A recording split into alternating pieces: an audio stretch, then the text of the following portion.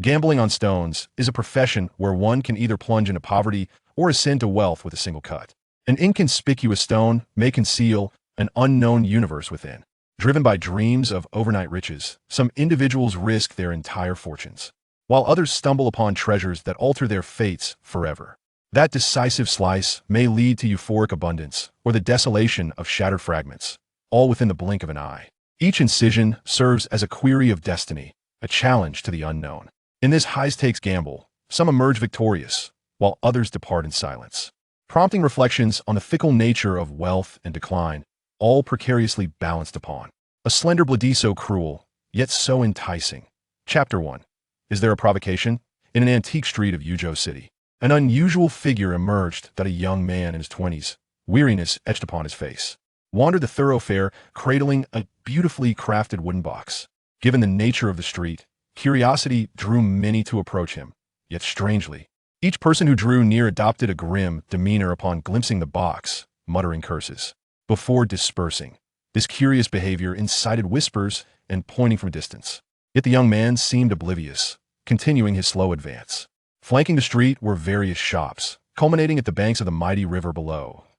As he reached the water's edge, a flicker of emotion crossed his eyes as he gazed at the relentless flow, his lips twitching momentarily. Peering at the wooden box, he murmured softly, recalling his mother's dying words. "Xiao Ge, after I'm gone, scatter my ashes in the river your father jumped in there.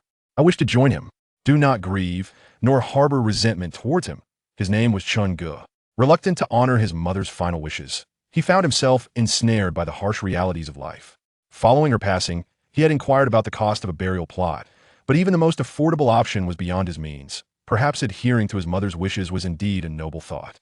Some may wonder why he could not simply find a remote place to bury her, or keep the ashes at home until he could afford a proper resting place. However, the truth was that, in the cramped rental space of his old village home, the landlord would never permit him to keep the urn.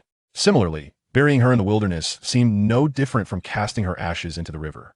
Once a person is gone, what is left to argue over? Chungu lifted his gaze, observing the bustling crowd around him, many of whom were watching him with curiosity. Frowning slightly, his attention was drawn to a familiar jade stone shop nearby. After a brief hesitation, he approached the entrance, cradling the box before stepping inside. This was a jade shop, or rather, a stone gambling establishment. The proprietor, Mr. Li, was a figure Chungu could never forget, even if he wished to. 3 years prior, his father had placed his last bet on a stone in this very shop before leaping into the river, vanishing without a trace. Gambling on stones could lead one to heaven or to hell. Chungu harbored no animosity toward his father, as his mother had said. He had not erred, merely strayed from the right path. She had instructed him not to harbor resentment, and thus he did not. Inside the shop, patrons paused their activities, their expressions shifting to one of surprise as they beheld Chungu entering with the wooden box. "Mr. Li," noticing the urn, erupted in anger. "Are you out of your mind? Are you looking for trouble? Get the hell out of here!" When Chungu ignored him, Mr. Li's fury intensified. He stormed over, jabbing a finger at Chungu's chest, shouting, "Who do you think you are? You're not causing a scene here, are you? Take that box and get lost." Chungu met Mr. Li's glare and replied calmly, "My father was Chun Yukai." With that, he fixed his gaze on the proprietor, his eyes sharp as blades. Upon hearing the name, Mr. Li faltered momentarily before responding with disdain. "So you're the son of that unfortunate soul. What brings you here today?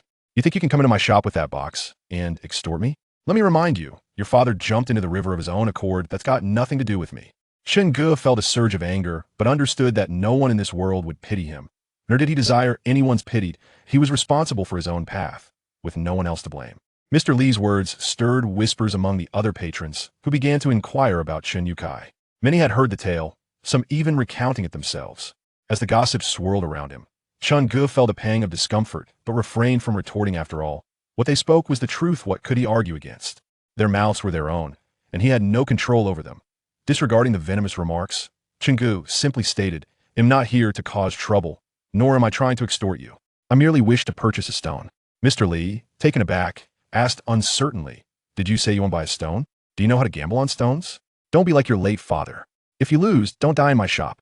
Chungu chuckled softly. "Rest assured, if I were to perish, I would leap into the river, not die in your shop.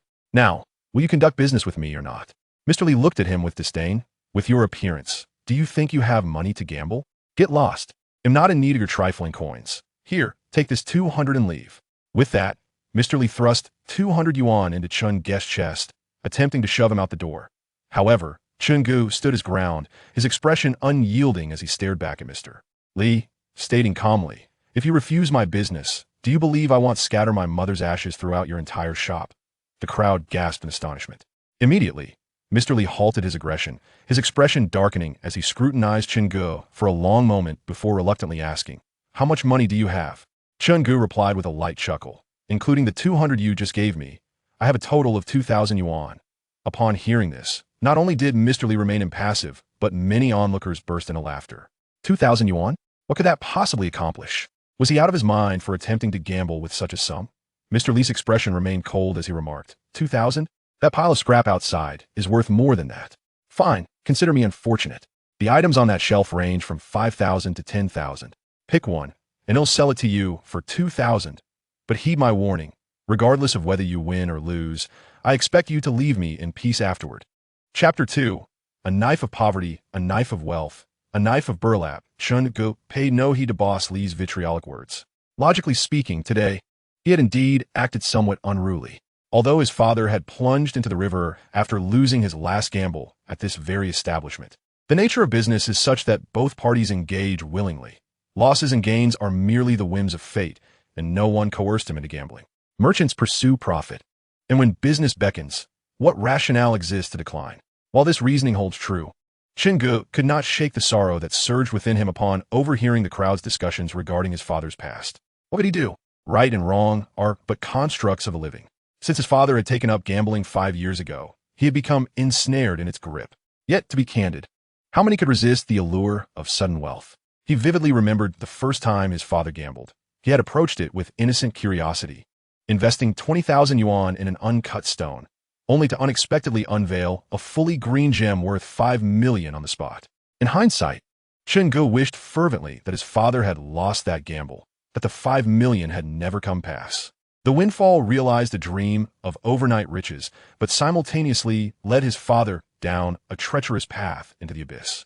In a mere 2 years, his father squandered their entire fortune and accrued 1 million in debts, losing the factory to his former brother, Liu Wei, who purchased it at a fraction of its worth. Thus, he lost everything, ultimately taking his own life by jumping into the river, his body never found, leaving behind a pair of orphans reliant solely on each other. In such dire circumstances, they were relentlessly pursued by creditors. In utter desperation, their mother mortgaged their remaining house to settle debts, and the two found a modest rental in a village on the outskirts of Yuzhou City, costing them merely a couple of 100 yuan each month. Though the surroundings were noisy, at least they had a place to call home. Liu Wei, having taken over the factory, proved to be quite capable. In just a few years, he transformed the once small processing plant into a large-scale stone production and processing facility, flourishing remarkably. Now, he boasted a net worth in the tens of millions, cruising about in a Mercedes-Benz 450, exuding the air of a successful entrepreneur.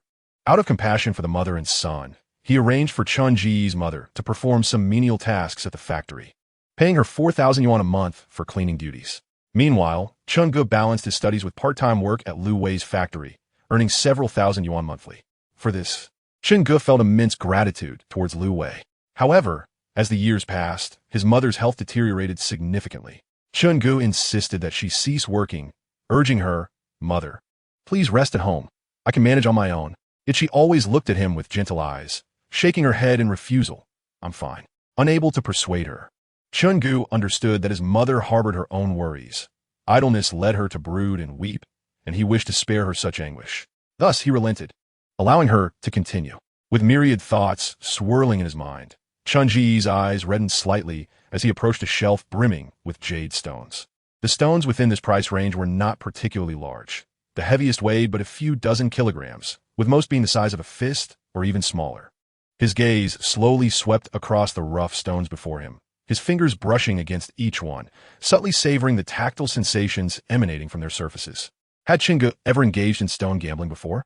No, this was his first venture, akin to a new bride entering a bridal sedan chair. However, due to his father's past obsession with stone gambling, their home was filled with an array of literature on the subject. Chun Gu, with a keen interest in such books, had absorbed the knowledge therein even more thoroughly than his father. As he scrutinized each rough stone, one after another was dismissed, leading him to peruse the entire row of shells without finding a piece that captured his fancy. To be precise, there were a few that appeared promising. Yet in Chun Ji's judgment, they lacked sufficient assurance. Thus they too were eliminated from consideration. His actions drew frowns from onlookers in the shop, and Mr. Li, the owner, irritably inquired why he could not find even a single piece to his liking amid such selective scrutiny. Mr. Li's sardonic remark elicited laughter from the crowd. Many patrons were familiar faces, often witnessing such amusing scenarios, and thus they lingered, eager to witness whether this young man, named Chun-gu, would triumph or falter in his gamble. Chun-gu merely curled his lips in a slight smile, but refrained from responding. His attention, however, was drawn to a roughly fist-sized, irregular stone nestled in the corner of the counter. Approaching the counter, Chun-gu picked up a powerful flashlight, preparing to observe the stone's characteristics when illuminated. Noticing Chun Ji's boldness, Mr. Li clicked his tongue in disapproval. After examining the stone Chun-gu had selected, he sighed in resignation, offering to choose another for him. "I'll take a look at this one first," Chun-gu replied, shaking his head. With the flashlight illuminating the rough stone, he meticulously assessed its response to the light, estimating the size of the aura and the degree of light penetration. After a considerable time, he set the flashlight down, his mind now holding a clearer answer. Based on the stone's various characteristics, it appeared to be a decent specimen. Chun-gu felt a weight lift from his chest and declared to Mr. Li, "I'll take this one." Mr. Li asked, "Are you certain? Do you not want me to select another for you?" Chun-gu shook his head, saying, "Thank you, but no. I'll take this one. Win or lose, I accept the outcome." Mr. Li shrugged, saying, "Very well. Since you wish to play, I shall not hinder you. But let me make one thing clear. Regardless of the outcome, do not bring me any trouble or else." Chapter 3. Victory. At the back of the shop, there were specialized machines and craftsmen for cutting stones. Any stone purchased in the shop could be cut open free of charge. Chun-gu approached a craftsman with his chosen stone, extending it and saying, "Please, could you cut it straight down the middle?" The stone was small and irregularly shaped. The craftsman examined it briefly and nodded, stating, "This stone cannot be fashioned into a bracelet. I'll cut it from the center while trying to preserve the label." Chun-gu nodded in agreement. Without further ado, the craftsman swiftly secured the stone in the cutting machine, lowered the cover, and activated the device. Listening to the jarring sounds of the machine cutting through stone, Chun-gu felt an overwhelming sense of anxiety. This was his inaugural venture into stone gambling. And despite having perused countless books, uncertainty loomed heavily in this moment. His intentions were straightforward. He yearned to win, for losing was not an option. A victory would afford him the means to purchase a burial plot for his mother. Yet, the desire to win and the ability to achieve victory are entirely disparate matters. As the saying goes, even celestial beings cannot discern a mere inch of jade. Until the outcome is revealed, no one dares proclaim a guaranteed success. The stone was small, and within mere minutes, the machine gradually came to a halt. The master removed the stone from the apparatus and rinsed off the mud with clean water. He inspected the color of the residue and nodded quietly to himself. This stone appeared promising. A sliver of the outer skin remained uncut at the base, and with a gentle pry of a small iron piece, it could be opened. Until it was unveiled, no one could ascertain the result, which was also designed to enhance the thrill of the reveal for the clients. At that moment, Chun-gu felt his heart racing fiercely, his hands trembling as he accepted the stone from the master. The onlookers, drawn in by curiosity, gathered around. Their expressions were relaxed, exuding a casual air as they viewed the spectacle. For them, Chun-gu's fortunes were merely fodder for conversation. His outcome bore little significance to them. He refrained from hastily opening the stone. Instead, under the urging gazes surrounding him, he retrieved a cigarette from his pocket, ignited it, and took a deep inhale. The moment of destiny had arrived. He suddenly pried the stone open. Lo and behold, a promising discovery. "Ah, blue water!" exclaimed one voice from the crowd. This outcome seemed to astonish them all, for at the moment Chun-gu selected that stone, scarcely anyone among them had held any optimism regarding its potential. Jadeite is generally categorized into various types: nuwa type, ice type, and glass type. Among the commonly found ice types in the market are ice nuwa, ice glass, and ice beam varieties. Ice nuwa jadeite is characterized by its delicate texture, high transparency, and predominant green hue, holding significant collectible value. Ice glass jadeite boasts a pure texture, exceptional transparency, and a rich variety of colors, making it a popular choice in the market. Conversely, ice beam jadeite has a coarser texture, lower transparency, and primarily green tones, thus generally priced more affordably. The surface of ice-type jadeite exhibits a splendid luster, ranging from semi-transparent to transparent, reminiscent of crystal-clear water, evoking an ethereal quality. Ice-type jadeite possesses ample translucency and exemplary texture. The finest quality within ice jadeite, known as high ice, denotes the best of this category, though it does not reach the level of glass type. While high ice is challenging to define professionally, it frequently appears in commercial contexts. The characteristics of ice jadeite bear similarities to that of old pit glass jade, often colorless or lightly tinted. The defining trait of ice type lies in its superb surface luster, semi-transparent to transparent quality, and crystalline clarity, creating an impression of purity. When struck, the jade emits a metallic, crisp sound, and its appearance resembles that of ice crystals, colorless or faintly colored, with a uniform and consistent grain. The crystal grains are discernible to the naked eye. The jadeite is pure, devoid of impurities, with a fine and smooth texture, lacking cracks, cotton-like patterns, or possessing them in scarcity. Some categorize ice jade into ice and quasi-ice types. Ice jade exhibits excellent water content, 15 moisture, is highly transparent, and boasts exceptional quality. Quasi-ice jade, with good water content, 1 moisture, is semi-transparent and of very good quality. This particular piece presents a delicate blue hue, manifesting as ice blue jadeite. Chun-Ge felt a weight lift from his heart, his anxious mind gradually calming. He exhaled deeply, signifying that the books he had studied were indeed meaningful. Their contents far from nonsense. He chuckled softly, feeling victorious. Gazing at the jadeite in his hand, he realized he could only take a piece for a pendant, with the leftover material yielding a few small trinkets or ring faces. There was no possibility of crafting a bracelet, a fact he had acknowledged upon selecting this material. Thus feeling no regret. Is this material for sale? A figure emerged from the crowd, a man around 40 years of age, slightly portly, dressed in formal attire. Adorned with a string of prayer beads on his wrist and a striking dark green ring on his finger, exuding an air of elegance. He also wore a green talisman around his neck. As he stepped forward, several onlookers greeted him warmly. "Hello, Mr. Liu." He merely nodded with a faint smile. Clearly a well-known businessman. Mr. Liu accepted the stone from Chun-Ji's hands, illuminating it with a flashlight. "The quality is decent. Make me an offer." Chun-Ge did not hesitate. 20,000. Mr. Liu raised an eyebrow in surprise. "Oh? This material isn't worth that much. Can you provide a reason?" His gaze shifted from Chun-Ge to the urn resting on the table, as if he understood Chun-Ji's implication, and he refrained from further inquiries, nodding in acknowledgement. Though he had only just arrived and had not witnessed the earlier scene when Chun-Ge entered the store, upon seeing the urn, he had a vague understanding of the situation. He gestured to an assistant behind him, who approached and retrieved 3 neatly stacked bundles of cash, presenting them to Chun-Ge. "That's too much. This material isn't worth that," Chun-Ge protested. Mr. Liu chuckled lightly. "Take it.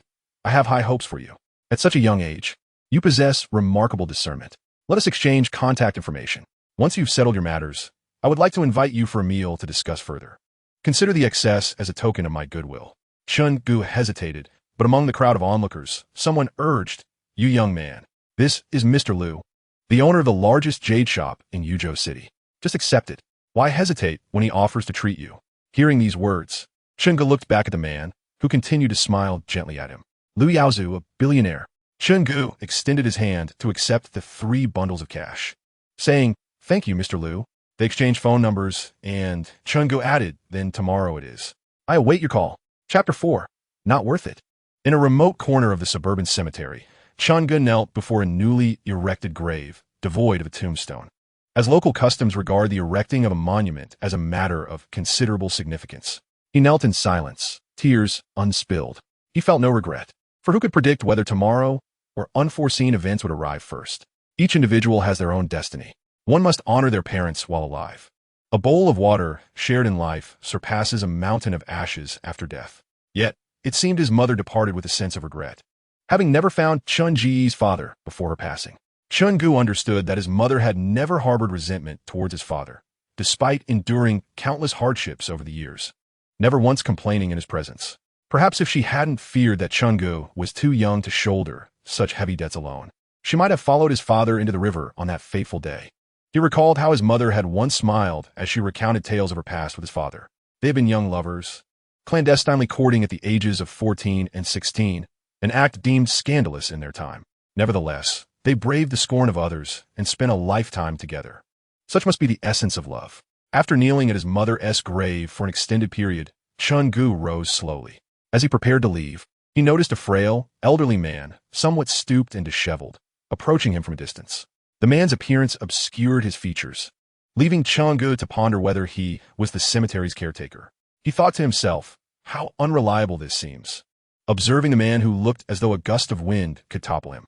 Yet, as the elderly figure seemed to draw nearer, Chun-gu stood his ground, intrigued. The old man slowly approached and straightened slightly. Chun-gu felt an eerie familiarity, yet was momentarily at a loss to identify him. Suddenly, the man knelt before his mother's grave with a soft thud. This gesture shattered the seal on the memories long buried within Chun-ji's heart. He felt as if struck by lightning, trembling as he pointed a finger toward the kneeling figure, tears cascading down his cheeks unnoticed. His voice became hoarse. Dad? This single word carried a multitude of emotions. Years of grievance, anger, blame, surprise, and disbelief, all expressed in a way that tugged painfully at the heart. When he first learned of his father's leap into the river, he did not weep. Knowing his mother felt a deeper anguish. He had to remain strong. He would bear the responsibilities of the family. He did not cry at his mother's departure either, understanding it to be a form of release. While she was alive, he had been a dutiful son, believing there was little reason for tears. But in that moment, he wept like a child. After a long silence, his father lifted his head and looked at Chun-gu, his voice hoarse. Xiao-gu, I'm sorry. Chun-gu shook his head, turning his gaze toward his mother's grave. His father had not wronged him. The only one he had betrayed was Chun-ji's mother. That night, in their modest rental room, the father and son sat across from each other at a table adorned with a bottle of liquor and a platter of braised meat. Neither spoke, as Chun-gu gazed at his father's aged visage, his heart a tumult of emotions. A heartfelt desire to inquire about his father's whereabouts and experiences over the past few years lingered within him. Yet for reasons unknown, the words remained unspoken on his lips. Tears streamed down his gaunt cheeks as he poured himself a full glass of liquor, drinking it down in one swift motion, mingling it with his tears. Chun-gu listened in silence, absorbing every word. He continued, Later, I jumped into the river. The current was fierce, and at that moment, I regretted my decision. But it was too late. Eventually, a fisherman rescued me, and I have been drifting ever since. Chun-ji's tone was remarkably calm, devoid of anger. Yet each word pierced Chen Yotsai's heart, making him feel increasingly distressed. He would have preferred Chun-gu to curse him, to hate him, or even to deny him. He could have accepted that. But Chun-ji's serene words made his innermost being tremble profoundly. Lowering his head, he murmured an apology. Chun-gu spoke, tears continuing to flow. Such is love. Love is far from perfect. It is merely one person's lifelong commitment to protect it. The following morning, a knock at the door awakened Chun-gu. He rose to see his father, Chun Yukai, emerging from the kitchen, preparing to answer the door. Chen Yotsai's gaze was evasive, his hands nervously wiping his apron. As he awkwardly stated, I'll get the door. You should wash up first. The noodles will be ready soon. It's your favorite, Dalian noodles.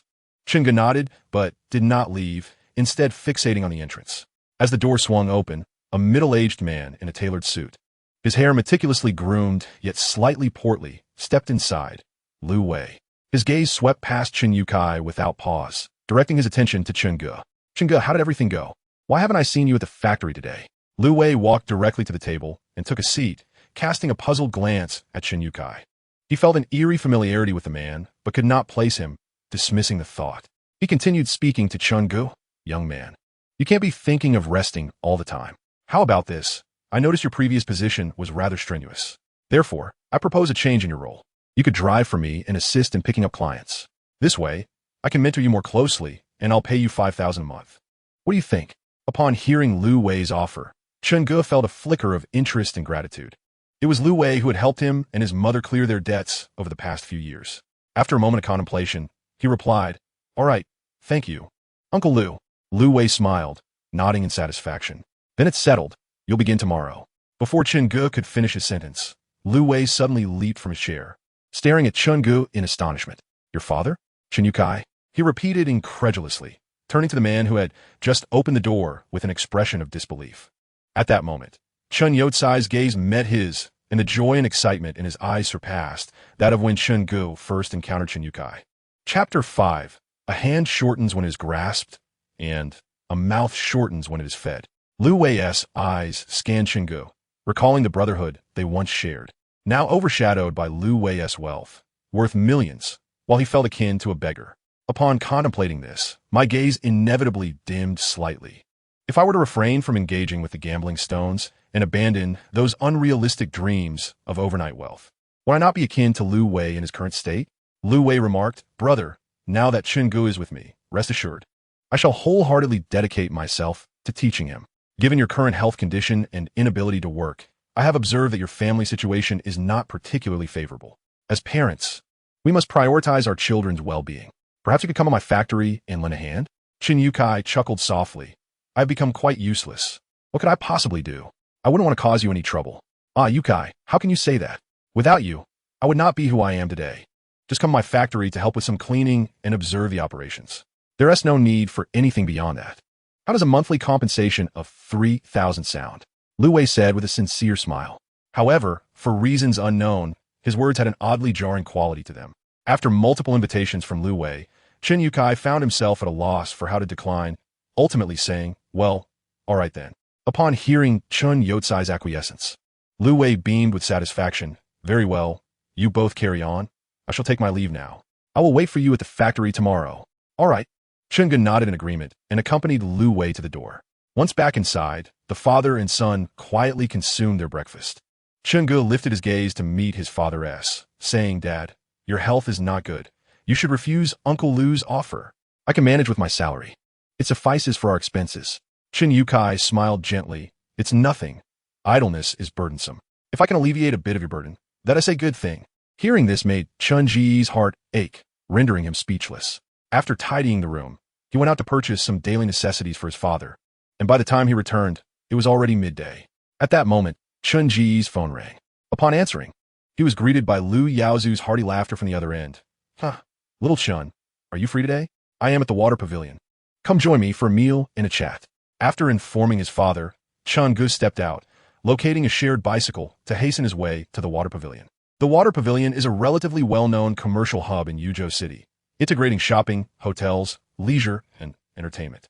He resided in an urban village, not in the outskirts, and the distance to the water pavilion was only a short one. In about 20 minutes, he arrived. After returning the bicycle, an assistant who had been accompanying Lu Yaozu appeared before him.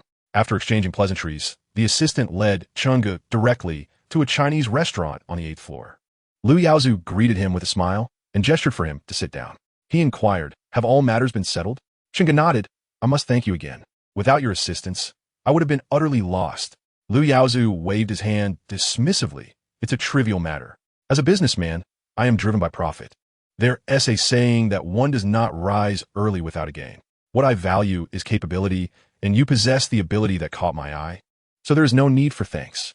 His words were candid and straightforward, revealing the essence of his forthright character in just a brief statement. Lu Yaozu gestured towards the door, and a waiting staff member entered. "Please serve the dishes," Lu instructed. The server bowed slightly before retreating.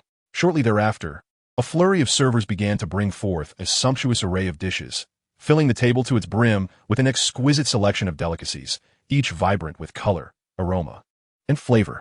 The mere sight of it was enough to evoke a sense of aesthetic pleasure, as if each dish were a masterpiece of culinary art, making it difficult to even contemplate disturbing such beauty. To be candid, Chun Ge had never indulged in such a lavish feast, not even in the days before his father's downfall, let alone in recent years. In the struggle to repay debts, his meals had been reduced to mere scraps. Yet, at this moment, he felt a pang of anxiety. After all, one ought not to bite the hand that feeds. The lavishness of Lu Yaozu's hospitality yesterday and today left Chun Ge with the impression that Lu had something significant to discuss with him. What did he possibly offer? Their paths had never crossed before, and the only reason Lu might regard him with interest was perhaps the stone he had wagered on yesterday. As anticipated during the meal, Lu Yaozu inquired about Chun Ji's foray into the world of stone gambling. "Young Chun, when did you begin this endeavor?" Lu asked. "Oh, how did you choose that particular raw stone?" Chun Ge set down his chopsticks and replied, "I wonder if you have heard of my father, Chin Yukai?" Lu nodded, acknowledging his awareness. "Your discerning eye is indeed commendable," Lu praised. Chun Ge shook his head, countering, "It's difficult to assert victory before cutting. I merely had good fortune yesterday." Lu Yaozu chuckled. "You are overly modest. Young man, there are times to be audacious. Do not carry yourself like a weary elder devoid of vigor." Gu took Lu's words lightly. After all, arrogance requires a foundation, and he found himself in a position of utter poverty. Why did he have to be boastful? He awaited Lu Yaozu's next words, knowing that an extravagant meal and high offers for his stone could not simply be for empty flattery. As they neared the conclusion of their meal, Lu Yaozu spoke again. Young Chun, I see you possess a keen eye for raw stone appraisal. I have 3 stones in my possession that I wish to gamble on, but I am hesitant. Would you assist me in assessing them? Gu understood that this might be Lu's test. He could hardly believe there were stones Lu would shy away from gambling on. Lu feigned annoyance, saying, It is said that the youth should embody vitality. Why do you continue to belittle yourself? Since you're here, why not take a look? With that, he effectively left no room for Gu to decline. How could he refuse an invitation that came with food and opportunity? Reluctantly, Gu nodded. Very well. I will take a look. If there are any discrepancies, I hope you will offer your guidance, Mr. Lu. Lu smiled and nodded in agreement, then summoned his assistant to bring forth the stones, placing them before Gu on the table. Chapter 6. The Jade Raw Stone Market. Ji's gaze fell upon the 3 jade raw stones presented before him. They were all gambling materials, each weighing approximately 4 to 5 kilograms, not particularly large in size. The 3 rough stones, despite their irregular oval shapes, each possessed distinct characteristics. The first stone exhibits a gray exterior, the second a pale yellow, and the third a grayish-black hue. Gu deduced, based on the colors, textures, and patterns of the exteriors, that these stones originated from the Moxisha, Muna, and Hojiang mining sites, respectively, arranged from left to right. Visually, the 3 stones displayed commendable qualities. To discern the origins of jadeite rough stones, one can consider several aspects. Firstly, the characteristics of the exterior. The color and texture of the outer shells vary among different mining sites. For instance, stones from the Muna site often have lighter shells, predominantly yellowish-white or grayish-white, with a delicate texture, showcasing varieties such as bayberry skin and white salt sand skin. Conversely, the Moxisha site typically presents gray or grayish-white shells with a harder texture, featuring elephant skin and cement-like surfaces. The shells from the Hojiang site, however, are darker, often in shades of gray-green or gray-black, with a fine texture and a waxy appearance. At this point, Gu paused and glanced at Lu Yaozu, noticing no change in his expression, and continued speaking. Next, he examined the patterns and shapes on the shells. Certain mining sites display unique patterns and configurations. For example, rough stones from Moxisha often bear knife-like markings or honeycomb indentations, while those from the Wokai site frequently showcase green python stripes and mottle patterns. Regarding the mottling and python stripes, the mottling reflects the green hue on the surface of the jadeite, with distinctive features varying by mining site. For instance, the mottling from Muna is generally fine and dense, with vibrant colors, while Moxisha's mottling tends to be lighter and distributed in spots or strands. Careful observation of the mottling's color, shape, and distribution can provide preliminary insights into the presence, quantity, and extent of green within the rough stone. The python stripes appear as banded or linear patterns differing in color from the surrounding shell, often associated with green. These characteristics also vary by origin. For example, the python stripes from Wokai are vivid and regularly shaped, while those from Hojiang are typically finer and darker in hue.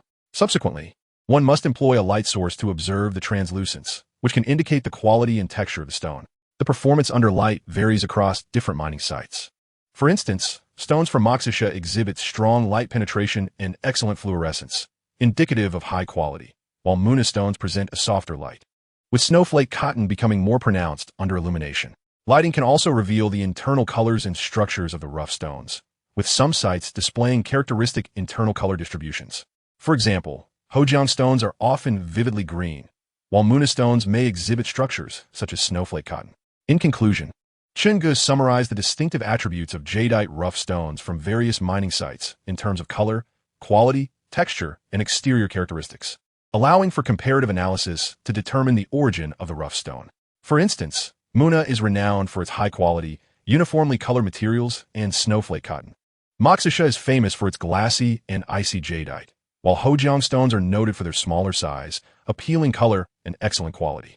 Upon hearing Ji's insightful narration, Lu Yaozu nodded in agreement. The knowledge regarding the identification of raw jadeite stones could only be considered as foundational knowledge requisite for novice gem traders. Lu, being a connoisseur himself, had certainly earned his reputation as one of the foremost jade merchants in Yuzhou. After acknowledging Chun Ji's commentary, he refrained from speaking further and gestured for Chun Gu to continue examining the stones. Tian Yi, unri serviet lui, accepted the flashlight handed to him by Lu Yaozu's assistant and began illuminating the first stone, meticulously scrutinizing its various facets under the light. The first specimen was sourced from the Moxisha mine, renowned for its high transparency and rigidity, particularly famous for yielding glass-like and ice-type jadeite. The surface typically displayed hues of gray and off-white with a fine texture. Its quality was characterized by age, a delicate body, substantial rigidity, and impressive yield potential. As Chungu illuminated the stone, he took special note of a section where a faint pine flower pattern adorned the surface, carefully adjusting the flashlight to follow the stone's natural lines. After a considerable amount of time, Chungu concluded his examination of this piece, forming his own thoughts. The presence of green pine flower, coupled with the strong light penetration and excellent fluorescence, suggested a high-quality jadeite that might even reach the glass type. However, he remained silent and turned his attention to the second stone from the Muna mine. While one hand held the flashlight, the other cupped the translucent area of the stone, bringing his eyes closer for a meticulous, inch-by-inch inspection. Such an approach was undeniably taxing on his eyes, yet he was unfazed. The Muna mine is celebrated for its uniformly colored jadeite, often displaying vibrant colors interspersed with distinct speckled cotton, reminiscent of falling snowflakes, aptly termed snowflake cotton. The jadeite typically boasts a quality of ice type or higher, with a fine texture and high transparency. In this particular stone, the surface was delicate with smaller, denser pine flowers and vivid colors. Once illuminated, the light was soft, and Chungu beheld the snowflake cotton he had envisioned. After an extended period of observation, Chungu finally lifted his head, rubbing his eyes, which were stinging from the bright light. He fumbled through his pockets, but found nothing. At that moment, Lu's assistant handed him a box of Zhonghua cigarettes and placed a lighter on the table. Chungu looked up, expressed his gratitude, and then, in a gesture of camaraderie, offered one to Lu Yaozu. Lu smiled and waved his hand, indicating that he did not smoke and to feel free. Chungu then lit one for himself, taking several deep puffs before turning his gaze towards the third stone under the scrutiny of Lu Yaozu. The third specimen originated from the Hojiang mine, where the jadeite is generally smaller in size, predominantly water stones. Its colors are vibrant, primarily green, often yielding rich, saturated hues. The quality of the Hojiang jadeite is commendable, typically reaching a glutinous type or higher with deep coloration. Due to its appealing colors and excellent quality, it is well suited for crafting small decorative items, thus holding significant market value. Once Chungu set the flashlight down, having examined all three raw stones, Lu Yaozu smiled and inquired, "Well, Chun, what are your thoughts on these three stones? Do you believe they're worthy of being cut?" Upon hearing Chun Ji's words, Lu Yaozu appeared even more delighted, bursting into laughter. After a while, he remarked, "You rascal, quite the slippery one. Well then, tell me about these three stones." Chapter 7. A Single Cut. Chungu chuckled and began with the first stone, a quintessential piece from the Mashi sandfield. Judging by the surface, the quality of the jade is quite commendable, likely reaching the high ice standard with a hint of floating flowers. However, the presence of a crack on the stone makes me uneasy. If the crack is superficial or not too deep, the quality remains promising, thus indicating a strong potential for gambling on its outcome. If you were to cut this stone, how would you proceed? Lu Yaozu inquired. Chungu smiled and replied, "I would cut directly along the crack. The result would be immediately apparent. If the crack is not deep, there should be a viable bangle position." Lu Yaozu gave Chungu a thumbs up, appreciating his boldness. After discussing the first stone, Chungu pointed to the second, stating, "This piece is also a typical material from the Muna sandfield. Its quality is decent, enhanced by flecks of snowflake cotton, showcasing a vibrant color reminiscent of freshly sprouted leaves in spring, evoking a sense of vitality. However, similarly, cracks pose a fatal flaw for jade, and there is an issue with uneven color distribution. The other half of the stone appears slightly lighter than the front." As he spoke, he illuminated the stone with a flashlight for Lu Yaozu to inspect. Lu Yaozu nodded and asked, "How should this stone be cut?" Chungu pondered briefly and suggested, "First, create a window, then slice from the lighter side." Lu Yaozu questioned, "Why not start from the better side?" Chungu smiled and replied, "Personally, I prefer to save the best for last." Lu Yaozu chuckled in agreement.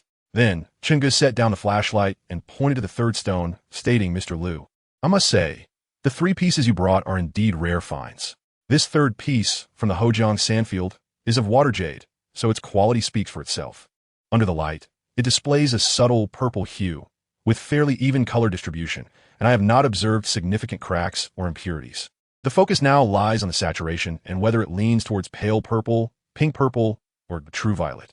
However, there's a serious issue with violet jade, the concern of light exposure causing it to lose its color. This stone either has a full body or will succumb to light exposure. Oh, if you were to gamble on this third piece, what would you do? Lu Yaozu queried, like a curious child. Chenggu replied with a smile, violet jade fears light exposure, so I would first polish the surface to assess its quality. If satisfactory, I would then create a window to examine the interior and subsequently decide how to cut based on the actual condition. After concluding his analysis of the third stone, Chenggu summarized that all three pieces were commendable, a rare sight indeed. Whether Lu Yaozu would choose to cut them was beyond Chun Ji's concern. He did not inquire about the purchase price of these raw stones, but he presumed it must have been substantial, otherwise they would have been cut long ago. The inherent nature of a businessman is to seek profit. Thus, before possessing substantial assurance, Lu Yaozu would not hastily arrive at a decision. After all, until the rough stone is cut, no one can definitively ascertain its quality. If one is unwilling to bear the risk, one can still transfer the rough stone, avoiding a loss even if it does not yield a profit. However, once it is cut, if it reveals variations, color jumps, excessive cracks, or even full fractures, its value could diminish drastically. After listening to Chun Ji's analysis, Lu Yaozu nodded with a smile and remarked, hearing your perspective, I am indeed curious to see what lies inside. Chenggu, with a wry smile, cautioned, Mr. Lu, please do not act impulsively. Lu Yaozu waved dismissively. What impulsiveness? It's merely a few stones. To satisfy my curiosity, if I cut them, I shall cut them. What do you think, Xiaoqin? Do you have time to visit my shop and witness this together? Upon hearing Lu Yaozu's words and realizing he was genuinely preparing to cut the three stones, Chenggu felt a thrill of anticipation. After all, this was his second venture into stone gambling, and he was eager to see if the outcomes aligned with his judgments. Lu Yaozu gestured to his assistant to bring the three rough stones, and they proceeded to his jade factory. Within the factory, several stone-cutting machines awaited, and Lu Yaozu summoned 3 skilled cutters, reiterating the methods Chenggu had mentioned at the hotel. Each craftsman examined a stone for a moment and nodded in agreement with Lu Yaozu's instructions. One craftsman secured the piece of moxisha in the machine and commenced cutting, while the other 2 took their stones to a nearby workbench to manually open windows. Being seasoned artisans, they had encountered countless valuable materials, and they could generally discern how to cut a stone at first glance. However, they typically followed the client's request to avoid disputes. Even if they deemed the client's demands unreasonable, they would refrain from voicing objections, as the stones were not theirs. They focused on fulfilling their responsibilities without concerning themselves with additional complications. The machines whirred to life, and Chenggu, feeling a surge of anxiety, pulled out a cigarette, lighting it and biting down on it. Though he was not the one gambling, he felt a similar tension. This was also a test of Lu Yaozu's confidence in his abilities. In a sense, it was Chun Ji's second gamble, and he hoped the stones would reveal themselves as accurately as he had predicted. He did not wish to fail, for a loss would lead him to question the knowledge he had acquired about stone gambling, fostering doubts about his self-worth. He yearned for victory, having triumphed the first time. He wished for the same outcome on this occasion. Unlike his father, who had won once but subsequently faced a series of losses, he aspired to surpass his father's legacy, avoiding the path that had led to failure. Time passed swiftly, and the machines ceased their operation. The moxisha stone had been cut, and the craftsman rinsed it in clean water before presenting it to Lu Yaozu. Lu Yaozu turned to Chenggu and asked, Xiao Chun, shall you unveil it? Or shall I? Chenggu smiled and remarked, Director Lu, the material surely requires your expertise. Such precious resources, I dare not take the plunge. He understood that this was merely a polite expression. When is the most exhilarating moment in the world of stone gambling? It is undoubtedly the instant one meticulously unveils the stone, revealing the life and death outcome. Observing Lu Yaozu's demeanor, it was clear he would never genuinely allow Chenggu to take the lead in this endeavor. If Chenggu were oblivious to this subtlety, he would do well to refrain from mingling in the realm of stone gambling in the future. Chapter 8. Remarkable. Without a moment's hesitation, he grasped one half of the split stone, deftly turning his wrist to present the 2 cut surfaces before the astonished crowd. The onlookers gasped in surprise, their eyes filled with incredulity directed at Chenggu. At that moment, upon witnessing the unveiled stone, Chenggu could not suppress the upward curve of his lips. a smile blossoming forth uncontrollably. Lu Yaozu placed the two halves of the jade on the table and illuminated the cut surfaces with a flashlight, causing the stone to appear almost translucent. The previously visible crack had entirely vanished, likely sheared away by the 3 mm thick blade. Such serendipity. Had the incision been made along any other angle, the fissure would have compromised the integrity of the entire piece. Now, both halves retained the optimal positioning for crafting a bracelet, preserving its utmost value. As he spoke, he gave Chenggu a thumbs up. You, my friend, are far too modest. A young man should embrace his audacity. Lu Yaozu chuckled.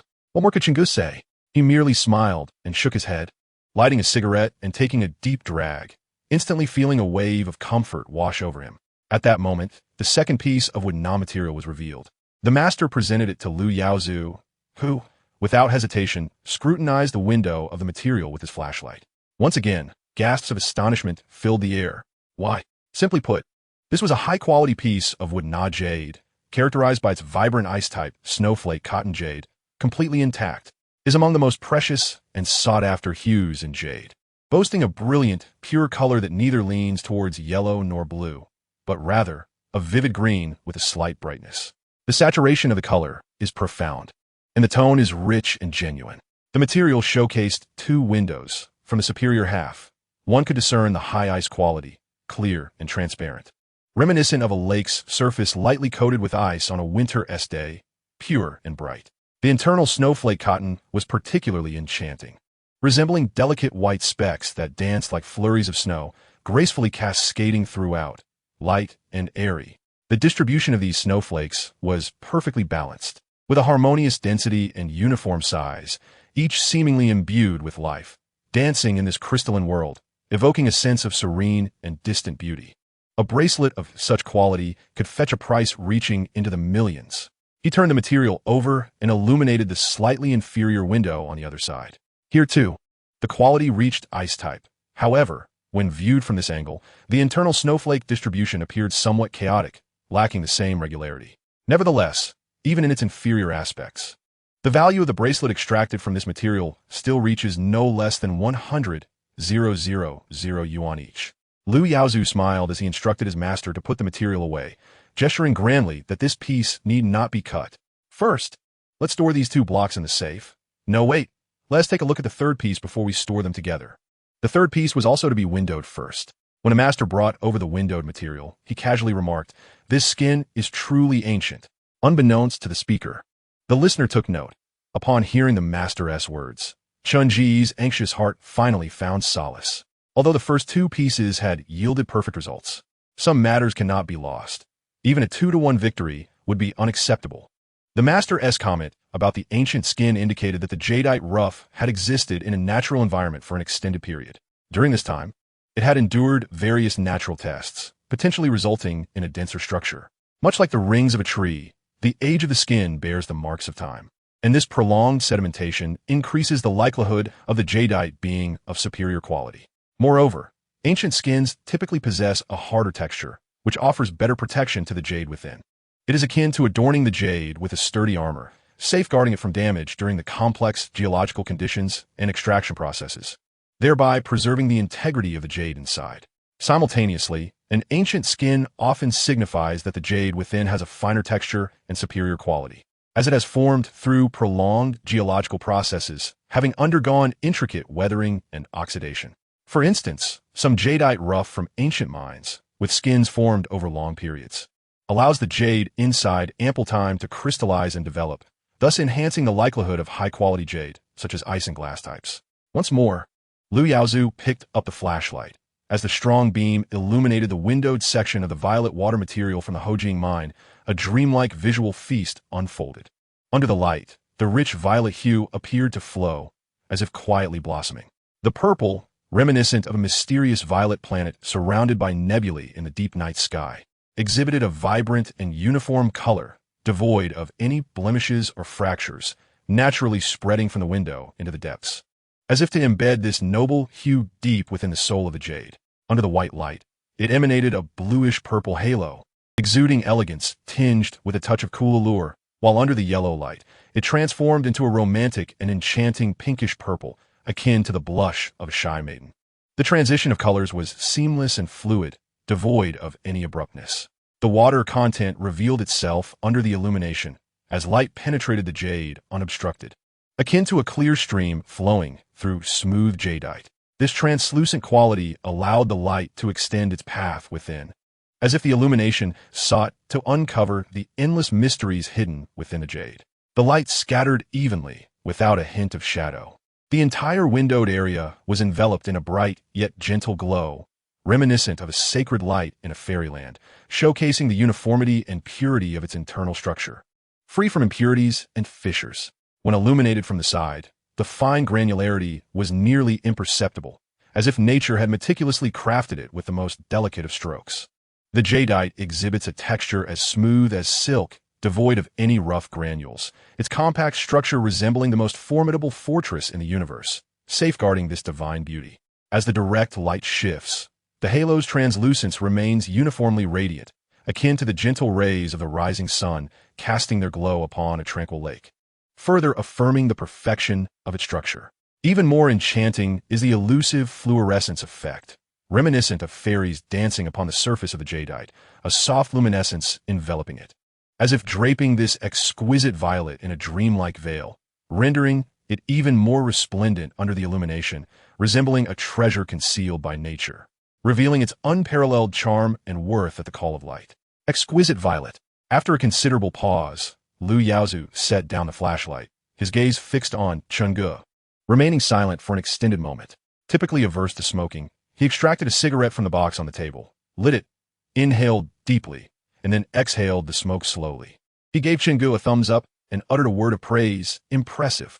It was hard to fathom that such a rugged term would escape Lu Yaozu's lips. Chapter 9. The surname Qin, with a single character for longevity. Chungu chuckled softly, his demeanor betraying no signs of arrogance, though internally he felt indeed accomplished. The results from the 3 pieces of material aligned perfectly with his expectations. Lu Yaozu instructed someone to secure the 3 pieces in the safe, and then invited Chungu to his office. Once seated, Lu Yaozu began, "Little Chun, what are your plans for the future?" Chungu pondered for a moment before responding, "I'll work with my uncle Lu at his factory. He wants me to help him drive, and he'll guide me further." Lu Yaozu inquired, "Your Uncle Lu?" Lu Yaozu nodded, "Just take care of your health. Being alive is what matters. But aren't you considering entering the gambling stone industry? With your keen eye, it would be a waste not to venture into that field." Chungu shook his head with a wry smile. "I haven't truly contemplated whether to enter the gambling stone industry. The waters are too deep. Moreover, my father serves as a cautionary tale. He would certainly disapprove of my involvement in that circle." Lu Yaozu tossed a cigarette to Chungu, lit one for himself, and after exhaling a plume of smoke, remarked, "Then take your time to think it over. If you decide to pursue our line of work, remember to come find me. I'm always here to assist you." However, Lu Yaozu paused, seemingly hesitant to speak. After a moment under Chunji's attentive gaze, he slowly continued, "I know I should not discuss others behind their backs, but I feel compelled to caution you about Lu Wei. His reputation within the circle is not particularly favorable. Do not take everything to heart. Trust your own judgment." Chungu nodded, acknowledging the advice. Following their farewell, he exited Lu Yaozu's jade factory. Regarding Lu Wei, regardless of others' opinions, Chungu felt a sense of gratitude. Without his employment at the factory over the years, the family debts may still remain unsettled. Upon returning home, Chungu found his father sorting through the few remnants of his mother's belongings in her room before her passing. He quietly entered, and together, the father and son tidied up in silence. The following morning, the two ventured to Lu Wei's factory. According to yesterday's arrangement, Shin Yukai was tasked with cleaning the factory and staying overnight to guard it. At the entrance of the factory, there existed a small room, cluttered with various items, where Chungu assisted Shin Yukai in tidying up, barely managing to create space for a bed. At that moment, the workshop supervisor approached. His surname was Qin, and his solitary name was Shou. He sported a shiny bald head as if polished, typically arrogant, within the confines of the factory. He exuded an air reminiscent of a local tyrant. In the past, Chungu and his mother had endured their fair share of grievances. Yet his mother always advised him to lower his head beneath the roof, to focus on performing their duties without engaging in conflict. Qin Shou glanced disdainfully at Chungu and his father, contemptuously uttering a "you." As he spoke, he pointed a finger at Shin Yukai, ordering him to cease his tidying and instead attend to the workshop floor, followed by cleaning the restroom and disposing of the garbage. Your employment here is not for your comfort. With your frail health, which factory would dare to hire you? Only General Liu has the kindness to pay you 3,000 yuan a month. So do not slack off. Be true to your conscience. Qin Shou sneered. I have been more than courteous. All the work in this factory is arranged by me. What? You unwilling to work? If so, get lost. His words dripped with arrogance. Chen Gu watched his father's departing figure, feeling a sense of oppression. Qin Shou then directed his finger at Chen Gu, saying, And you, don't just stand there. General Liu is waiting for you in the office. Hurry up. Liu Wei's office was on the second floor, and without hesitation, Chen Gu picked up his small shoulder bag and ascended the stairs. Upon reaching the door of Liu Wei's office, he gently knocked. Hearing Liu Wei beckon him to enter, he pushed the door open and stepped inside. Liu Wei was seated at his desk, engrossed in some work on his computer. When Chen Gu entered, he glanced up and casually tossed the keys he had been holding onto the desk, instructing, Chen Gu, take my car to get washed. I have a client to meet shortly. Remember to drive carefully, don't eat breakfast in the car, and refrain from smoking.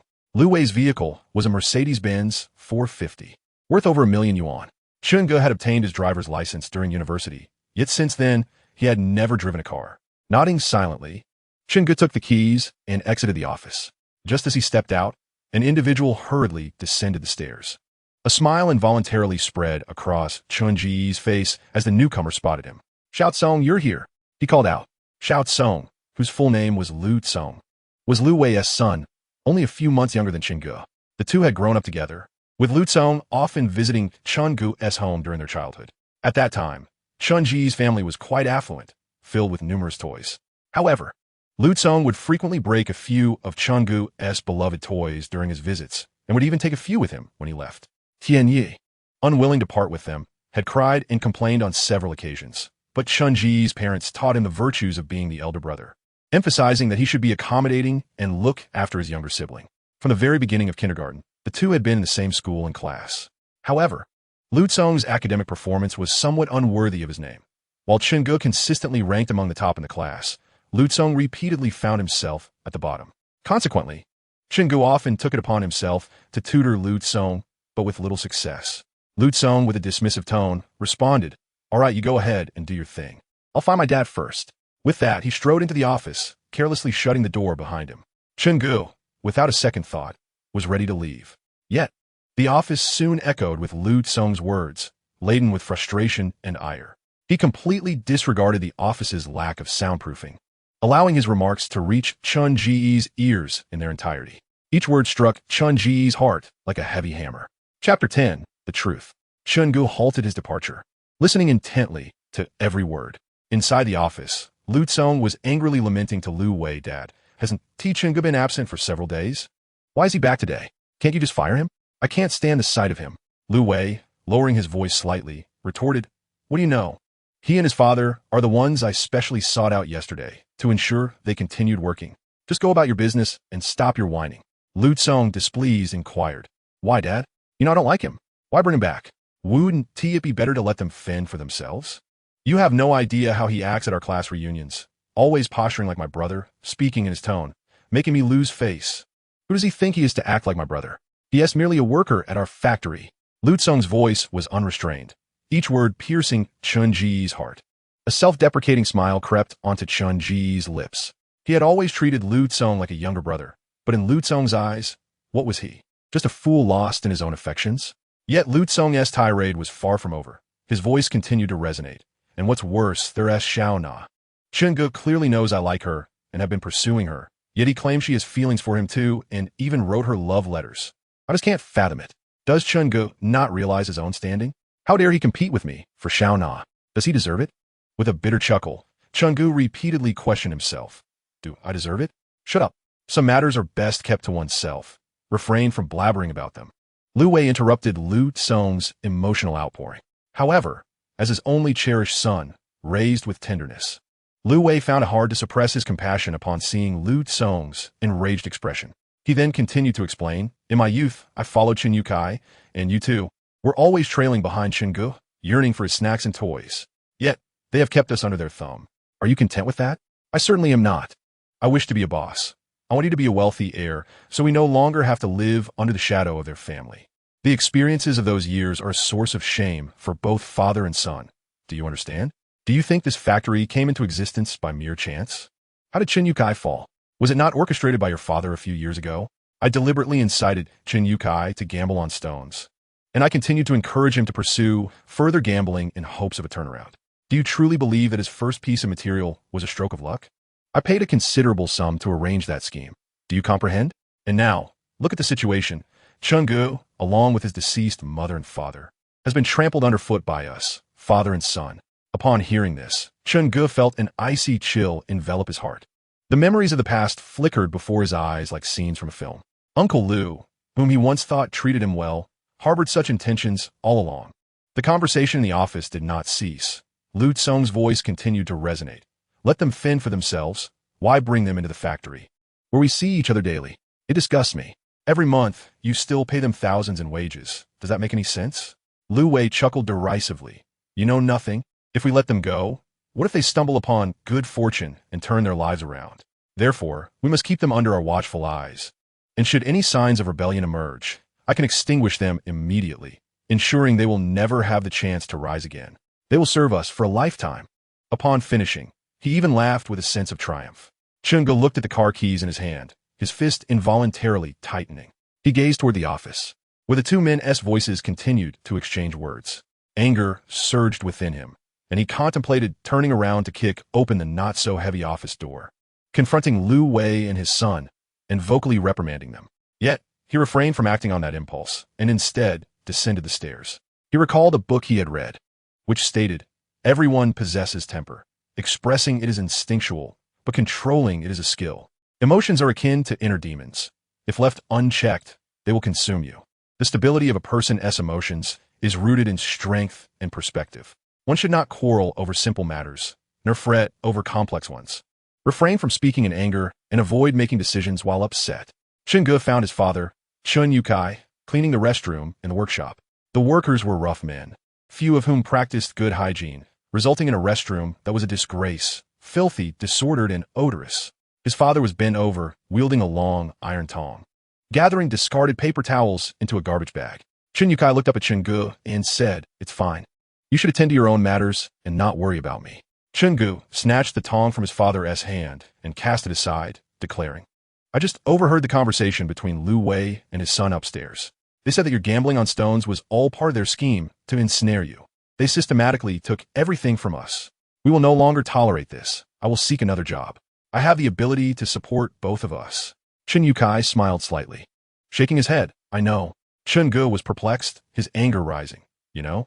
If you are aware, why do you allow them to trample upon you? What purpose does degrading oneself serve?" Chun Yukai raised his head to gaze at his son, whose face was etched with anger, and it seemed that his son stood taller than he ever did in his youth. He spoke. "Was it your mother who used to clean the workshop?" A bittersweet smile appeared on Chun Yotsai's face as he continued. "Over the years, your mother endured so much for this family. I merely wish to experience a fraction of the hardships she faced in her lifetime." Chun Ji's voice suddenly caught his throat. "Dad, there is no need for this. Mom is already gone." Chapter 11, a bit late. Listening to his father's words and observing the slightly murky yet resolute gaze in his eyes, Chun-gu refrained from further persuasion. Just then, Qin-shou swaggered into the restroom with an air of audacity. To their astonishment, he paid no heed to the presence of Chun-gu and his father, unhesitatingly unzipping his trousers and brazenly exposing himself, proceeding to relieve himself without any sense of decorum.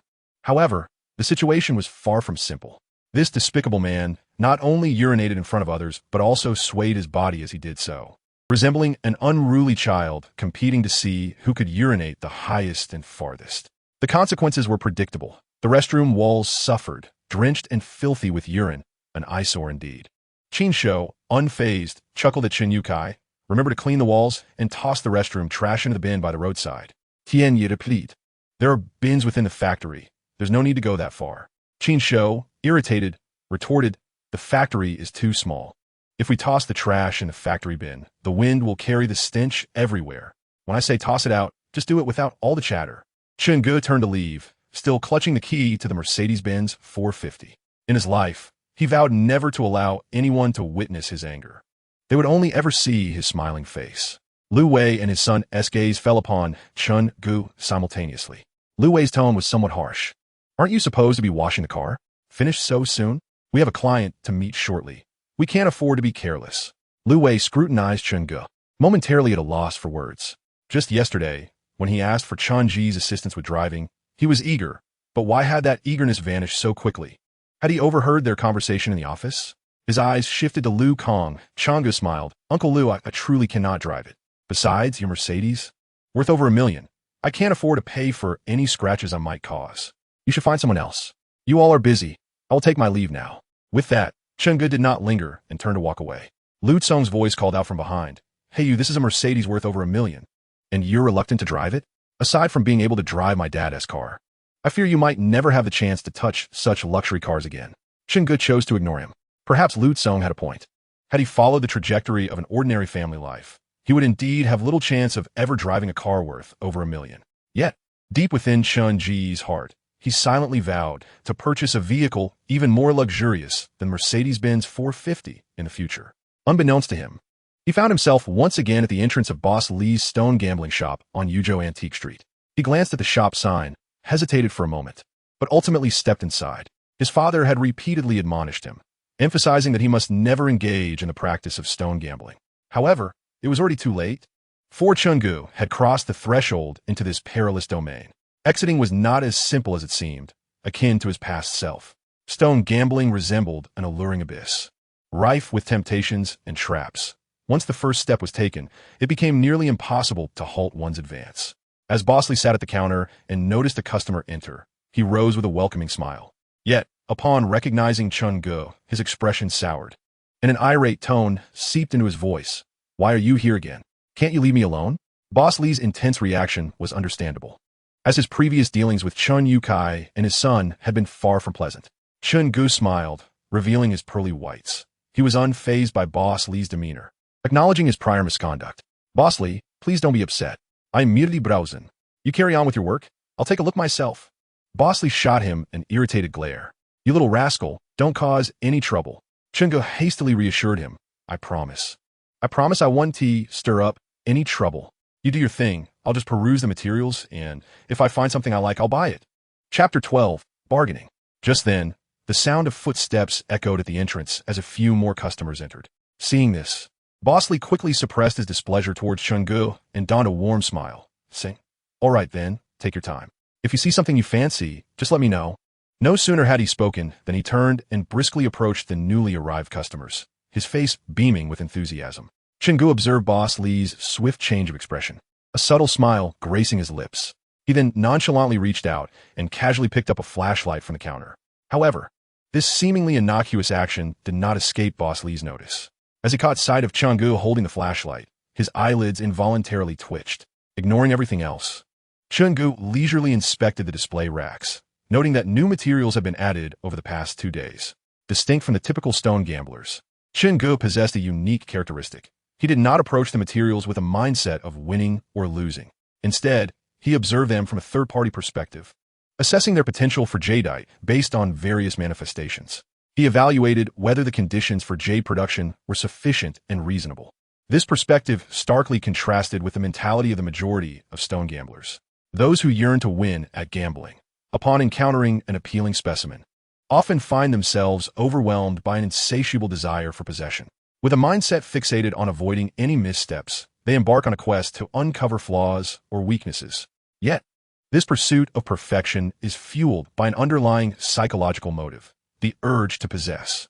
When an individual harbors a fervent desire for ownership, they frequently lose their objectivity and rational thought. This desire engulfs their reason like a blazing inferno, rendering them incapable of viewing matters with a calm and impartial perspective. In such instances, individuals may inadvertently overlook seemingly trivial imperfections. These flaws, which might initially be minor issues, are easily disregarded or downplayed under the haze of desire. It appears that as long as one can obtain the coveted object, everything else pales in significance. For instance, regarding a long-desired item, even if it bears slight defects, such as a minor color deviation or a subtle scuff on a corner, it may be rendered inconsequential through the lens of overwhelming desire. Similarly, when feelings for another person arise, even upon discovering their occasional shortcomings, such as a fleeting temper or less than ideal habits, this intense yearning for possession often leads one to turn a blind eye. At this moment, A piece of material weighing approximately 2 to 3 kilograms captured Chun Ji's attention. This specimen, originating from the Muna quarry, bore an irregular shape with a yellow-brown, fine sand skin, its granular texture delicate and evenly distributed. Chun Ji's heartbeat quickened involuntarily as he suppressed his inner tension and excitement, pondering. This material appears intriguing. Under the natural light, it seemed as though he could glimpse its interior. He retrieved a flashlight, bringing it close to the skin for illumination. As the light flickered on, it marked the beginning of a mysterious journey through shadows and illumination. The gentle, radiant light gradually permeated the raw stone. The initial spectacle revealed subtle nuances of color. In professional terms, attention must be paid to the manifestation of the color roots. What was vaguely visible in natural light, a hint of yellow-green, now sprang to life under the beam. The green resembled a verdant meadow awakened by sunlight, vibrant and teeming with vitality, while the yellow hue blended softly like the first light of dawn. The even distribution of the color roots, with a smooth transition, resembled a meticulously crafted canvas by nature. Devoid of any chaos, undoubtedly a strong indicator of high-quality raw stone, suggesting excellent color uniformity. As the light penetrated deeper, the mysteries of transparency began to unfold. The characteristics of the material were vividly revealed under the illumination. From a professional standpoint, we focus on the condition of the waterhead. The light danced like a spirited sprite within the stone, traversing through it with relative ease, and the halo diffused evenly, akin to the gentle spread of moonlight on a tranquil lake. This phenomenon, known in the industry as having good light absorption, indicates a favorable waterhead and admirable transparency. Conversely, if the light encounters numerous obstacles, merely lingering on the surface, the halo weak and limited in scope, as if ensnared within a cage, then the quality of the jadeite might indeed appear somewhat inferior, exhibiting poor translucency. The scrutiny of its internal structure is of paramount importance. Under the illumination, one must meticulously explore the intricate textures and granules within. Jadeite raw stones may exhibit a fibrous texture, commonly referred to as asbestos in professional terminology.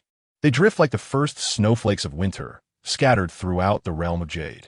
Should these fibrous inclusions be sparse and evenly distributed, akin to twinkling stars in the night sky, they would have minimal impact on the overall quality of the stone. However, if the inclusions are dense like ominous clouds obscuring the sun, or if pronounced stone patterns and fissures emerge, reminiscent of cracks upon a tranquil lake surface, the value of the raw stone would undoubtedly diminish significantly. Additionally, one must be vigilant regarding the granularity. High-quality raw stones possess fine crystalline particles, nearly imperceptible under the light, akin to delicate sands upon a beach. In contrast, if the crystalline particles are coarse and unevenly distributed, they resemble a rough gravel path, indicating inferior quality. During the observation, attention must also be paid to the fly's wing phenomenon, wherein the cleavage surfaces of jadeite display bright white reflective facets under illumination, resembling the wings of a fly. If these facets are small and uniform, they can to some extent reflect the jade's refined internal texture. When Chungu illuminated the jadeite raw stone, it was akin to engaging in a silent dialogue with the jade, using the light as a key to unveil its hidden secrets, thereby discovering true treasures within this enchanting world of jade. At that moment, seeing Chungu gazing intently at a particular piece without making a sound, Bosley approached. Chungu restrained his inner excitement, maintaining a composed facade, aware that he must not let his employer perceive his eagerness for the piece. Noticing Chun Ji's interest, Bosley immediately leaned in, remarking, "You have quite an eye. This piece is indeed remarkable." Chungu inquired, "Bosley, what is the price for this piece?" Bosley chuckled, 50,000. Chungu laughed lightly. "Bosley, such a small piece cannot be fashioned into a bracelet. At most, it could be made into pendants or charms. 50,000 is rather steep. I'll take it for 5,000. Instantly, Bosley's expression darkened. "Hey you, 5,000? I'll take as much as you offer. There's no room for negotiation like that." "Undeterred," Tienye replied calmly. This type of material typically yields jadeite in the glutinous ice yellow variety, which fetches merely several thousand per bracelet. You're dealing with a gamble here, and it cannot be fashioned into a bracelet. Besides, who knows if the gamble will pay off? 5,000 is already generous. Not a chance. I cannot sell it for 5,000. Your bargaining tactics are unprecedented." Bosley retorted, "If you're truly interested, then 3,000 it is. 3,000. And it's yours." Bosley shook his head, addressing Chungu. Suddenly reducing the price by 20,000 seemed sincere. Yet Chingu couldn't help but smirk internally. Truly, in commerce, one must be wary of deception. Chapter 13. Seizing a great opportunity. 3,000 is certainly not the lowest price. This is merely a process of haggling. Chingu intended to overlook this trivial matter, yet regrettably, his funds were limited, with only around 8,000 remaining. He smiled at Boss Lee and said, "Forget the 30,000. I shall add another 1,000. 6,000 is what I will take." Boss Lee cast a sidelong glance at Chingu, his face betraying disdain as he shook his head and replied, "Unsellable. Are you short on funds? If you lack money, what business do you have gambling on stones? If you can't afford it, then go where it's more comfortable. I deal in hundreds of thousands per second and have no time to idle with you. If you truly desire it, 2,000 is the lowest I can go. 2,000 might entice an unknowledgeable buyer. For to slash the price from 50,000 to 20,000 appears quite favorable on the surface." Yet, Chingu continued to smile and shook his head, saying, "Let's do it this way, Boss Lee. You need not mention 2,000 anymore. I will give you my final offer. If you can meet it, I shall take it. If not, then it is settled." Boss Lee looked at Chingu, awaiting his bid. After a moment of contemplation, Chingu declared, 8,000. "That is all I possess." Boss Lee chuckled and replied, "Add a little more. Make it 10,000. Chingu shook his head, regretfully setting down the material in his hand. "I have only 8,000, not a single cent more." With that, he turned as if to leave. All right. Take it for your amusement." Seeing that Chingu was truly unwilling to raise his offer, Boss Lee relented and accepted the price of 8,000. It appeared that even at this price, Boss Lee would still profit. Chingu let out a quiet sigh of relief. To him, this material held great potential. It was hard for him to let it go. In the shop's backyard, there were machines for cutting, and several customers were already queued up, awaiting the cutter's expertise. After paying, Chingu took his material and joined the line, subsequently retrieving a large tip pen to mark a line on the stone under the light. For such a small piece, he deemed it unnecessary to open a window. A single cut would reveal the essence of the stone more directly. Gambling on stones hinges on a gamble. 3 parts skill, 7 parts luck. Until his cut, who can guarantee victory? Some rejoice, while others lament. The first few customers awaiting their turn had small stones, so it was not long before it was Chunji's turn. He watched as the cutter skillfully placed the stone onto the machine, adjusted the cutting angle, secured the material, and pressed the machine's start button. As the machine roared to life, the stone was gradually sliced open. Chingu pulled out a cigarette, lit it, and took a deep drag. He listened intently to the sound of the machine cutting the stone. To others, this might be perceived as an irritating noise, but for Chingu, the sound of cutting was a means to discern the quality of the material. Different stones produce different sounds when cut. An insight he had gleaned from his time in a stone processing factory. Initially, he had worked there cutting ordinary granite and marble, where the materials varied from soft to hard. For instance, the rust stone found within granite and the milky hues in marble exhibit a relatively softer texture. When cut, the sound produced is not overly loud, nor does it strike the ear as harsh. Conversely, materials such as the small blue sapphire in granite or the Guangxi white marble are considerably harder, resulting in a markedly different sound during the cutting process.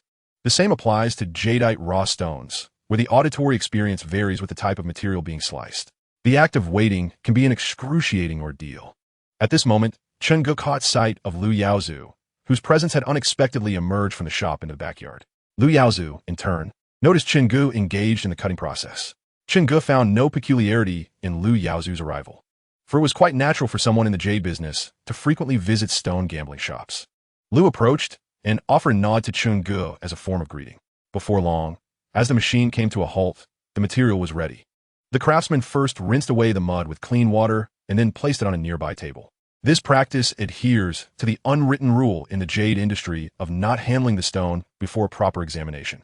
With an impassive expression, Chingu casually discarded the extinguished cigarette but at his feet, then skillfully retrieved another cigarette from his pocket, holding it lightly between his lips without haste to ignite it. He stepped forward, reaching for the piece resting on the table. At that moment, Lu Yaozu and Boss Lee, who had been anxiously watching from the sidelines, hurried over. Others, drawn by curiosity, gathered closely around Chingu, forming a tight circle. Boss Lee, with an anxious demeanor, urged, "Hurry, hurry, let's see what's inside." His voice was filled with urgency, as if he himself were the one gambling on the stone.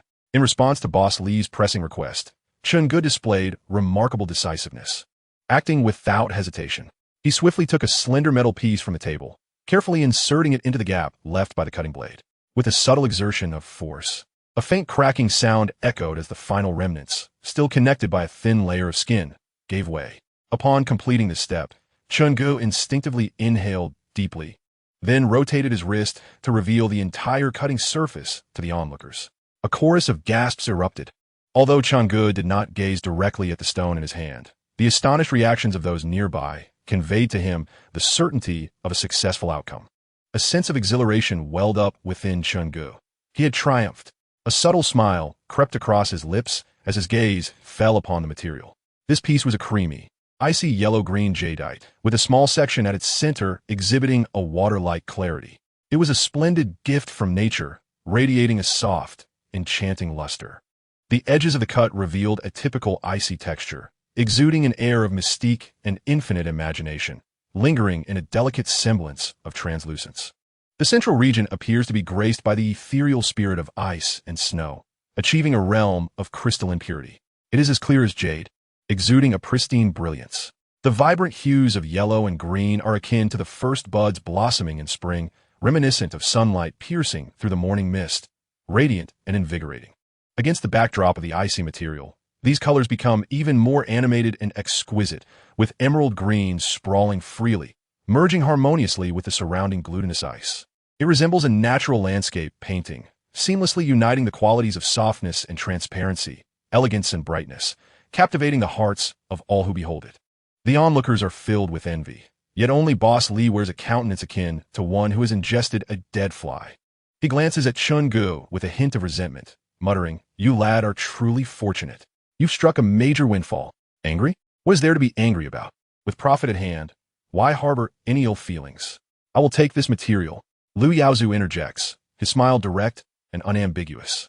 Chapter 14. The Objective. Lu Yaozu's words undoubtedly serve as yet another blow to Boss Lee. With a grin, Lu Yaozu inquires, "Little Chun, is this material available? If so, I will purchase it for 150,000. Chun-Gu nods with a smile. "Thank you, Mr. Lu. This price is indeed quite favorable. The material is unsuitable for creating a bracelet. It can only yield 2 plaques and a few cabochons. 150,000 is likely above the market value." Chun-Ji's agreement brings Lu Yaozu considerable satisfaction, and observing Boss Lee's expression, he cheerfully asks, "Old Lee, your complexion seems rather unwell. What is the matter? How much did you sell this material for?" Upon hearing the price, Lu Yaozu's delight only intensifies. The material sold for 8,000 means Boss Lee neither lost nor gained significantly, merely a modest profit. However, this material could easily fetch 30 to 50,000 from an uninformed buyer, and if encountered by those with deep pockets or lacking discernment, it could command anywhere from 100 to 800,000. Lu Yaozu's assertion that Chun-Gu has stumbled upon a great fortune is indeed accurate. By Lu Yaozu's side is an assistant, the same individual from before, who has also made Chun-Ji's acquaintance. He smiles and introduces himself. "I am Zhou Feng. Just call me Xiao Zhou." After receiving the material from Chun-Gu, he retrieves a neat stack of 15 bundles of cash from his leather bag and hands them over. Naturally, Chun-Gu is not foolish enough to call him Xiao Zhou. Such familiarity is reserved for those of Lu Yaozu's or Boss Lee's standing, not for him. With a smile, Chun-Gu addresses him as Brother Feng, accepts the 15 bundles of cash, and expresses his gratitude to Lu Yaozu. Lu Yaozu pats Chun-Gu on the shoulder, his demeanor warm and amicable, saying, "Let us go and share a meal together." The adage "a short hand makes for a long mouth" resonates. Having just concluded a transaction with Lu Yaozu, it is difficult to decline his invitation. Yet Chun-Gu has no desire to refuse. Having inadvertently overheard the conversation between Lu Wei and his son, he has come to understand their true natures and uncovered previously hidden secrets. How naive he had been to consider Lu Wei a good man, and to regard Lu Tsong as a brother. Such genuine feelings now seem cheaper than feeding a dog. Overwhelmed by profound anger, he emerged from the factory, contemplating his future course of action. Should he seek a mundane 9-to-5 job, earning a meager salary that barely sustains a modest living? With a smile, Lu Yaozu turned to his companion, Boss Lee, and inquired, "Shall we go together?" At the 8th floor of the water pavilion, they found themselves in the same private room as a few days prior, an area one might refer to as an elegant retreat. Within the confines of the room, only Chun-Gu and Lu Yaozu remained, as Xiao Zhou, having brought them here, departed to Lu Yaozu's jade factory with the newly acquired materials. Lu Yaozu nodded. Let us savor our meal before delving into conversation. As time passed, the culinary delights on the table diminished, and the two indulged heartily, relishing their feast with unabashed enthusiasm. It was difficult to fathom that someone of Lu Yaozu's stature could dine with such abandon, seemingly indifferent to his image. Although they abstained from alcohol, they clinked glasses of soft drinks, fostering an equally vibrant atmosphere. Once their appetites were nearly satisfied, Lu Yaozu reached into his pocket and produced a box of cigarettes. With practiced ease, he extracted one, placed it between his lips, lit it with a lighter, inhaled deeply, and exhaled a cloud of smoke. He then casually tossed the entire box towards Chun-gu, who accepted it without hesitation. Skillfully, he retrieved a cigarette and ignited it, inhaling deeply to savor the unique flavor and sensation brought forth by the burning tobacco. Amidst the swirling smoke, it seemed as though all weariness and worries temporarily evaporated. As Lu Yaozu exhaled a plume of smoke, he inquired, "Did you not mention previously that you're going to work with Lu Wei? How is it that you have time to gamble on stones today?" Initially reluctant to share, Chun-gu decided to recount the day's events since Lu Yaozu had asked. He spoke plainly, without embellishment or exaggeration. After listening to Chun-ji's account, Lu Yaozu fell into deep contemplation. After a considerable pause, he finally spoke. "It seems I have heard whispers regarding your father's initial venture into stone gambling. The proprietor of that establishment, a man named Ma, is quite notorious in that circle, known for engaging in deceptive practices and has faced numerous complaints from tourists. Yet, he remains unscathed, suggesting he has some influential backing." Chun-gu could only manage a bitter smile. Even knowing who had wronged his father, he felt powerless to act. Lu Yaozu continued to probe. "What are your plans moving forward?" Chun-gu shook his head. "I find myself in a state of confusion." With a grin, Lu Yaozu offered, as I mentioned before, "Let us collaborate. You gamble while I handle the finances at market value. This way, you need not fear deception, and I can secure profit as well. Regarding your father, I can arrange for you to hold the title of sales manager of my company, providing you with an office and a monthly salary of 5,000. You need not clock in, attend when you wish, or not at all. What do you think?" Chapter 15. Is it really this simple? Upon hearing Lu Yaozu's proposal, Chun-gu felt quite tempted. However, he understood that the prospect of not having to work while still receiving a monthly salary of 5,000 was predicated on his ability to consistently win at stone gambling. If he could maintain his winning streak, then even if Lu Yaozu spent more money to support him, it would not be a loss. Yet, if one day Chun-gu were to lose, all of this could very well turn to mere illusions. Moreover, Lu Yaozu undeniably embodied the essence of businessman. He was not suggesting a partnership in gambling, but rather encouraging Chun-gu to gamble alone, with Lu Yaozu merely financing the purchase of any winning stones. It was a deal that seemed advantageous for him. "Ah, your words do not sit well with me. What troubles are there to speak of? With your innate talent and skill in stone gambling, it is clear that this is your destined path, and, as one who conducts business in this realm, we stand to gain mutually." Lu Yaozu chuckled. He was quite pleased with the demeanor Chun-gu exhibited during their interactions. Humble, courteous, and neither arrogant nor impatient. Qualities that are quite rare for someone of his age. "Allow me to express my gratitude in lieu of wine, Mr. Lu. Should there be any shortcomings on my part in the future, I hope you will generously provide your guidance," Chun-gu remarked as he raised his teacup. Lu Yaozu reciprocated by lifting his own cup, signaling to a fruitful collaboration. The meal was enjoyable, and the matters at hand were satisfactorily resolved. Just then, Chun-ji's phone began to ring. Apologizing to Lu Yaozu, he retrieved his phone and saw that the caller was Anna, the individual Lu Tsong referred to as Xiaona. A sense of confusion washed over him. Why would she be calling him? Prior to this day, Chun-gu could not deny having harbored some fondness for Anna. But after hearing Lu Tsong's words, many things suddenly became clear. Anna was not the virtuous woman she seemed. She had skillfully played both sides, toying with the affections of both Lu Tsong and himself. Yet neither had truly captured her heart. With a curious mindset, he swiped the screen to answer the call. "Chun-gu, where are you?" Came Anna's distinctive, flirtatious voice from the other end. "What is it?" Chun-gu replied in a rather subdued tone. "I was feeling rather bored today, so I decided to visit Lu Tsong's factory. I've heard you work there, yet I did not see you," Anna giggled. "I used to work there, but I will not be returning," Chun-gu stated flatly. Suddenly lowering her voice, Anna inquired, "Is your father cleaning at his factory?" Chun-gu frowned and retorted, "Why do you ask?" On the other end, Anna whispered, "You should come over quickly. Lu Wei and his son are giving your father a hard time." Upon hearing this, Chun-gu felt a surge of urgency. He refrained from probing further with Anna, ending the call and turning to Lu Yaozu. "I apologize, Mr. Lu. A friend just informed me that Lu Wei and his son are troubling my father. I must go and check on him. Lu Yaozu called out to the anxious Chenggu, retrieving a set of car keys from his pocket and tossing them over. Drive there. The car is parked in spot 66 on the B1 level. Remember to visit the HR department tomorrow morning to complete your onboarding paperwork. And then we shall head to the stone gambling shop. Chenggu caught the keys, expressed his gratitude, and assured that he would definitely go to the company the next morning before hurriedly departing. In front of parking space 66 on the underground level, he looked somewhat bewildered at the vehicle before him, glancing at the car keys in his hand. The keys were adorned with a black leather keychain, devoid of any vehicle insignia. At that moment, as he gazed at the car, Chenggu found himself utterly perplexed. Why? Because a remarkably luxurious black sedan occupied the parking space. More importantly, the conspicuous emblem on the front featured a prominent insignia flanked by wings. Chenggu inhaled sharply. Is this a Bentley Flying Spur? He wasn't particularly familiar with the model, as it was not something an ordinary person would typically comprehend. However, he was aware that the most affordable version of this car commanded a staggering price exceeding $3 million. Just that morning, Lu Tsong had claimed he would never drive a car superior to his father's Mercedes-Benz 450, but now, merely a few hours had passed, and the Mercedes 450 paled in comparison to the Bentley. It was nothing. The youth, merely a phase. The Bentley was the ultimate destination in life. At that moment, dusk had descended. The city's neon lights rendered everything surreal to Chenggu. On the road, nearly all vehicles maintained a considerable distance from him. Even when cars overtook him, they did so with ample space.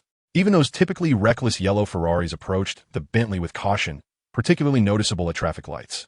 At that moment, he seemed to revel in this sensation. Before long, he arrived at Lu Wei's factory, parking at a distance due to the less than pristine surroundings of the stone factory, where dust was abundant. He locked the car and walked toward the factory entrance. The workshop was illuminated, and the sounds of machinery echoed, indicating that they were working overtime, and the business appeared quite busy. At that moment, in the production area of the workshop, several individuals were pointing at Chen Yukai. Upon noticing, Chenggu quickly ran over.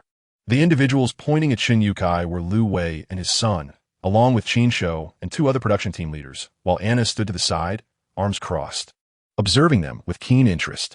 Upon Chun Ji's arrival, Lu Tsong inquired with irritation, "Oh, Chenggu, you're back? Weren't you leaving?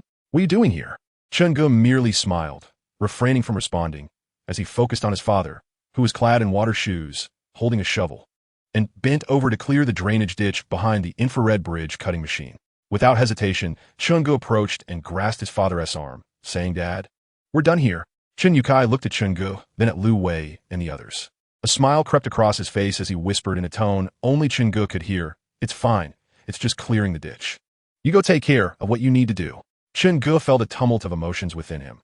He understood his father's actions, yet found them perplexing. He understood that his father was trying to grasp the hardships his mother faced during her lifetime. However, he couldn't comprehend the significance of such actions now that she was gone. Chenggu ceased his persuasion, since his father was unwilling to leave. He decided to let him be. He retrieved a pair of water shoes and equipped himself with a shovel, stepping into the water ditch to assist his father in the cleanup, drawing the attention of onlookers. Lu Tsong couldn't help but mock him. "Hey Chenggu, what are you doing? You won't be paid for this work." Qin Shou chimed in with a sneer. "Ah, this young man just doesn't understand his station. Lu is willing to promote him, yet some fail to appreciate such opportunities. They are fated to toil." In the face of Lu Tsong and Qin Shou's biting sarcasm, Chenggu merely raised the corners of his mouth, revealing a nonchalant smile that transcended their malice.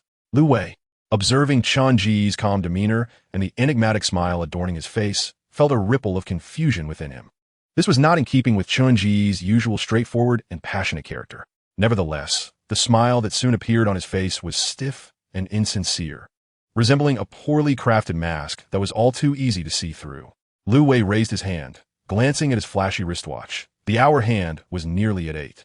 He adjusted his collar and addressed Chen Yukai and his son. "It's getting late, Yukai. You and Chenggu can call it a day. This work cannot be completed in a single day. You can continue tomorrow." As he spoke, he calculated in his mind how to further manipulate Chenggu for his own purposes while maintaining control over him. The smile on Chen Ji's face deepened, yet there was a hint of subtle derision that was difficult for others to perceive.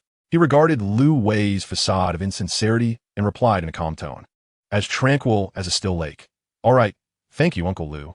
He then swiftly moved to his father's side, taking the tools from his hands and assisting him to his feet. His gaze was filled with concern, for his father's hunched frame struggled to straighten. He gently brushed the dirt and dust from his father's clothes, as if those stains had sullied his own being. Chun Yukai remained silent, merely nodding slightly to the onlookers, his eyes betraying a complex blend of exhaustion and resignation. The father and son then turned to leave, Chun Yotsai's steps heavy and slow. As they made their way to the cramped, cluttered guardhouse at the factory entrance, Chun Gu lowered his head, quietly following in his father's footsteps, his heart tumultuous like a vast ocean. He pondered how to broach the subject with his father, fully aware of his frail health. If this relentless toil continued, it would not be long before his body could withstand no more. At this very moment, Chun Gu was anxiously contemplating how to persuade his father to reconsider his decision. Suddenly, he was taken aback by a statement from his father that left him momentarily stunned, as if his mind had ceased to function, utterly unable to comprehend this unexpected shift. Earlier that morning, when they had arrived, Chun Yukai brought along 2 backpacks. However, the contents were rather modest, consisting merely of a few sets of clean clothing and some everyday necessities. Given that it was the sweltering summer season, there was no need to carry cumbersome items like quilts. After a brief tidying up, the father and son repacked the luggage they had taken out that morning. Chingu then summoned a ride via his phone. Why not simply drive Lu Yaozu's Bentley, one might ask? The answer was straightforward. He feared that if his father were to see the Bentley, it might arouse his suspicions and doubts. Despite having entered his twilight years, Chun Yukai was once a man of remarkable achievements and illustrious experiences. He was not the kind of person to be easily deceived or misled. Therefore, to prevent any unnecessary complications and tedious explanations, it was prudent to keep this matter from his father for the time being. Perhaps such concealment would not last long, as his father would eventually sense something amiss, but every day of secrecy was a small victory. After all, who could guarantee that unexpected circumstances would not arise? Chapter 17. The angle and position were quite convenient. Before long, a ride-hailing car with its hazard lights flashing came to a steady halt at the roadside. Chun Gu and his father, Chun Yukai, opened the car doors and settled inside, at which point the vehicle started moving slowly away from its original location. However, their departure did not stir a ripple of disturbance within the factory. Lu Wei and several others remained engrossed in their respective tasks. Indifferent to the exit of Chun Gu and his father, Lu Wei was still immersed in his meticulously crafted scheme, intent on completely controlling the fate of Chun Gu and his father. He believed his plans to be flawless and infallible, not realizing that, even if Chun Gu had not overheard the conversation between him and Lu Tsong at that fateful moment, Chun Yukai had already discerned his nefarious intentions. In this vast and boundless world, who would willingly surrender their destiny to another? Even those who, out of necessity or other reasons, choose to compromise, when it comes to their children, would likely not wish for their innocent offspring to endure suffering that could have been entirely avoided. Chun Yukai harbored deep feelings of guilt towards Chun Gu and his mother, yearning to atone for past transgressions and cleanse himself of his sins. However, with his wife having passed away, the opportunity for redemption had vanished. At this moment, he wished for his son, Chun Gu, to be free from such entanglements and to lead a peaceful and stable life, rather than endure the unnecessary pain and torment alongside him. Chun Yukai, puzzled, inquired, "So late at night, are you still planning to go out?" Chun Gu smiled lightly and casually concocted an excuse. "A friend referred me to a part-time delivery job in the evening. I thought I might as well give it a try, since I have some free time." With that, he waved goodbye to Chun Yukai and hurriedly departed. In truth, he was not going to pursue a part-time job, but instead to drive, as parking a multi-million vehicle in such a secluded location was ill-advised, especially since it was not his own. If it were to incur even the slightest scratch, whether intentional or accidental, it would not bode well. As he approached, a group of figures noticed his presence and turned their gazes toward him. Upon drawing nearer, both parties were momentarily taken aback. Chun Gu recognized the individuals surrounding the Bentley, 3 men and 3 women, none other than Lu Tsong, Anna, and a few former classmates. "Oh, you should hurry along," Lu Tsong remarked, dismissing Chun Gu and turning to Anna with a grin. "Isn't this car stunning? I wonder which affluent owner parked it here." Unfazed by the risk of scratches, "I should persuade my father to upgrade to a Bentley. I'm rather tired of the Mercedes 450. This Bentley has such an imposing presence." Anna gazed at the car with starry-eyed admiration, her expression filled with envy and longing. Coming from an ordinary family, she knew that, barring unforeseen circumstances, she would never possess such a luxury vehicle in her lifetime. She brushed aside Lu Tsong's boastful words. After all, who didn't he indulge in a bit of exaggeration? Taking her phone from her bag, she activated the camera and handed it to Lu Tsong, saying, "Could you take a few pictures of me?" She then strutted over to the front of the car, striking a pose she considered alluring and captivating.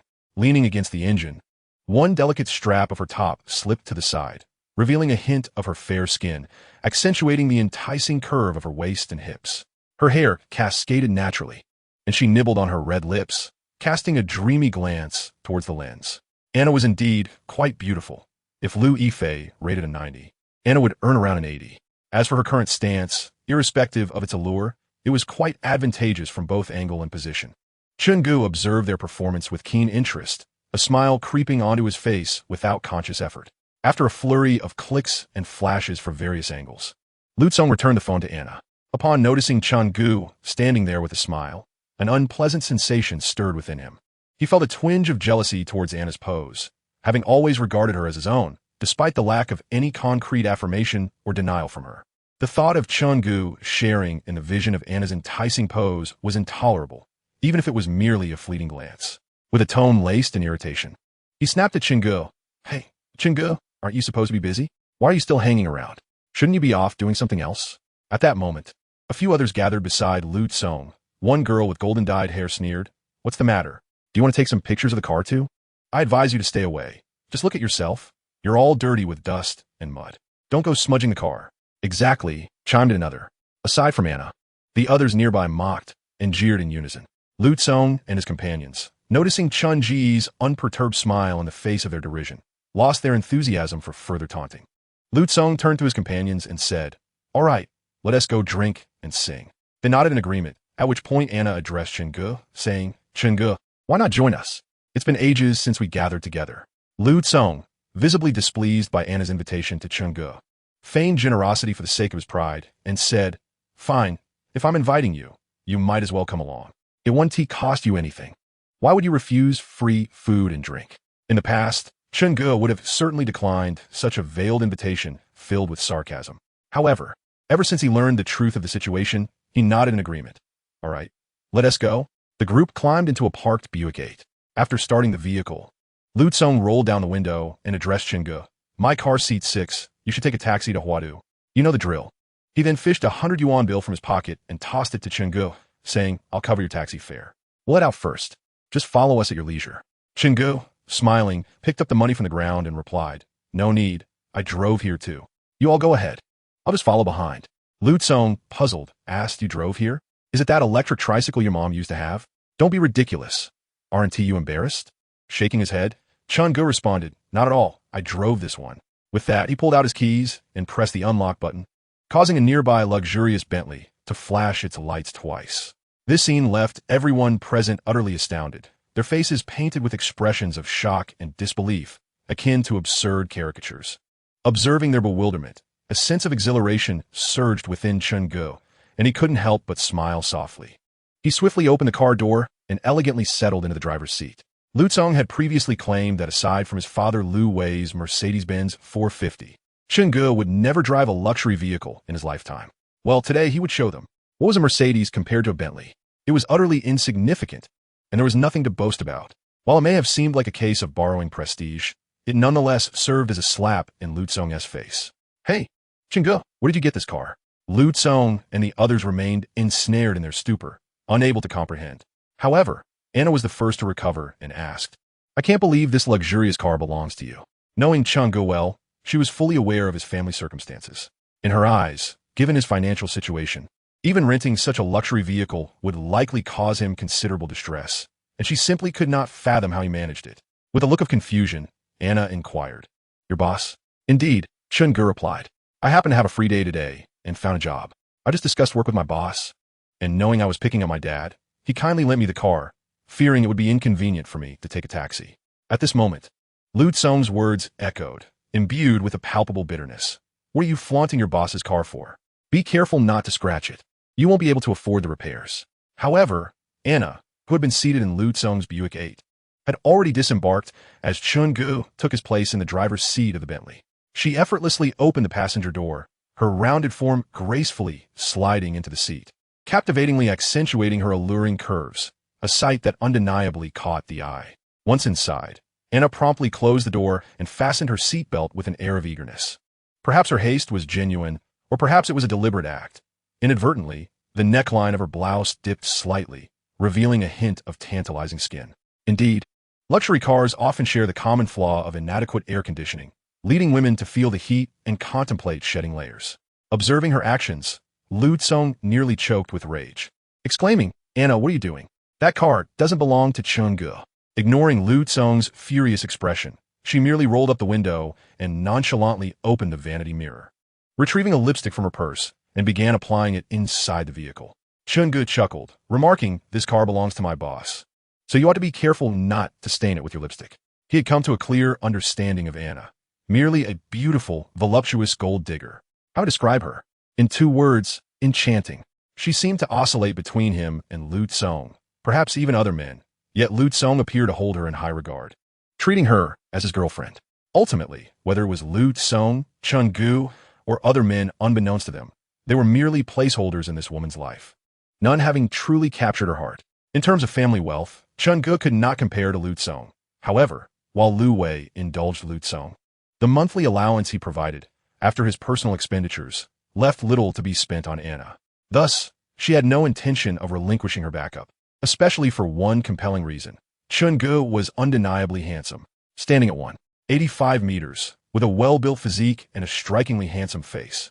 He was the epitome of a campus heartthrob, captivating countless young women.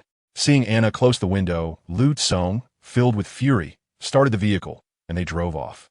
Chun-gu, unhurried, observed Anna, who was busy snapping photos from various angles with her phone, seemingly in no rush herself. However, he noted with amusement that in the numerous pictures she took, she skillfully avoided capturing even the slightest glimpse of him. Not even a single finger made it into the frame. A cold smile crept onto Chun-ji's lips. This woman was indeed shockingly pragmatic. As he started the car and gradually navigated the road, Anna inquired, "Chun-gu, what job did you find today?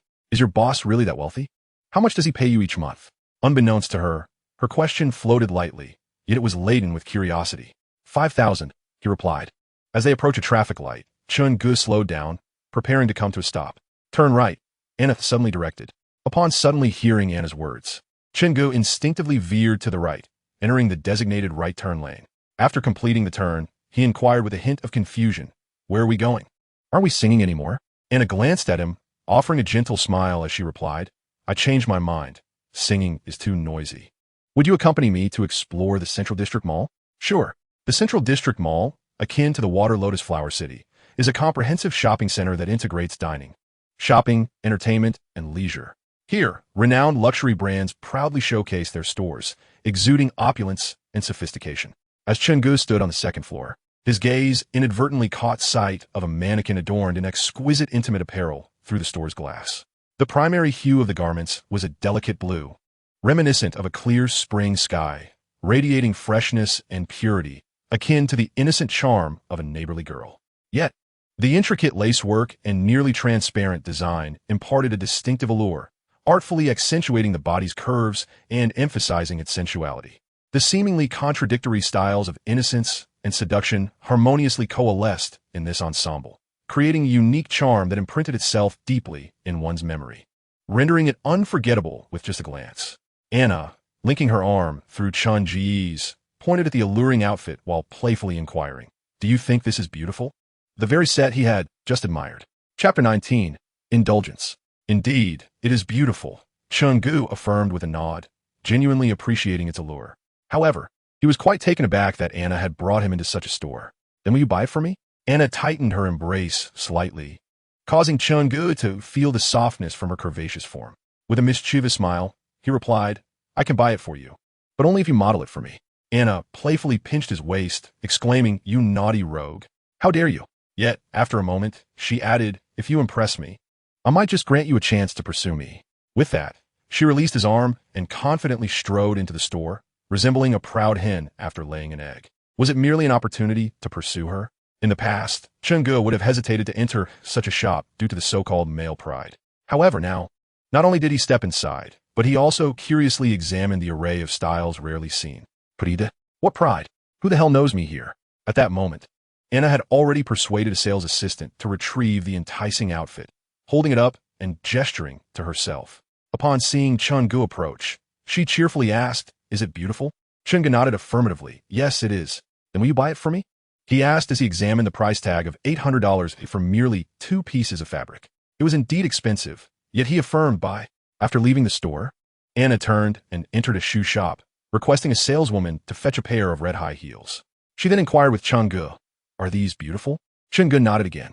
Anna inspected the shoe's price tag with a smile, saying, $1,200. "Will you buy them for me?"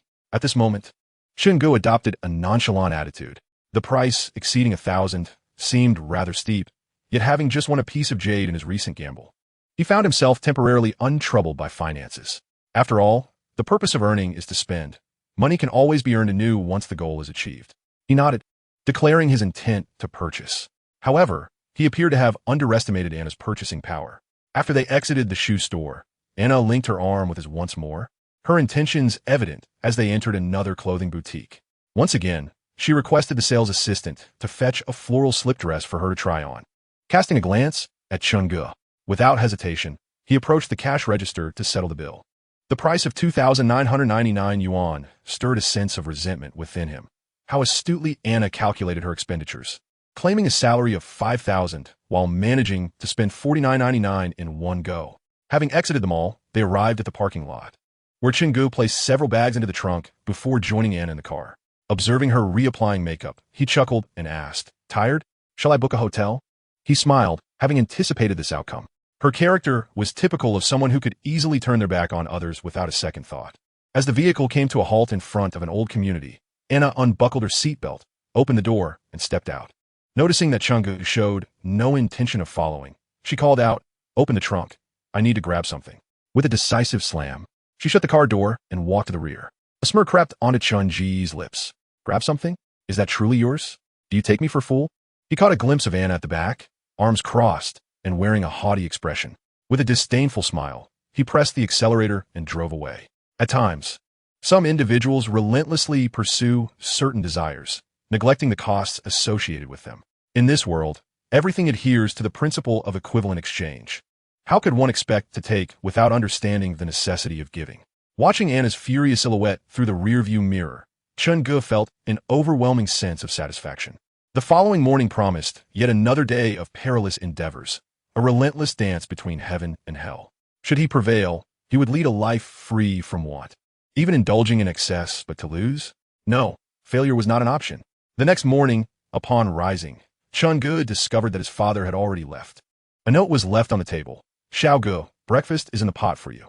I've stepped out for a bit." Chun-gu surmised that his father was likely seeking employment, though at his age, what job could he possibly find? Nevertheless, Chun-gu understood he could not hinder him. One must engage in some endeavor each day, lest they succumb to idle thoughts. After a brief wash and a breakfast, he drove to Lu Yaozu's company. The establishment, situated on Binjiang Road, faced a broad expanse of river across the street.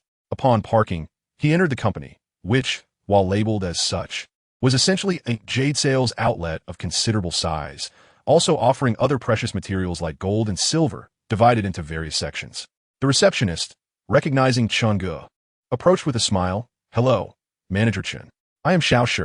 Mr. Liu instructed me to bring you to your office today." Chun-gu was quite taken aback. He had not anticipated that General Manager Liu would have already made arrangements for what they had discussed last night. He smiled at a young lady named Xiao Shi before inquiring, "Has General Liu arrived?" Xiao Shi shook her head with a smile, responding, "Not yet. Allow me to escort you to your office for a brief respite. I will notify you once General Liu arrives." "Thank you," he replied, following her lead. Xiao Shi pressed the elevator button, and as the doors opened, she gestured for him to enter. Chun-gu stepped inside the elevator, where she pressed the button for the 3rd floor. Standing behind her, he admired her elegant silhouette, awarding her a score of 80 in his mind. It has often been said that to achieve longevity, one must maintain a cheerful disposition daily. Yet, how does one cultivate such a mood? Surely, by beholding beauty. If one could gaze upon different beauties each day, one's spirits would surely remain elevated. Nevertheless, Chun-gu could only appreciate the view. Xiao Shi was under General Liu's employ, and regardless of Liu's intentions, he knew he must not overstep his bounds. After guiding Chun-gu to his office, Xiao Shi departed, leaving him to survey the room. A bookshelf, a desk accompanied by a computer setup, a reception sofa with a coffee table. and several potted plants by the expansive floor-to-ceiling windows overlooking the river. The environment was simple yet pleasant. Chapter 20. 5 Pieces of Material. Standing by the window, Chun-gu did not have to wait long before he heard Xiao Yishi's voice behind him. Manager Chun, General Liu has arrived. I escort you to him? Nodding in acknowledgement, he followed her. General Liu Yaozu's office was also located on the 3rd floor, at the end of the corridor. Xiao Shi knocked on the door, and a voice from within beckoned. Come in. Opening the door, she announced, General Liu, Manager Chun has arrived. Upon seeing Chun-gu, Liu Yaozu instructed Xiao Shi, you may return to your duties, before extending his hand to Chun-gu for a handshake. At that moment, Chun-gu noticed a young man of similar age in the office. Liu Yaozu introduced him, saying, this is my son, Liu Jun. Liu Jun exuded a refined and cultured demeanor, reminiscent of a scholar from antiquity, and politely extended his hand, saying, hello, Chun-gu. Chun-gu, displaying his propriety, promptly took Liu Jun's hand, replying, greetings, General Liu. Liu Jun chuckled lightly. You are too courteous. I am merely 2 years your senior. If you do not mind, you may call me Brother Yi in the future. Brother Yi, Chun-gu echoed.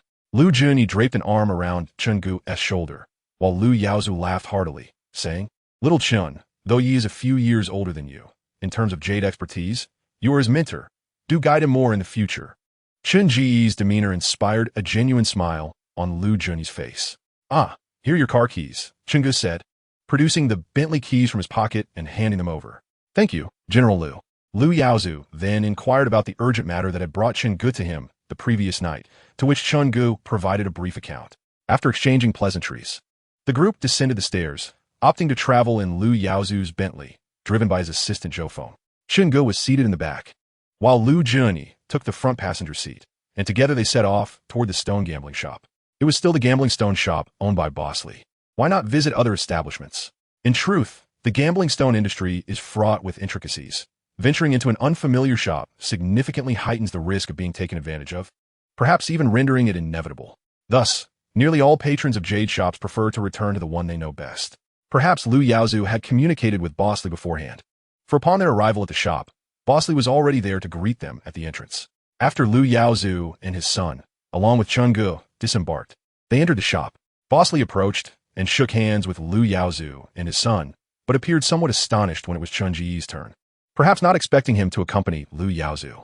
Noticing Boss Lee's unusual expression, Liu Yaozu chuckled and patted Boss Lee on the shoulder, saying, Brother Lee, allow me to introduce Chun-gu, who has just become the sales manager for our company. You must take good care of him from now on. Of course, Boss Lee replied, shaking hands with Chun-gu while speaking with Liu Yaozu, then enthusiastically called out, Brother Chun, you must look after my business moving forward. Indeed, he was a shrewd character who could adapt to changing circumstances. Chun-gu observed Boss Lee's reaction closely, whether it was insincerity or pretense. At least he was met with a smiling face.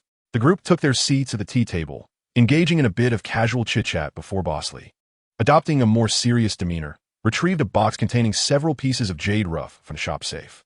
For those well-versed in the trade, the presence of a safe in a jade shop, housing the rough stones, is merely a gimmick, a ploy to mislead the uninformed and artificially inflate prices. Naturally, the stones within the safe would generally be of better quality than those displayed outside, but this is not an absolute rule. The essence of gambling stone lies in one's discernment. Most of the stones contained therein were of the open window variety, including full gamble materials, semi-gamble materials, and others. After all, no one is naive. He placed the box of rough stones on the table before them, and then, with a smile, addressed Liu Yaozu, Mr. Liu, we have some new and interesting materials in the shop today. Please take a look and see if any catch your fancy. Upon gazing at the new materials before him, Liu Yaozu appeared intrigued. After Boss Lee's words, he began to examine the stones, which were not particularly large, ranging from the size of an egg to that of grapefruit.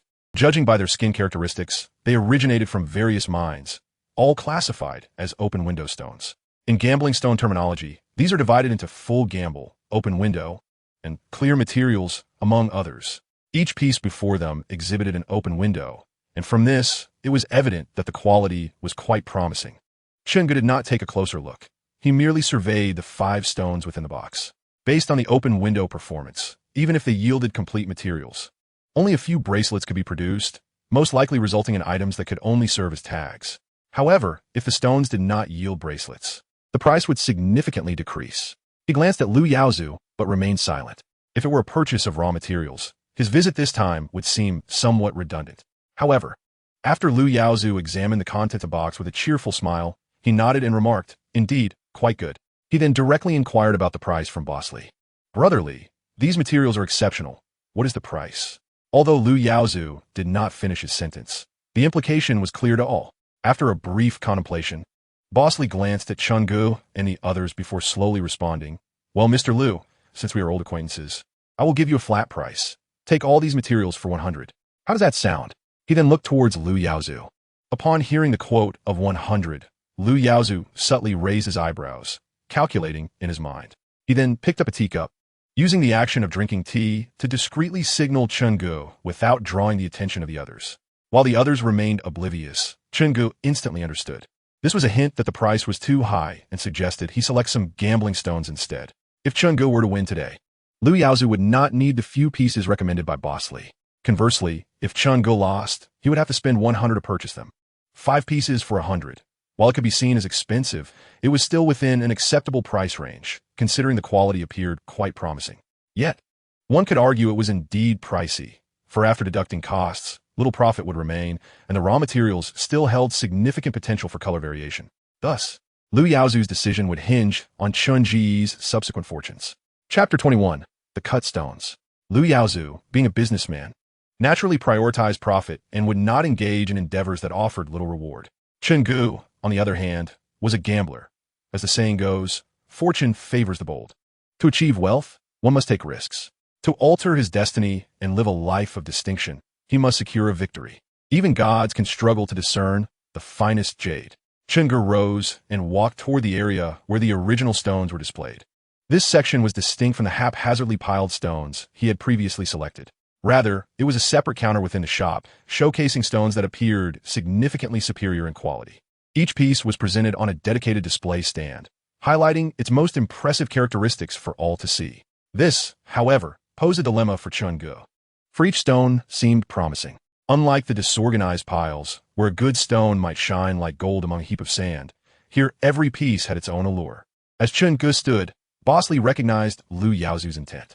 As a businessman thriving in Yuzhou, he possessed considerable emotional intelligence. He did not dwell on the matter for long, but instead cheerfully engaged the group in conversation over tea, saying, "Mr. Lu, this Chun is indeed a master in the realm of gambling stones. He has won consecutively several times." Lu Yaozu responded with a smile. Perhaps the younger generation is just luckier. In the realm of stone gambling, who dares to claim mastery?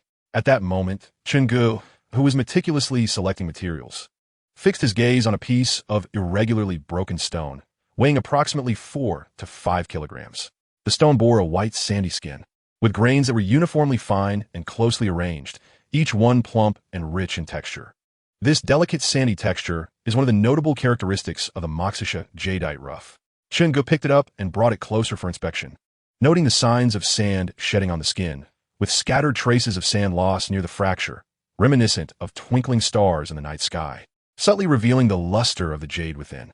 It is well known that among the 8 major jadeite mining areas in Myanmar, Moxisha is akin to an Ivy League institution in the jade world, renowned for its exceptional quality and remarkable rigidity, producing rough stones that astonish onlookers. Experts often proclaim that one cannot speak of jadeite without having experienced Moxisha. The stone exhibited a clear and bright halo, with strong translucence, and within it, there was a faint luminescence, indicating the superior quality and purity of the jadeite. Examining the hue, the interior of the rough displayed a gentle shade of green, akin to tender shoots breaking through the earth in early spring, vibrant and full of life. It resembled the colors reflected on a tranquil lake-esque surface, where blue skies and green trees intertwine, fresh and elegant. This was not the intense, ostentatious emerald green, but rather a subtle wash of color, like an expressive ink painting, inviting boundless imagination. Fortunately, under the careful scrutiny of bright light, there were almost no visible cracks within the rough. For jadeite, cracks are akin to blemishes on a beautiful canvas. They significantly affect quality and value.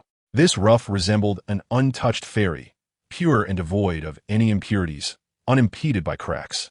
The Moxisha stone, characterized by a sandy skin and icy quality with a green hue and luminescent effect, exhibited only one prominent crack, with no other significant fractures detected.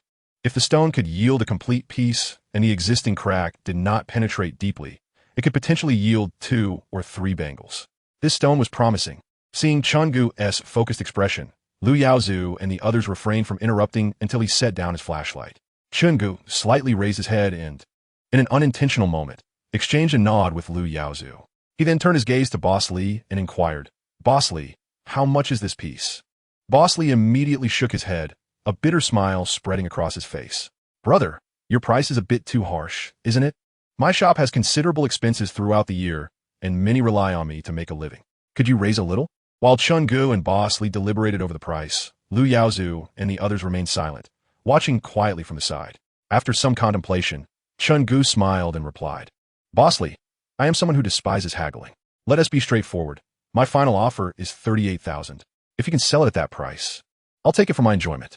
If not, then you can keep it for the next fortunate soul. What do you think?" Boss Li hesitated for a moment, his expression a tapestry of emotions. Finally, he gritted his teeth, as if making an immensely significant decision, and extended his hand to clasp Chunji's. "Very well. Take it and enjoy. I must say, dear Chun, how can you be so calculating at such a young age? This has happened several times now, and you have profited handsomely. In the world of stone gambling, we settle accounts in full."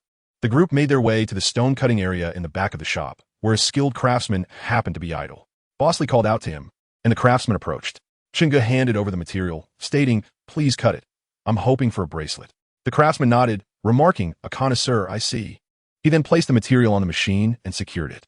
Chungu chuckled at the craftsman's words, not taking them to heart. At that moment, Lu Junyi stepped alongside Chungu, inquiring softly, "Chungu, shouldn't we first open a window or polish the surface to take a look? Why go straight for the cut?" Chapter 22. Ice Grade Full Yang Green. Lu Junyi, somewhat perplexed, nodded in response and posed another question. "Does this mean the material is stable?" Their conversation was not conducted in hushed tones, allowing Lu Yaozu and Boss Li to overhear. Lu Yaozu nodded approvingly at Chunji's words, while Boss Li's eyes revealed admiration. Only Lu Junyi appeared somewhat bewildered. This confusion was understandable. Although his family was in the jade business, Lu Yaozu had never permitted him to engage in stone gambling. Selling jade and gambling on stones, while both dealing with jade, are two distinct realms, like traversing different mountains. His lack of understanding was thus excusable. As the sound of the cutting machine reverberated, Chunji's heart began to race anew. He fished a cigarette from his pocket and lit it. Recalling a saying from his hometown, "When it comes to gossip, everyone talks. When it comes to smoking, each to his own." In this tense and exhilarating moment, he forgot to offer cigarettes to the others, his focus solely on the material being cut. The relentless sound of the machine slicing through the stone filled the air. He wished to discern the nuances of the noise, but it felt impossible. This was not merely cutting stone. It was as though it were cleaving his very heart. Taking a deep drag, he savored the nicotine coursing through his lungs before exhaling slowly, hoping the acrid taste of tobacco would soothe his inner turmoil. Chunge had never been a smoker, yet now he felt he could hardly do without it. The agony of waiting was excruciating, especially in such a heart-wrenching moment. As the others fidgeted with anticipation, a sudden squeak echoed, the sound of the blade separating from the material, signaling the end of the cutting process. The craftsman switched off the machine, removed the material, and placed it in a nearby bucket of clear water to wash away the mud. After meticulously drying it with a clean towel, he finally laid the material on the table. Chungu discarded the smoldering cigarette but from his lips and picked up the rough material, which remained partially uncut, with a sliver of skin still connecting it. He then took a metal tool specifically designed for prying materials and inserted it into the cutting seam, applying gentle force until the slender skin finally gave way with a satisfying snap. The moment of truth had arrived. Victory or defeat would soon be revealed. Chungu inhaled deeply, shutting his eyes in trepidation, hands cradling the material, silently urging, "Let me win." With a sudden motion, he unveiled the cut surface to the onlookers. As he kept his eyes closed, the silence stretched uncomfortably, igniting a flicker of panic within him. Could it be? Had he failed? This thought sent a chill down his spine. The stakes were too high for loss.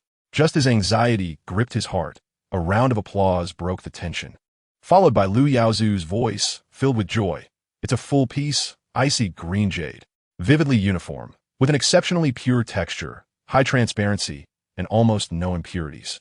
It exhibits a strong icy feel and luster, even showing signs of fluorescence and gelatinous quality. What a treasure!"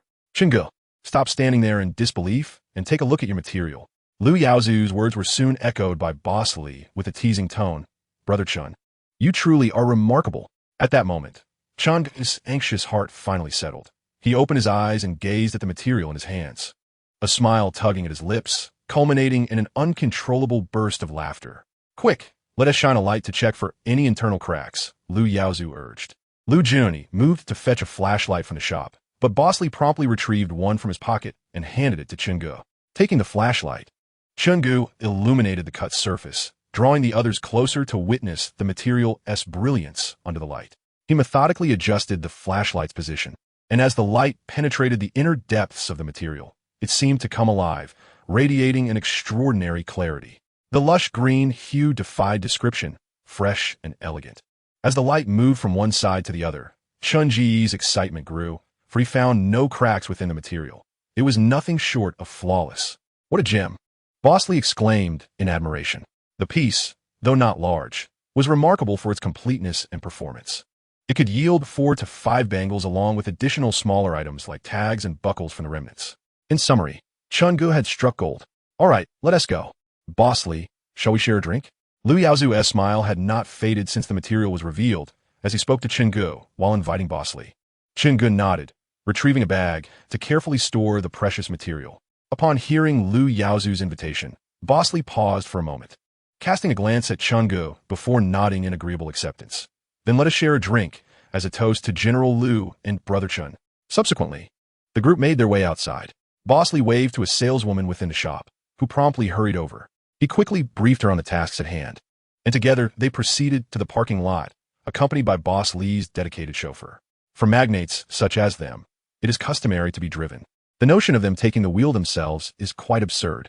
Boss Li's vehicle was a striking black and white two-tone Maybach 680 sedan. Its exterior design epitomizes a harmonious blend of opulence and elegance, with each line seemingly sculpted with meticulous care, exuding a rare and noble charm. The dual-colored body strikes a perfect balance, showcasing a sense of fashion while maintaining an air of solemnity. The front end features a massive grille that resembles a commanding visage, with the brand emblem embedded within, gleaming brilliantly and instantly recognizable as a symbol of prestige. Notably, the luxury of this Maybach 680 is on par with Lu Yaozu's Bentley.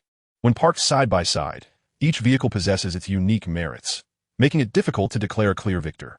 Both stand as paragons within the automotive realm, representing the pinnacle of comfort, performance, and quality. The group entered their vehicles and set off toward Shui Xiehua Du Chapter 23, the Gravekeeper. In the deep of night, the city's clamor seemed to have quieted, and a gentle drizzle began to fall in the pitch darkness. The rain veiled the dim streetlights, rendering them somewhat hazy. Chungu staggered as he pushed open the door to his rented apartment, which was enveloped in darkness. After switching on the light and surveying the room, he discovered that his father was absent. Shaking his dizzy head, Chungu reclined on a wicker chair, one hand fumbling for his phone in his pocket while the other rubbed his temples vigorously. The feeling of inebriation was truly unpleasant. After leaving the stone gambling establishment that afternoon, the group had proceeded to a hotel where Boss Li incessantly urged them to drink.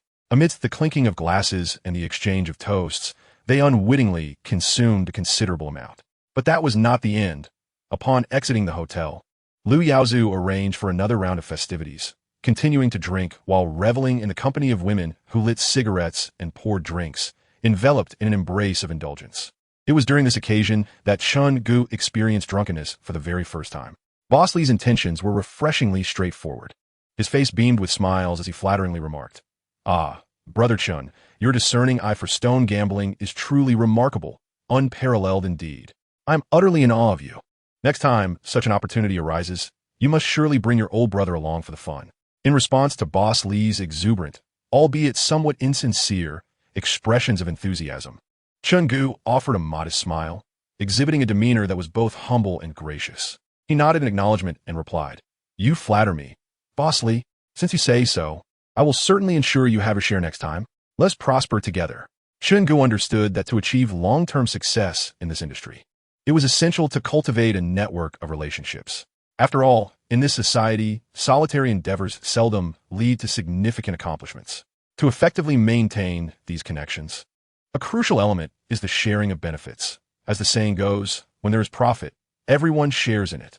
In simpler terms, it is about mutual utilization. One must possess value that others find appealing. This holds true for Boss Lee as well as for Liu Yaozu. Boss Lee and Liu Yaozu are indeed quite different. Although Liu Yaozu operates in the jade business, he maintains a respectful distance from the gambling stone industry, firmly refusing to engage with it, at least as far as Chun Ge perceives. In stark contrast, Boss Lee's situation is entirely different. When he receives what he considers exceptional materials in his shop, he is compelled to cut them open, driven by an almost unbearable itch, as if his heart were being pricked by a cat's claw. Unfortunately, perhaps due to his lack of skill in gambling stone techniques or sheer bad luck, nearly every time he selects a piece to cut, it ends in failure, with a success rate of only 1 in 10. Consequently, it becomes more profitable to simply sell these materials than to attempt cutting them himself. Over time, despite his lingering desire to gamble on stones, past painful lessons have rendered Boss Lee cautious, reluctant to place bets. Talent is indeed paramount in the gambling stone trade. However, after several recent dealings with Chun Ge, Boss Lee has begun to sense that an opportunity may be approaching. After all, when it comes to the speed of generating profit, merely selling materials cannot compare to the exhilarating efficiency of a single cut leading to instant wealth. This temptation is undeniably difficult for Boss Lee to resist. Today, the stone that Chun Ge wagered on astounded everyone. Ultimately, Liu Yaozu acquired this piece for a staggering price of 2 million. Just imagine 2 million. This figure merely represents the amount Liu Yaozu paid to purchase Chun Ge's stone. If transformed into a finished product and subsequently resold, what astonishing price might it fetch?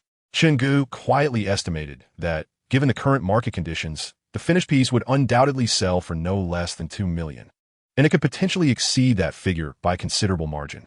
It is noteworthy that a high-quality bracelet, characterized by a vibrant green hue and made of icy jade, typically commands a market price ranging from 300 to 500,000. Judging by the size and quality of the original material, at least 4 or 5 such exquisite bracelets could be crafted, along with elegant smaller items like pendants or piece bucks. Chun Ge had invested a mere 38,000 for this piece. Thus, this truly exemplifies a remarkable case of instant wealth. Furthermore, even if Liu Yaozu possesses the capability to sell this item for 2 million or even a staggering 20 million, what relevance does that hold for Chun Ge? Could Liu Yaozu's substantial earnings truly influence Chun Ge's life? Clearly, that is impossible. Thus, Chun Ge has always maintained a nonchalant attitude toward such matters, believing that earning what one is entitled to is the true path to prosperity. Reclining in his wicker chair, he retrieved his phone and called his father. The call connected swiftly, and Chun Yotsai's voice resonated on the other end. "Xiao Ge, why are you still awake at this hour?" With a chuckle, Chun Yukai continued. "I found a job that provides food and lodging, so I'll be staying here." Chun Ge, puzzled, inquired what kind of job, given his father's age and health. What sort of employment could he possibly secure? His father's words, which had initially filled him with joy from his recent earnings of 2 million, now darkened his mood, bringing a hint of moisture to his eyes. He sniffed and replied, "Dad, you don't need to do this. I found work too. I can support our family. It's all right. Xiao Ge, don't worry about me. My job here is quite easy, and I'm happy to be around." Chun Yukai quickly reassured him, having sensed the shift in his son's tone. After a brief conversation, they hung up, with his father repeatedly cautioning him against gambling, fearing that Chun Ge might follow in his footsteps. Naturally, Chun Ge refrained from mentioning his recent windfall from gambling, understanding that if his father wished to spend more time with his mother, he would not press the issue. After ending the call, Chun Ge rose to pour himself a glass of water and returned to his chair. The effects of the alcohol had somewhat dissipated, no longer leaving him in distress. He opened his phone, gazing at the bank notification and the balance of 307,000 yuan, feeling a flicker of excitement within. Yet, memories of the arduous days spent working alongside his mother to repay debts surged unbidden, causing a pang of discomfort in his heart. Now, he possessed the means to provide a better life for his mother. Yet alas, the desire to support her came too late. Chun Ge was uncertain how Liu Yaozu might assist him, but he understood that some matters cannot rely solely on others. One must forge their own strength. Even if Liu Yaozu extended his support, it would be a monumental favor, one that would require repayment, and not just in kind, but with interest. His current worth in Liu Yaozu's eyes was merely due to his skills in gambling. What if one day he faced a loss? Would Liu Yaozu continue to offer his assistance if he lost his value? Ultimately, gambling is rooted in chance. Who can guarantee a win every time? As Chun Ge pondered these matters, A cacophony of clattering and the raucous shouts of men echoed from outside, disrupting his thoughts. A frown creased his brow. Living in this dilapidated house had never bothered him before, but now that he had money, he found himself increasingly dissatisfied with his surroundings. It seemed time to seek a change of environment. However, the clamor outside showed no signs of abating. Instead, it persisted for an extended period, heightening his irritation. In the dead of night, such noise was utterly disruptive to one's peace.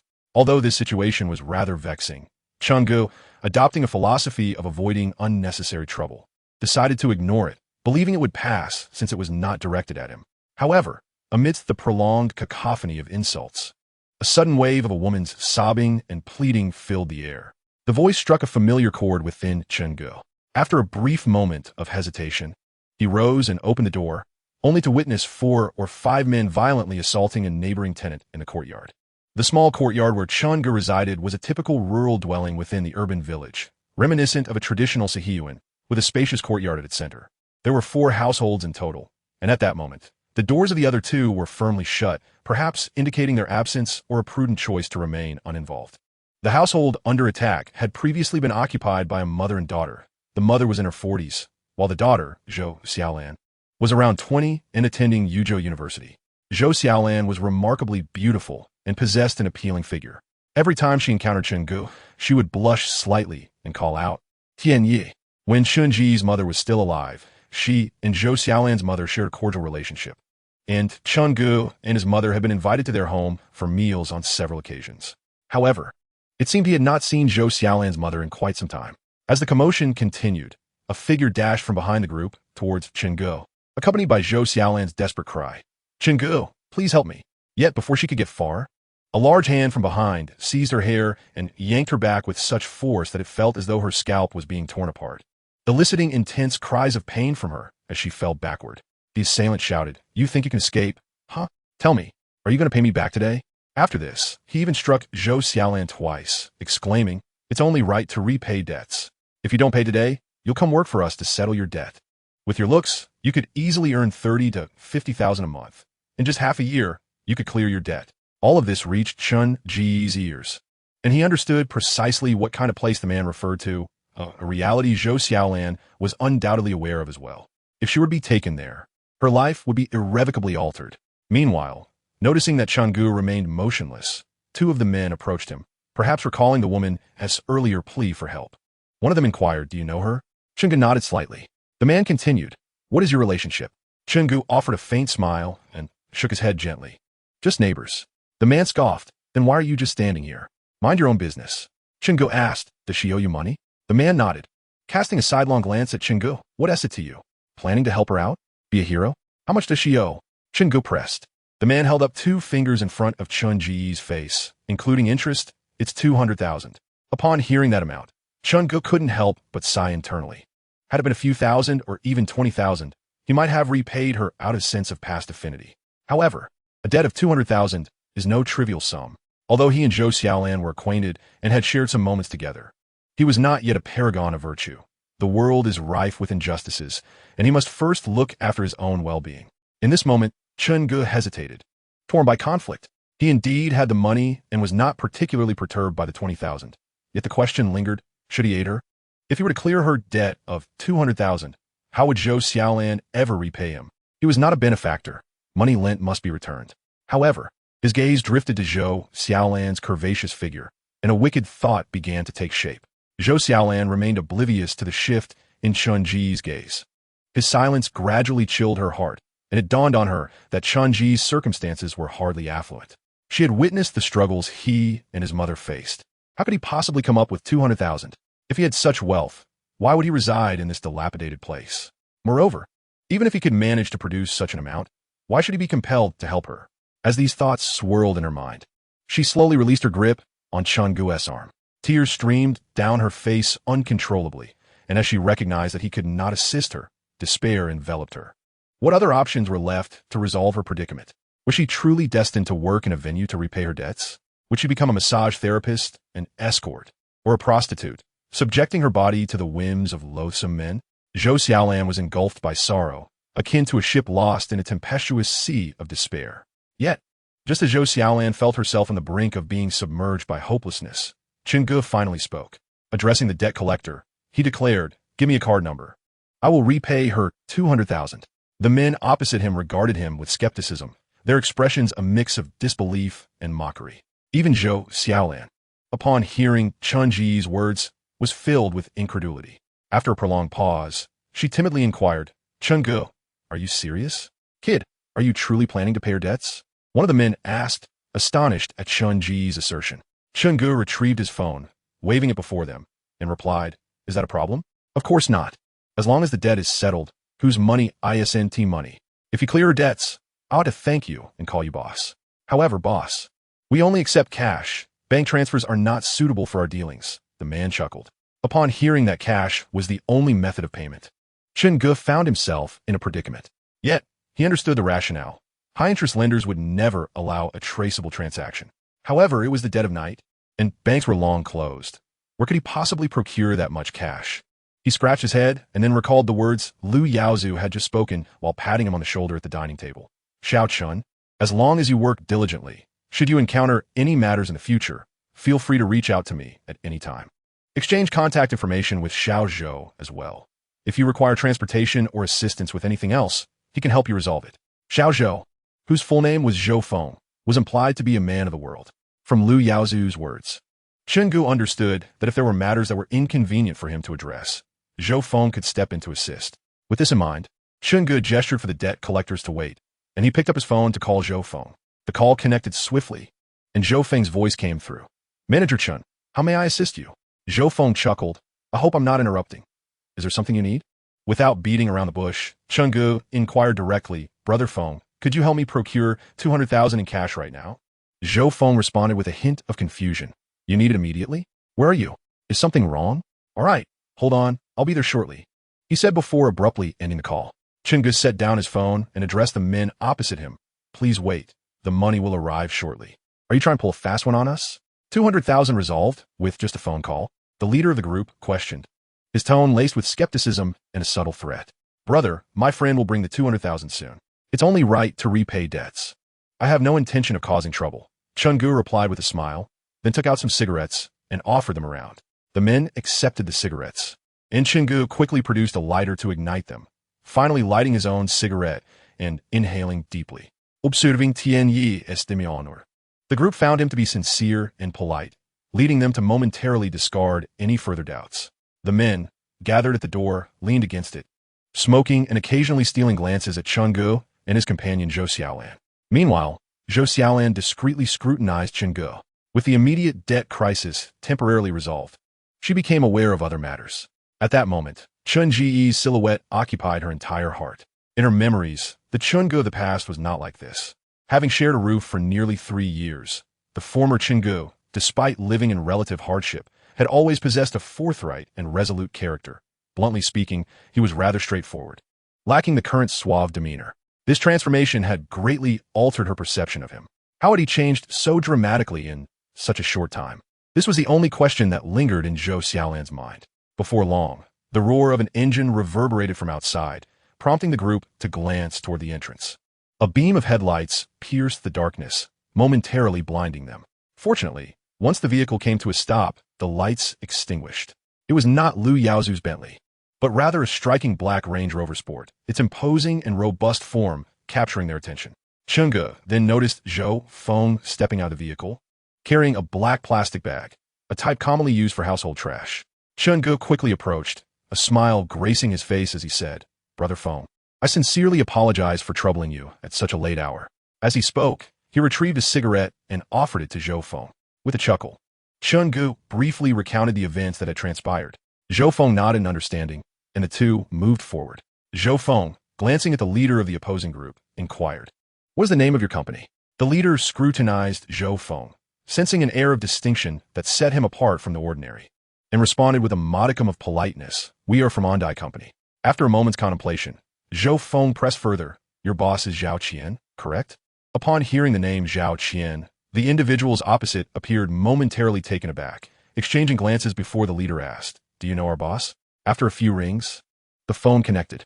The conversation was not on speaker, But Chun Gu, standing beside Zhou Feng, could faintly hear the voice on the other end. Oh, Brother Feng, calling me at this late hour must mean you're inviting me for drinks? The tone suggested a certain camaraderie between the two. Xu Feng replied, Xiu Yi. I apologize for the interruption. I wanted to discuss something with you. What is it? Please, feel free to speak plainly, Brother Feng, came the courteous reply. Zhou Feng continued. I recall you established a loan company. Is it called On Dai? He did not mince words. Indeed. Is it that Brother Feng requires a capital turnover? Just state the amount you need. The voice on the other end responded, somewhat surprised. That would be Zhou Xiaolan, correct? She is your brother's girlfriend? My sincere apologies. I was unaware, he added. Zhou Feng chuckled. It's quite all right. I merely wish to discuss this matter. Please do not cause any further trouble for the young lady. My boss, Mr. Liu, holds my brother in high regard. Understood, Brother Feng. I will inform my colleagues shortly. Zhou Feng responded politely. All right then. Let us arrange a gathering for drinks next time. After receiving confirmation, he ended the call and turned to the individuals before him. Just after the call concluded, the leader's phone rang. Upon answering, it was evident he was conversing with Zhao Qian. After a brief exchange, he hung up and turned to Zhou Feng with a smile. I apologize, Brother Feng. I was unaware of your connection with my boss. I shouldn't have taken action. Zhou Feng waved his hand dismissively. The leader then looked at Chen Ge and said with a smile, May I ask your surname, brother? Chen Ge replied, You flatter me. I am simply Chun. The leader chuckled. My boss mentioned you only need to repay the principal of 150,000. The interest is waived. Chen Ge, somewhat astonished, responded, That seems inappropriate. It should be the full amount. The leader reassured him, There is no issue. This is what my boss decreed. Consider it an apology to the young lady. Chen Ge glanced at Zhou Xiaolan, whose hair was disheveled and face streaked with tears, marred by a few finger marks, though she bore no serious harm. Although the other party mentioned that only the principal needed to be returned, it was evident that Zhao Qian was extending a favor. However, favors are reciprocal.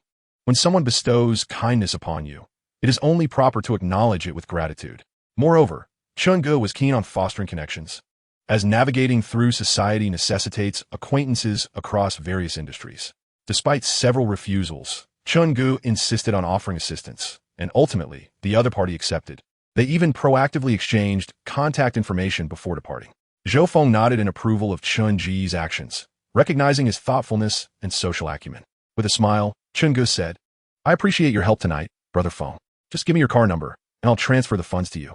Let us not be so formal. You can keep the money for now, as I'm not in need of it. Chun Ge shook his head and added, Brother Feng, that won't do. A loan is a loan, and besides, I have sufficient funds at the moment with no significant expenses on the horizon. However, before Chun Ge could finish, Zhou Feng interjected.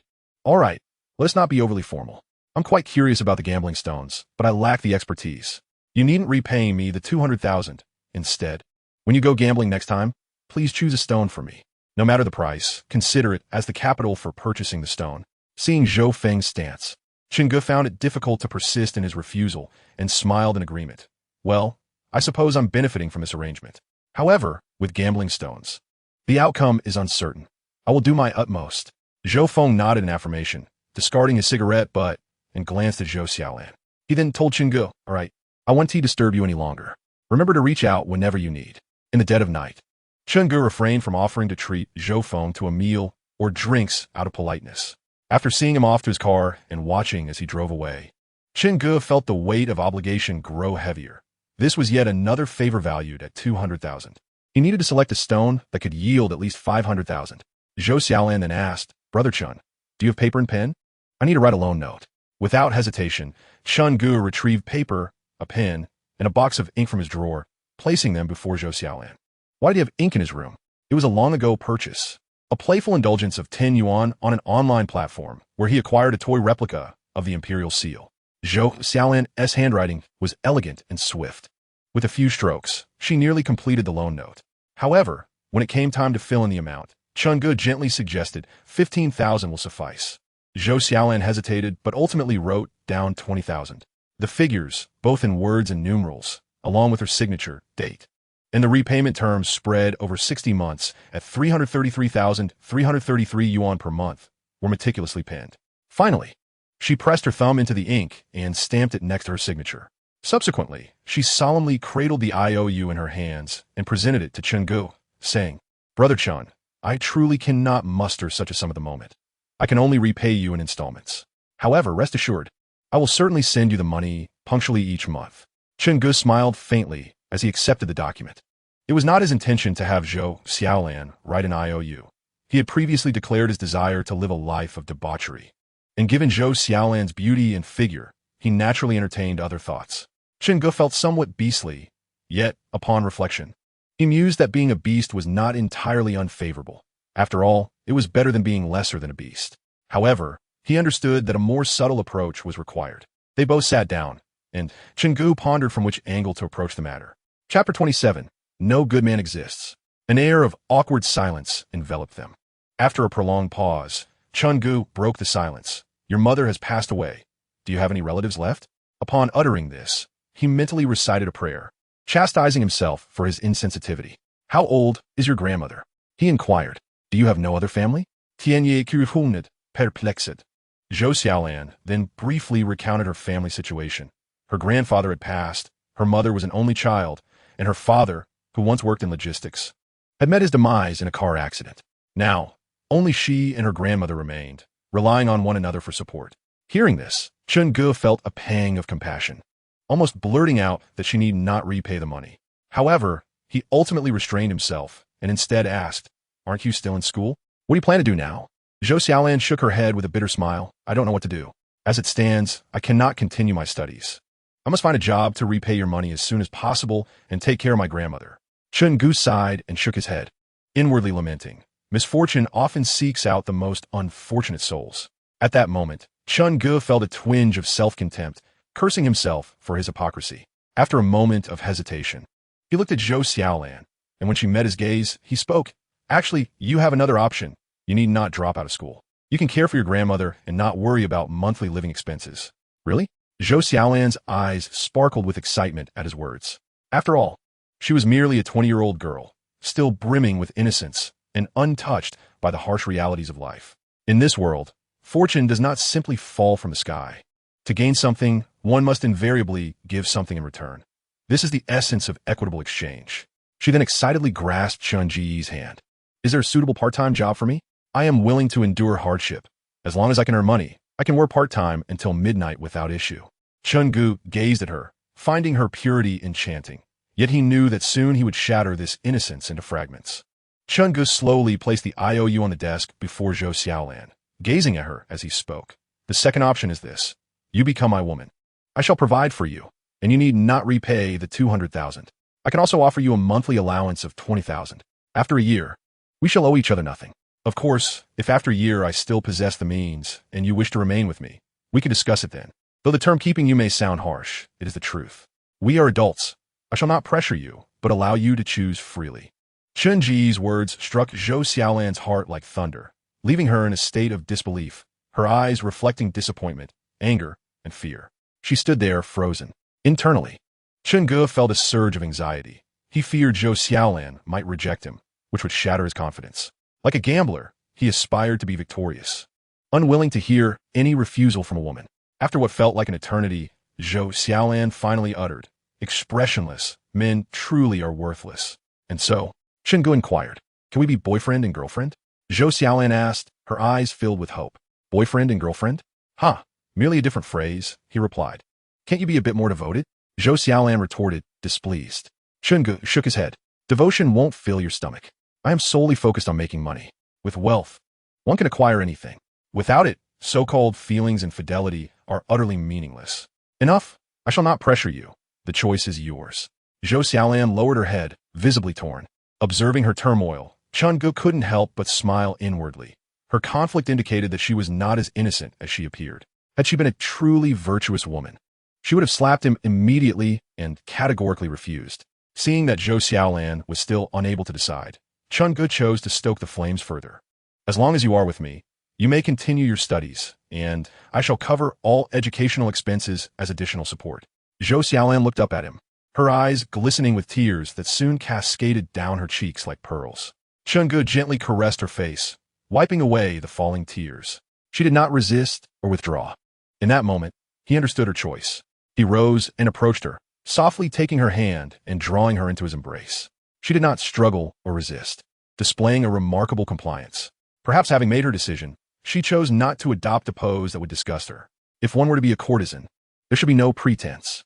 Chungo appreciated this aspect. Moreover, he held no contempt for those women who sold their bodies for survival. Rather, he felt a tinge of envy. When cornered, relinquishing dignity and societal judgment to earn a living by simply lying down was a luxury he could not afford. In his own dire straits, he must remain steadfast, even if it meant facing death standing tall. For he was a man. The adage that a woman becomes wicked when she acquires wealth, while a man turns corrupt upon gaining riches, is indeed a profound truth. Perhaps at this moment, Zhou Xiaolan feels a surge of grievances and humiliation. However, Chun Ji's words ring true. Without money, everything is rendered worthless. Her academic performance is commendable, and she is reluctant to abandon her studies. Yet, given her current age, shouldered with immense debt is an arduous task. Is 200,000 a substantial amount? It is indeed, as 90% of families in the nation fail to reach an annual income of that sum. Yet, in the eyes of the truly affluent, 200,000 may hold little more significance than $2 does to the average person. Chengge gently extricated himself from Zhou Xiaolan's embrace, observing the slight swelling on her cheeks. He tenderly tucked a stray lock of hair behind her ear. With a smile, he retrieved his phone and transferred 50,000 to Zhou Xiaolan, subsequently tearing up the IOU in front of her. With his current capabilities and connections, he harbored no fear of her retracting her agreement, and he firmly believed she would not. Zhou Xiaolan gazed at her phone in astonishment, whispering to Chengge, "Wasn't it supposed to be 20,000 each month? Why so much?" Grasping her hand, Chengge led her toward the bedroom, chuckling, "Today, dear sister, is a joyous occasion. The excess shall serve as your pocket money." As they reached the bedroom, Zhou Xiaolan's cheeks flushed, following Chengge step by step. The intensity of his gaze made her feel somewhat uneasy. She was acutely aware of what was about to transpire. Chengge leaned in close, whispering in her ear, "Are you nervous?" She nodded, her face aglow with embarrassment. Amused, Chengge playfully exhaled softly near her ear, causing her to feel weak all over. "Is this your first time?" Just as Chengge was about to proceed, Zhou Xiaolan grasped his hand, blushing as she whispered, "I need to take a shower first." With that, she hurriedly dashed into the bathroom. This room was equipped with a modest washroom. Watching her retreating figure, Chengge felt a surge of excitement. As the sound of running water filled the air, he quickly shed his clothes and approached the bathroom door, gently turning the doorknob.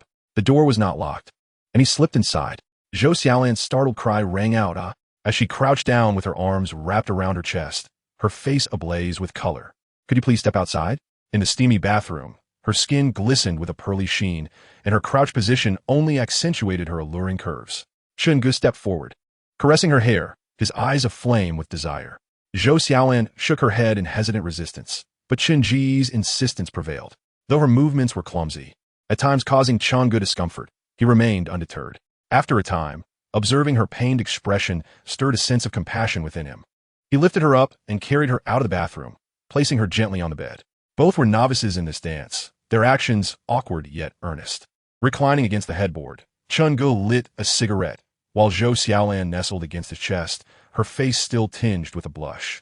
She reached over to the bedside table to retrieve a lighter, assisting him in igniting his cigarette, seemingly beginning to acclimate to this role. Chengge inhaled deeply before exhaling slowly, casting a glance at Zhou Xiaolan in his embrace, a twinge of discomfort stirring within him. He recalled the several outfits he had purchased alongside Anna, noting that their figures were not so dissimilar. Rising, he retrieved the garments and handed them to Zhou Xiaolan, suggesting, "Try these on and see if they fit." Zhou Xiaolan obediently took out the clothes and shoes, but her face flushed a deep crimson upon discovering the set of alluring lingerie. She glanced at Chengge, exclaiming, "Isn't this a bit too revealing?" Then, noticing the price tag nestled within the packaging, she gasped, "This is so expensive." To her, it truly was exorbitant, as her entire wardrobe usually amounted to less than 200 yuan, whereas this ensemble of lingerie, dress, and shoes totaled 5,000 yuan. How could she not be astonished? She was astute enough not to inquire how Chengge came to possess women's clothing, and he appreciated her understanding demeanor. "Hurry and put it on," Chengge urged. Complying, Zhou Xiaolan donned the new lingerie, slipped into the floral sundress, and adorned her feet with red high heels, standing before Chengge. She twirled, the hem of her dress swirling with her movements. "Do I look good?" she asked. Chengge nodded affirmatively, "You look splendid," before pulling her into his embrace and kissing her captivating, luscious lips. That night, they indulged passionately. Zhou Xiaolan was undeniably overwhelmed, yet she bore the discomfort of her body, striving to meet Chun-Ji's fervor until the dawn's light began to break, at which point they fell asleep entwined.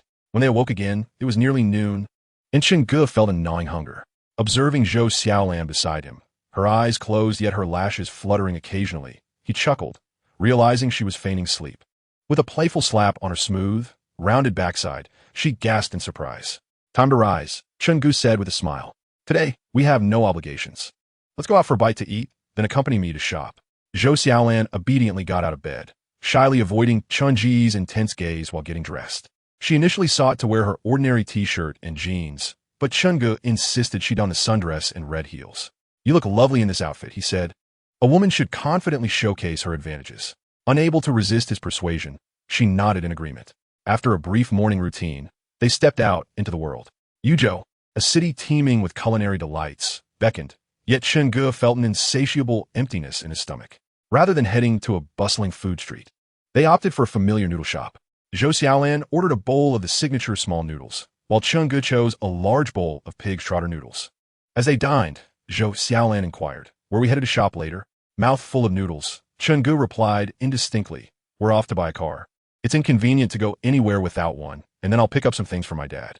During their late-night conversation, Zhou Xiaolan had gleaned some insight into Chun-Ji's father's situation. She smiled sweetly and nodded in understanding. Chun-Ji's desire to purchase a car was not a fleeting whim, but rather a notion that had taken root the moment he obtained his driver's license. As a man, he felt a sense of regret whenever he lacked what he deemed essential: beautiful women and luxurious automobiles. In the past, he lacked the means to fulfill such desires. But now that he possessed the financial capability, it was only natural to indulge himself.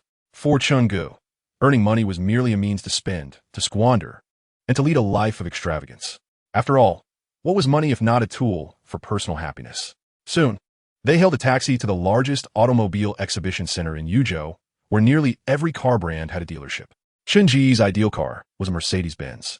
Thus, they made their way directly to the Mercedes dealership. Zhou Xiaolan was dressed in a fashionable manner, while Chun-Ge was clad in ordinary attire, his entire outfit costing less than 100 yuan. However, contrary to the melodramatic scenes often depicted in television dramas, the dealership staff welcomed them with warm smiles and enthusiasm. The salesperson was a strikingly beautiful woman, her subtle makeup enhancing her fair complexion. The fitted white shirt she wore accentuated her alluring figure, captivating to behold. Her voice was gentle, and her words exuded professionalism. She extended her hand to Chun-Ge, greeting him with welcome. Then she continued, "Sir, my name is Fanya, but you may call me Xiaoya. How may I address you?" It perplexed Chun-Ge how certain affluent young men in soap operas could exhibit such arrogance, strutting around with an air of superiority. In reality, most wealthy individuals, though not universally, tended to possess higher levels of refinement, as their wealth afforded them access to superior education and broader horizons. Of course, this was not an absolute truth. Chapter 29, Test Drive. After politely greeting Zhou Xiaolan, Fanya inquired, "Mr. Chun, which model of our Mercedes are you interested in?" The C-Class could be considered the pinnacle of automobile choices for an average family, and it was also Chun-Ji's current favorite. Fanya accompanied him, providing timely insights about the vehicle as he examined it. This is the new Mercedes-Benz C300, a mid-sized luxury sedan equipped with a 2.0L high-power turbocharged engine, delivering a maximum power of 180 horsepower at 500 RPM and a peak torque of 370 Nm between 304 000 RPM.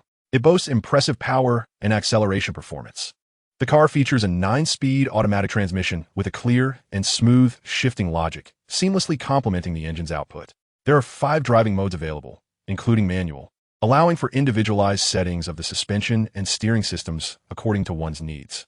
The chassis is primarily tuned for comfort, with adjustable suspension that effectively absorbs road imperfections, providing excellent support during cornering and high-speed driving. The steering is notably more responsive than in previous models, and the shorter wheelbase of the standard version allows for quicker rear-end movements during turns, resulting in agile and nimble handling. Fanya's presentation was both professional and detailed. Chun-Ge nodded in acknowledgement, having already researched these specifications on his phone prior to their visit. The Mercedes-Benz models 260 and 300 differ in dimensions, with the former measuring 5,021 mm in length, 1854 mm in width, 1,487 millimeters in height, and a wheelbase of 3,014 millimeters, while the latter spans 4,947 millimeters in length, 1,860 millimeters in width, 1,470 millimeters in height, and features a wheelbase of 2,939 millimeters. From a purely dimensional perspective, the 260 is slightly larger. However, regarding other configurations, the 300 boasts significantly superior features, the distinctions of which are numerous and not worth enumerating here. After a brief period of observation at the display area, Chungu inquired whether a test drive vehicle was available. He nodded in acknowledgement. Very well, I shall make the necessary arrangements, Fanya replied. First escorting Chungu and his companion to the reception area, where she offered them refreshments. Chungu requested 2 cups of coffee, and after Fanya diligently fulfilled this request, she proceeded to the office area to coordinate the test drive. Seated comfortably on the sofa, Chungu and Zhou Xiaolan engaged in casual conversation, unhurriedly passing the time. Chungu's gaze drifted towards the entrance of the dealership, where 2 figures were making their way into the lobby, Lu Tsong and Anna. A wave of confusion washed over Chungu. Anna, with her arm linked through Lu Tsong's, wore a beaming smile as she animatedly conversed with him, her grip on his arm so tight that it caused her chest to appear noticeably accentuated. Chungu's attention remained fixated on the 2, and he observed as a staff member approached them with a courteous greeting. He then heard Lu Tsong's voice, laced with arrogance, as he commanded, "Show me the model and arrange a test drive for me." It was indeed unfortunate that they had come to view cars as well. Chungu mused. Before long, after Lu Tsong and Anna had perused the exhibition area, the sales personnel guided them to the reception area. With keen eyes, Anna instantly spotted Chungu and Zhou Xiaolan. Today, Zhou Xiaolan's attire was particularly captivating, and the ensemble she wore was something Anna had meticulously chosen but could not procure herself, making her thoughts linger on it. Regardless of the setting, Anna's voice rang out a bit too loudly, expressing her surprise. "Chungu, what are you doing here?" Lu Tsong, standing beside Anna, registered her exclamation with astonishment and turned to follow her gaze towards Chungu and Zhou Xiaolan. However, Lu Tsong's eyes did not immediately land on Chungu. Rather, they were drawn to the exquisitely dressed Zhou Xiaolan, instantly capturing his attention. Though Lu Tsong had always regarded Anna as his girlfriend, it would be a misjudgment to assume his loyalty was unwavering. The tendency for men to be captivated by beauty is a universal trait, and Lu Tsong was no exception. Chungu, too, belonged to this category. Feeling the intensity of Lu Tsong's gaze, Zhou Xiaolan instinctively shifted slightly behind Chungu. He smiled gently and patted her hand, which was gripping his arm, before nodding towards Anna and Lu Tsong in acknowledgement. At that moment, Lu Tsong snapped back to reality and approached Chungu and Zhou Xiaolan. His curiosity piqued as he asked, "Chungu, what brings you here?" The voice was loud, laced with doubt and a distinct sense of skepticism. Chungu chuckled and said, "It's all right. Just come over to enjoy the coffee and the air conditioning." Lu Tsong cast a disdainful glance at Chungu and, in a condescending tone, remarked, "You come to soak up the air conditioning at a Mercedes dealership? Do you realize this is a Mercedes dealership, a place exuding sophistication and elegance? Everyone who visits here is a social elite, a white-collar professional, or at least someone at the level of a manager or executive. If you want to enjoy air conditioning, you should head to a bubble tea shop. Can you even afford to compensate if you damage anything here?" While Lu Tsong continued his tirade, the sales representative, Fanya, approached Chungu and his companion with a smile, politely stating, "Mr. Chun, we have arranged the test drive. Let us proceed to the driving area." Chungu nodded with a smile, taking Zhou Xiaolan's hand as they stood up together. "What test drive? Isn't it supposed to be arranged for me?" Lu Tsong asked Fanya in a state of confusion. He incredulously exclaimed, "This broke guy can test drive a Mercedes? Isn't that just lowering the brand's prestige? Miss, let me tell you, this fellow cannot afford a car. Don't waste your efforts on him. Just take me for the test drive." Saying this, he stood up with Anna and headed towards the test drive area ahead of the others. Hearing Lu Tsong's remarks about Chungu, Fanya glanced at Chungu and said, "Mr. Chun." This Chungu smiled and replied, "It's fine. Let us go and have a look together." Chapter 30. Full payment secured. Fanya did not allow Lu Tsong's words to foster any feelings of disdain or impatience towards Chungu and Zhou Xiaolan. She continued to courteously lead the 2 of them alongside Lu Tsong and Anna to the test drive area. One cannot deny the grandeur of Mercedes. In this precious real estate of Yuzhou City, there exists a dedicated area for test drives. Fanya guided them to the edge of the area where several test vehicles were parked, including both the Mercedes 260 and the 300. Since the sales representative who had just attended to Lu Tsong was busy arranging the test drive, and Lu Tsong had eagerly arrived at the test drive area ahead of time, the sales representative did not follow. Consequently, Fanya assumed the role of introducing the vehicles to the group. At this moment, Lu Tsong walked straight toward the 260 parked in the lot. The others followed him, and upon reaching the vehicle, Lu Tsong extended his hand to Fanya, saying, "Hand me the car keys." Fanya handed over the keys and prepared to take her place in the passenger seat, but to her surprise, Anna opened the passenger door first and sat down. This action caused even the typically composed Chun-gu to flinch. Was this woman out of her mind? Was the passenger seat so appealing to her? This thought echoed in the minds of the others as well. Aside from her initial encounter with Chun-gu, Anna remained silent until now. But her haughty gaze revealed that she was deliberately acting this way to provoke Chun-gu, simply unfazed by the fact that he had previously dismissed her with a puff of exhaust. After a brief moment of astonishment, Fanya gently shook her head. She then expressed her apologies to Chun-gu and Zhou Xiaolan. During the test drive, it was essential for the sales representative to accompany the customers throughout the experience. However, her colleague was delayed, prompting her to take over the role. She opened a rear door and took a seat inside. Just as she was about to close the door, Chun-gu grasped it, saying, "Let me experience it as well." Fanya nodded with a smile in agreement, and soon after, both Chun-gu and Zhou Xiaolan settled into the back seat. For Chun-gu, this was akin to last night's gathering, which would only multiply in the future, and his capacity for alcohol was indeed limited. Nevertheless, regardless of whether he drank or not, the principle of not driving under the influence remained firmly etched in his mind. After purchasing the car, the likelihood of him sitting in the back seat far exceeded that of him taking the wheel himself. Thus, it was prudent to assess the comfort of the rear seat. This model, the 260, provided an opportunity for comparison with the 300. Lu Tsong, noticing Chun-gu had joined, merely smirked but refrained from commenting. Meanwhile, Anna was exploring the vehicle with considerable curiosity. Lu Tsong adeptly started the engine and navigated along the test drive route. Fanya occupied the middle position in the back, occasionally leaning forward to provide functional introductions, while Chun-gu reclined against the rear seat, savoring the rare and exquisite scenery.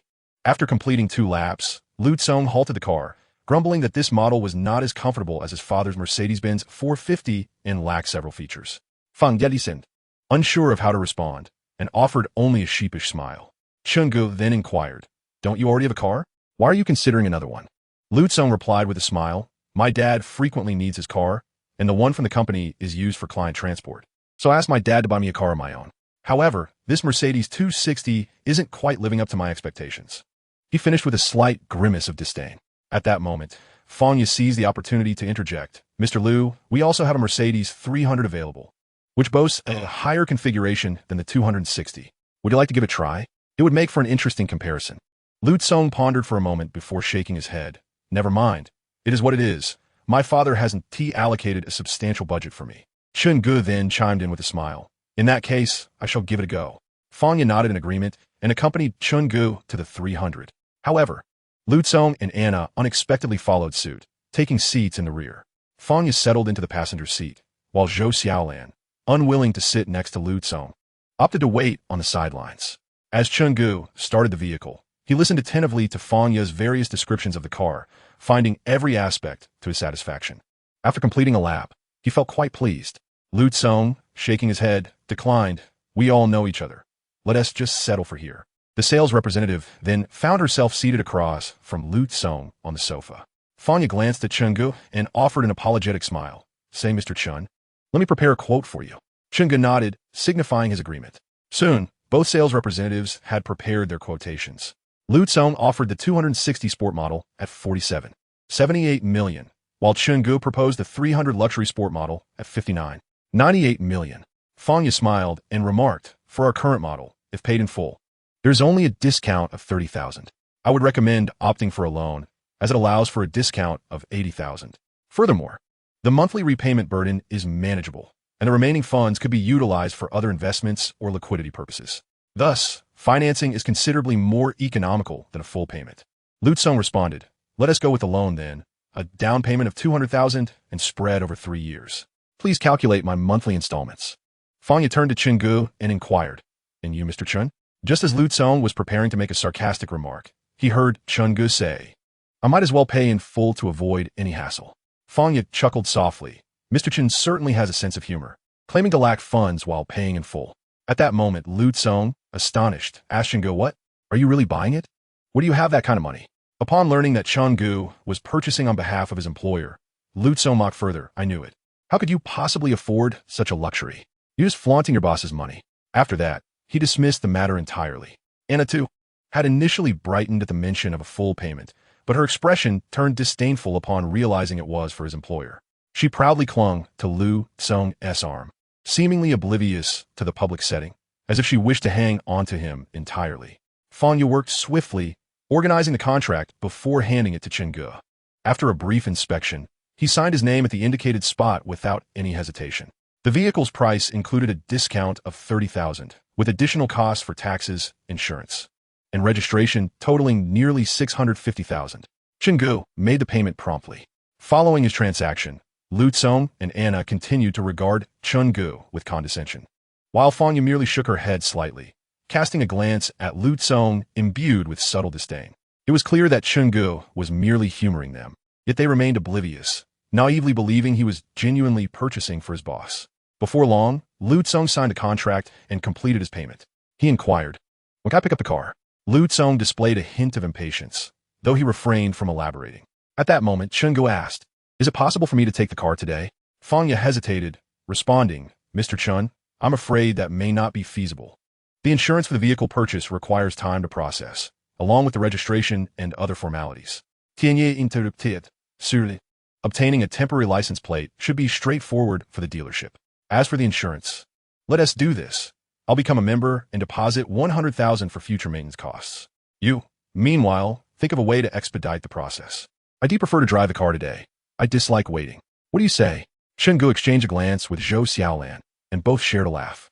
Although Zhou Xiaolan was unaware of the extent of Chun Ji's wealth, the fact that he could readily offer 200,000 to assist her in repaying her debts suggested that his overall financial resources were substantial enough not to be depleted by such expenditures. Thus, from the moment Lu Tsong entered, she regarded him and Anna with the same disdainful amusement as Chenggu did, perceiving them as little more than jesters. In Chapter 31, titled Evening Stone Gambling, Chenggu awaited the retrieval of his vehicle. After Lu Tsong completed the car loan procedures, he departed, viewing Chenggu merely as someone spending his boss's money to feign affluence. Anna, too, considered Chenggu financially lacking, thereby feeling no need to curry favor with him. Chenggu and Zhou Xiaolan occupied the sofa for several hours, during which Fanya visited multiple times to offer tea and water, displaying an exceptionally cordial demeanor. At last, around 4 in the afternoon, Fanya approached with the necessary paperwork, politely presenting it to Chenggu. "I apologize for the wait, Mr. Chun. Here are the documents for your vehicle. The insurance is already effective, and I've affixed the temporary license plate for you. When you have a moment in the next few days, please come by to select your permanent plate number." Chenggu stood, taking the documents from Fanya, and expressed his gratitude. "Thank you, and I appreciate your efforts. Am I free to drive away now?" Fanya replied with a smile. "Would you like to wait just a little longer, Mr. Chun? We could arrange a small ceremony to celebrate your vehicle's acquisition." Acquiescing to Fanya's suggestion, Chenggu received the car keys as she led him to his new vehicle. Although a formal ceremony was not required, a red ribbon was adorning the rearview mirror, and a complete set of high-end floor mats, a gift from the dealership, had been installed. Driving his new car along the highway, Chenggu felt a surge of excitement beneath his calm exterior. This vehicle had once been a goal of his, and achieving it filled him with a profound sense of accomplishment. The two then set off towards the suburban cemetery. By the time they arrived, the sun was nearing the horizon, casting a vivid crimson hue across the sky, perhaps signaling a change in the weather. Upon reaching the cemetery's office, Chenggu discovered it had closed for the day, so he called Chen Yukai, who soon descended from the dormitory building. Chen Yukai looked somewhat surprised at the sight of Zhou Xiaolan beside Chenggu, prompting Chenggu to smile and introduce her. "Dad, this is my girlfriend, Zhou Xiaolan." Zhou Xiaolan, her cheeks slightly flushed, sweetly greeted, "Hello, uncle." Instantly, a joyful smile illuminated Chun Yotsai's face. The knowledge that his son had entered a romantic relationship alleviated one of his concerns, naturally lifting his spirits. The trio did not proceed to Chun Yotsai's dormitory, but instead made their way to the grave of Chun Ji's mother. Zhou Xiaolan stepped forward to arrange the flowers and placed several fruits at the base of the tombstone. They stood in silence before the grave for a considerable time. each lost in unspoken thoughts. Chin Yukai, attempting to deflect the subject of money, remarked, "You should keep your funds. I have meals and accommodation covered here. And there isn't much need for expenses. Just take it. You'll need to purchase daily necessities. At the very least, buy some cigarettes or alcohol to share with your colleagues during casual gatherings." Upon finishing his words, Chen Ge refrained from further entangling with Chen Yukai and proceeded to the car, where he and Zhou Xiaolan settled inside. Chen Yukai, astonished, inquired about the vehicle, advising, "You must exercise caution. If the car accelerates too rapidly, it is prudent to wait an extra moment rather than rush." "Understood, Dad. We shall take our leave now," Chen Ge replied, bidding farewell to Chen Yukai, while Zhou Xiaolan waved with a smile. During their journey, Chen Ge received a call from Lu Yaozu. "Xiao Chun, prepare yourself. Arrive at the company early tomorrow. We are heading to Rueli. The tickets have been booked for an 11 o'clock flight." Chen Ge was not surprised by Lu Yaozu's trip to Rueli.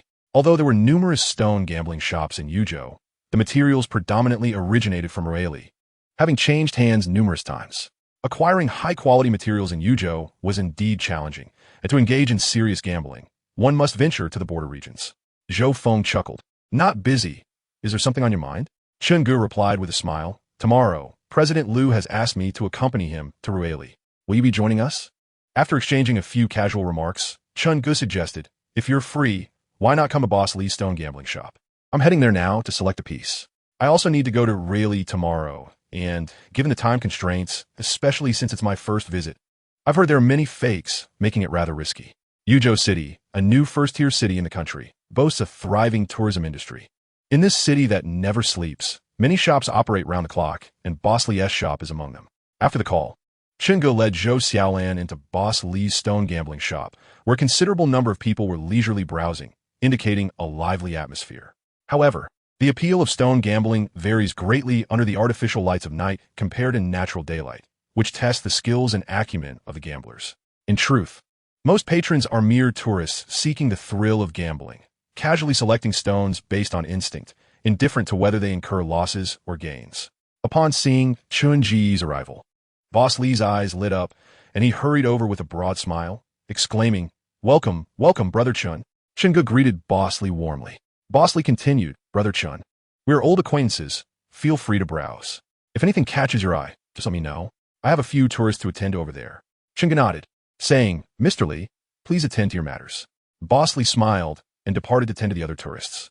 Tian Yi, undeterred, casually picked up a flashlight from the counter and began to examine the selections on the independent shelves in the premium area.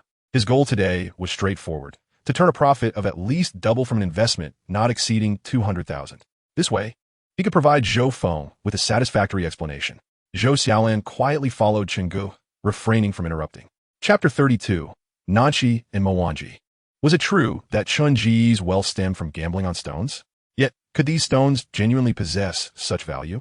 Zhou Xiaolan's mind brimmed with curiosity. Chen Ge was meticulously selecting materials, while Zhou Feng had arrived unnoticed, perhaps due to Chun Ji's intense focus. It was as if Zhou Feng had followed him like a shadow, observing him for quite some time without his awareness. One must acknowledge that Boss Lee's establishment is undoubtedly among the largest jade stone shops in Yuzhou City, with an impressive reputation for quality. The jadeite materials in his shop are generally of high caliber, as evidenced by the commendable appearance of many stones. Before Chen Ge lay two pieces of jade, one large and one small, each distinct in color and shape. The larger piece, judging by its skin, was likely sourced from the Nanjia mining area. Located south of Peigang and in the southern region of the Dama Canyon area, this site produces raw stones with yellow sand skin and yellow-red sand skin, among others. The yellow sand skin, characterized by hue between pale yellow and yellow-gray, is typically thin, small, and smooth, with internal jadeite often displaying shades of violet or pale green, and a delicate texture. The piece, roughly the size of a fist, radiated a unique smoothness, fitting comfortably in hand as if shaped by the careful passage of time. Its skin was a quintessential example of yellow sand skin, a hallmark feature of Nanjia stones. Typically, the raw stones from this area possess thin and compact skins, and this one was no exception, with fine and uniform sand particles glistening like delicate gold dust under natural light. When Chen Ge illuminated the stone with a powerful flashlight, he was delighted to discover a subtle pink hue within, its glow soft and evenly dispersed. This delicate pink, reminiscent of early spring peach blossoms, vibrant and full of life. added immeasurable charm and value to the stone. Even more remarkably, upon closer inspection, Chunga noted that aside from a prominent crack in the center, no additional fissures marred its surface.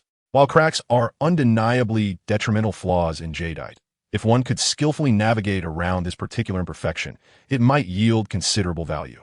As he shone the light through the stone, it revealed a misty layer beneath the skin, spreading softly. Chunga sensed that this raw stone could potentially reach the level of Nuo Bing jadeite, or perhaps even higher. Nuo Bing jadeite, with its uniformly smooth interior, possesses a delicate texture and warm luster akin to well-cooked glutinous rice soup. Although its transparency may not rival that of ice or glass jade, it carries its own unique allure. Nuo Bing jadeite has always been favored in the market for its balance of translucency and rich jade quality, evoking a subtle yet profound beauty. However, these traits are characteristic of Nanjia stones, which are notoriously unpredictable. Upon cutting, the quality can either astonish with its excellence or disappoint with its inferiority, particularly with violet jade, which is often said to die in the light. For a moment, Chunga furrowed his brow, hesitant to draw any conclusions too quickly. He then set aside the Nanjia stone and turned his attention to the second piece.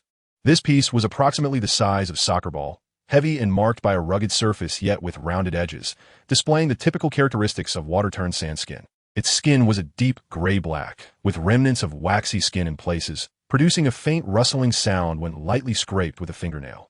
The most conspicuous feature was the 3 intersecting python stripes, their hue slightly darker than the surrounding area, forming a banded distribution with sporadic flecks of pine blossom at the junctions. Illuminating the stone was a crucial step. Chunga employed Boss Lee's powerful 60-lumen flashlight, angling it at 45 degrees. The skin exhibited decent translucency, with a halo diffusion radius of approximately 3 centimeters. At the intersection of the python stripes, a faint green reflection could be discerned, suggesting the potential presence of chromatic roots within. Upon rotating the raw stone, he discovered 2 fog layers on the reverse side, roughly 2 millimeters thick and of a yellowish-white hue, characteristic of the typical Mwanjiji white fog. During the light inspection for cracks, 3 delicate hairline fissures were observed on the surface of the skin, extending perpendicularly to the python stripes. These horizontal fractures posed significant risk, potentially severing the color bands. Although no fluorescence was detected under ultraviolet light, indicating that the flesh remained unharmed, Chunga lamented the absence of a UV light, relying instead on his past experiences to make a judgment. The performance of this material deepened the furrow on Chunji's brow. He set down the flashlight and rubbed his temples, visibly conflicted. Zhou Feng, trailing behind him, inquired, "Chunga, what is the matter?" He produced a cigarette and offered one to Chunga. Realizing Zhou Feng had arrived, Chunga accepted the cigarette, lit it, inhaled deeply, then turned to Zhou Feng, gesturing to the 2 pieces before him with a wry smile. "I'm finding it rather difficult to choose.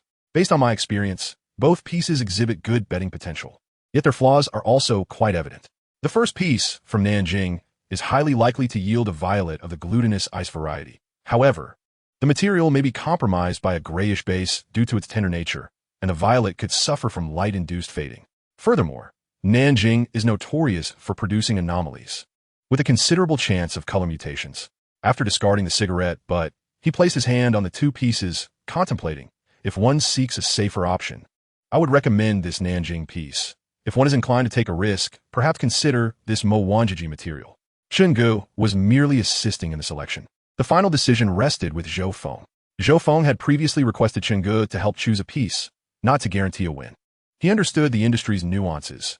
No one could assure a victory, and Chunga could not assume that responsibility either. Listening to Chunga, Zhou Feng felt perplexed, as did Zhou Xiaolan. While they understood the individual words, the overall meaning eluded them. Noticing Chun Ji's indecision, Zhou Feng suggested, "Then go with your instinct. Winning or losing doesn't really matter." Chapter 33, The Gamble. Zhou Feng encouraged Chunga to follow his intuition, asserting that even a loss would be inconsequential. However, Chunga held a different perspective. Who would willingly choose to lose if victory were attainable? At that moment, Boss Lee approached, greeting Zhou Feng before turning to Chunga. "Chun, have you selected your material?" With a smile, Chunga nodded. After a moment's contemplation, his hand settled on the Mwanjiji piece. Although the Nanjing material appeared somewhat more secure, Chunga felt a desire to challenge his luck for the day. In Chun Ji's view, the potential of this material is substantial. The profit is directly proportional to the risk. To achieve a significant gain, one must be willing to embrace greater risks. He patted the material and smiled as he inquired of Boss Lee, "How much for this piece, Mr. Lee?" Boss Lee scrutinized the material and replied, "This is Mo Wanji color material. If it yields a full, vibrant yang green, my dear brother, you will strike it rich. Just remember, this old brother of yours is counting on your generosity when that time comes." Chungu chuckled at Boss Lee's jest, naturally not taking it to heart. He refrained from responding, instead gazing expectantly at Boss Lee for further commentary. After a moment of contemplation, Boss Lee stated, "I will offer it to you at cost. A flat price of 300,000. If you like it, take it for a spin." Chungu was skeptical of Boss Lee's claim of cost price, especially when it was set at 350,000. Behind him, Zhou Feng subtly raised an eyebrow, yet he remained silent. It was customary for others not to interject while Chungu negotiated with Boss Lee. In Zhou Feng's mind, he had given Chungu a budget of 200,000, and as long as Chungu selected a piece, the final transaction price was his concern. Even if Chungu ultimately secured it for a mere few hundred, Zhou Feng would still profit by a significant margin, effectively clearing his 200,000. Chungu understood Zhou Feng's intentions. Thus, he was now focused on negotiating the lowest possible price to maximize his own benefit. After all, 200,000 is still a considerable sum. Who wouldn't he want to achieve high profits at a low cost?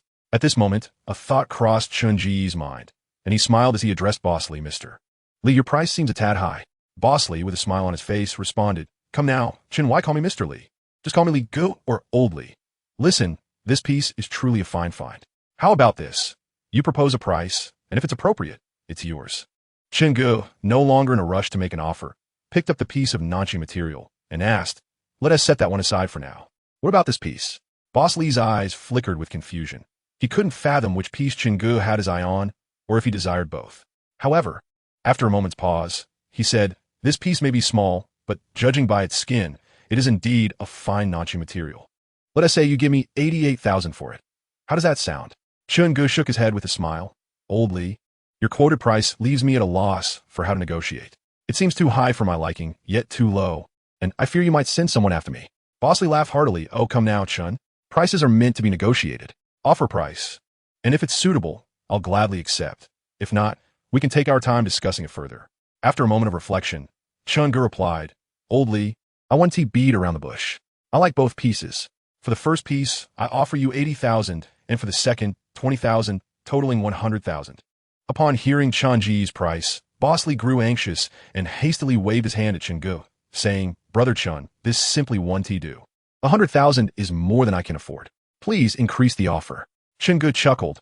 "Old Lee, do not be so hasty. I have not yet finished my explanation. What I meant to convey is this. For the first piece, I will take it for 80,000.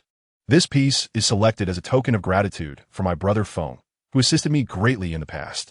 The second piece I acknowledge is priced lower than it should be, but you did mention wanting to join me for a gamble, did you not? Let us agree on 40,000 for the second piece. We shall both take a chance. I will contribute 20,000, and if we win, we shall split the earnings. If fortune does not favor us, we shall accept it as mere bad luck. What do you think?"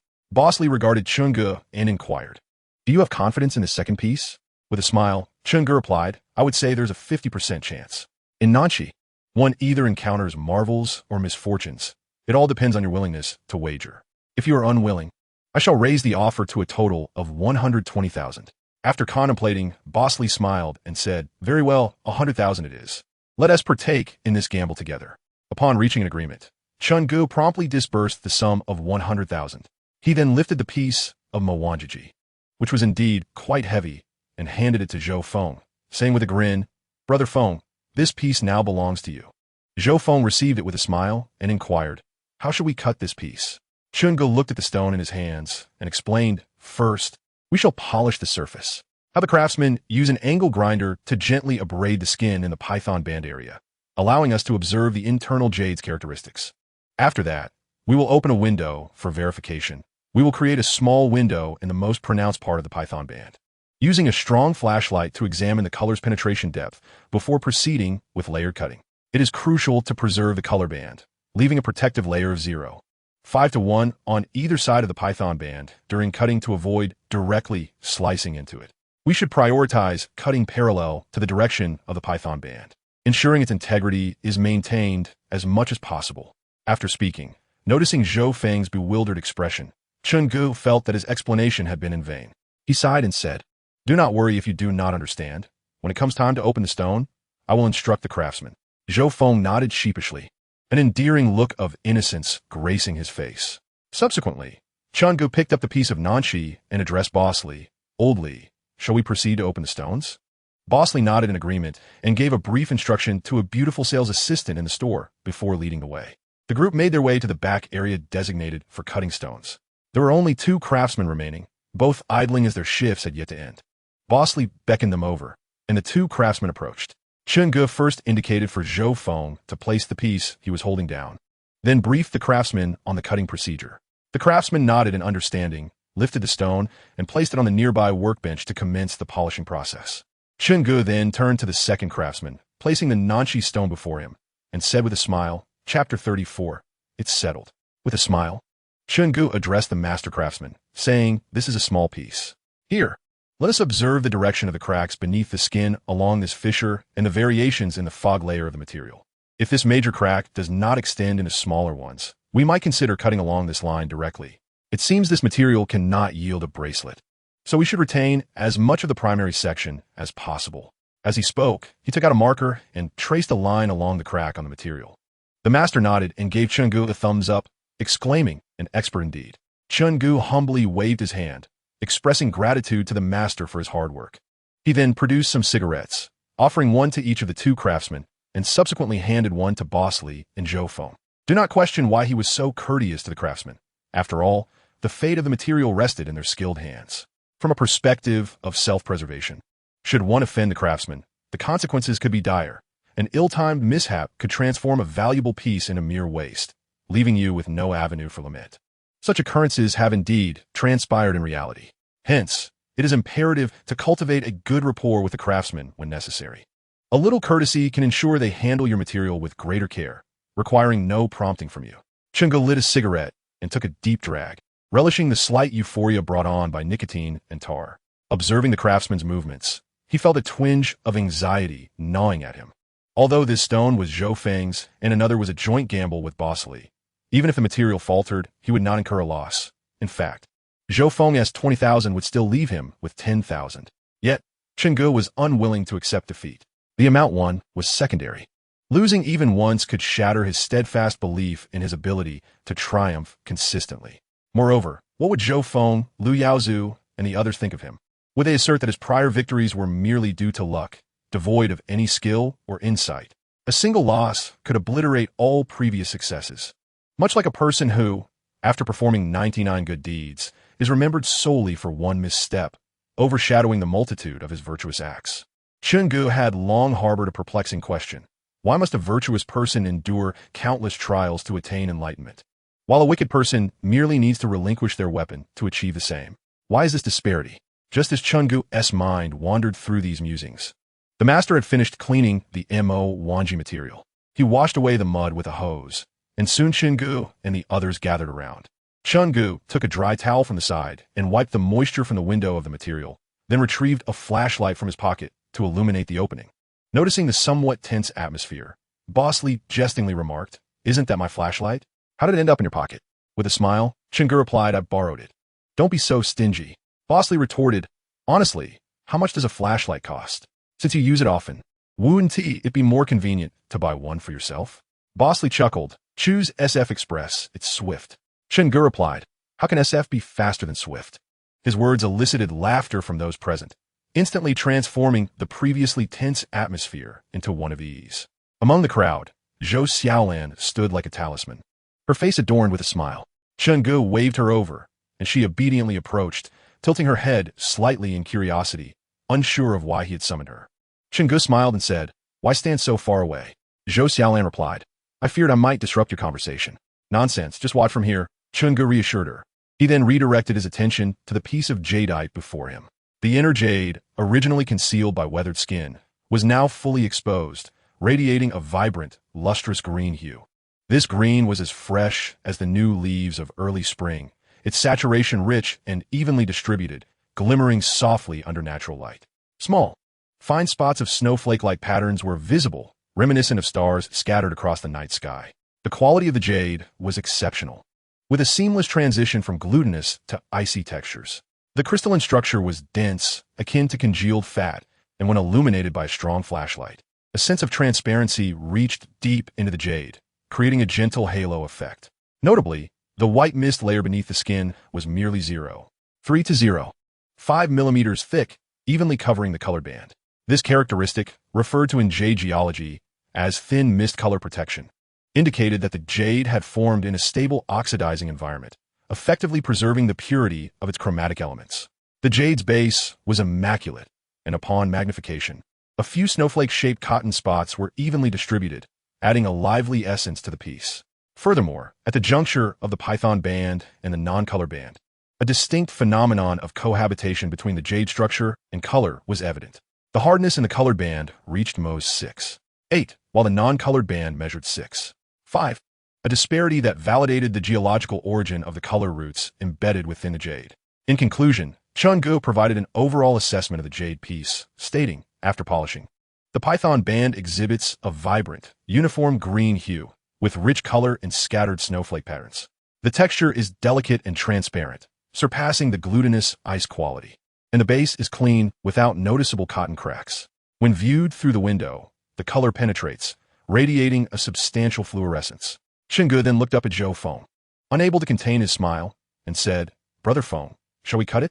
Based on its current polished appearance, even without cutting it, it could be flipped for at least 500,000 at the base. With an investment of 88,000, that's a multiple return.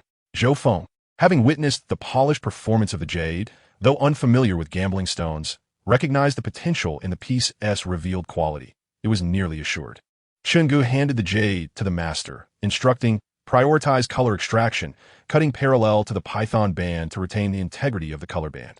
Leave a protective layer of 0.5 to 1 millimeter on both sides to avoid cutting directly into the color band. The master nodded in understanding. Meanwhile, Boss Li, upon witnessing the jade's performance, displayed a look of envy, exclaiming, Brother Chun, you are truly impressive. Chapter 35, Profit from Mercedes-Benz Level. Zhou Xiaolan appeared utterly bewildered, unable to comprehend the conversation unfolding before her. She timidly inquired, Chun-Gu, has this piece of material indeed won the gamble? Chun-Gu nodded, a smile gracing his lips as he elucidated. At present, this piece seems to have triumphed, yet it remains to be seen once it is cut open. Mere surface sheen does not equate to true value. Only a cut reveals its worth.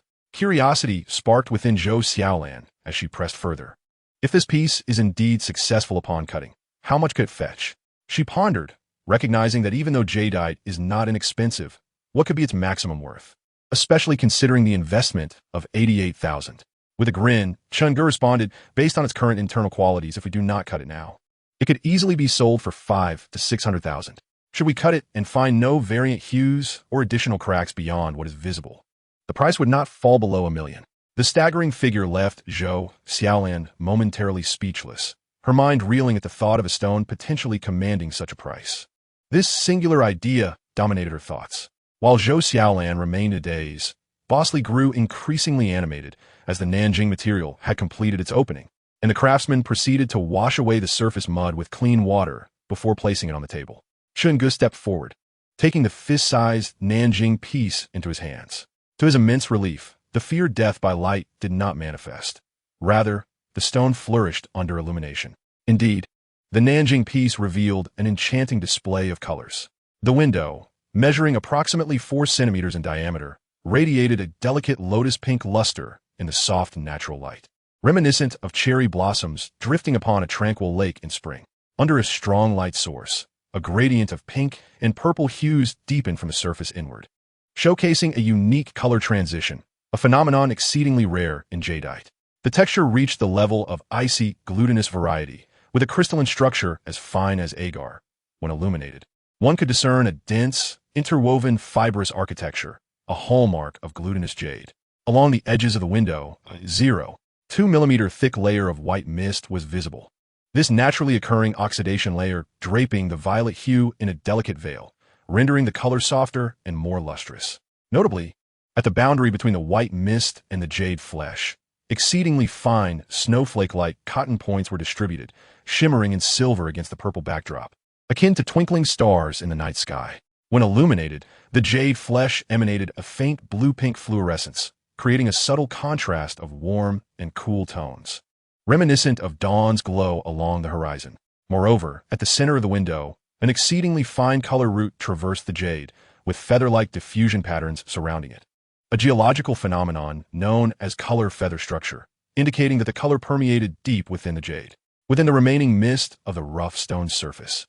Several hair-like green flecks were present, coexisting uniquely with the internal violet, creating a captivating spring-like symbiosis. Chun-Gu casually picked up the magnifying glass from the table to inspect the stone.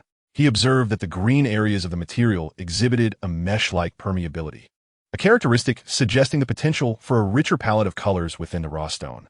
Overall, this piece was unsuitable for crafting a bracelet. However, it possessed the potential to yield 3 or 4 exquisite icy lavender rings, while the remaining portions could be sculpted into several small pieces, such as amulets, peace pendants, or earrings. From this preliminary assessment alone, a market value estimate could be posited, ranging from no less than 800,000 to 200,000. At that moment, it seemed as if a dazzling light shone in Boss Li's eyes. He rubbed his hands together in excitement and urged Chun-Gu, "Let's see how we might cut this stone." Chun-Gu handed the material to the master craftsman, saying, "Please cut along this crack." The master nodded and began his work.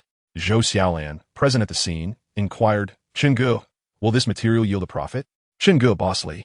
And Zhou Feng exchanged hearty laughter, with Boss Li patting Chun-Gu on the shoulder, exclaiming, "Brother Chun, today I am thoroughly impressed. From now on, whenever you visit my shop to examine materials, I shall offer you cost price, as long as you bring me along for the adventure. What do you say?" Tian Yi, too weary to haggle with this shrewd merchant over the sincerity of his words, nodded and smiled in agreement. At that moment, Zhou Feng also patted Chun-Gu on the opposite shoulder, saying, "I admire you as well. In the future, should you require my assistance, do not hesitate to ask. Regardless of the situation, I have some connections here in Yuzhou. Even if I cannot resolve it myself, I have contacts with Mr. Liu. With your capabilities, I am certain you will establish a good rapport with Mr. Liu in time." Chun-Gu absorbed Zhou Feng's words, noting an underlying implication not directed at him, but rather intended for Boss Li, subtly suggesting that Chun-Gu was associated with Liu Yaozu, advising Boss Li to refrain from setting his sights on Chun-Gu. The implication was quite veiled, but he trusted that Boss Li, a seasoned veteran, would discern its meaning. Chun-Gu nodded in acknowledgement with a smile. Zhou Xiaolan, listening nearby, found herself bewildered. It was not her fault for her lack of understanding. After all, knowledge of different fields can feel like navigating uncharted waters. Even if presented with a piece of imperial green jade, she might simply exclaim, "Wow, this stone is a vibrant green and quite beautiful." Yet, she remained unaware that, at historical auctions, a 929-gram imperial green jade pendant had fetched an astronomical price of 1.35 billion yuan. This revelation left Zhou Xiaolan's jaw agape in astonishment. She extended her hand to cover her slightly parted lips, her expression one of incredulity. If Chun-Gu was not gambling in partnership with Boss Li, nor assisting Zhou Feng in selecting materials, it could be deduced that, in this brief span, with a principal investment of 100,000 yuan, Chun-Gu had earned over 2 million yuan. As Zhou Xiaolan remained immersed in calculations regarding Chun-Ji's potential earnings, both pieces had been cut open and were laid out on the table. Chun-Gu examined them one by one under the light, and to his delight, the internal characteristics remained consistent with his previous assessments, showing no significant alterations. The materials revealed a harmonious blend of southern Qi glutinous ice with pinkish violet and Mo Wanji glutinous ice with vibrant green. Upon witnessing these results, Chun-Gu finally felt a weight lift from his heart. Boss Li carefully examined the piece of material in his hands for a considerable time before he looked up at Chun-Gu with a smile and said, "Brother Chun, this piece belongs to me. I will allocate 600,000 to you. Does that seem fair?" Chapter 36. Little Sweetheart in the afternoon, Madame Nio in the evening. Chun-Gu nodded with a smile and replied, "No problem. As agreed, we are in this gamble together. The market price for this material hovers around 1,200,000, so splitting 600,000 is quite reasonable." With a grin, Chun-Gu remarked to Boss Li, "You are generous. Indeed, 1,000 blessings to your wives." This prompted hearty laughter among the group. Chun-Gu then took out 20,000 and handed it to Boss Li, saying, "Please give a red envelope to the master cutter." Boss Li did not hesitate to accept the 2,000. For there exists an unwritten rule in the gambling stone business. When one wins, it is customary to present a red envelope for good fortune. Although this practice is not obligatory. At that moment, Zhou Feng also spoke up, "Brother, my piece of material is also valued in the market at around 100 to 120,000. Therefore, I will also allocate 50,000 to you." Chen Ge quickly waved his hand in refusal, saying, "Brother, let us keep things clear. My agreement with Boss Li is a partnership. He provides the material, and I receive a share, which is only fair. However, your contribution is different. We agreed that you would invest 20,000 for me to select a piece of material, and the gains or losses would be yours alone. Besides, you gave me 20,000, and this piece only cost 88,000. I've already set aside over 100,000. How could I ask for more? That's not how it should be. Just accept it. I intend to purchase some jewelry for your sister-in-law. 20,000 won't suffice for such fine items. I will give you 50,000, and I will still make a profit of several 100,000, Zhou Feng said earnestly, making it difficult for Chen Ge to refuse. After pondering for a moment, Chen Ge replied, "Since Brother Feng has expressed it this way, I shall not be overly polite. However, you cannot give me 50,000. The market price for this material is only around 1 million. You have already invested 20,000, so 30,000 will suffice. We can split it evenly. Otherwise, I shall not accept anything at all." "All right, as you wish." Zhou Feng was not one to be difficult. Since Chen Ge insisted, 30,000 it is. With that, Zhou Feng pulled out his phone, opened his banking app, and directly transferred 30,000 to Chen Ge. Shortly after, Chen Ge received a notification from the bank confirming the deposit. Boss Li then suggested, "Shall we go out for a drink together? I will take care of the arrangements." Chen Ge waved his hand and said, "Old Li, spare me this time. I'm still recovering from last night's drinks, and I have matters to attend to tomorrow. Let's postpone it." He did not elaborate on the arrangements with Lu Yaozu for the next day, simply stating that he had business to attend to, thereby evading the invitation. Boss Li did not press further. He had made a profit today and increasingly valued Chun Ji's presence. Naturally, he chose to align with Chun Ji's wishes in both conversation and action. After chatting for a while longer, Chen Ge prepared to leave. However, before departing, he looked at the substantial sum of cash on the table and, with a wry smile, said to Boss Li, "Old Li, how about you exchange 50,000 in cash for me? While this amount is pleasing to the eye, carrying it around is rather inconvenient." Chen Ge took 8 bundles of cash and waved goodbye to Boss Li before rising to leave with Zhou Xiaolan, with Zhou Feng accompanying them out of the shop. Boss Li followed closely behind. Upon reaching the parking area, Chen Ge handed the car keys and cash to Zhou Xiaolan, instructing her to get into the vehicle and place the money into the glove compartment. He refrained from entering the car himself and instead walked over to Zhou Feng's Land Rover, assisting him in opening the door. After Zhou Feng placed the materials in the trunk, he approached the driver's side, where Chen Ge helped him open the door to get in. Zhou Feng chuckled, saying, "Chen Ge, we're like family. No need for such formality." Chen Ge smiled in response. "It's no trouble, just the way it should be." At that moment, Boss Li approached, eyeing Chun Ji's newly acquired car, and shook his head, saying, "Chen, why did you buy this car? It hardly matches your status." Boss Li added, somewhat irritated, "All right, enough with the pretense of being poor.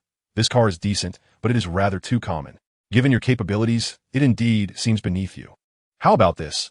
I will send you a WeChat contact shortly, a sales manager from a car dealership. If you ever decide to change cars, just reach out to her. Some vehicles are hard to come by without connections, and many have to wait at least a month." Chen Ge had no intention of changing vehicles. He joked, having just picked up a brand new Mercedes-Benz 300 that very afternoon. It hadn't even been half a day. How could it already be out of style? He had just enjoyed a delightful time with Xiao Tian earlier, and it was still evening. He shouldn't be likened to a cowherd now. In the car, Chen Ge asked Zhou Xiaolan what she wanted to eat, suggesting they grab a late-night snack since they had only had a light meal before the stone gambling. It was nearly 9 in the evening. Zhou Xiaolan replied that she wasn't hungry, and Chen Ge felt the same, deciding against eating. He drove towards Binjiang Road in the city, stopping at a convenience store to buy a pack of cigarettes and a large bag of snacks and drinks. With a mischievous grin, he remarked, "Staying at a hotel is quite comfortable." Zhou Xiaolan blushed, seemingly recalling the wild night before. This hotel was conveniently located on Binjiang Road, chosen for its proximity to Lu Yaozu's company. They would be heading to Ruili tomorrow, and it was sensible to arrive at the office early, as one shouldn't keep Lu Yaozu waiting. After parking the car, Chen Ge retrieved 10,000 yuan from the glove compartment and handed a bundle to Zhou Xiaolan, saying, "This is your red envelope." Zhou Xiaolan shook her head in refusal. "You've already given me so much yesterday." Chen Ge insisted, "I'm in a good mood. Take it. You need to perform well later." Blushing, Zhou Xiaolan accepted it softly with a faint Chen Ge first took their identification cards to check into a luxurious riverside suite on the 6th floor. The room boasted a large balcony that offered breathtaking views of the river, perfect for enjoying tea or coffee. Upon entering the room, Zhou Xiaolan immediately felt a fondness for the ambience. Noticing the time, Chen Ge approached Zhou Xiaolan from behind and gently embraced her. She showed no signs of resistance. Instead, there was a hint of anticipation, akin to a newfound pleasure. Chen Ge felt similarly. The experience of such intimacy, once unfamiliar, becomes something one cannot easily forego after the first taste. At merely in their 20s, both were in the prime of their vitality and vigor, akin to kindling in an inferno, igniting at the slightest spark. Chen Ge reclined against the headboard, while Zhou Xiaolan nestled against his chest.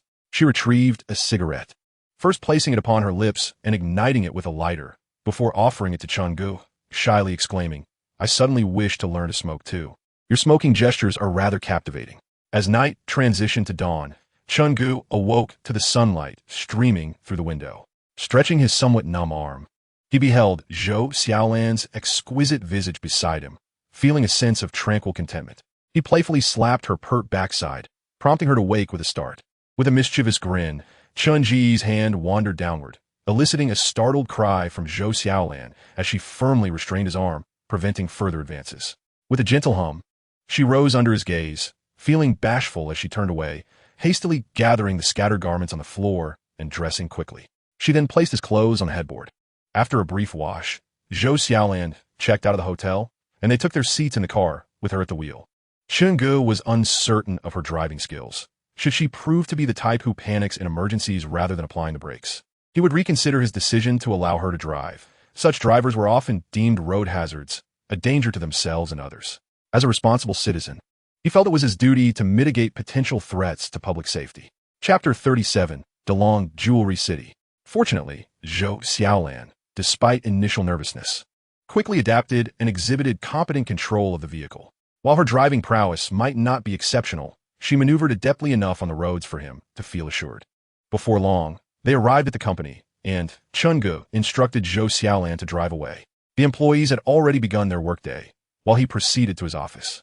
It wasn't long before Lu Yaozu and his son arrived. Standing by, Chen Ge waited until Lu Yaozu concluded his briefing with the staff, and then they all boarded the car, with Zhou Feng at the helm, heading toward the Yuzhou City airport. There, they completed check-in and other formalities. Lu Yaozu had booked business class, and after finalizing their arrangements, they soon boarded the plane. Having never flown before, Chen Ge was beset by an intrinsic fear of flying. He could palpably feel his anxiety as the aircraft ascended. With a wry smile, he nodded, "It's all right. Feeling a bit nervous on my first flight is natural. I suppose I'll acclimatize with more flights." As the plane steadied, Chen Ge, seated by the window, gazed outside, noting nothing extraordinary beyond the vast expanse of clouds. The journey from Yuzhou to Ruili was brief, lasting under 2 hours, after which the plane began its descent. Upon exiting the airport, Lu Yaozu's vehicle awaited. Once inside, Lu Yaozu introduced, "This is Zhou Yong, Zhou Feng's brother." With a smile, Chen Ge extended his hand, greeting, "Hello, Yong Ge. Let's be on our way." After their introductions, Lu Yaozu suggested they proceed. After more than half an hour of driving, the vehicle arrived at the Delong International Jewelry City in Ruili. Once a few individuals disembarked, Lu Yaozu, with a smile, turned to Chen Ge and inquired, "You've never been here, have you? What do you think of this place?" The store owner, noticing the arrival of customers, hurried over. Upon seeing Lu Yaozu, his face broke into a wide grin as he greeted Mr. Lu. "It's been a long time. Now that you've found success, why don't you come by more often to support the business?" His tone suggested a familiarity with Lu Yaozu, as if they were old friends. Lu Yaozu reciprocated the smile and exchanged pleasantries with the owner, Mr. Wu. "It's been too long." Mr. Wu ushered them to a sofa by the tea table and began to brew tea. Lu Yaozu signaled to Lu Junyi and Chen Ge, indicating they should explore the rough stone exhibition area and select materials first. He then resumed his conversation with Mr. Wu, who was brewing tea. Lu Junyi quietly introduced. "The store owner's surname is Wu. His name is Jin Lai, Wu Jin Lai." This name struck Chen Ge as peculiar. It sounded almost like no gold comes, leading him to ponder why anyone would choose such a name. As Lu Junyi and Chen Ge reached the display of rough stones, countless pieces of varying sizes were haphazardly piled on the counter and the floor, presenting quite a challenge. Chun-gu quietly asked Lu Junyi, "Are we targeting something specific today, or do I have the freedom to explore?" Upon hearing this, Chun-gu felt a significant weight lifted from his shoulders. Allowing himself to be free in this task made everything much simpler. It was akin to fishing in a river teeming with fish, yet insisting on catching only one particular species, resulting in a meager haul after much effort. While Chun-gu was selecting stones from the rough material area, 4 more individuals entered the store, 3 men and 1 woman. The woman, named Anna, was accompanied by Lu Wei and his son, along with another middle-aged man whom Chun-gu did not recognize, though he appeared to be of a similar age to Lu Wei. Chun-gu felt a wave of confusion wash over him. Why were they here? Mr. Wu, noticing the new arrivals, did not rise to greet them, but simply offered a casual welcome. "Hello, welcome." Anna had a keen eye, just as she had at the previous store. She was the first to spot Chun-gu among the crowd. With surprise, she exclaimed, "Chun-gu, what are you doing here?" As her voice reached the others, Lu Wei and his son followed her gaze and noticed Chun-gu and Lu Junyi. However, they did not recognize Lu Junyi and paid him no further attention. As they approached Chun-gu, Lu Tsong, somewhat displeased, remarked, "Chun-gu, what are you doing here? Seriously, why do you seem to be everywhere?" Chun-gu smiled and replied, "What a coincidence. Just came to unwind a bit." Lu Wei admonished him, "Chun-gu, don't follow in your father's footsteps. Besides stone gambling, what else is there to do here? And weren't you supposed to be back at work in my factory? Where's your father? Why hasn't he shown up? Why can't I reach him by phone? Where has he gone?" Lu Wei's barrage of questions left Chun-gu somewhat bewildered. Where did all these inquiries come from? Lu Wei glanced at a middle-aged man of similar age beside him and remarked, "I came here with General Manager Wang. All right, you continue with your activities, but remember, don't meddle with the gambling stones. Don't forget your father's lessons." With that, he lost interest in Chun-gu, plastering a smile on his face as he began to boast to General Manager Wang. "General Manager Wang, I'm not bragging, but I've been involved in the gambling stone business for over a decade. It's a blend of skill and luck, 3 parts technique, 7 parts fortune. Thus, luck is paramount." Chapter 38. The characteristics of iron sand skin across different markets. As for Lu Wei and his companions, Chun-gu paid them little mind. His primary focus was on his own gambling endeavors and selecting the right materials. Attending to his own affairs was of utmost importance. After Lu Wei and General Manager Wang departed, he resumed his search among the stones for materials that caught his fancy. Anna chimed in, "Exactly. Uncle Lu offered you a job at his factory for $18,000 a month, and you refuse, opting instead for a sales position that pays only $5,000. I really don't understand your thinking." In recent days, Anna had developed a strong aversion towards Chun-gu. All the virtues she once admired had morphed into vices in her eyes, leaving him with little more than his looks.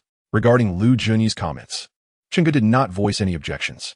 After all, he was not engaged in any disreputable activities. He earned his success through his own merit, honestly and transparently. Although he harbored concerns that Lu Wei and his father might inform Chen Yukai about his gambling activities, he understood that secrets seldom remain hidden forever. Inevitably, Chen Yukai would discover the truth. Lu Tsong continued to play the role of the Na'vi fool, retorting his old man lost everything to gambling stones. "I hope he doesn't follow in those footsteps.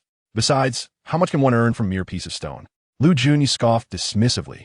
"Do you really consider jadeite merely a broken stone? You should know that the last broken stone Chun-gu gambled on netted him 120,000. By the way, the gambling process only takes about an hour, right? 120,000 in just 1 hour. If you're so capable, why don't you try your luck today? If you can win something, I'll be impressed. Otherwise, keep your noise to yourself." Lu Junyi's words left Lu Tsong and Anna in stunned silence, unable to process the information. Anna, in disbelief, turned to Chun-gu and asked, "You made 120,000 in an hour? Is that for real?" She recalled how Chun-gu had paid for his car in full and pressed further. "So, that car you bought was indeed yours, not a purchase for your boss?" Suddenly, Anna seemed to transform, abandoning Lu Tsong and, disregarding his darkened expression, seized Chun-ji's arm, exclaiming, "So you're really that impressive. Can you teach me how to gamble with stones? I want to make money too. I want to buy a Mercedes." Chun-gu pushed her away, stating, "Please keep your distance. Don't disturb me." Instantly silenced, Anna stood by, her eyes fixed intently on Chun-gu, as if she wished to devour him whole. Lu Tsong, irritated, addressed Anna. "Enough of that. Gambling stones is merely a matter of luck. There's no real skill involved. Let us go pick a piece ourselves. Perhaps we can earn 100 or 80,000 for pocket money." Upon hearing this, Anna instantly regained her spirits, once again abandoning Chun-gu to follow Lu Tsong forward. Lu Junyi gazed at Chun-gu in disbelief and inquired, Do you have feelings for this woman? Chungu offered a wry smile, replying, I used to be foolish, but I have since recovered. With that, he chose not to disturb Chungu further, quietly trailing alongside him. The shop was filled with an abundance of materials, so plentiful that it was impossible to ascertain how long it would take to examine them all. Yet, Chungu remained unhurried, slowly perusing the selections without any expectation of viewing every item. He simply hoped to encounter a piece that resonated with him. After about half an hour of browsing, his gaze fell upon a corner deep within the display case, where lay a piece of material with distinctly angular features.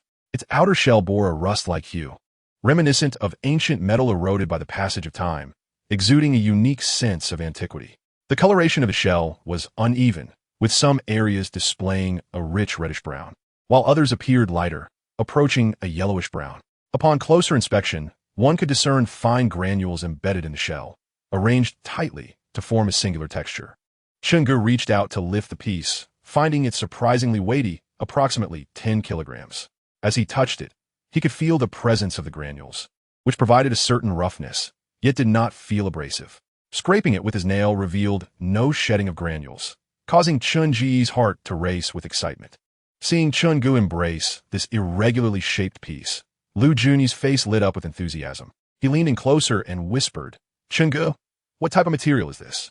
Lu Juni appeared somewhat bewildered, genuinely lacking knowledge about stone gambling. He continued, how can you discern that it is from the Mashi quarry? Chungu chuckled lightly and patiently began to elucidate. Different quarries exhibit significant variances in the morphology of iron sand skin, the characteristics of the mist layer, and the quality of jade. For instance, in the Damakan quarry, the sand grains are large and loose, with a shell color predominantly brownish-yellow, often accompanied by red-yellow mist layers. The flesh is delicate but tends to lean towards blue, featuring numerous and net-like fissures. Conversely, the features of the Pakan quarry include unevenly mixed sand grains, with a dark grayish-black shell, often presenting black mist or none at all. This type of material typically contains a higher proportion of jadeite, but the risk of variance is considerable, with deep and numerous fissures. The Mukna quarry also has iron sand skin, characterized by uniformly fine sand grains, with a shell primarily of white-yellow base accented by white mist. This quarry's iron sand skin boasts stable quality, yet harbors a higher risk of internal fractures, commonly exhibiting snowflake cotton patterns. Therefore, when encountering such materials, it is imperative to carefully observe the characteristics of the shell surface. After listening to Chun Ji's explanation, Lu Jun nodded, still somewhat perplexed. At that moment, Chungu rummaged through his pockets, but could not find his flashlight. He turned to Lu Juni and asked, Did you bring your flashlight? Lu Juni promptly retrieved a brand new, powerful flashlight from his bag and handed it to Chungu. Without hesitation, Chungu accepted it and began illuminating the material to observe its behavior under the light. As the beam of a powerful flashlight falls upon this piece of moxisha iron sand material, the aperture rapidly expands to a diameter of approximately 8 centimeters. The light diffuses gently, passing through the raw stone like the clear waters of serene lake, unobstructed, showcasing the unique transparency characteristic of icy jade. Within the stone, it appears as if an ethereal spirit has been infused, emanating a faint glow, subtle yet enchanting, swaying delicately at the edges of the halo. The surface exhibits a vibrant orange-red hue, reminiscent of a ripe orange, rich and full-bodied, devoid of any dullness. Chungu observes that the skin of the stone is veiled with a layer of mist as delicate as a cicada's wing. Under the illumination, this mist resembles illuminated gossamer, with the boundary between the mist and the flesh of the stone clearly defined, yet gentle, akin to the morning mist seamlessly merging with the lake waters, evoking no sense of abruptness. Occasionally, snowflake-like cotton appears within the stone, resembling snowflakes drifting in the night sky, scattered like stars. These flecks do not detract from its beauty. Rather, they add a touch of vivacity and poetry. However, Chungu is somewhat disheartened to discover numerous cracks. Beneath the thin mist, there are dark patches and fractured halos under the light. This revelation weighs heavily on Chunji's heart. The material, whether judged by the various aspects of its skin or the colors of the water and flesh under the light, is undeniably a rare find. If this piece were to be likened to an extraordinarily beautiful woman, then the cracks would be akin to disconcerting scars marring her flawless visage. In terms of size, if this material were perfect, it could yield a dozen or more bangles. However, that is now uncertain. Chungu is conflicted. He is reluctant to abandon this piece. Yet he understands the significant risks involved in wagering on it. Lu Junyi, observing the situation, inquires, "What's the matter? What are the odds?" Lu Junyi furrows his brow. Chen Ge responds candidly, 40%. At this, Lu Junyi falls silent. A 40% chance is indeed rather low, and he refrains from further interrupting Chen Ge, not wanting to cloud his judgment. At this moment, Lu Wei and several others approach, pushing a substantial piece of material, at least twice the size of the one Chen Ge holds, an oval-shaped specimen. Lu Wei, noticing the small piece in Chen Ji's hand, questions, "Is this the material you selected? It's so small, what good can come from it? If you're going to play big, like this one of mine. If I can cut it and yield a full piece of glutinous ice quality, I could produce dozens of bangles. It could sell for over 5 million. Your piece, even if it yields a full piece, would only provide a few bangle positions." Upon examining Lu Wei's material, Chen Ge notices that the skin texture is somewhat coarse, with several areas marred by weathered pits. His fingers detect a distinct grainy texture, with several localized areas exhibiting a greenish hue of mottled or streaked inclusions. Shining his flashlight on Lu Wei's material, he finds the vibrant green pleasing. However, Chen Ge discerns that the translucence of this piece is quite poor, with only a tiny halo of light managing to penetrate. This realization causes a slight smile to curl at the corners of Chen Ji's mouth. He rose to his feet and smiled at Lu Wei, remarking, "The material is quite good." This statement, upon reaching Lu Tsong's ears, instantly provoked his displeasure, leading him to scoff, "What a pretense. Do you really think you can gamble on stones? Why don't you place a bet and let me see?" Gambling on stones is merely a trifling matter of 3 parts skill and 7 parts luck. If fortune does not favor you, even the most exceptional skills are rendered meaningless. Chen Ge glanced at Lu Tsong, choosing to disregard him. However, Lu Tsong's words held a certain truth that solidified Chen Ji's resolve. If gambling on stones is 3 parts skill and 7 parts luck, then today he would take a chance on luck. If this piece of material yielded 2 bracelets, he would consider himself victorious. With a smile, he cradled his material and, along with Lu Wei and the others, proceeded to the counter. Lu Yaozu was engaged in conversation with Boss Wu, and upon noticing their arrival, he turned to Chen Ge, who smiled and nodded slightly in acknowledgement. As they reached the counter, Lu Wei eagerly inquired of Boss Wu, "What is the price for this piece?" Boss Wu examined the material on the small cart and cheerfully praised, "This piece appears quite promising. The skin clearly indicates that there is color within, and it is a substantial piece. If it yields a full interior upon cutting, it would be extraordinary." Lu Wei responded with a grin. "Who can truly predict the outcome of gambling on stones? Please, name your price. You seem like a straightforward person. Thus, I shall offer you this piece at the cost price of 1,500,000, considering our budding friendship. I trust you will take care of my business in the future," Boss Wu said with an unassuming yet seemingly sincere demeanor. Chen Ge felt a stir of unease within, realizing just how shrewd Boss Wu truly was. During the price negotiation between Boss Wu and Lu Wei, the surrounding onlookers remained silent, adhering to the customary decorum. After a considerable pause, Lu Wei frowned and addressed Boss Wu. "Isn't this price a bit steep?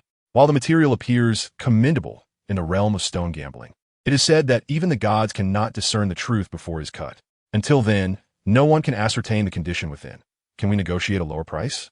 Boss Wu, still smiling, did not contest Lu Wei's assertion, feigning contemplation before finally responding with a beaming smile. "Why don't you suggest a price? If it's reasonable, I shall sell it to you, and we can consider ourselves friends." However, Boss Wu's expression shifted slightly as he replied, "My friend, in a modest business like mine, bargaining should not be done in such a manner. Clearly, this piece is a color material. If it yields a full interior and the quality meets the standards of glutinous ice or higher, it is undoubtedly worth at least 5 million. Therefore, let us settle on a final price of 1 million. If you like it, you may take it." The 1 million price struck Chen Ge as somewhat absurd. In his view, the material was hardly worth 10,000, let alone 1 million. Nevertheless, the thoughts of Chen Ge were unbeknownst to the others. Through the brief exchange between him and Lu Wei, he had discerned Boss Wu's pricing strategy and felt prepared for the forthcoming negotiation regarding his piece. He then looked to Lu Wei, uncertain whether he would take on the role of the unsuspecting fool. After a moment of contemplation, Lu Wei nodded in agreement with the proposed price.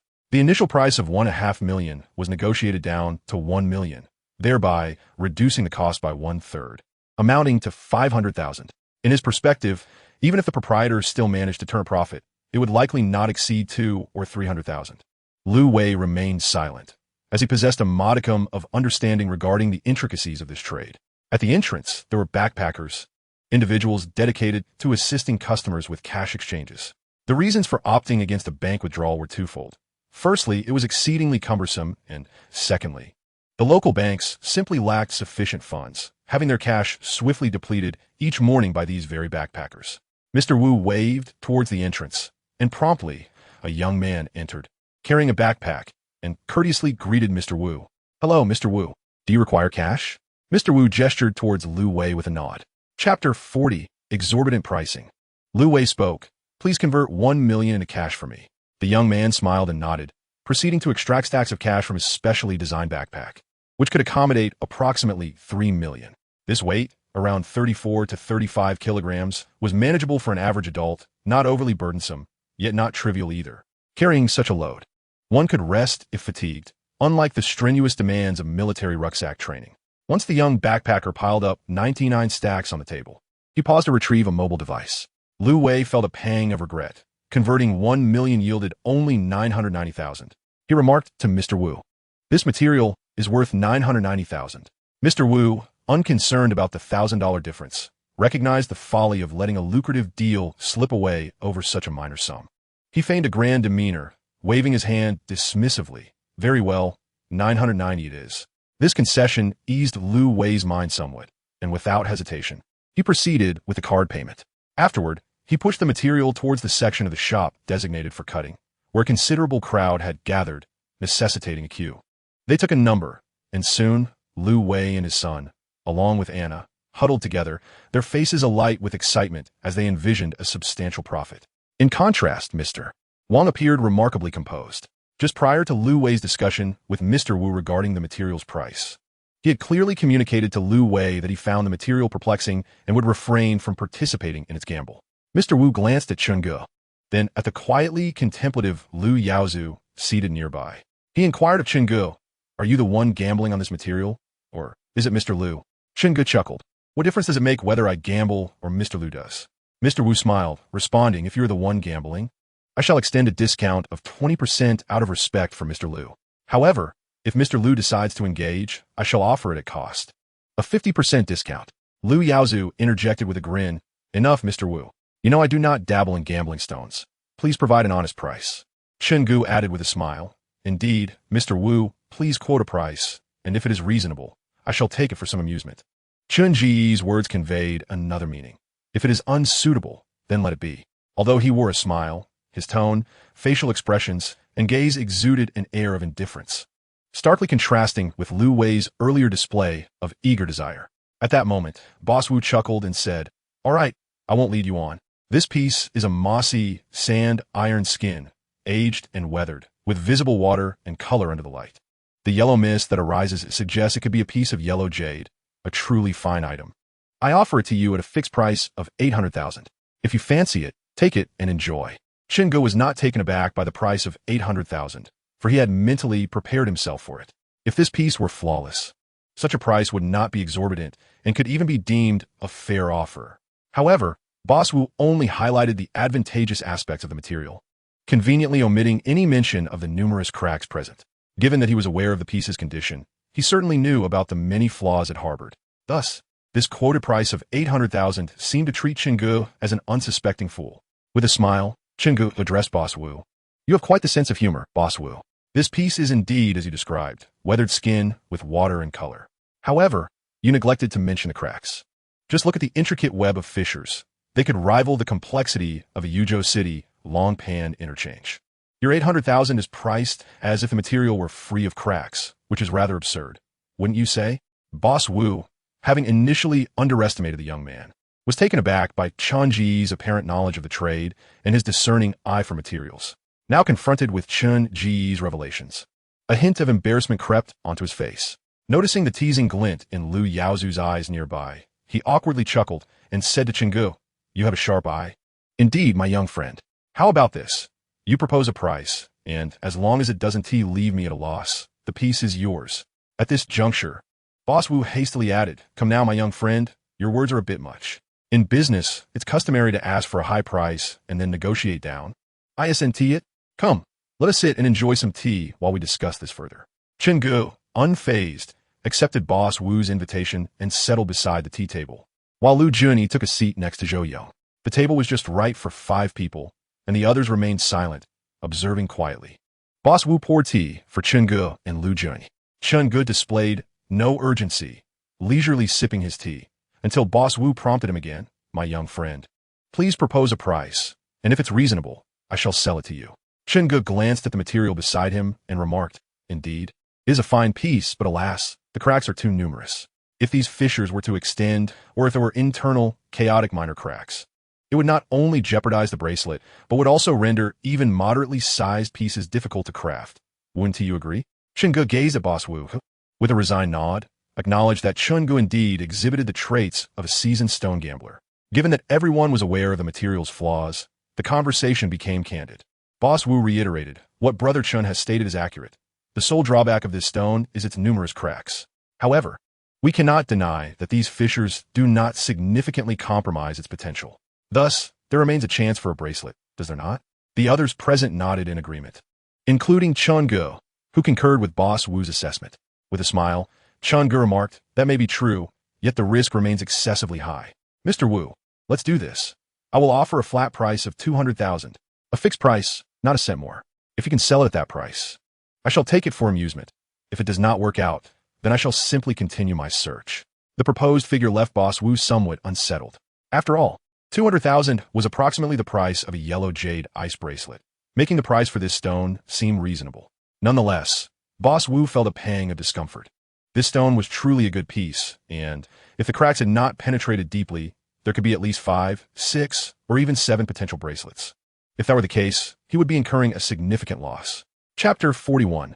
The Emperor's White Stone. Boss Wu scrutinized the stone for an extended period. After a while, he lifted his gaze to Gu and said, could we perhaps increase the price a little? Gu shook his head with a smile. Mr. Wu, the price is set. Not a penny more can be added. Very well, very well. Take it and enjoy. Boss Wu finally relented.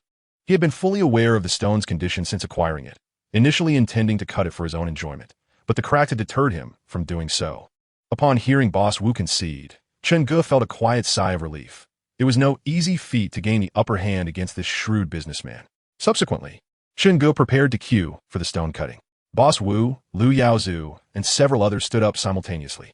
Boss Wu was also curious to see if the stone could yield a successful outcome, as it was something he had also coveted. There were only 3 machines for cutting stones, categorized into large, medium, and small sizes. Larger stones were processed with the big machines, while smaller ones utilized the small machines, each with distinct blade dimensions. Chunji's stone was not large, thus it was assigned to the small stone area, albeit this section was quite crowded, with 3 customers ahead of him waiting to cut their stones. Lu Wei's stone was sizable, so he was in the large stone area, where the machine had already begun its work. Lu Wei was engaged in conversation with the craftsman, but the noise made it difficult for Gu to hear, though he could see Lu Wei's face illuminated with excitement and an uncontainable smile. The small stone area was bustling, but due to the diminutive nature of the stones, the cutting proceeded relatively swiftly. As the machine continued with Lu Wei's stone, it was soon Chunji's turn. He placed his stone on the workbench and illuminated it with a powerful flashlight, striving to observe it with greater scrutiny, discerning the orientation, density, and depth of the cracks on the surface of the raw stone. Subsequently, he employed a strong flashlight to illuminate the raw stone from various angles, scrutinizing the internal extensions of the cracks to preliminarily ascertain which were superficial and which delved deeply into the material. He then retrieved a thick-tipped pen and traced a line along the more prominent fissure he had observed. Initially, he offered a cigarette to the cutter, then lit one for himself before instructing the craftsman, please avoid this line and cut 2 centimeters parallel to it. He emphasized the necessity of a slow cutting speed to prevent any pressure or vibrations from exacerbating the internal fissures. The craftsman, an experienced hand, nodded in comprehension, acknowledging the importance of steering clear of the major crack to secure a relatively intact piece of jade. Given the pre-existing cracks within the material, a hastily executed cut could easily lead to the fragmentation of the internal structure. The craftsman positioned the stone on the machine, aligning it with the designated cutting point, securing it in place, and then maximizing the flow of water directed at the blade. With a press of the machine switch, he began to guide the blade downward gradually. The sound of cutting resonated, somewhat disconcerting, yet Gu listened intently. The cutting produced a crisp, steady rustling sound, indicative of the stone's dense outer skin, suggesting a refined and resilient inner texture. However, amidst the steady rhythm, occasional slight stutters emerged, disrupting the otherwise smooth sound, an indication that he was encountering a crack. Chunji's gaze fell upon the slurry being expelled during the cutting process, which surprisingly bore a faint red hue. As the cut penetrated deeper into the stone, the reddish tint became more pronounced, and just before completion, the slurry transformed into a rich reddish-brown. Could it possibly be a variant color change? This was the first question that flickered in Chunji's mind, only to be promptly dismissed. He produced a cigarette, offering it around before igniting one for himself, grappling with an overwhelming pressure within an indescribable weight. Fortunately, the piece was not particularly large, and it was soon cut, leaving a thin layer of skin at the bottom that required a metal sheet or flat screwdriver to pry open and reveal the internal conditions. The craftsman removed the stone, rinsed it clean with water, and placed it on the workbench. Chungu inhaled deeply, exhaling slowly in an attempt to quell the anxiety gnawing at him. He refrained from hastily unveiling the stone, unperturbed by Boss Wu's pressing remarks, his attention drifting to Lu Wei and the others nearby. Lu Wei's piece had also been cut and was now resting on the ground. Lu Wei, resembling an excited fly, rubbed his hands together, eagerly washing his stone with water before inserting a metal ruler into the gap created by the cutting blade. After several deep breaths, he exerted a sudden force and exclaimed, "Let me win." The material was split in half from the center, and with such force, it cracked open. At that moment, the surrounding crowd erupted in astonishment, followed by a chorus of laughter, interspersed with teasing remarks. "Congratulations, a block of imperial white." Tianyi smiled faintly. The outcome did not surprise him, leaving little room for astonishment. Now that Lu Wei's material had collapsed, what about his own fate? Having witnessed Lu Wei's farce, would he too become the protagonist of a similar spectacle?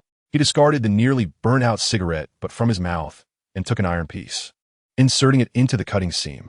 With a vigorous leverage, he demanded a resolution. Whether life or death, let be swift. Chapter 42. Moxisha, ice-seeded red jadeite. As the material opened, Chungu closed his eyes, unable to bear the sight.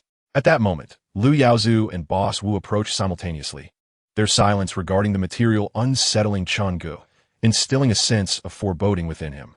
Suddenly, a hand forcefully clapped on his shoulder, causing a sharp sting. It was Lu Juni's voice that followed. "Chungu, stop dawdling. Look, the color of the material has changed." In that instant, it felt as though the sky had fallen upon him. Had it mutated? Doubt clouded his mind. He opened his eyes, confusion etched across his face. His first glance was not directed at the material, but rather at Lu Yaozu, expecting to see disappointment. Instead, he was met with an expression of satisfaction. Turning his gaze to Boss Wu, he was taken aback by the pallor of his face, akin to someone who had consumed 1,000 dead flies. His demeanor resembling that of a grieving widower, eyes nearly ablaze with fury. Why was Boss Wu reacting this way? This question lingered in Chunji's mind as he shifted his gaze to Lu Juni. How could he still smile despite the change in color? Finally, his eyes fell upon the two halves of the material on the workbench. A gasp escaped his lips. At that moment, only a poem could capture the beauty of this red jadeite, with icy skin revealing boundless charm. A stroke of crimson mirrors the azure sky. Surely, heaven favors such hues, bestowing ethereal treasures upon the world. At that moment, Chungu could no longer contain his exhilaration and burst into laughter. His mirth drew the attention of nearly everyone present. They gathered around, their eyes wide with astonishment as they beheld the breathtakingly beautiful red jadeite on the workbench, a wave of admiration and congratulations erupting among them. Then, Lu Yaozu's voice resonated, serving as a fitting conclusion to the material's revelation. Moxisha ice-seeded red jadeite, its flesh clear and transparent, glimmering with a luster akin to a crystal spring, vibrant and alive. This rich red hue, fervent as the evening glow and as exquisite as ripe cherries, becomes even more striking against the icy backdrop, intertwining red and translucence, as if fire were burning within ice, a beauty that is truly breathtaking. Chungu hastily illuminated one of the cut surfaces of the material, the light focusing on the interior of the raw stone, revealing a crystalline texture that resembled pure ice. Translucent and immaculate, the crystalline particles were so densely packed that they were nearly indistinguishable, arranged uniformly, save for a few delicate fissures that marred not the beauty of the piece. The hue of the red jade, under the illumination, was magnified infinitely, displaying a vibrant orange red akin to a ripe orange, rich and full-bodied, devoid of any dullness. The color veins spread from the center of the stone outward in a network, seamlessly merging with the icy texture, sharply defined yet harmoniously blended. Within the material, flecks reminiscent of snowflakes sporadically appeared, glistening under the light like snowflakes drifting through a night sky, scattered evenly across the surface. These flecks not only preserve the aesthetic allure, but also infuse the icy red jade with a sense of vitality and poetic charm, enhancing its overall elegance. Chenggu cautiously shifted the beam of his flashlight to another piece. As the intense light illuminated the stone, his eyes widened in astonishment, overwhelmed by a profound sense of shock. Compared to the previous piece, this one was evidently of far inferior quality. Although the texture and quality of the material were not drastically different, the spiderweb-like network of cracks was distressingly conspicuous. These fissures seemed to be the scars of time, deeply etched into the surface of the stone, imparting a sense of having weathered many trials. Each crack resembled a rift in the earth, crisscrossing in a chaotic manner, lacking any discernible pattern. They varied in depth and width, with some even penetrating through the entire piece, evoking a sense of regret. These fissures not only compromised the integrity of the stone, but also significantly diminished its value. "Should we take another cut on this piece?" the master cutter inquired, gesturing towards the heavily fissured half of the stone. Chenggu shook his head, indicating that further cutting was unnecessary. It was more prudent to attempt carving beads or small decorative items like earrings from this piece. "You lucky brat, you've struck gold." I've suffered a tremendous loss." Boss Wu, standing nearby, was nearly overwhelmed with frustration, wanting to curse but restrained by the presence of so many onlookers. His face flushed crimson in an instant. Chenggu could not discern whether his own face flushed from anger or from the words he wished to express, but could not. Yet, such concerns were trivial. What mattered was that he had triumphed once again, and this time, it was a substantial gain. Initially, he had expected to uncover yellow jade within, yet unexpectedly, it was red jade, an unforeseen delight. At that moment, an incongruous voice broke through. Chenggu, what happened? Did you win the bet? How much did you win?" It was Anna's voice, as she swiftly dashed from Lu Wei's direction to Chun Ji's side. Lu Wei and his companions hurriedly followed suit, while President Wang ambled leisurely behind them, prompting Chenggu to glance at him curiously, pondering the man's likely complexity. "Chenggu, your luck is remarkable. You've won once again," Lu Tsong remarked, his tone laced with a palpable bitterness. Lu Wei's expression was grim, as if he had just ingested a dead fly, and he inquired, "Chenggu, how much profit have you made from this piece?" Chenggu shook his head, replying, "Only you, Mr. Lu, can provide that answer." Lu Yaozu, undeterred, stepped closer to the workbench, first sketching the position for a bracelet on the prime section of the material, then measuring its thickness to determine how many slabs could be extracted. After a considerable time, inspecting the more fractured half of the material with a light to assess its internal condition, Lu Yaozu finally looked up with a smile and addressed Chenggu. "We can roughly secure 5 bracelet positions, a few brand pieces, and still have enough for 2 strands of prayer beads and some other smaller items." "Mr. Lu, please tell us the worth of this piece," someone from the crowd urged. Lu Yaozu, calm and collected, began calculating aloud. "The market price for ice-grade red jadeite bracelets is 500,000 each. We can extract 5 here, and brand pieces are 200,000 each, with at least 5 obtainable from this material, not to mention various other items like prayer beads and pendants." Having concluded, he turned to Chenggu and proposed, "How about I offer you 4,500,000? Chenggu smiled and nodded. "That sounds fair." The price of 4,500,000 was certainly not insignificant. It exceeded his initial expectations by more than double. Although the process had its twists, the outcome filled him with immense satisfaction. Lu Yaozu's offer of 4,500,000 instantly stirred the crowd into a frenzy, especially Anna, who gleefully wrapped her arms around Chun Ji's, bouncing around as if she were the one who had won the gamble. The only 2 present whose faces soured were Lu Wei and Mr. Wu Jinlai. Yet, Chenggu paid no mind to their displeasure. His spirits were soaring, and he felt an urge to celebrate. "Mr. Lu, I would like to distribute some red envelopes," he said cheerfully. Lu Yaozu nodded in agreement. "You should indeed." He then turned to Zhou Yong and instructed, "Hand Chenggu 20,000 in cash." Zhou Yong produced 2 stacks of crisp bills and handed them to Chenggu, who surveyed the crowd, which numbered nearly 20, including several stone-cutting masters. Notably, he took an extra stack of cash from Zhou Yong and presented it to the master who had worked on his stone, receiving heartfelt gratitude in return. Chenggu then began to distribute red envelopes, relishing the chorus of congratulations from each recipient. "Congratulations, boss." "Thank you, boss." "Wishing you great fortune." At that moment, his vanity was thoroughly gratified. Of course, Lu Wei and his son, as well as Mr. Wu, did not partake in this celebration, merely observing from the sidelines. To Chun Gu's surprise, Mr. Wang approached, requesting a red envelope himself, saying, "Congratulations. I would like to share in your joy." Chun Gu politely handed him an envelope. As Chapter 43 unfolds, Mr. Wang bid farewell to Lu Wei and his son, stating, "Mr. Lu, let us leave it at that for today. You all enjoy yourselves. I have matters to attend to and shall take my leave." Lu Wei, suppressing his dissatisfaction from the gambling loss, forced a smile and replied, "Oh, Mr. Wang, don't go just yet. Allow me to arrange something. Let's share a drink. Gambling on stones is merely a matter of luck. Today was simply an anomaly." Mr. Wang waved his hand with a smile, saying, "Perhaps next time, but I truly have matters to attend to today." Lu Wei felt somewhat helpless, yet nodded in agreement. Cautiously inquiring, "What about the order contract we discussed?" Lu Tsong noticed Anna being reprimanded by her father. Although he was slightly displeased with Anna's recent actions, he still defended her, saying, "All right, Anna means no harm.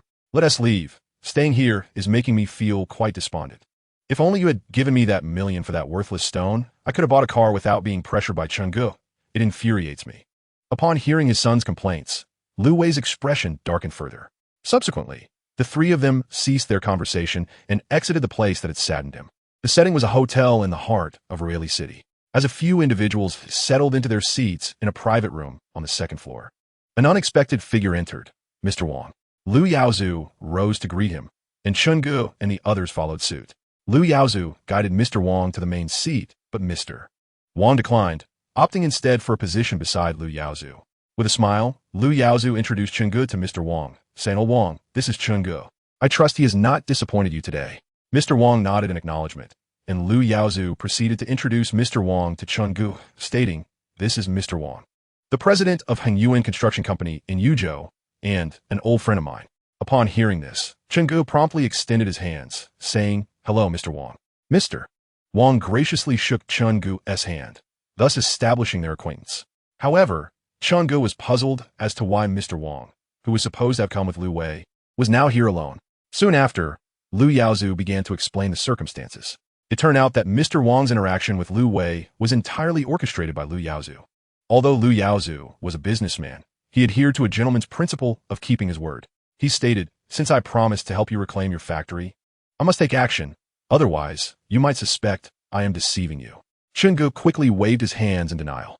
Even if he harbored doubts, he could not admit to them. Lu Yaozu then elaborated on his strategic plan, emphasizing the 8 words: enter the fray, entice with profit. He first revealed information to Lu Wei that Mr. Wang had a substantial demand for stone production in the real estate and construction industry, with orders amounting to at least tens of millions. As Lu Wei had begun his career in stone processing, he was naturally unwilling to miss this opportunity. Following their initial contact, a portion of the order contract was signed, allowing Lu Wei to utilize the factory as working capital for the pre-purchase of stones. Once Lu Wei's funds were tied up, Mr. Wang would exploit his penchant for gambling on stones to lead Lu Wei down the path of stone gambling, finding ways to ensure his losses, ultimately leading him to financial ruin. Gambling on stones is akin to playing cards at a table. When one wins, it can lead to euphoria, but when one loses, the same can lead to irrationality. Once desperation sets in, all reason is cast aside. The strategies to ensure Lu Wei's downfall would rely on Chun Ji's capabilities. With the insider Wang by Lu Wei's side, Lu Wei's itinerary could be rendered transparent. Whenever he indulged in stone gambling, Chun Gu would follow closely behind, devising means to ensure his complete downfall. Although this plan was not flawless, it was currently the most suitable approach. The first step was to allow Lu Wei to perceive a glimmer of hope for profit, prompting him to invest his funds. Soon, financial difficulties would arise, and with subtle persuasion, he would become ensnared in an inescapable web.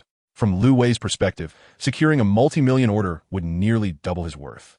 Even if the factory's liquidity was entirely consumed by procurement, leading to cash flow issues, it was not a grave concern. With such an order as a safety net, temporary hardships were insignificant, and stone gambling seemed a promising solution for resolving financial turnover. A gamble could transform a bicycle into a motorcycle. Perhaps a single cut might yield a piece of exquisite imperial green. What need was there for a mere stone processing factory? Of course, this was merely a fleeting fantasy. For where in this world could one find so much imperial green?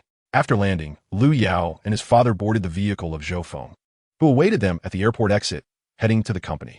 Chun Ge did not accompany them, as he had no business at the company. Before boarding the plane, he had called Zhou Xiaolan to request her presence at the airport for his pickup. Shortly after Liu Yao and the others departed, within the span of a single cigarette, Zhou Xiaolan arrived in her car. However, to Chun Ji's surprise, she was not alone. A man accompanied her. Chapter 44. An explanation. As Chun Ge opened the passenger door, he discovered an unfamiliar man seated beside Zhou Xiaolan. The man appeared to be around 20 years old, adorned with gold-rimmed glasses. At first glance, he seemed presentable, but this revelation darkened Chun Ji's previously buoyant mood. Had he been robbed during his absence of merely one day? Casting a piercing gaze at Zhou Xiaolan, who appeared anxious at the wheel, he inquired, "Who is he?" Chun Ji's expression soured further, and his tone grew frosty as he demanded, "I require an explanation." At that moment, the man in the passenger seat spoke with a smirk. "Zhou Xiaolan is my girlfriend. We have not broken up." However, before he could finish, Zhou Xiaolan interjected fervently, "That is not true. We have already parted ways. He came to see me this morning and refused to leave. I was on my way to pick you up, and he jumped into the car. I couldn't force him out and was afraid of delaying my arrival to you, so." The man, displaying a hint of arrogance, retorted, "I am in my girlfriend's car. What concern is it of yours?" Zhou Xiaolan, clearly exasperated, raised her voice. "Suyu, let me clarify once more. We have long since broken up, and this car is not mine. It belongs to Chun Ge. Now, please exit immediately." Pleased with Zhou Xiaolan's declaration, Chun Ge turned to the man named Suyu and stated, "Did you hear that? Get out now." Unmoved, Suyu cast a few glances at Chun Ge and said, "You must be Chun Ge, right? Let's find a place to talk." With that, Chun Ge entered the vehicle, unwilling to waste further words on such a character.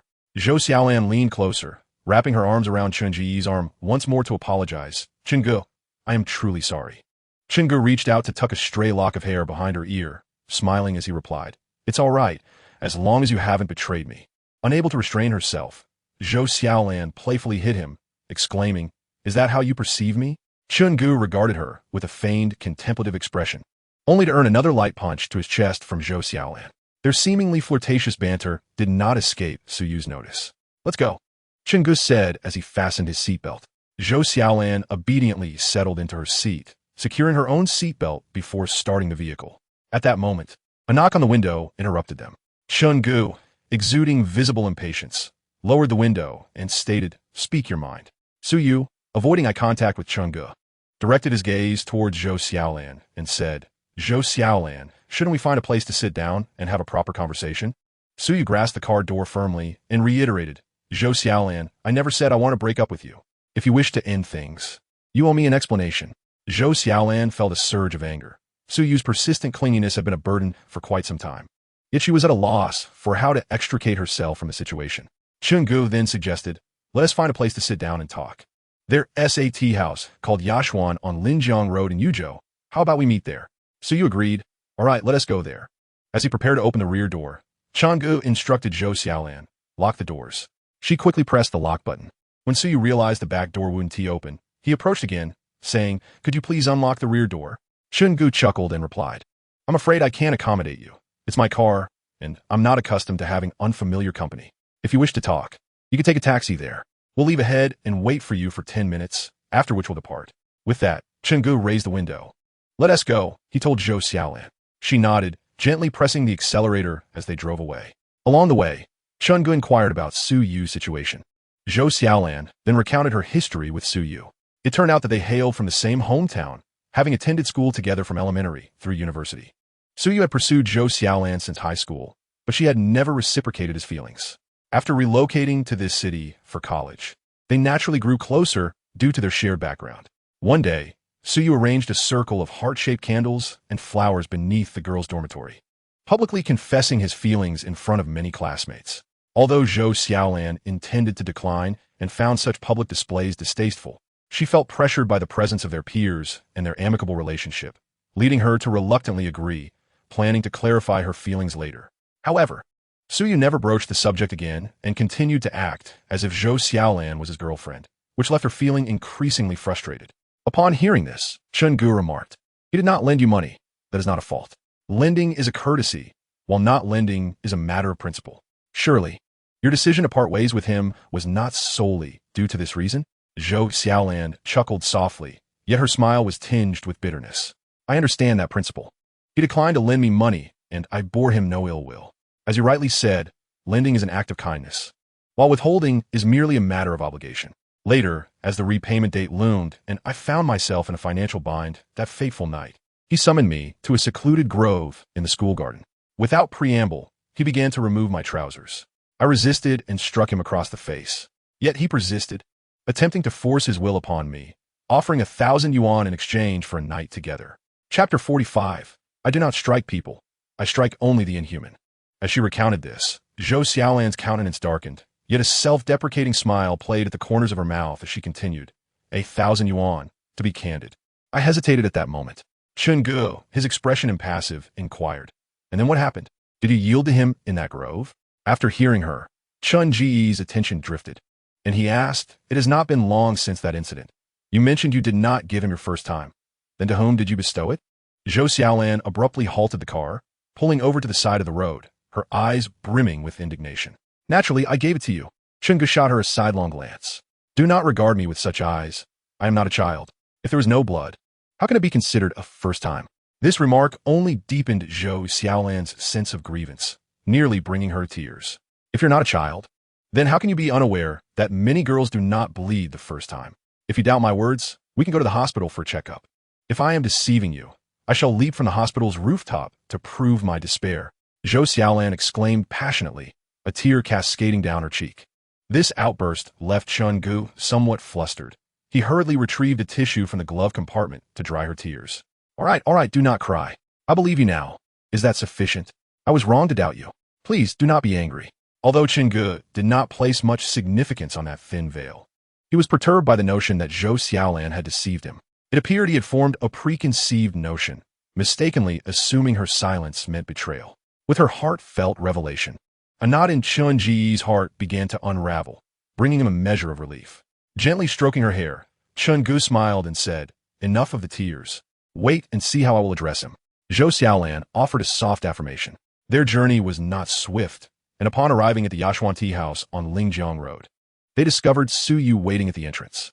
Zhou Xiaolan linked her arm with Chun Ji's, and together they entered the establishment, requesting a private room on the second floor. With the three of them settled down, Chen Ge initiated the conversation. What would you like to discuss? Please speak.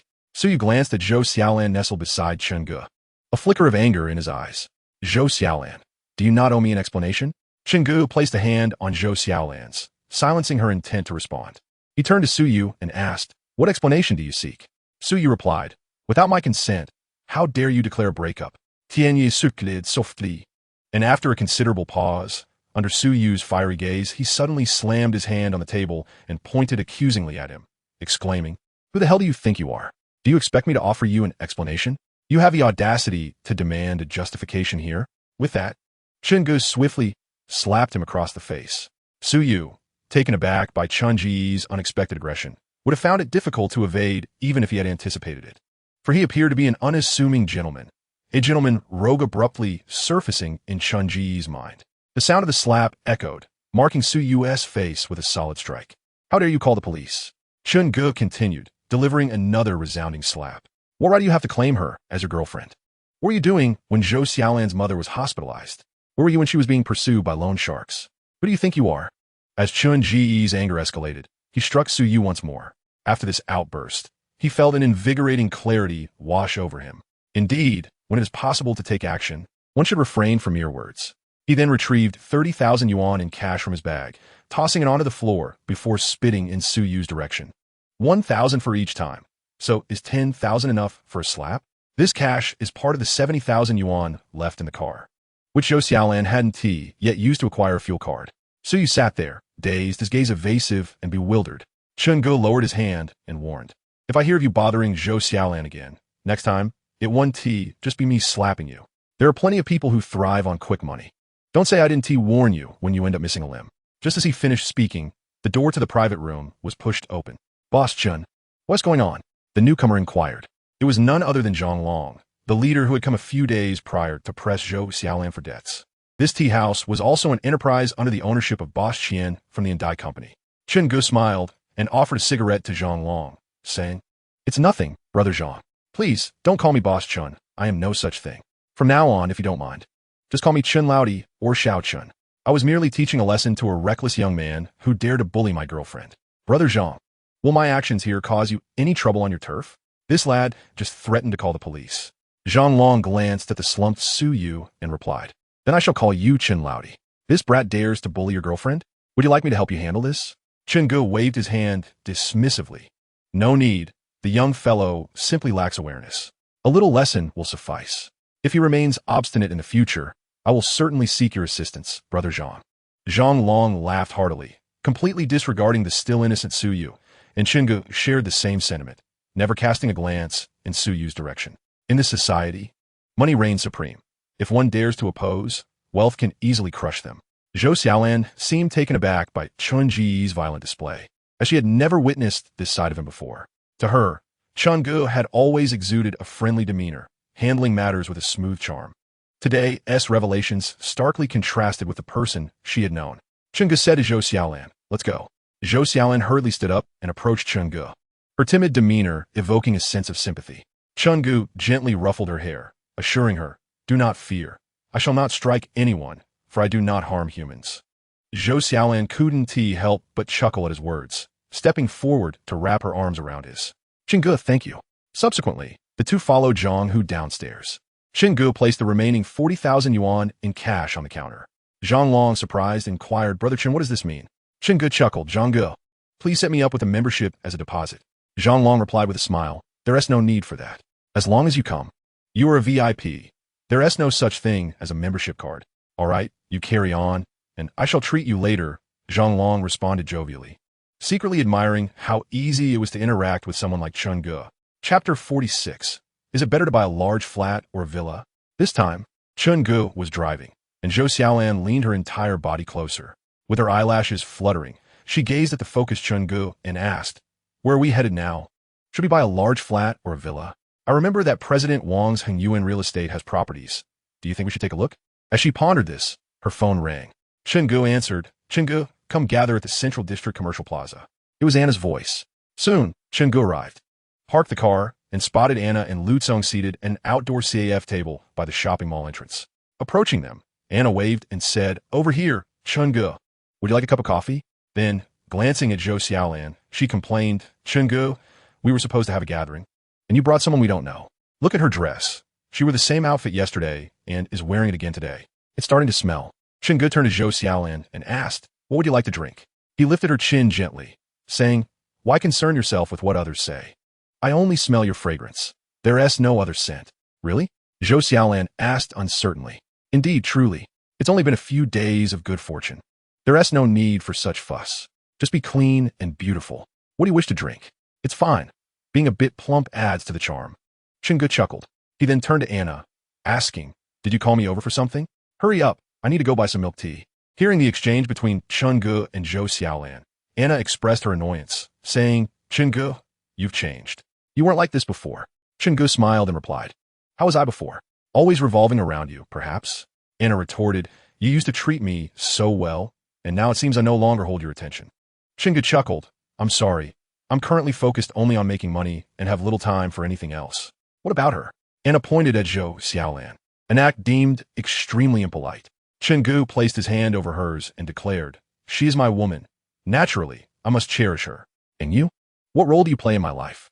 After uttering these words, he disregarded any further comments from Anna and took Zhou Xiaolan to a milk tea shop. Anna, infuriated, stamped her foot, while Lu Tsong, who had remained silent until now, offered comfort. Sometimes, this lad was rather foolish, yet occasionally his mind worked swiftly. Just like now, he kept quiet, allowing Chun Gu to antagonize Anna thoroughly. Afterward, he could speak ill of Chun Gu in front of her, causing Anna to gradually dislike him. Lu Tsong remarked, "Why bother getting upset with him? Just because he won over 4 million from Stone yesterday, he thinks he's something special and flaunts it. Let me tell you, my father's factory has secured a colossal order. Once this contract is completed, my father could earn at least 10 to 20 million. 400,000 is nothing." Upon hearing about the potential earnings of 10 to 20 million, Anna became instantly excited and inquired of Lu Tsong, Is it really possible to make that much? Lu Tsong nodded affirmatively. That's what my father said. Anna praised. Uncle Lu is truly impressive. Lu Tsong proudly replied, of course. Anyway, enough of this talk. Didn't you want to go shopping? Let's head to the mall. With that, Lu Tsong led Anna toward the shopping center. Chingu, holding a cup of lemonade and a cup of milk tea, handed the milk tea to Zhou Xiaolan. After inserting a straw into his lemonade and taking a few refreshing sips, he felt considerably more at ease. Observing Anna and Lu Tsong making their way to the mall, Chingu took Zhou Xiaolan's hand and followed. Anna browsed through various high-end boutiques, such as Chanel, Louis Vuitton, Dior, and Hermes. Despite her modest family background, she was adorned from head to toe in luxury brands. For instance, as Chingu accompanied Anna and Lu Tsong into a Chanel store. Welcomed by the enthusiastic greetings of a beautiful saleswoman, Anna immediately requested the saleswoman to retrieve an orange quilted handbag priced at $38,800. This was a Chanel 19 series handbag, a collection that seamlessly blended classic and modern elements, featuring a double chain design, with various styles incorporating quilted patterns and leather. The materials included lambskin and wool. It was undeniable that the handbag was visually stunning, a testament to its luxurious brand status. Anna tried the bag on her shoulder, admiring herself in the mirror from different angles for quite some time. Turning to Lu Tsong, she asked, "Is it beautiful?" Lu Tsong replied, "It looks great." "Then why don't you buy me one? My current bag is getting old," Anna stated, her tone light and seemingly reasonable. However, at that moment, Lu Tsong felt a pang of difficulty. He discreetly checked his bank account balance, which was just under 30,000, causing his expression to darken. He reflected on the years. When had he ever been this financially strained? His father had originally provided him with a monthly allowance of 100,000, which, while not extravagant, was sufficient for his daily expenses. Yet now, with the factory's large order tying up nearly all working capital for purchasing materials, and considering his father's loss of 1 million in Rueli yesterday, his situation appeared dire. In this fleeting moment, the capricious young heir found himself in a rather awkward predicament over a mere 38,000 yuan. Despite his father's claims of possessing assets in the millions, the reality was that the total barely exceeded the 10 million mark when accounting for fixed assets, with actual savings amounting to just a few hundred thousand. Chapter 47. The Stressed Anna. Observing Lu Tsong's indifference, Anna felt a surge of frustration. Having articulated her desires so clearly, why was he not forthcoming with the payment? With a playful smile, Chingu probed, "Lu Tsong, could it be that you're out of funds?" Gritting his teeth, Lu Tsong scowled. "Who says I lack money? A trivial sum of 38,000 is hardly worth my concern." "Then by all means, make the purchase," Chingu continued to provoke. Lu Tsong retorted, "It's not that I want to buy it. I simply believe this handbag does not complement Anna's elegance. Let's move on and explore other options." With that, he reached over to remove the bag from Anna's shoulder and placed it on the counter. The attendant, turning to Chingu with a look of confusion, inquired, "Sir, would you like to take a look at this handbag?" Her perplexity was evident, as she discerned that the four of them were acquainted. Chunji's words had caused both Anna and Lu Tsong, who were about to leave, to halt in their tracks. Anna's face lit up with delight, while Lu Tsong's expression darkened, resembling a thundercloud. Chingu accepted the handbag from the attendant, disregarding Anna's animated chatter. Undeniably, Anna's beauty and alluring figure were captivating. To assert that Chingu harbored no thoughts about her would be disingenuous. Yet, his interest lay solely in her physical allure. Anna was a materialistic woman. Were money to entice her into his bed, he would not hesitate to invest a little to discover the taste of this flower. At that moment, Chingu felt a twinge of wickedness within himself. Deliberately, he waved the handbag before Anna, and as she reached out for it, he deftly placed it in his Zhou Xiaolan's hands, saying, "Try it on and see if it suits you." This action nearly sent Anna into a rage. She glared at Chingu, speechless with indignation, before stamping her foot in frustration and storming out. Chingu turned to Zhou Xiaolan, inquiring, "So, do you like it?" Zhou Xiaolan, looking at herself in the mirror while donning the handbag, responded, "I do like it, but the price is rather steep. Perhaps we should pass." Without engaging further, Chingu reached into the bag, retrieved his bank card, and placed it on the counter, addressing the beautiful cashier, "Please charge it." Zhou Xiaolan attempted to dissuade him, but he interrupted her, saying, "It's all right. Earning money is for spending. There's no need to be overly frugal about such a modest sum. Accept it with ease." At that moment, the attendant chimed in, "Dear lady, you are fortunate to have such a wonderful boyfriend. Where could one find a man like him? Since this is a gift from him, you should graciously accept it." Zhou Xiaolan's cheeks flushed with warmth at this remark. With an obedient demeanor, she accepted the exquisite handbag. linking arms with Chun-gu as they exited the boutique. Not far away, Anna and Lu Tsung stood, their hearts heavy as they observed the bag draped over Zhou Xiaolan's arm. Anna turned to Lu Tsung and remarked, "Look at Chun-gu. He has bought his girlfriend a new handbag. And here you are, constantly proclaiming that I am your girlfriend. Why can't you buy me one too?" The bitterness in Lu Tsung's heart was known only to him. With a darkened expression, he replied, "That handbag was simply not suited for you. Let us explore other shops. And if we come across something appropriate, I promise to purchase it for you, all right?" Irritated by Lu Tsung's words, Anna strode forward and entered a cosmetics store named Estee Lauder, another high-end brand, undoubtedly not priced modestly. Yet, this suited her intentions perfectly, Chun-gu mused. He followed Zhou Xiaolan into the shop behind Anna and Lu Kong. At that moment, Anna was requesting the staff to retrieve a skincare gift set from the counter. After examining it, she inquired about the price. The attendant smiled and introduced, "This is the pinnacle of Estee Lauder's offerings, the Platinum Rare Collection, featuring the star set of the Platinum Rare Firming Cream, including cream and eye serum, with an official price of 2,810 yuan. Upon hearing the price, Lu Tsung interjected before Anna could speak, "All right, I'll take this set. Wrap it up for me." The price was acceptable, within a range he could tolerate. This gesture garnered a flicker of appreciation from Anna, her mood lightening slightly as she cast a sideways glance at Chun-gu, her expression suggesting, "If you won't buy it, so be it. I have others willing to do so." At that moment, Chun-gu directed his attention to the attendant, inquiring, "What is your most expensive item? Please show it to me." The attendant, responding to his request, retrieved a beautifully packaged gift set from the most prominent position on the counter. Smiling as she explained, "Sir, this is our store's most luxurious skincare product, the Caviar Essence Complete Collection. As a premier anti-aging brand from Switzerland, Estee Lauder's Caviar series often features individual items priced over 10,000 yuan. The complete collection, including cream, serum, eye cream, and essence, typically exceeds 30,000 yuan. For instance, this limited edition gift box paired with a custom platinum bottle is priced at 49,999 yuan. Its main feature is the deep-sea caviar extract, emphasizing firmness and wrinkle reduction, making it the ideal gift for a girlfriend." Upon hearing the steep price of 49,009, Chun-gu couldn't help but frown slightly, thinking the price was rather extravagant for such small bottles. However, glancing at Anna, whose eyes were fixated on the attendant as she described the limited edition product, he smiled and said to the attendant, "I'll take this set." He proceeded to pay without hesitation. The attendant then respectfully handed the beautifully wrapped gift box to Chun-gu, who, after a brief scan of Anna, presented the gift box to Zhou Xiaolan, saying, "Xiaolan, here, this is for you." Suddenly, Zhou Xiaolan became the center of attention in the entire store. Anna's gaze followed the exquisite gift box until it reached Zhou Xiaolan's hands. In that instant, an inexplicable sense of loss, anger, and even humiliation welled up within her. She fixed a complex stare at Chun-gu, wanting to express something, yet found herself at a loss for words. At that moment, another staff member neatly packaged the 2,810 yuan gift set and handed it to Lu Tsung, politely inquiring, "Sir, will you be paying with cash or mobile payment?" Chapter 48. A father assists his son in pursuing a woman. At this juncture, Anna suddenly erupted, unsure of how to address Chun-gu. She unleashed her pent-up frustration onto Lu Kong.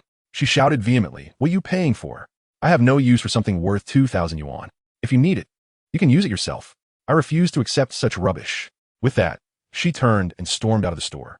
Her unprovoked outburst left Lu Tsung momentarily stunned, his expression darkening, eyes blazing with fury. Lu Tsung then directed his gaze at Chun-gu, questioning fiercely, "Chun-gu, was that deliberate on your part?" Tian Yi frugid, spreading his hands in a gesture of innocence. He stood nearby, thoroughly enjoying the unfolding drama, almost wishing for a bag of seeds to munch on. After Anna exited the store, she sat on a bench in a nearby resting area, arms crossed in indignation. Just as Chun-gu was mentally applauding Lu Tsung's actions, he was taken aback by the swift turn of events. Lu Tsung, after circling outside, eagerly approached Anna, saying with a smile, "All right, don't be angry. I just called my dad and asked him to transfer 100,000 yuan to me. He happens to be nearby and will come to find us shortly. You can buy whatever you want then. It's just a few thousand yuan. It's no big deal." Lu Tsung's words left Chun-gu utterly astounded. Did he really just call for help? Chun-gu exchanged a bewildered glance with Zhou Xiaolan. Shortly after, the group settled into their respective seats in the resting area. Chun-gu curious to see whether Lu Wei would assist his son in winning Anna's favor. Before long, Lu Wei, dressed impeccably in a suit, approached with an air of indifference. Upon seeing Lu Wei, Lu Tsong immediately began to lament his grievances, casting furtive glances in Chen Ji's direction. Chen Ge gently stroked Zhou Xiaolan's hair, eagerly anticipating what would transpire next. After a brief while, Lu Wei led Lu Tsong to Anna's side. He looked at her and said, "Anna, I heard from my son that you have an inclination for that particular handbag and that skincare set, correct?" Lu Wei raised a hand to interrupt Anna's response, stating, "Anna, let's skip the pleasantries. I can purchase those items you mentioned, but my money does not come from thin air. If I buy, it will only be for my daughter-in-law. You are aware that my son is fond of you, yet we remain uncertain about your attitude.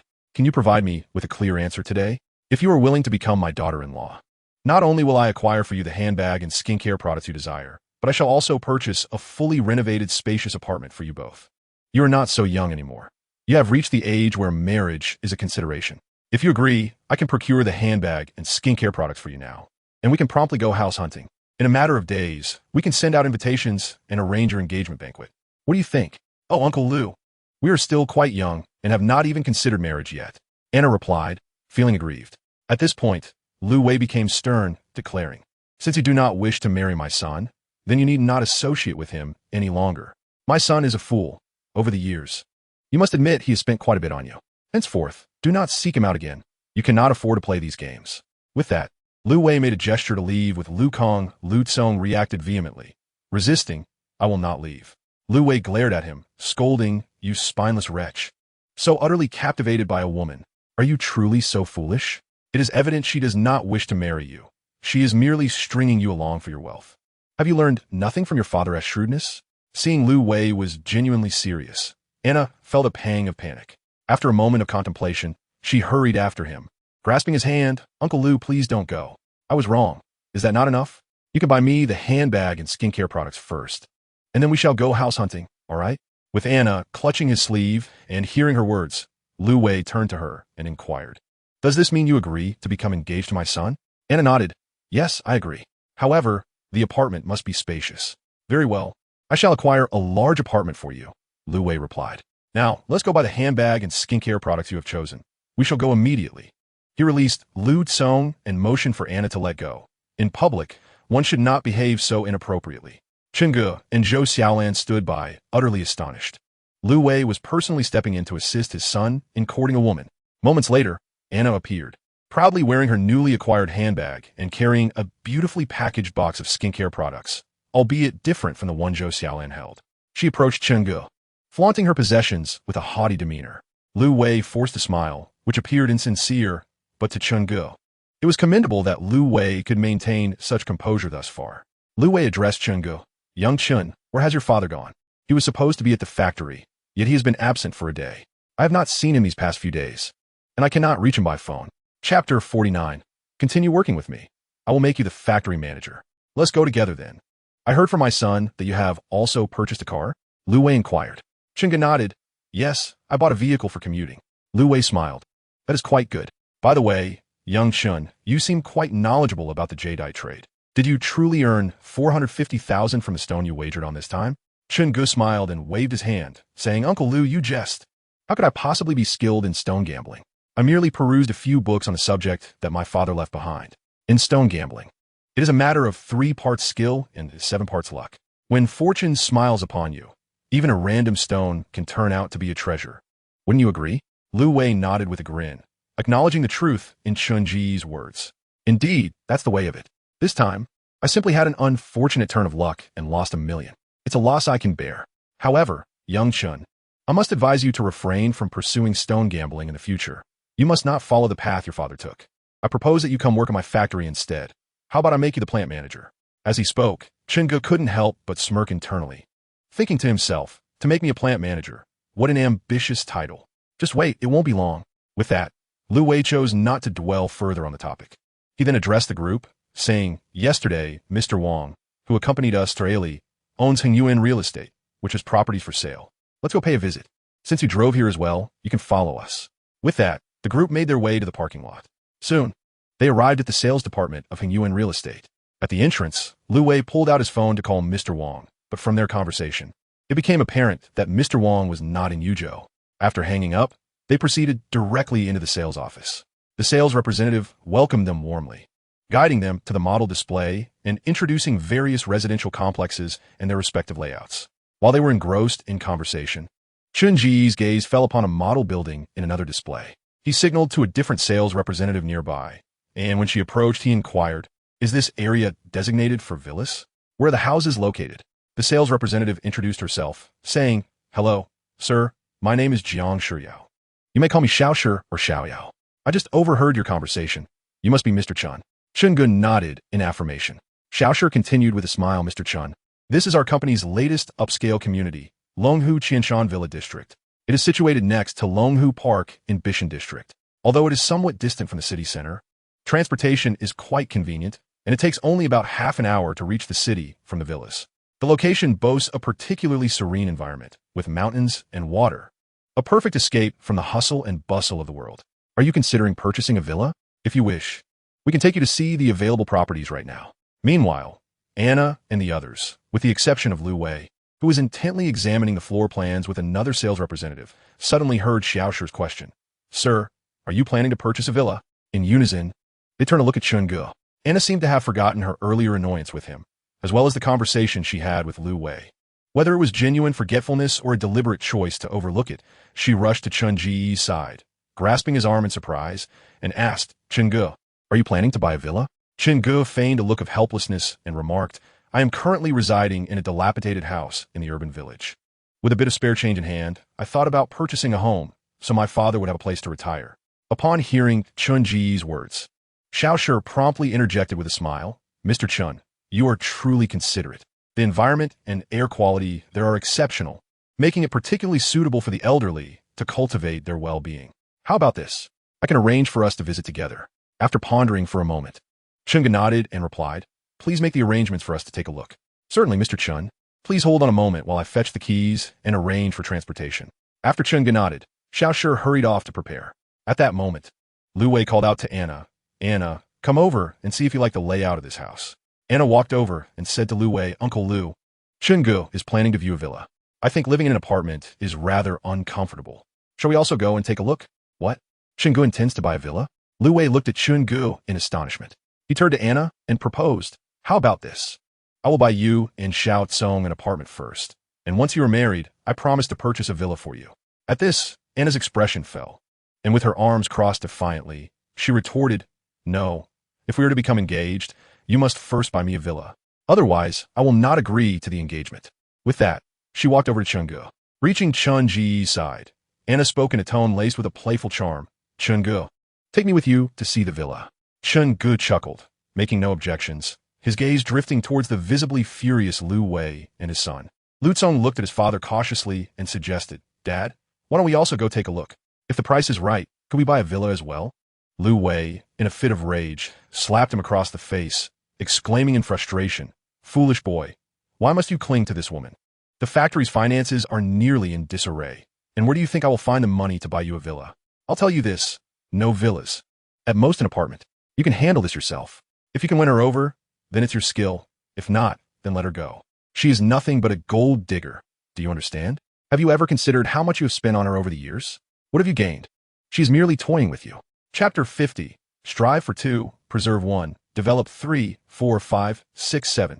Instantly chastised and humiliated, Lu Tsong lowered his head, afraid to utter a word. This demeanor only fueled Lu Wei's anger, wishing he could deliver a few more slaps. He scolded, "What a disappointment. How could I have produced such a son?" Meanwhile, Chun-Gu observed everything with amusement. At that moment, the sales agent, Xiaoshi, approached with the keys and politely said to Chun-Gu, "Mr. Chun, the car is waiting at the entrance. Shall we proceed?" Chun-Gu nodded in agreement. He wrapped his arm around Zhou Xiaolan and headed outside, while simultaneously, Anna embraced Chun-Ji's other arm in front of Lu Wei and his son, following suit. As they were about to exit, Chun-Gu turned to the bewildered Lu Wei and his son, saying, "Uncle Lu, I'm going to take a look at the house. You continue to choose your layout. I won't disturb you." At this point, Lu Wei, who had been striving to maintain a faint smile, could no longer conceal his discontent, his expression darkening. Lu Tsong, standing beside him, was even more distraught, nearly on the verge of tears. This scene brought Chun-Gu a peculiar sense of satisfaction. Holding Zhou Xiaolan, he mischievously pinched her, earning a playful roll of her eyes, prompting his hearty laughter. Zhou Xiaolan, who had been quite obedient and reserved throughout, seemed to grasp Chun Ji's intentions. She glanced at Anna, who was nestled against Chun Ji's arm, pursed her lips, and felt no discomfort, for she was well aware of her relationship with him. Moreover, Chun Gu had been forthright from the beginning, making it clear that she would not be his sole companion. In light of his honesty, she found him refreshingly genuine, far superior to the hypocritical men who masked their true selves. With this thought, Zhou Xiaolan even entertained the idea of Chun Gu seeking out additional partners. She mused that had they lived in ancient times and he been an emperor, she would certainly deserve the title of a favored concubine, perhaps followed by others. Ah, women are perplexing and inscrutable. Previously, Chen Yukai had advised Chun Gu to avoid creating enemies in public. However, Chun Gu believed that this principle was contingent on the individual. With everyone else, he could don a welcoming smile, but with Lu Wei and his son, he found it impossible to maintain the facade. He had always feigned cordiality in Lu Wei's presence. But now, he felt no need to pretend. Lu Yaozu was right. The youth should exhibit their youthful exuberance. To be young and not spirited is a missed opportunity. If Lu Tsong harbored feelings for Anna and wished to marry her, he would need to ensure that Anna willingly joined him in his bed tonight. Love was a mere illusion for someone like him, who spoke of romance as if it were a travesty to the very notion of love.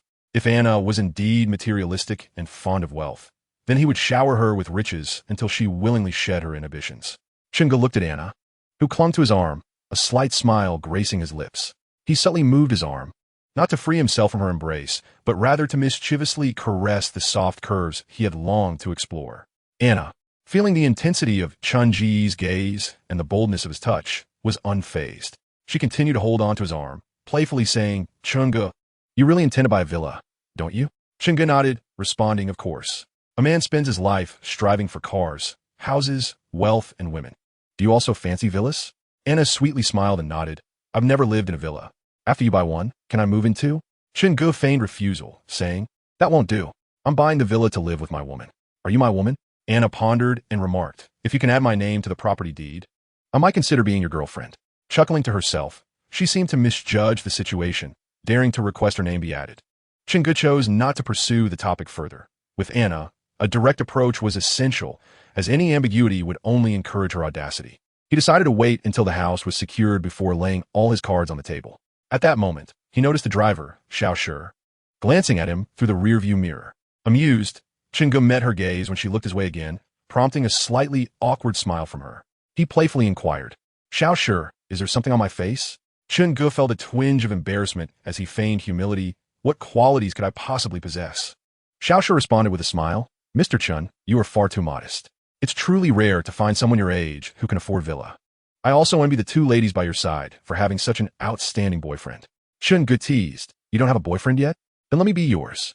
Xiao Shi glanced at Chunga, then at his companions, Zhou Xiaolan and Anna. She noticed that Zhou Xiaolan, appearing to be the legitimate girlfriend, showed no signs of displeasure at his words, while Anna, who had her arm around Chunga, merely pouted without speaking. Xiao Shi grasped the dynamics between Chunga and the two women. Having witnessed similar situations frequently, she found nothing amiss in society. A wealthy man often faced little scrutiny for having multiple partners. Isn't it true that men often wish for the domestic flag to remain upright while the external flags flutter freely? Therefore, my aim should be to maintain 1 and expand to 2, 3, 4, 5, or even 6. What do you think, beautiful Xiao Shi? Care it to consider? Indeed, I should give it serious thought. A man as exceptional as you is truly hard to come by. Chun Ji's words elicited hearty laughter from Xiao Shi, while Zhou Xiaolan playfully pinched his waist. As for Anna, she shot Chunga a glare before loosening her embrace. However, Chunga suddenly wrapped his arms around Anna's waist. Startled, she gasped and squirmed, attempting to escape his grasp, but confined in the back seat, her options were limited. He tightened his hold, drawing her closer and whispered gently in her ear, "Stay still, let me hold you for a moment. Are you reconsidering adding your name to the villa deed?" Chapter 51. Eating from a bowl while watching the pot. Upon hearing Chun Ji's words, Anna ceased her struggles, allowing his hands to rest on her waist. A triumphant smile adorned Chun Ji's face. In that instant, he seemed to grasp why a man strives to earn more wealth and wield greater power. The phrase "awake to the world's authority" intoxicated by the beauty at his side, encapsulated the allure of such a hedonistic lifestyle, ripe with temptation for any man. Highlighting the key points, remember this. If someone beside you proclaims, "I have never touched money. I hold no interest in wealth. I am indifferent to beauty. As I am face-blind. I have no desire for power or official status." You may take a couple of steps forward, deliver 2 sharp slaps, kick twice, and then disdainfully declare their hypocrisy before turning away with flair. Be obedient. We shall not befriend such pretentious individuals. At this moment, Chun-gu, surrounded by companions, indulges in sheer delight. Occasionally, he shifts his hands up or down, for surely such indulgence is not merely spoken of in words, even in the presence of others. What does that matter? Throughout this journey, Xiaolon silently endures Chun-ji's restless hands, her crimson lips bitten and cheeks flushed. However, Anna proves to be somewhat resistant, either firmly clasping Chun-ji's hand to prevent unwarranted touches or pressing his arm against the seat back with all her might. Yet, Chun-gu thrives on resistance, finding excitement in her opposition, leading to a silent contest between them throughout the ride. Xiaoshi observes Chun-ji's lewd antics through the rearview mirror, merely smiling without uttering a word. She has witnessed such behavior countless times and has grown accustomed to it. After all, in her view, is it not common for affluent men to behave in such a manner? What is peculiar about wanting more while having enough? Soon, the vehicle comes to a smooth halt at the Longhu Qinshan Villa district in Bishan district. After disembarking, Chun-gu continues to follow Xiaoshi, embracing companions on either side. His gaze fixed on the woman ahead, swaying as she walks. He suddenly realizes that her waist is exquisitely slender. Xiaoshi leads the group to a standalone villa and opens the grand door. Upon entering, they are greeted by a unique decor style that blends American rustic charm with modern minimalism. The building spans approximately 200 square meters, representing the pinnacle of the community. As Xiaoshi proudly notes, as they venture into the living room, they are welcomed by a soaring ceiling adorned with a chic crystal chandelier, casting a gentle glow that illuminates every corner. The milky white walls are adorned with artistic paintings, enriching the space with a profound cultural ambience. The light gray fabric sofa, accompanied by plush cushions, rests upon the warm wooden floor, while a delicate floral arrangement on a wooden side table creates a cozy and inviting relaxation area. The villa comprises 3 levels, with Xiaoshi providing a layout overview. The first floor serves as a communal space, designed with great practicality. The open-concept modern kitchen is equipped with top-tier integrated appliances. And the central island not only serves a functional purpose, but also acts as a gathering spot for family and friends. Adjacent to the kitchen, the dining area features a substantial wooden table and chairs that can accommodate many guests, allowing diners to enjoy their meals while admiring the beautiful views through the nearby windows. Additionally, the first floor boasts a spacious guest room, ensuring convenience for visiting friends and family. The living room seamlessly connects to the scenic balcony, where one can behold the beauty of the private garden with a mere push of a door. After exploring the first floor, Xiaoshi led several individuals upstairs. The second floor serves as a tranquil resting area, housing 3 bedrooms, each equipped with private bathrooms and walk-in closets. The bathrooms are adorned with luxurious marble finishes and are fully equipped with state-of-the-art facilities, such as temperature-controlled showers and smart toilets, ensuring a comfortable and convenient bathing experience. The master suite is particularly opulent, featuring an expansive bedroom space furnished with a plush bed and soft linens, complemented by a separate relaxation area and a private study. The study boasts custom wooden bookshelves, providing a serene sanctuary for indulging in cherished literature during leisurely moments. The third floor is dedicated to recreational activities. The home theater is outfitted with high-definition projection equipment and surround sound, allowing for an immersive cinematic experience at home. The gym is equipped with a comprehensive array of fitness equipment, enabling one to exercise freely without the need to venture outside. Additionally, there is an outdoor rooftop terrace where one can gaze at the starry sky at night, host intimate gatherings, and relish in leisurely moments. The private garden outside the villa is a significant highlight of this residence, featuring meticulously manicured lawns and a harmonious arrangement of floral greenery, crafting a picturesque landscape.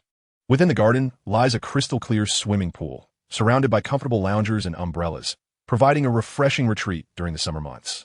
Chunga nodded repeatedly, expressing his satisfaction with the property. What pleased him most was the master bedroom on the second floor, which is spacious and bright, particularly the oversized bed that could comfortably accommodate 3 to 5 people without feeling cramped. The thought of sharing such a bed with multiple women in the future filled him with excitement. He turned to Xiao Shi and inquired, How much is this unit? Mr. Chen, would you like to explore other layouts? Xiao Shi asked. Chen Gu waved his hand dismissively. This one will suffice. He interrupted her, stating, no need for that. I've done a rough calculation. If I make a down payment of 1 million, I would need to finance 2.8 million. Over 10 years. That amounts to approximately 120 monthly payments, totaling nearly 3.55 million. Adding the down payment of 1 million brings the total to around 4.60 million. That's nearly 80,000 more than paying in full. So I shall opt for a full payment instead. Tian Ye's remarks astonished Xia. As it was rare for someone to choose to pay in full due to high interest rates. She smiled and responded, Mr. Chun, actually, securing a mortgage is more advantageous than paying in full. Consider this. With a mortgage, the monthly repayment burden is significantly lighter, and the surplus funds at your disposal could be invested elsewhere, allowing your money to generate more wealth. You'd also avoid the stress of cash flow issues, wouldn't you? Chapter 52. Must a woman pay for a room? Despite Xiao Shi's persuasion, Chun Gu remained resolute in his decision to make a full payment. He shook his head and replied, I am someone who fears debt and complications, so it's simpler to pay in full to avoid unnecessary hassle. With a bitter smile, Xiao Shi adorned her face with a charming grin and said in a sweet tone, in truth, we earn a commission when we assist clients in securing mortgages for their property purchases. If you pay in full, I shall miss out on my commission. Come on, Boss Chun, can't you do me a favor and have some compassion? Just arrange for a mortgage so that this working girl can earn a little extra. Chen Gu chuckled and inquired, how much commission do you earn from selling this property? Hurry and process it for me. I will transfer the commission directly to you. Xiao Shi responded with a sweet smile. All right, I will take care of it right away. With that, she retrieved the property purchase contract and other necessary documents. Unceremoniously taking a seat beside Chen Gu, their bodies closely aligned. Before long, all the documents were prepared, and they only awaited Chun Ji's signature and payment. Anna then interjected, reminding Chen Gu, didn't you say you would add my name to the property deed? Chen Gu smiled but did not respond, instead signing his name on the contract. After which Xiao Shi went to fetch the finance department to process Chun Ji's payment. At this point, only Chen Gu, Xiao Shi, and Anna remained in the office. Anna, visibly agitated, confronted Chen Gu. Did you not just say you would add my name to the deed? Were your words merely a deception? Chen Gu, still smiling, replied, what purpose would I have to deceive you?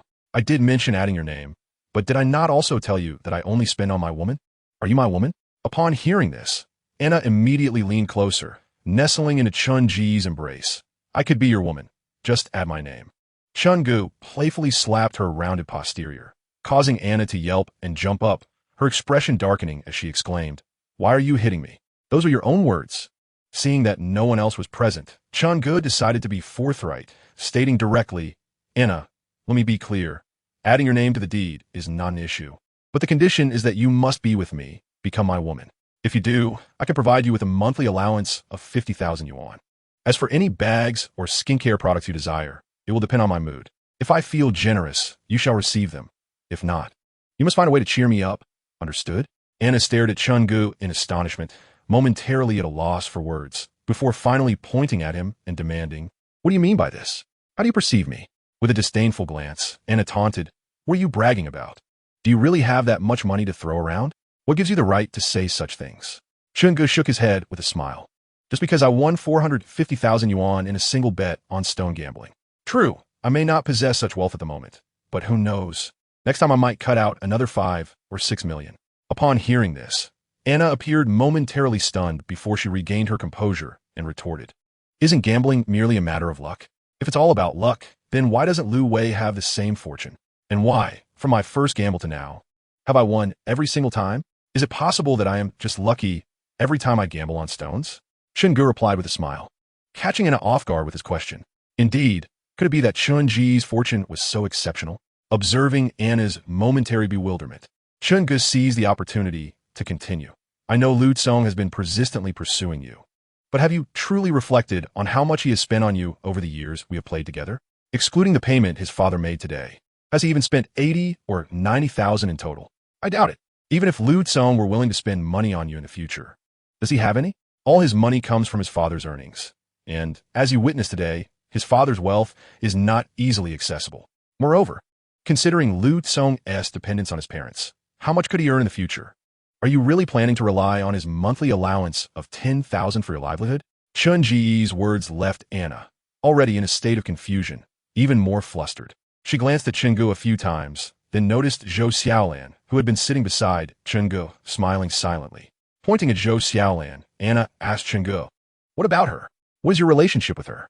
With a complicated expression, Anna pressed further, "How much pocket money do you give her each month?" Tian Yi replied, 20,000 a month. This was indeed true, although he chose not to mention the 20 million in high-interest loans. All right, I agree. But you need to transfer the money to me now. Anna suddenly became decisive.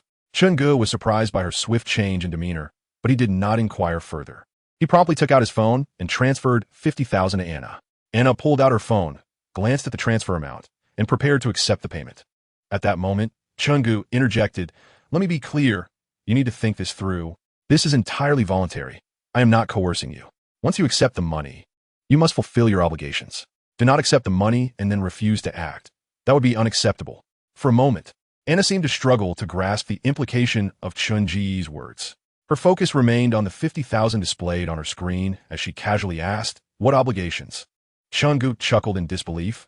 "I give you 50,000 every month, and when I'm in a good mood, I buy you things you desire. What do you think I want from you? Your looks? Please, we are all adults here. We know how things work." Anna pouted and mumbled, "I am already good-looking." Without any hesitation, she clicked to accept the payment. At this point, Chungu was too tired to engage in further discussion and simply stated, "Book a hotel later." Reluctantly, Anna replied, "What? Shouldn't the woman pay for the hotel when she's with you?" Chapter 53, Double the Joy, Double the Reimbursement. Chungu was speechless, internally questioning whether he had sought a woman or a pampered heiress. "You should have said so earlier."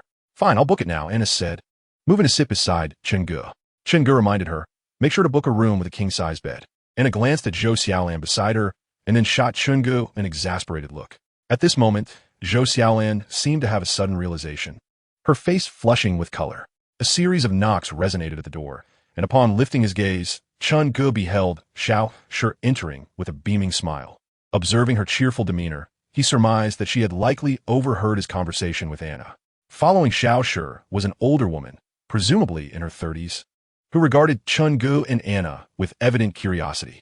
Xiao Shi introduced, "Mr. Chun, this is Su Yu from our sales department's finance team. Sister Yu, this is Mr. Chun. And these two lovely ladies are Mr. Chen's girlfriends." The woman named Su Yu cast a surprised glance at the two women beside Chungu, smiled, and offered a handshake, saying, "Hello, Mr. Chun." After exchanging pleasantries, Chungu promptly produced his bank card and completed the payment in one seamless motion. Upon concluding the transaction, Su Yu bid farewell to the group and departed. Xiao Shi took a seat on the sofa opposite Chungu, elegantly clad in a professional short skirt ensemble, her legs adorned with sheer stockings. Sitting with her legs together and reclining against the backrest, her posture, though quite ordinary, inadvertently drew Chun Ji's wandering gaze due to the angle of their seating. This scene left him somewhat flustered. After a moment of lingering, he awkwardly diverted his eyes, leaning forward with his elbows propped on his thighs to avoid embarrassment, silently cursing that the woman must have intended this. He pulled out his phone and said to Xiao Shi, "Well, Xiao Shi, let's add each other on WeChat. You mentioned the commission. I can transfer it to you." With a smile, Xiao Shi slightly adjusted her posture, replying, "Mr. Chun, adding WeChat is fine, but there's no need for the transfer. I was just teasing you earlier. Selling a unit is worth millions, so the commission will certainly be substantial. I wouldn't actually take your money." Chungu, with a playful grin, inquired, "Really not?" Aware that she was deliberately flirting, he responded, "This is simple. You could just become my woman." Feeling somewhat embarrassed to be teased by a woman who had seized the initiative, he continued, "All right then, join me at the hotel later tonight, and I'll let you be my woman." Xiao Shi laughed. "Let us pass on that today. You have two stunning beauties by your side. I would want to intrude. Next time, I'll arrange something with you." Chungu chuckled, and after exchanging a few more playful remarks, their rapport deepened. And Xiao Shi no longer referred to him as Mr. Chun, opting instead to call him by his name. Noticing the time, Chungu realized it was getting late. He had endured a tiring day filled with errands and lacked any opportunity to rest. He picked up his keys and the folder containing the property documents, preparing to leave. Just then, Xiao Shi spoke up, "Please wait a moment. Let us hold a handover ceremony and set off some fireworks. I've also brought along some small gifts." Chungu wished to decline, feeling entirely unnecessary to comply. However, upon inadvertently catching a glimpse of the excitement and anticipation on Anna's face, he nodded in agreement. Very well. The juxtaposition of movement and stillness was quite pleasant. After a while, the group exited the property sales department this time with Zhou Xiaolan at the wheel, while Chenggu pulled Anna into the back seat. Once the vehicle was in motion, Chenggu began to act with a certain boldness, leaning in to kiss Anna's crimson lips. Anna recoiled, saying, "No, you just smoked. Your breath has an odor." Chenggu did not press the matter. If she did not wish to kiss, then so be it. Yet, his hand, restless, ventured beneath the collar of her clothing. He felt an intense heat rising within him, an urge that had been stifled when teased by Xiao Shi. Now ignited anew. Anna, half-heartedly resisting, remarked, "Don't be so hasty. I've already booked the hotel. There's no rush. Let us eat first. It's nearly dark, and I'm starving." Chenggu glanced outside at the dimming sky, confirming her words. "Let us head to the hotel first. I wish to devour you before dinner. You may choose whatever you desire afterward." "Very well," he mused, letting his imagination run wild. Seated by the expansive window, Chenggu lit a cigarette, inhaling quietly. Through the glass, he observed the night enveloping the city, illuminated by the flickering neon lights. At that moment, he found himself lost in thought, reflecting on how drastically his life had transformed in just a few days, marveling at the undeniable allure of wealth. At that point, Zhou Xiaolan approached him, snatching the half-smoked cigarette from his lips and taking a deep drag. Chenggu pulled her into his embrace, settling her on his lap. Undeniably, Zhou Xiaolan appeared to be a woman of apparent innocence, and indeed, she was gentle and demure. Yet now, she unabashedly presented herself before Chenggu, embodying a blend of purity and allure, a perfect fusion of two contrasting qualities. Chenggu then turned his gaze to Anna, who lay on the bed, unwilling to stir, particularly noting the crimson stain on the sheets, which filled him with immense satisfaction. He had not anticipated that Anna, untouched by others, would ultimately benefit him. A smile crept upon his lips as he inquired of Anna, "Shall we dine out or have room service?" With a chuckle, he added, "Are you still able to move?" Anna, suppressing her discomfort, rose to dress. Chenggu playfully patted Zhou Xiaolan's pert backside and urged, "You should also get dressed. Let us head out for dinner." Zhou Xiaolan obediently complied. However, she first retrieved Chenggu's clothing, assisting him in donning it while enduring his mischievous hands. After a considerable time, they were finally ready. Thus, the trio descended the stairs, and after a quick vote among them, they unanimously decided to head straight to a renowned local hot pot restaurant. Another night of revelry awaited. Chapter 54, Off to Relics again. The following day, Zhou Xiaolan had classes in the morning but was free in the afternoon. Chenggu drove her to school, arranging to pick her up later that day. Then Anna expressed her desire to have her hair done, and Chenggu naturally did not decline, accompanying her to the salon. Anna transformed her long locks into a lovely flaxen hue, complemented by voluptuous waves. While Anna was preoccupied with her hair, Chenggu, glancing at his slightly overgrown hair in the mirror, whimsically decided to get a foil perm. He chuckled and remarked to Anna, a flirtatious girl with waves. A flirtatious boy with a foil perm, perfectly matched. In the afternoon, Chenggu first picked up Zhou Xiaolan, and then summoned a moving company to pack all their belongings from the rental apartment and transport them to Anna's rented flat, moving all her items to the villa. Initially, Chenggu intended to take both women out for a meal, but Zhou Xiaolan insisted, on the first day in the new home, we must cook ourselves. A house needs to be infused with the aroma of home-cooked meals to ensure peace and prosperity. To be fair, Zhou Xiaolan's culinary skills were quite commendable. Although she could not rival professional chefs, her home-style dishes certainly had their own merits. Thus, the luxurious villa welcomed its first taste of domesticity. The three of them began their first unabashed life within the villa. That evening, Chenggu received a call from Lu Yaozu, who said, "Xiao Chun, prepare yourself. Tomorrow, at the same time as last time, we shall fly to Relics. Lu Wei will also be joining us, and you need to devise a solid plan for how to handle him. Tomorrow's trip to Relics promised to be another day of peril." Chenggu had become addicted to this extravagant lifestyle, and to maintain it, he needed to earn more money. Lu Yaozu was right. It was essential to strategize on how to deal with Lu Wei. After today, as property dealings, it was likely that the Lu father and son harbored intense animosity towards him. Tomorrow, he must find a way to teach them a painful lesson. Moreover, since Lu Wei had the audacity to offer Anna a large flat, he must still have at least 100,000 on hand. The question remained, how to proceed? Chenggu pondered for quite some time, yet remained at a loss. Ultimately, he decided to abandon the thought, focusing solely on one objective, ensuring Lu Wei's defeat. He had already offended him gravely today. Allowing Lu Wei to win would be intolerable. Meanwhile, upon learning about Chunji's itinerary for the next day, Anna insisted on accompanying him to Rueli. After some contemplation, Chungu nodded in agreement. He then turned to Zhou Xiaolan, who shook her head, stating, I have compulsory classes tomorrow. I won't be going. You two go ahead. Chungu acknowledged her response and booked a ticket for Anna on the same flight. He advised her to remain close by his side, speaking little and observing much. If you can avoid speaking, do so. Do not disrupt me, he urged. Rueli was an unfamiliar place, and one could unwittingly offend someone without realizing it. Anna nodded in agreement, assuring him that she would not cause any trouble. The next morning, Zhou Xiaolan was already awake. By the time Chungu and Anna had tidied themselves and descended the stairs, Zhou Xiaolan had prepared breakfast and set it on the dining table. Each person had a cup of hot milk, a fried egg, and a bowl of clear wonton soup. The flavors were delightful, and Chungu thoroughly enjoyed the meal. Zhou Xiaolan, noticing his satisfaction, felt immense joy in return. She seems to have found her place for the future. Chungu nodded, and then the three of them exited together. Zhou Xiaolan drove, dropping Chungu and Anna off at the company before heading to the school. This time, Chungu did not go to the office, instead accompanied by Anna. He stood at the entrance, awaiting Lu Yaozu's arrival under the perplexed gaze of the receptionist, Xiao Shi. Interestingly, there's also a Xiao Shi at Lu Yaozu's company, which adds a touch of coincidence. Soon, Lu Yaozu's car arrived, accompanied by Lu Journey and Zhou Feng. Upon seeing Chungu standing at the door, they approached him. After exchanging pleasantries, Chungu, with an apologetic tone, addressed Lu Yaozu. Mr. Lu, I hope it's not too much trouble to bring my friend along. Lu Yaozu glanced at Anna beside Chungu and, with a knowing smile, replied, It's a minor matter. You needn't be so formal with me. I'll have Xiao Shi book another ticket. Chungu quickly insisted, No, I can manage the booking myself. He then hurriedly took out his phone, feigning activity on it. Noticing that Chungu was handling it himself, Lu Yaozu paid little further attention, merely stating, If you have more friends joining you in the future, just let me know in advance, and I'll have Xiao Shi take care of it for convenience.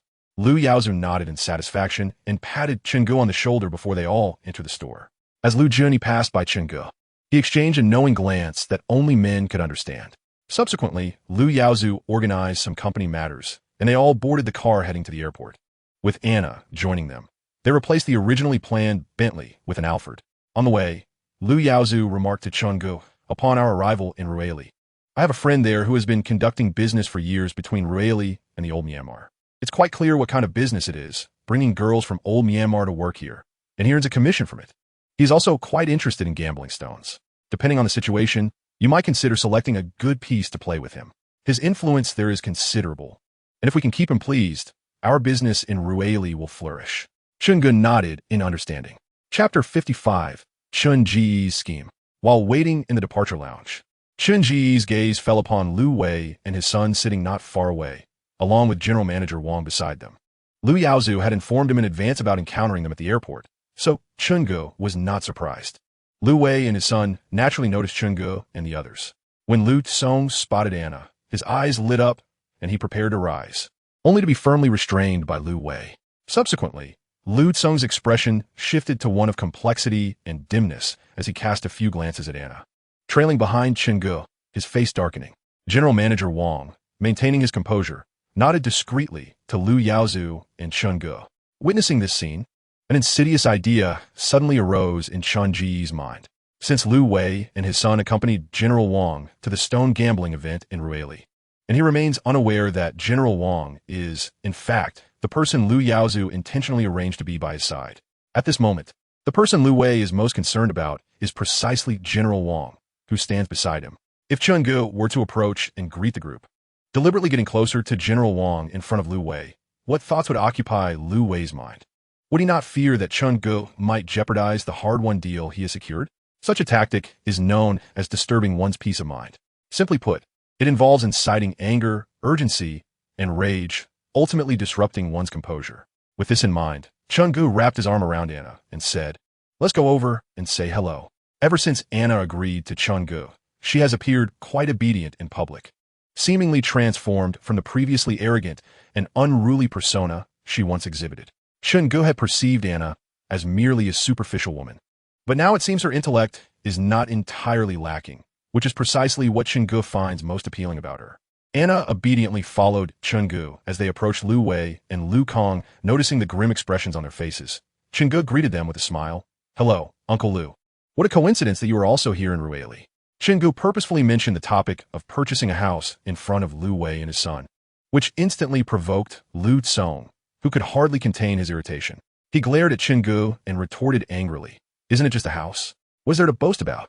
He then turned to Anna, who was linked to Chun Ji's arm, and challenged her. "Anna, after all this time together, do you not know what kind of person Chingu is? He is merely a pauper, incapable of providing the life you desire." At that moment, Chungu feigned indignation, chiding Anna, "Anna, have you forgotten what I taught you? One must not speak carelessly in public. Besides, who is Uncle Lu? With such a large factory, does he truly care about a mere 100,000? For us, earning that amount requires tremendous effort, but for Uncle Lu, it's merely pocket money." Listening to Chun Ji's words, Anna responded obediently with an "oh." Lu Yaozu, observing the self-satisfied Chingu, smiled faintly and asked, "Was that deliberate?" Chingu glanced at the still seething duo and nodded towards Lu Yaozu, affirming, "Indeed, it was intentional. The more ostentatious and pleased I appear, the more it will incite their disdain and even revulsion towards me. General Lu, under such circumstances, if you were Lu Wei, would you still heed my advice during the stone gambling?" After contemplating, Lu Yaozu chuckled and shook his head. "If I were Lu Wei and subjected to your mockery, I would be tempted to eliminate you. Even if your words were grandiose during the stone gambling, I would perceive them as a deliberate attempt to deceive me." Chun Gu smiled and continued, "Suppose Lu Wei discovers a truly remarkable stone, and I discern that a precise cut through the center would yield excellent results. If one were to strike from a different angle, it would result in an inability to deliver the goods. Presently, he harbors disdain towards me, yet I deliberately encourage him to take a stab at the center. Do you suppose he would dare make that cut?" In this manner, Chun Gu elucidated his point, and Lu Yaozu comprehended entirely why the typically composed Chun Gu exhibited such audacity today. He erupted into laughter, patting Chun Gu on the shoulder and exclaiming, "You truly possess a profound understanding of human nature." Meanwhile, Lu Junyi, who had been lingering nearby, couldn't help but click his tongue and remarked, "Chun Gu, let me tell you, you cannot treat me like this in the future, nor should you intentionally stir the pot in my presence. Otherwise, I fear I might not restrain myself from delivering a couple of punches right on the spot." With that, he playfully raised his fist and added with a grin, "With fists as large as dustpans, I ask you, are you afraid?" Lu Junyi burst into laughter as well, contrasting sharply with the somber atmosphere among Lu Wei and his companions, creating an ambience of joviality instead. Before long, the group boarded the plane, followed by takeoff and a smooth landing.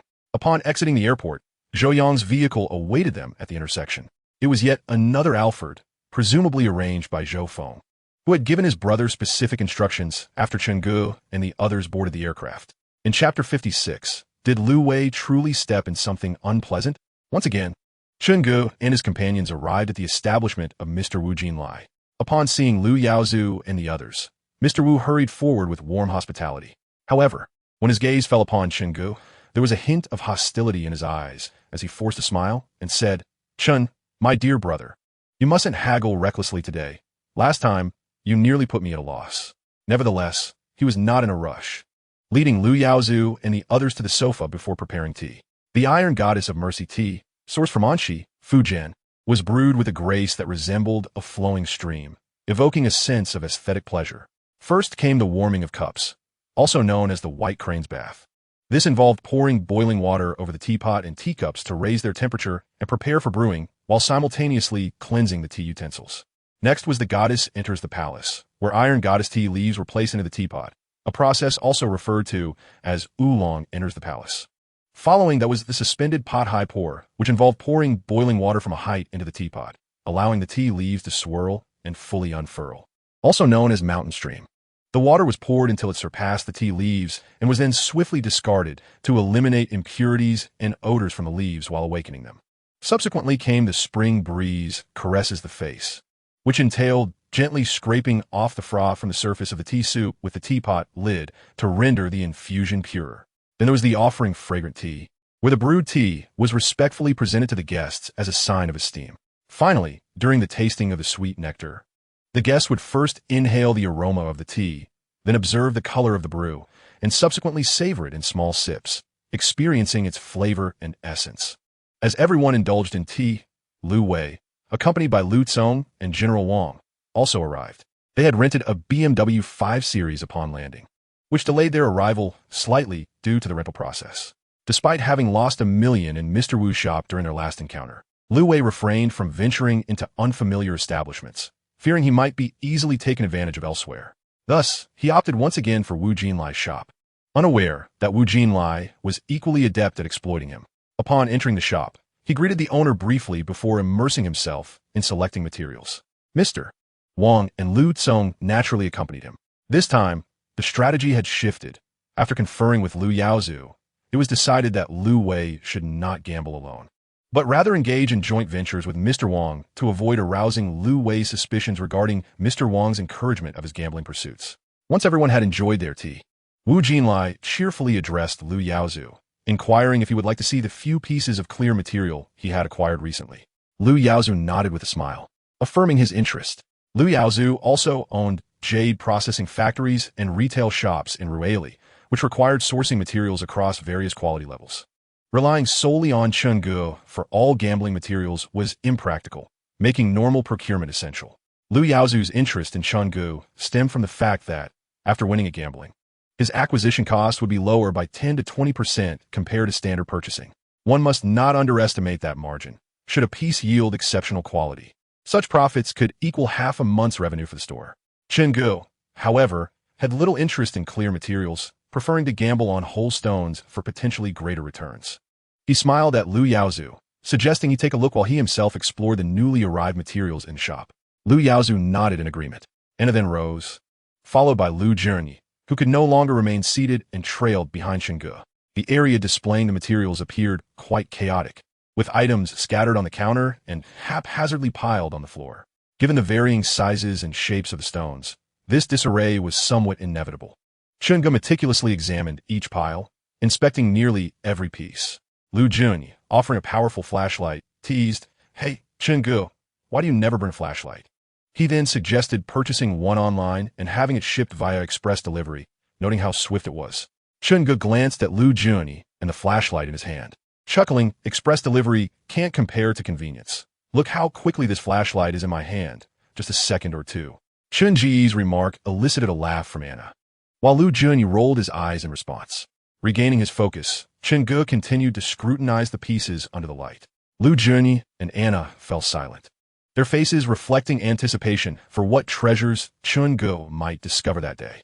Suddenly, Lu Zhernyi furrowed his brow. At that moment, Lu Wei and his companions approached, pushing a small cart bearing a large, irregularly shaped stone weighing approximately 50 kilograms. When Chen Ji's gaze fell upon the stone, he felt a jolt of excitement. Could it be that Lu Wei had truly stumbled upon a fortune today? Chenggu quickly stood to greet Lu Wei and his group. Chapter 57, Duan Liangda. Chenggu smiled and remarked, "It's you, Uncle Lu. The stones just keep getting bigger. This one looks quite promising." He paid no mind to Lu Wei's demeanor. He crouched down under Lu Wei's unfriendly gaze and examined the material with a flashlight. He dared not look at the area he valued most, instead choosing to inspect the reverse side of the stone. This was yet another substantial piece, even larger than the one Lu Wei had bet on previously. The overall shape of the stone was irregular, its surface rough and riddled with creases reminiscent of the mottled marks left by time. On one side, the stone's skin was a deep brown, with sinuous patterns that resembled the mysterious veins of an ancient map, or lines casually sketched by the hand of time, the coarse texture conveying a sense of nature's weariness. The other half exhibited a slightly lighter hue, tinged with a hint of gray-green, its dark, glossy surface adorned with fine, evenly distributed grains, devoid of any coarse sand or looseness, with signs of partial sand loss subtly revealing a soft luster. The material from the old pit of Pagan was known for its seasoned skin. Chenggu mentally calculated as his fingers gently brushed over the speckled green dots on the skin. These delicate spots seemed to beckon him, particularly the area where the sand had partially shed, its faint green glow under the light quickening his heartbeat. Yet, he forced himself to remain composed, determined not to reveal any signs to Lu Wei. Lu Wei stood nearby, his gaze darkly fixed on Chen Ji's every move. What scheme is this boy concocting? He mused.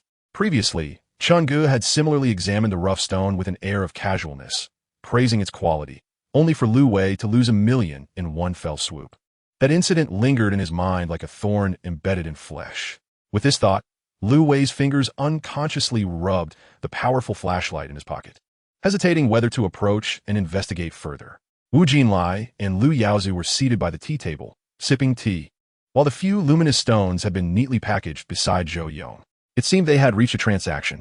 He nodded at Chen Ge, stating, "Indeed, this is a fine piece. What shall we do now? Should we raise the price and contest for it?" Chen Ge pondered before replying, "For this stone, I have a psychological price range of 1 to 1.5 million. Let's observe the situation. If it falls within that range, we can negotiate. If it exceeds that, let Lu Wei take the first cut at the area with the poorest performance. Then, we shall devise a way to acquire the stone." Lu Yaozu frowned, expressing concern. "Isn't that rather risky? What if Lu Wei stubbornly cuts into the best section?" After contemplating, Lu Yaozu could only nod, recognizing that no better alternatives existed, and they would have to proceed cautiously. He advised Chen Ge, "Stay sharp and keep a close watch on him. If he wins the cut, all our prior arrangements will have been for naught, and it would be as if we had unwittingly led him to wealth. Moreover, a friend of mine will be arriving shortly, and I have spoken highly of you. Should we fail today, gaining his trust in the future will be exceedingly difficult. Therefore, we must secure a victory today." Chen Ge nodded with a touch of resignation. At that moment, Lu Wei approached, pulling the stone on the cart, and inquired of Boss Wu, "How much is this piece going for?" Wu Jinlai, after inspecting the material, remarked, "You are Boss Lu, correct? This piece is indeed from the ancient Pekin mine. The skin texture speaks for itself. It is densely speckled with pine flower patterns and features a python-like band. The gamble here is substantial. Just state your price directly." Lu Wei was quite straightforward in his speech. Wu Jinlai, with a glint in his eye, extended 3 fingers. 3 million, a firm price with no negotiation. Any counteroffers are unnecessary. Lu Wei frowned. Though the price was not insignificant, the material's potential justified the risk. Without hesitation, he nodded affirmatively. 3 million. I will take it. This exchange left Chen Ge, who stood nearby, feeling a pang of frustration. Lu Wei truly did not haggle. Was he simply foolishly affluent or genuinely valued this material? At his age, didn't he understand the principle of demanding exorbitant prices only to settle for less? Wu Jinlai was indeed quite unscrupulous. 3 million. Why not just rob a bank? Chen Ge felt a surge of anger. The two had struck a deal with a mere back and forth, completely thwarting his intention to contest for the material. He had not even been afforded the opportunity to make a move.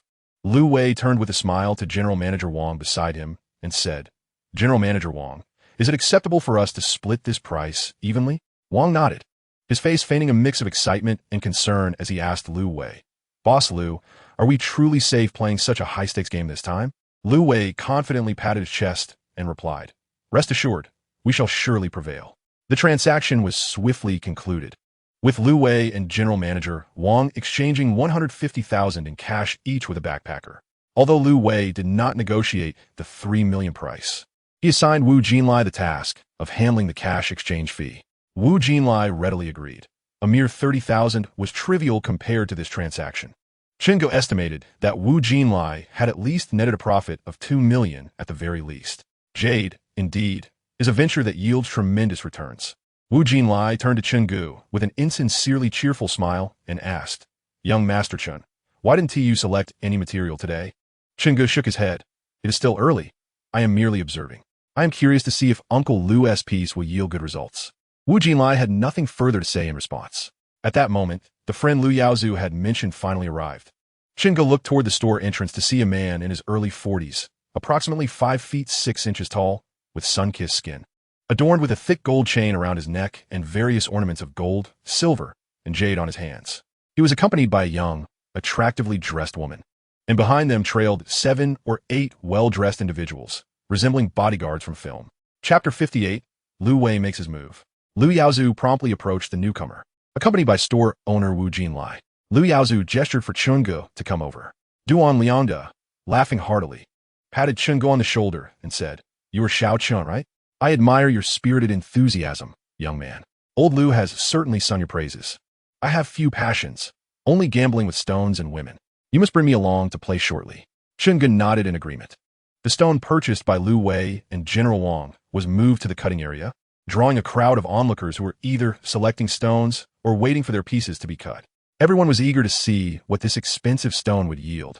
Chen Ge and his companions followed suit, standing beside Lu Wei to observe. Duan Liangda, puzzled, inquired of Lu Yaozu, "What is going on? Wasn't this supposed to be about playing with stones?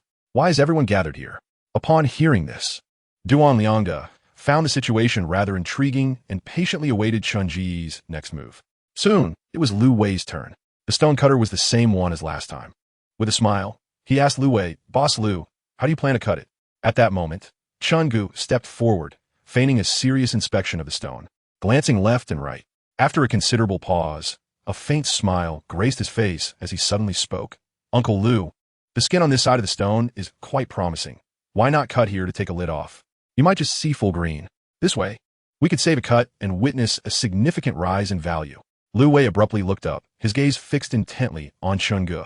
To him, Chun Gu resembled a fly in a dung pit, harmless yet irritating, flitting about and causing annoyance.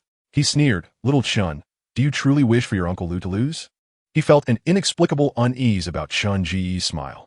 Ever since Chun Gu won the last stone bet, Lu Wei, though he spoke otherwise, had come to acknowledge Chun Ji's skill. Nevertheless, he doubted Chun Ji's intentions, given their strained relationship. He found it hard to believe that Chun Gu would genuinely wish him well. Feigning urgency, Chun Gu raised his voice, "Uncle Lu, please don't misunderstand me. Trust me, let us cut from this promising side."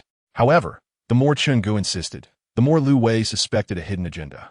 Battling inner turmoil, Lu Wei had initially intended to make a small opening to inspect the stone, but now he hesitated, fearing that doing so might reveal undesirable changes in its quality. Chapter 59. Two cuts reveal life and death. Resolving himself, he clenched his teeth and commanded, "Master, cut from the honeycomb skin side, and give me 2 centimeter thick slices." Chun Gu, upon hearing this, subtly smiled, pleased that his expectations were met. He then donned a facade of anxiousness and helplessness, which Lu Wei perceptibly noted. Recognizing the disappointment that flickered in Chun Ji's eyes, Lu Wei mused to himself, "Youngster, trying to outsmart me? You're still a novice." Sweat beaded on Lu Wei's palms, and his heart raced. As the first cut was made, dark green stone slurry emerged, eliciting gasps from the spectators. "It's green." Lu Wei felt a rush of joy. Yet, the stone was already halfway through the machine's cutting process, leaving him with no recourse. It was unthinkable to turn off the power. Silently, he retrieved a cigarette from his pocket, lighting it and taking a deep drag. Noticing Chun Ji's unusually tense demeanor, Lu Wei laughed heartily, leaning toward him. "Little Chun, give your uncle one too." Chun Gu produced a cigarette and handed it to him. Lu Wei, visibly displeased, exclaimed, "Light this for me. How can you be so oblivious?" Chun Gu promptly retrieved a lighter and assisted him. Lu Wei took a deep drag, then turned to Chun Gu with a grin, saying, "Little Chun, do you secretly wish for your Uncle Lu to fail? Look, it's green. Ha ha. You are simply too young and impatient. Had you refrained from uttering those harsh words yesterday, I might have considered your advice and opted for the better side. But your remarks irked me, and now I refuse to heed your counsel. I shall cut from the less favorable side. How does that make you feel? Disappointed? Frustrated? Ha ha ha." Lu Wei's triumphant and boisterous words echoed in Chun Ji's ears, leaving him visibly perturbed. The wait felt interminable. Though only a few minutes passed, it seemed to stretch on for an eternity. At last, the machine fell silent. After the master used a hose to wash away the muddy remnants from the material, Lu Wei approached, prying open the cut piece forcefully with a metal spatula. The 2 centimeter thick shell shattered unexpectedly, scattering fragments across the floor. This sudden occurrence startled Lu Wei, who hurriedly cleared the debris from the incision and wiped the surface clean. Upon closer inspection, his face paled instantly. The cut revealed some green, yet the texture was coarse, barely reaching the quality of a bean grade. The surface was riddled with cracks, rendering it devoid of any value or potential for yield. In the industry, such cracks were elegantly termed emperor's cracks, akin to emperor's white, signifying minimal harm, yet profound insult. Witnessing this scene, Chun Gu felt a slight easing of his anxious heart as he observed Lu Wei's growing panic. How could this happen? Lu Wei, in turmoil, remained undeterred, beads of sweat rolling down his forehead as he sneakily glanced at General Manager Wang, only to find his expression grim and disapproving. After a moment of hesitation, gritting his teeth, he instructed the cutting master, "Make another cut. Go 5 centimeters deeper." The master had no choice but to comply, following the customer's orders, though he couldn't help but think Lu Wei might be a fool for insisting on cutting the less promising side instead of the more favorable one. Soon, the machine roared back to life, but Lu Wei's state of mind had shifted from earlier confidence to one of anxiety and even a hint of fear. Chun Gu, sensing the tension, stepped forward, placing a cigarette between Lu Wei's lips and reassuring him, "Uncle Lu, do not fret. This cut will surely yield something valuable. If it doesn't, we shall take another slice." I refuse to believe that such a large piece cannot produce a bracelet. Trust me, let us cut through the middle. It will be just fine. With a smile, Chungu wrapped his arm around Lu Wei's shoulder. Lu Tsong, who had been an invisible presence, was suddenly struck by a palpable fear as he beheld the initial incision of the material. His complexion darkened, and the spark of excitement in his eyes was extinguished, leaving only a profound sense of anxiety. Soon, the second cut was completed, revealing a 5-centimeter thick slice. Without waiting for the master to proceed, Lu Wei stepped forward and lifted it with a single motion. Instantly, his demeanor soured, and Lu Tsong was on the verge of tears, casting a helpless glance towards Lu Wei, utterly at a loss. To everyone's astonishment, the outcome of the second cut was even more disheartening. The vibrant green had nearly vanished, replaced by a pallid underlayer and dark, unsightly blemishes. Lu Wei's hands trembled slightly. 3 million worth of material had been reduced to nothing after just 2 cuts. The crowd murmured among themselves, some shaking their heads in disappointment, while others silently celebrated. Chungu remained beside Lu Wei, urging him with fervor, "Uncle Lu, we've come this far. Let us make the next cut 10 centimeters deep, a decisive blow." Lu Wei shot him a fierce look, his eyes brimming with anger and incredulity. "Chungu, do you wish for my downfall? We've already sacrificed so much. Another cut would render this material utterly worthless. What are you scheming? Speak." His voice was thick with rage and desperation, as he questioned Chungu with an intensity that bordered on madness. Lu Wei was taken aback by Chungu's audacity. How could he possess such knowledge? A tempest of turmoil surged within Lu Wei. Chungu, no longer concerned about concealing his true intentions in front of Lu Wei, seized the opportunity to push forward. "Boss Lu, shall we continue?" the cautious master cutter inquired. After a prolonged silence, Lu Wei took a deep breath to regain his composure. He knew he had to deliberate carefully whether to proceed with the cutting. Chapter 60. If 10 centimeters is what we say, then 10 centimeters it shall be. The shop fell into an eerie silence, with not a soul daring to utter a word. At that moment, Chungu signaled to Lu Yaozu, who, upon receiving the cue, took a couple of steps forward and spoke slowly. "Boss Lu, are you willing to part with this material?" Lu Wei's senses heightened. He realized that Chungu was aligned with Lu Yaozu, and therefore, Lu Yaozu's inquiry was bound to raise suspicions. Nevertheless, after inspecting the material, he asked, "Mr. Lu, are you betting on this piece?" Lu Wei inquired, "How much are you willing to offer?" Lu Yaozu pondered for a moment before responding. "Let us make a round figure, 1 million. Lu Wei hesitated. 1 million was a sum he found difficult to accept. Did this imply that each cut was worth 1 million? It seemed more prudent to cut again himself. After all, he had already incurred a loss of 2 million. What difference would another cut make? With this thought, Lu Wei prepared to refuse Lu Yaozu's offer. However, at that moment, Mr. Wang, who had been silent all along, suddenly interjected, addressing Lu Yaozu, 1 million. "I'll take it." Upon hearing Mr. Wang's words, Lu Wei felt a surge of urgency and quickly exclaimed, "Mr. Wang, we cannot sell. If we do, we will incur a real loss. Let us make 2 more cuts. Trust me, we can still turn this around." Mr. Wang coldly regarded Lu Wei and said, "You have repeated those words countless times. How can I possibly trust you again? I have stated that I have sold this material. And if you disagree, then please return my 1,500,000 immediately." Mr. Wang's tone was firm, leaving no room for Lu Wei's rebuttal. After a brief pause, Mr. Wang softened his tone and continued, "Old Lu, we must know when to advance and when to retreat. It is far better to salvage 1 million than to lose everything. Wouldn't you agree? Consider your factory. It requires cash flow." Mr. Wang's final remark seemed to be the last straw that broke the camel's back, causing Lu Wei's facade of composure to crumble like a dam bursting under the force of the Yellow River. Mr. Wang nodded in satisfaction. He then addressed Lu Yaozu, saying, 1 million, it's a deal. At that moment, Chungu stepped in front of them with a smile, saying, "Uncle Lu, don't rush off just yet. Don't you want to see if this material can indeed be sold?" Lu Wei abruptly lifted his head, fixing a piercing gaze on Chungu, and exclaimed, "Are you the one behind this?" Lu Yaozu chuckled. "Well done." Duan Liangda, upon hearing this, laughed heartily and said, "All right, I'll play along. How do you wish to proceed?" Chungu proposed, "Mr. Lu acquired this material for 1 million. How about we each contribute 500,000 and share it equally?" Duan Liangda replied, "I tend to have a rather peculiar nature. I dislike splitting things evenly. How about this? I'll contribute 600,000, you 400,000, and we'll divide the profits in that ratio." Chungu felt helpless. How could he refuse? From every angle, he lacked the grounds to decline. Such is the plight of the small player. Duan Liangda waved his hand grandly. Old Lu, let us dispense with the pleasantries in the world of stone gambling. The rules are clear. Cash and goods must be settled. Our relationship is one thing, but we must not disrupt the rules. Chungu circled the raw stone, carefully illuminating it, scrutinizing it for a long while. He then raised his head, a slight smile gracing his lips, his eyes sparkling with confidence as he said, Master, let me have a cut right here. He measured the distance on the material, pointed to a specific spot, and marked a line. This line was precisely 10 centimeters from Lu Wei's last cut. The machine roared to life, its jarring sound piercing the air. To others, it was a cacophony that grated on the nerves, but to Chungu, it was akin to a celestial melody, resonating with the sound of jade meeting the blade. Another waiting period ensued. Chungu instinctively reached into his pocket, retrieved a cigarette, and lit it, taking a deep drag. Though his heart raced with anxiety, he maintained an outward composure that belied the tumult within. Chun Ji's spirit cried out with fervor, I will win the material that Lu Wei cannot. I will cut what he dares not.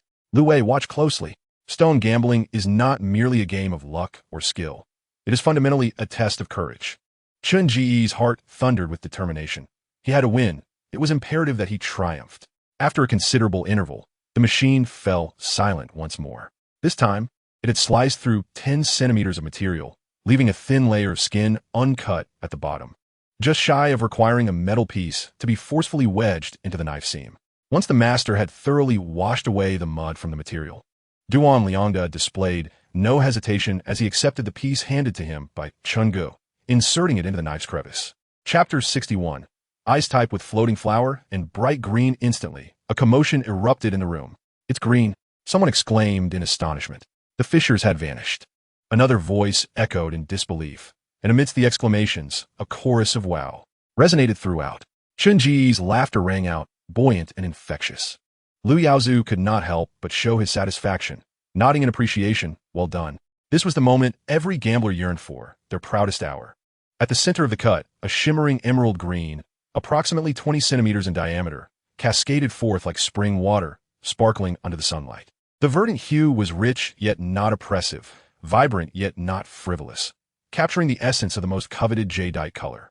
Even more astonishing was its texture, delicate as cream. With barely a trace of impurities or cotton-like inclusions, it was teeming with vitality, as if the entire jadeite concealed a pristine spring within, exuding a lustrous sheen when light penetrated it. This is the ice type with floating flower and bright green. Wu Jinlai gasped, his eyes wide with astonishment, his voice trembling. Duan Liangda slapped his thigh, laughing heartily. Excellent. Excellent. Young Chun, your eye for this is remarkable. Lu Wei stood nearby, his face ashen, lips quivering. He could hardly fathom that the stone he had personally deemed worthless had surged in value in Chun Ji's hands. Jealousy reddened his eyes, and a seething anger bubbled within him, wishing he could strike himself. In the market, a typical ice type with floating flower and bright green bracelet is priced around 80,000 to 300,000, featuring patches of green. A medium quality bracelet, with 50% of its surface covered in green and a texture of older quality, fetches between 300,000 to 800,000. Should it be of high ice quality, uniformly saturated with deep bright green, the price could skyrocket to between 800,000 and 3 million. At that moment, Lu Yaozu began sketching the bracelet's circumference on the material, judging by the current size and the distribution of color bands. Along with the scope of potential sales, it was evident that there were at least a dozen medium-quality ice type with floating flower and bright green bracelets to be fashioned from this stone. As for the smaller pieces, only rough estimates could be made. In any case, it was undoubtedly a $1 million find.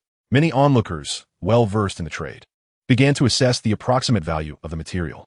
Their words fell upon Lu Wei and his father's ears like daggers, nearly driving them to the brink of fury.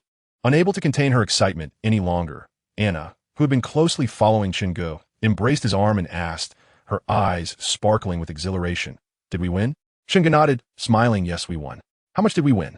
Is it really 10 million? Anna's eyes gleamed with anticipation. After Anna finished speaking, she excitedly planted a forceful kiss on Chun Ji's cheek and exclaimed, "Chungu, you are simply amazing." This scene, however, was witnessed by Lu Tsong, who was silently brooding nearby. Jealousy ignited within him like a sudden flame. With reddened eyes, he shouted at Chungu, How dare you deceive us? Upon hearing the commotion, Chingu turned to see Lu Tsong's furious gaze, filled with a murderous intensity. A smirk crept onto his lips as he retorted, Lu Tsong, one must speak with integrity. When have I ever deceived you? Lu Tsong bellowed in anger. You knew precisely where to cut to yield a substantial profit. Why didn't you disclose that? Chingu regarded Lu Tsong as if he were a fool, mocking him. Did I not say so? From the very beginning, I advise you all to make the cut at that specific 10-centimeter mark. If you lack the courage to act, why blame me? At this, laughter erupted from the crowd. Among the onlookers were those who had witnessed Chingu's persistent and earnest counsel to Lu Wei on where to make the cut. Yet, Lu Wei, in his foolishness, had ignored all advice, only to blame others after his loss. Lu Tsong attempted to voice further grievances, but was interrupted by Lu Wei. Turning to Chingu, Lu Wei conceded, all right, you've proven your point and shown your prowess. This time, I accept my defeat. But mark my words, Chingu, we shall see what unfolds. With that, he dragged Lu Tsong away, neglecting to acknowledge General Wang, who stood to the side. Perhaps Lu Wei harbored some resentment toward General Wang as well. If it were not for Wang's resolute insistence on selling the materials, Lu Wei would not have proceeded with the sale. But then again, such reflections were all mere hypotheticals. Lu Wei departed, his heart ablaze with indignation. In Chapter 62, Digging a Pit, a woman with an alluring figure adorned with a string of vibrant green beads hung gracefully around her snow-white neck, drawing attention as they cascaded down to a captivating decolletage. Her sultry gaze resembled flowing water, and her dulcet voice seemed capable of ensnaring souls. Chingu stole a glance before hastily averting his eyes. Some sights were best left unseen. Zhou Yong nodded in understanding and promptly took action, while Wu Jinlai smiled and nodded in agreement. The onlookers erupted in laughter, approximately 20 in number. After paying the master a sum of 10,000, they were left with 90,000, meaning each could potentially receive 3 or 4,000. This was akin to a windfall from the heavens, explaining why the cutting of materials always attracted a crowd. Curiosity played a part, but equally, those who unearthed valuable finds found themselves generous, often rewarding onlookers with small sums to elicit praise and joy. The group settled into a private room, and shortly thereafter, General Wang arrived. Lu Yaozu reintroduced General Wang to Lu Yaozu. All were individuals of status, belonging to the same social echelon. Thus, they exhibited a courteous demeanor. Certain topics were best left unaddressed by Chingu to avoid the appearance of exaggeration or embellishment, a concern Lu Yaozu did not share. Duan Lianda inquired, what ideas do you have? Do share with us. This was indeed timely. I still have some broken and cracked bracelets. Let us place them in the car together. Lu Yaozu chuckled. Chingu understood. They were preparing to dig a pit. What was the purpose of digging a pit? Naturally, it was to bury Lu Wei and his son. This was the border, his territory, and as long as Lu Wei took the bait, he had no fear of escape or deceit. For him, if the outcome did not meet his satisfaction, arranging for someone to discreetly exit was child's play. At that moment, Duan Lianda patted Chingu on the shoulder, speaking with an air of sincerity. Brother Chun, in this place, I still possess a bit of influence. Should you require assistance in the future, feel free to ask. By this time, the food and drinks had mostly arrived. Chapter 63. Fear not the Mercedes and Range Rover, but rather the branded Volkswagen. Chingu felt helpless. What could he do now that the conversation had reached this point? He might as well drink. Duan Lianda led the applause. Meanwhile, in another private room of the Marriott Hotel, the faces of Lu Wei and his son were grim. The father and son dined and drank in silence, their frustrations simmering. This only added to Lu Wei's irritation. He raised his glass and drained it in one gulp. At that moment, the hotel front desk called. Excuse me, sir, could you please move your car?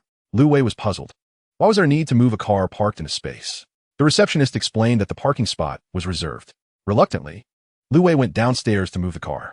Lu Tsong, feeling uneasy, followed him and urged, Dad, since we've both been drinking, let's south not drive. We can have the hotel security help us. Lu Wei waved his hand dismissively. No need. It's just a matter of changing parking spots. We don't need security for that. If you ask them for help, they'll expect a tip. And I'm already irritated enough without having to look at someone else's face. Lu Tsong, feeling helpless, followed him downstairs anyway. Upon reaching the parking area, Lu Wei examined the space with confusion, noticing no signs indicating it was a private spot. Though puzzled, since he was already there, he decided to move the car. The hotel parking lot was rather tight, so Lu Wei got into the vehicle and lowered his window, calling to Lu Tsong. Tsong, Go check ahead for any empty spots while I drive to the other side. Just as the car began to move, a black vehicle suddenly passed in front of him. Lu Wei, having consumed alcohol, reacted a bit slowly. The event unfolded too swiftly, and Lu Tsong was unable to alert him in time. The front of Lu Wei's car collided with the rear door of the other vehicle. At that moment, Lu Wei's heart raced, but upon seeing the Volkswagen emblem, he felt a momentary sense of relief. However, when he exited to assess the damage, he noticed a series of letters beneath the Volkswagen logo, and his anxiety surged. It was indeed a Volkswagen, but not just any Volkswagen. It was a high-end model worth over $2 million with an engine capacity of 4.2 liters and 8 cylinders. Lu Wei felt himself on the verge of losing his sanity. In the other private room, aside from Manager Wang, everyone nodded and laughed. After all, Lu Yaozu was still unaware of Manager Wang's true identity. Chenggu also stood up. He was unperturbed by Lu Wei's potential realization that they had set a trap for him. What if he did notice? This was within the confines of their homeland, where everyone was a law-abiding citizen, and traffic accidents were a commonplace occurrence. As the crowd arrived at the hotel parking lot, they beheld two vehicles closely positioned. One was a BMW 5 Series, and the other, a true representation of luxury, was a black Phaeton with a V8 engine emblazoned with letters on its rear. The BMW, having just begun to exit its parking space, collided with the rear half of the Phaeton's door. Cursing, he approached the scene of the incident, opened the door, and retrieved a box containing a shattered bracelet. Upon inspecting it, his expression darkened further. Duan Liangda, with a stern demeanor, inquired, "Do you wish to continue your tirade?" Lu Wei promptly shook his head. Only then did Duan Liangda speak. "Brother Chun is my kin. Your insults towards him reflect upon me. Reflect upon your words. Moreover, I am here to discuss matters concerning the vehicle, not to endure your incessant ramblings. Do you comprehend? Is that clear?" In Russian, Lu Wei quickly nodded in agreement. Chapter 64. The Aerial Acrobat. Lu Wei felt a sharp sting on his face, as if blood were trickling from the corner of his mouth. A sense of indignation welled within him. He had acquiesced, yet still received a slap. Was there any semblance of reason in this? However, beneath the eaves, one must bow their head. He covered his reddened cheek with his hand, forcing a smile, and said, I understand. Duan Liangda chuckled. "Your awareness of safety is commendable. You even know to purchase insurance. Very well, my vehicle's market value is 2.08 million. Let not be said that I am taking advantage of you. After several years of use, let us settle at 1.5 million, and with these two bracelets, you can provide me with 2 million. What? 2 million? No, sir, this car only has a minor scratch on the rear door. A simple dent repair and paint job will suffice. Your offer of 1.5 million is excessively disproportionate. Moreover, regarding the bracelet, such a slight vehicle scrape could not possibly have caused it to shatter. It must have been damaged prior." Fearing another slap, Lu Wei took a step back. "Sir, my car is insured. I can call the insurance company to assess the damage, if that is agreeable." Duan Liangda pointed at Lu Wei. "I had just begun to think you were somewhat reasonable, yet now you seem to be losing your senses. You were driving under the influence. Does your insurance even acknowledge your identity?" It then dawned on Lu Wei that he had indeed consumed alcohol, qualifying as drunk driving, and the insurance company would not compensate. He quickly altered his stance. "Then I shall report to the police. Let them assess the damage.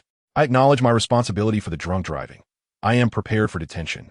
But your demand for 2 million is outrageous. Is this not extortion?" Had he ever witnessed an aerial acrobat? Lu Wei had not, but he was now experiencing it firsthand. He clasped his hands over his chest, curling his body inward, his face contorted with pain, beads of sweat cascading down like an unceasing stream. Merely observing the scene elicited a visceral ache within him.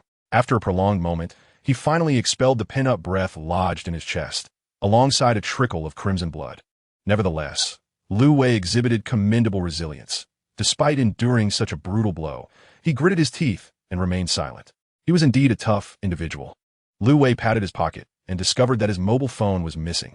He turned around and searched the ground, finally locating his phone beside the car he had damaged. He promptly transferred the remaining 500,000 from today's gambling activities. Subsequently, he hastened to call the finance department of his company. Once the call connected, a woman's voice came through. "Uncle, what's the matter?" The company's finances were managed by Lu Wei's niece, named Xiao Lu, who had just graduated from university. Chen Ge had seen her many times. She was quite attractive with a decent figure. This woman seemed to be courteous to everyone and had a penchant for smiling, which revealed a pair of faint dimples when she did. Chen Ge had a vivid impression of her. If he were to identify the person in Lu Wei's factory with whom he harbored the least animosity, it would undoubtedly be her. Although their interactions had been minimal, Chen Ge had always remembered this woman. Chapter 65, Compensation of 2 million. Lu Wei took a deep breath and asked Xiao Lu, "How much cash is left in the company S account?" Hearing that there was only 50,000 remaining, Lu Wei felt a wave of anxiety wash over him. However, pressed for cash, he urgently instructed Xiao Lu, "Please transfer that 50,000 to my card. I need it urgently." Xiao Lu, puzzled, inquired, "Is something wrong?" Lu Wei, impatient, replied, "It's nothing. Just hurry and transfer it." Xiao Lu responded, "All right, I'll do it right away, but uncle, I must inform you that salaries are due to be paid in the next couple of days, and after I transfer this, there won't be a penny left in the account." He needed to compensate 2 million, but he had only managed to gather 1 million so far, leaving him short by another million. Where could he possibly find the funds? After a moment of contemplation, Lu Wei picked up his phone again and made another call. The call connected swiftly, and laughter echoed on the other end before a voice asked, "Mr. Lu, what can I do for you?" Lu Wei, skipping pleasantries, addressed him directly, "President Zhao, I do have a matter to discuss with you. I want to beat around the bush, about my car. How much could I possibly mortgage it for?" Chen Ge had anticipated that Lu Wei might turn to him for assistance, but he was mistaken. Lu Wei didn't even glance in his direction, which left Chen Ge feeling somewhat disgruntled, as it seemed Lu Wei disregarded him entirely. At that moment, upon hearing Lu Wei refer to the caller as President Zhao, Chen Ge was struck by a thought. Could it be Zhao Qian from the Indai Company? Meanwhile, Zhao Qian, who was on the phone with Lu Wei, sat in a luxurious massage chair behind his desk in the office. The mention of Lu Wei's car piqued his interest. He calculated in his mind and then, with a smile, cautiously asked, "Mr. Lu, it seems you're in urgent need of funds?" While Lu Wei was anxious, Zhao Qian appeared rather unhurried. He inquired, "How much does Mr. Lu wish to mortgage?"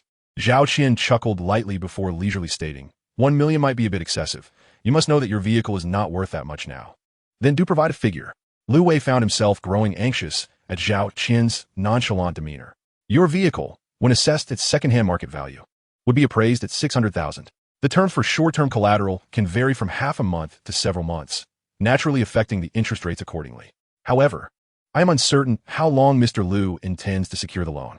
Lu Wei urgently stated, "Please provide me with a loan of 600,000 and additionally, lend me 40,000 for just 1 month.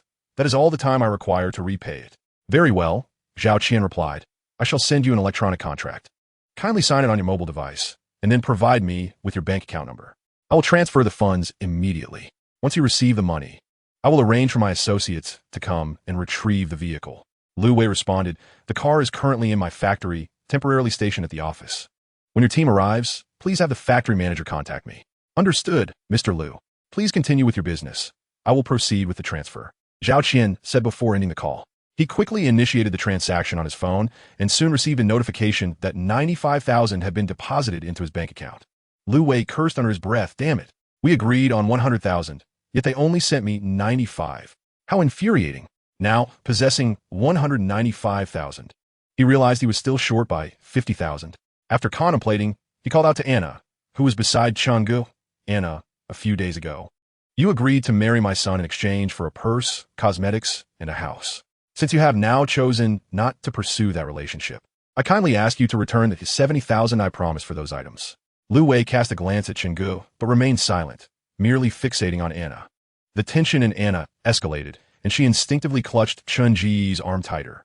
Unsure of how to respond, she was paralyzed by fear and hesitant to speak. Chen Ge gently patted her hand in a gesture of comfort, reassuring her, "Do not be afraid." Then, turning to Lu Wei with a smile, he said, "Uncle Lu, Anna is now my partner. I will cover her debt of 70,000. Furthermore, several years ago, when you encountered my father in a moment of great distress on Yuzhou Antique Street, you treated him to a meal, a bath, and a massage, leaving him with 5,000 upon your departure. In total, that amounts to 120,000. Today, I shall repay you 20,000, covering both the principal and interest. From this point forward, we shall consider ourselves even." Chen Ge beamed with joy, feeling a sense of elation. Years prior, the 5,000 Lu Wei had bestowed upon his father, Chen Yukai, had transformed into a curse, had it not been for a fortuitous rescue. His father may have met a dire fate in the Yangtze River. Now, as Chen Ge left a few thousand with Lu Wei, he pondered whether this money might also turn into a harbinger of misfortune for him. After concluding his statement, Chen Ge promptly transferred the funds to Lu Wei. Duan Lianda. However, interjected with a sharp gaze. What did you just say? He resolved to report this to the authorities once he departed. He could scarcely believe that there wasn't a single place in this world where reason could prevail. That was 200,000, and with the losses from his recent gambling, it amounted to a staggering 400,000. They claimed he possessed a fortune in the millions. But who knew that such wealth merely encompassed a meager total when all fixed assets, including the materials within his factory, were accounted for? In just a few short days, he had squandered years of accumulated wealth. Now, apart from a house and a stone factory, he is left with nothing. With no liquid funds, how can a factory operate? Many harbor a misconception that transforming 10 million into 20 million is a trivial task after a decade of earning the former. While it may indeed seem easier for him compared to an ordinary person, it is not as effortless as one might imagine. If he continues to adhere to the same methods that previously yielded success, he would still require another decade to achieve his goal. It is akin to earning 300 yuan in a day. To amass 600, one must toil for 2 days. Duan Liangda chuckled as he watched Lu Wei and his son depart, then instructed his bodyguard beside him. Follow them. If they dare to report us, teach them a proper lesson. He then affectionately draped an arm around Chun Ji's shoulder and inquired with a grin. So, Chun, does this satisfy your thirst for revenge? Duan Liangda patted Chun Gu on the shoulder, continuing, as long as you're content, that's what matters. If not, I can certainly devise a way to plunge both father and son into the depths of the Really River. At that moment, 2 men approached, fixing their gaze on Lu Wei. Are you considering reporting us? Lu Wei quickly retreated a couple of steps, waving his hands in protest. No, we won't report anything. We concede. One of the men coldly replied, you would do well to be sensible, otherwise. I cannot guarantee you won't find yourselves at the bottom of the Really River tomorrow.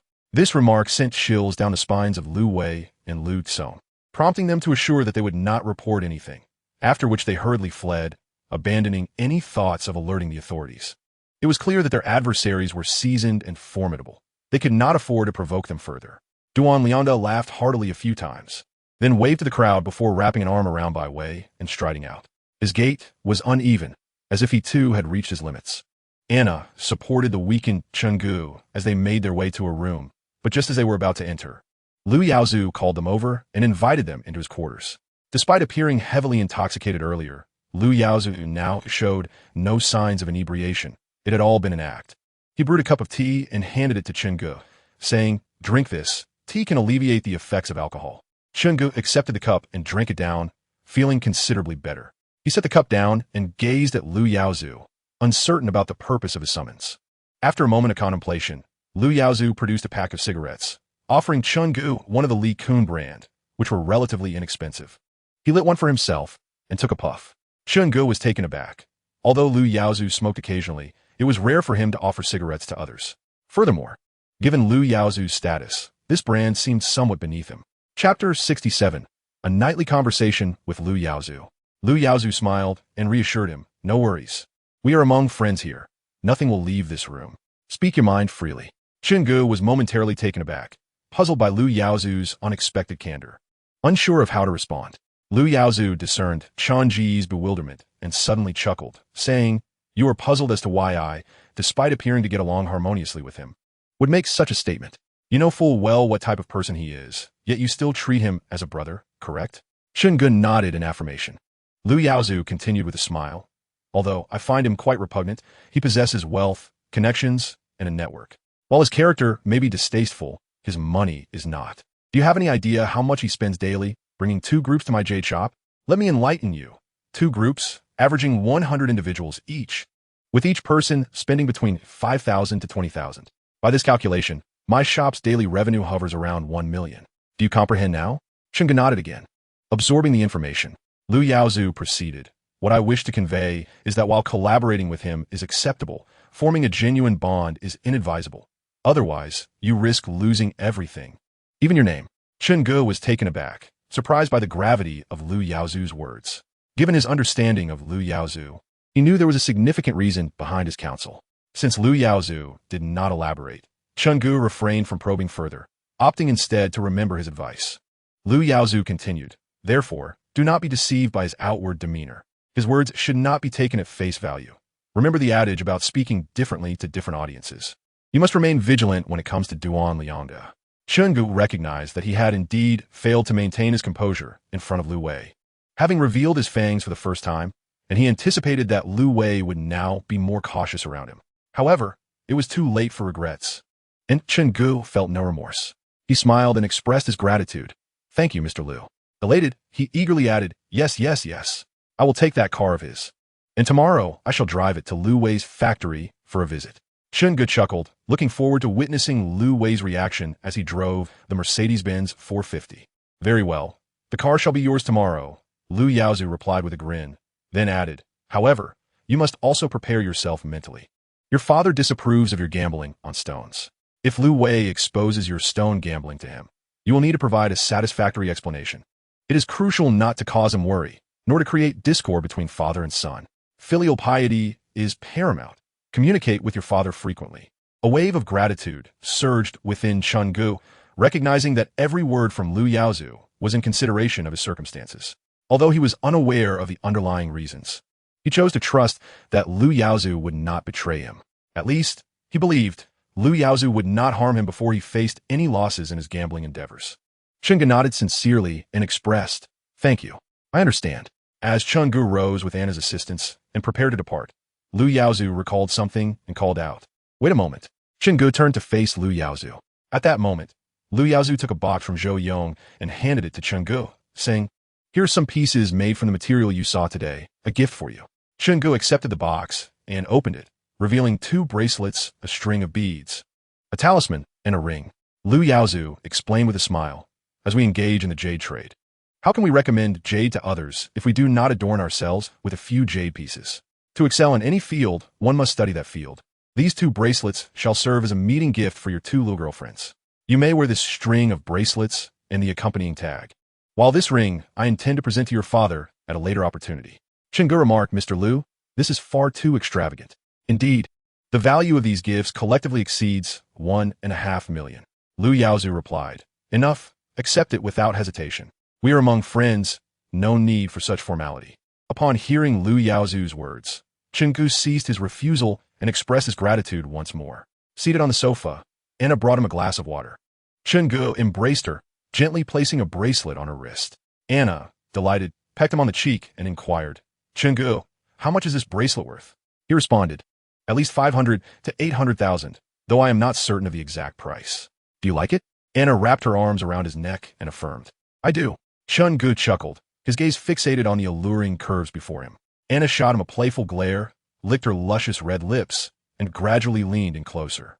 Chen Gu closed his eyes, savoring the moment. Images of his recent conversation with Lu Yaozu floated in his mind, particularly Lu Yaozu's hesitant demeanor. Chen Gu was uncertain of what Lu Yaozu wished to convey, but he sensed that matters were indeed intricate, suggested by the lavish gifts bestowed upon him. A vehicle coupled with jewelry valued at approximately 150,000, totaling over 2 million, and when considering the expenses incurred in orchestrating the schemes against Lu Wei, the sum approached 400,000. Such a monumental favor, how could it ever be repaid? Lost in thought, a jolt of pain from a playful bite brought him back to reality, and upon opening his eyes, he was met with Anna's mischievous smile. Unable to contain himself, he swept her into his arms and onto the bed.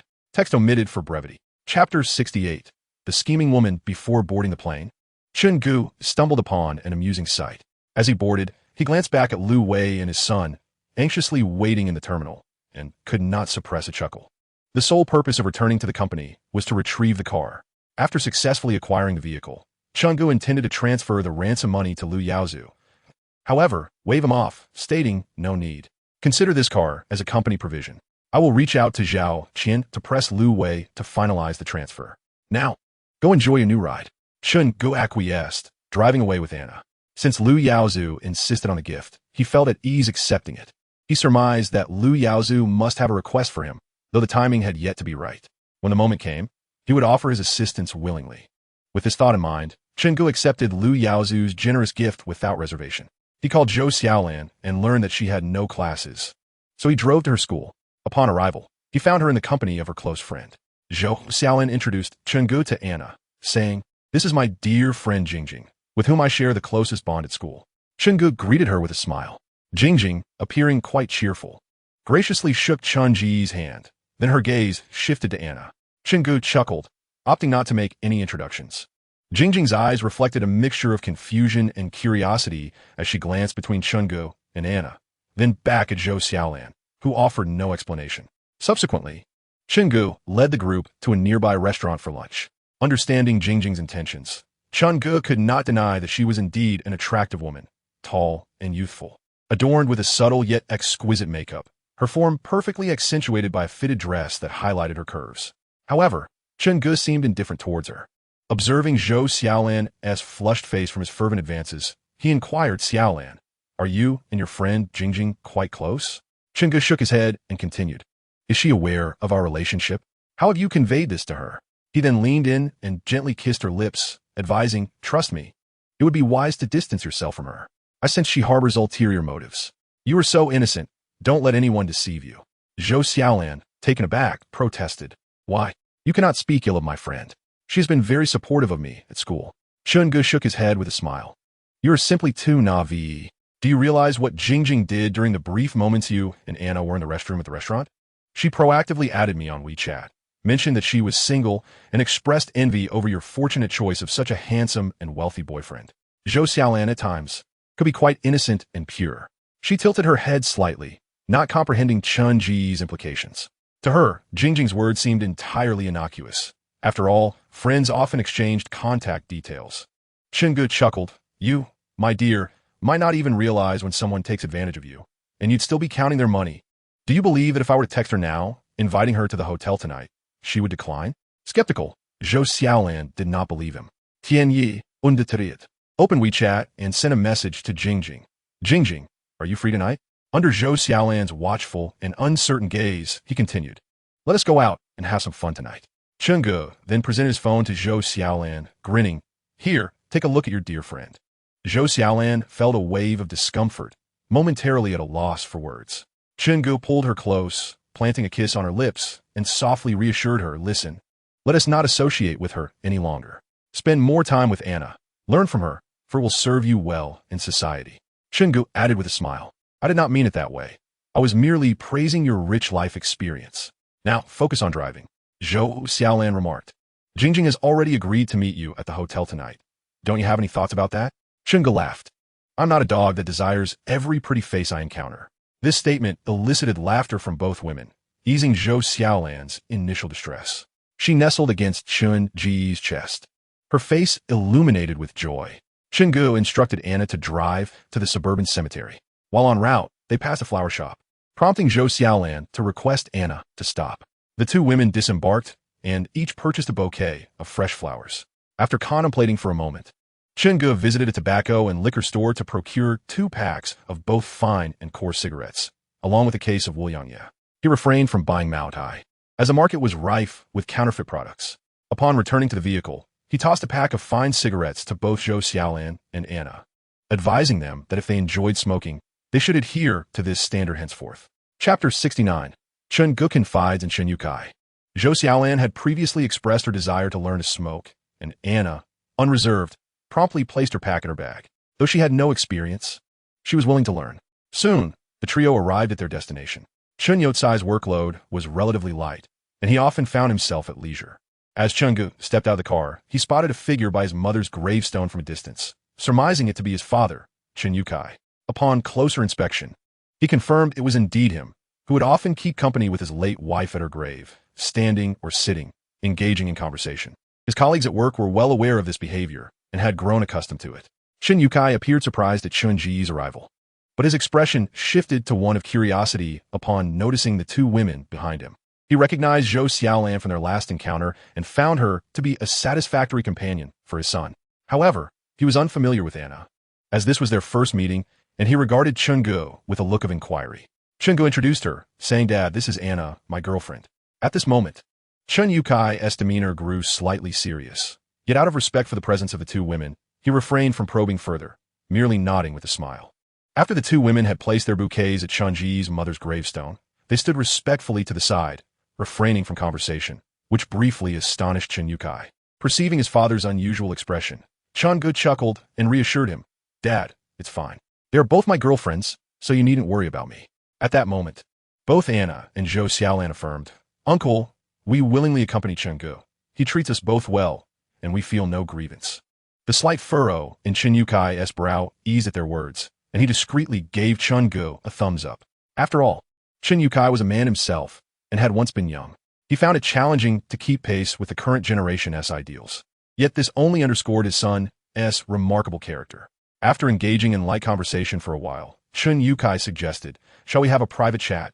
Just the two of us?" Chen Gu, uncertain of his father's intentions, turned to Anna and Zhou Xiaolan, saying, "You two wait for me in the car." The two women obediently departed. Once they were out of earshot, Chen Yukai became serious and addressed Chen Gu. "This morning, Lu Wei called me." Hearing this, Chen Gu was taken aback. He had anticipated that Lu Wei might disclose his gambling activities to Chen Yukai, but he had not expected such swift action. After all, he had only just disembarked from the plane a few hours prior. Upon realizing that Chen Yukai was already aware of the situation, Chen Gu decided to no longer conceal the truth. He straightforwardly began, "Dad, However, Chen Yukai gestured for him to pause, continuing, "Please allow me to finish my thoughts. I harbor no intentions of blaming you. Rather, I am filled with concern that you may tread the same perilous path I once did." Chen Gu shook his head, signaling that there was no need for such worry. Chen Yukai pressed on. "In the past, I recklessly won 5 million in one fell swoop, only to later discover that it was a trap orchestrated by Lu Wei. This indicates Lu Wei possesses considerable cunning, and you must remain vigilant. He mentioned your recent victories in betting on stones, raking in millions, even tens of millions. I wish to impart a crucial piece of advice. Do not allow the allure of immediate gain to cloud your judgment, and beware of being exploited without your awareness. You are now an adult, capable of standing on your own, and you're already more accomplished than I ever was. Therefore, do not emulate my reckless pursuits. The world of stone betting is ultimately not a sustainable endeavor. You must learn to leave yourself an exit strategy." Chen Yotsai's words deeply moved Chen Gu. He had anticipated that his father would react with anger, reproach, or disappointment upon learning of his foray into stone betting, but he could not have been more mistaken. Instead, Chen Yotsai's heart brimmed with concern and self-reproach. It was easy to understand his worry for Chen Gu, but why the self-blame? Perhaps it stemmed from a sense of inadequacy in effecting change. Had he not once recklessly gambled on stones, perhaps their family would now be enjoying a harmonious reunion. Maybe Chen Gu would not have embarked on this irreversible path of stone betting. Chen Gu sought to comfort his father, after which Chen Yukai inquired about Lu Wei's recent activities, puzzled as to why Lu Wei had suddenly contacted him to discuss Chen Ji's recent actions. Recalling the events surrounding Lu Wei in recent days, Chen Gu couldn't help but chuckle, responding, "Dad, don't pay him any mind. These past few days have not been kind to him." Upon hearing this, Chen Yukai let out a long sigh, a smile breaking across his face. "None of that matters anymore. I come to terms with it." He nodded thoughtfully and asked, "What are your plans moving forward?" Chen Yukai playfully chided him, and thus, what Chen Gu had initially perceived as an insurmountable dilemma was resolved with ease and levity, alleviating a burden from his heart. As Chen Yukai attempted to refuse, Chen Gu interjected, "Please, just help me keep it safe. Otherwise, I won't be able to hold on to it. I have a tendency to squander." Consequently, Chen Yukai refrained from further protest. Meanwhile, early that morning, Lu Wei and his son emerged from the airport. Lu Wei eagerly retrieved his phone and dialed Chen Yotsai's number. To his delight, the call that had gone unanswered several times in recent days was finally answered, and Chen Yotsai's voice resonated on the other end. Lu Wei, grinning, inquired, "Chen, my old friend, why have you stopped coming to the factory? We're brothers now. It's good for us to look out for one another." After a brief exchange of pleasantries, Lu Wei casually mentioned Chen Ji's recent success in stone gambling, claiming he had earned 5 million. He feigned admiration, saying, "Chen, my old friend, you truly have a knack for this. Just buying a piece of material can yield millions. You are far superior to us. We're getting old." Chen Yotsai's response caught Lu Wei completely off guard. He had not anticipated that Chen Yukai was aware of Chen Ji's ventures and, rather than disapproving, seemed to support him. This left Lu Wei feeling as if he had exerted all his strength only to strike a pile of cotton, filling him with frustration. Instead of unsettling Chen Gu, this phone call only added to his own vexation. After a few more casual exchanges with Chen Yukai, he found an excuse to end the conversation. Lu Wei grumbled after hanging up, "How can I even pay salaries now when I have no money?" He was consumed by anger but had no outlet for it. Just when he was feeling overwhelmed, his phone rang again. To his surprise, it was from the Indai Company. Upon answering, before he could speak, Zhao Qian, on the other end, hurriedly said, "Boss Lu, I hear you mortgaged your car and took a loan because you lost millions in stone gambling."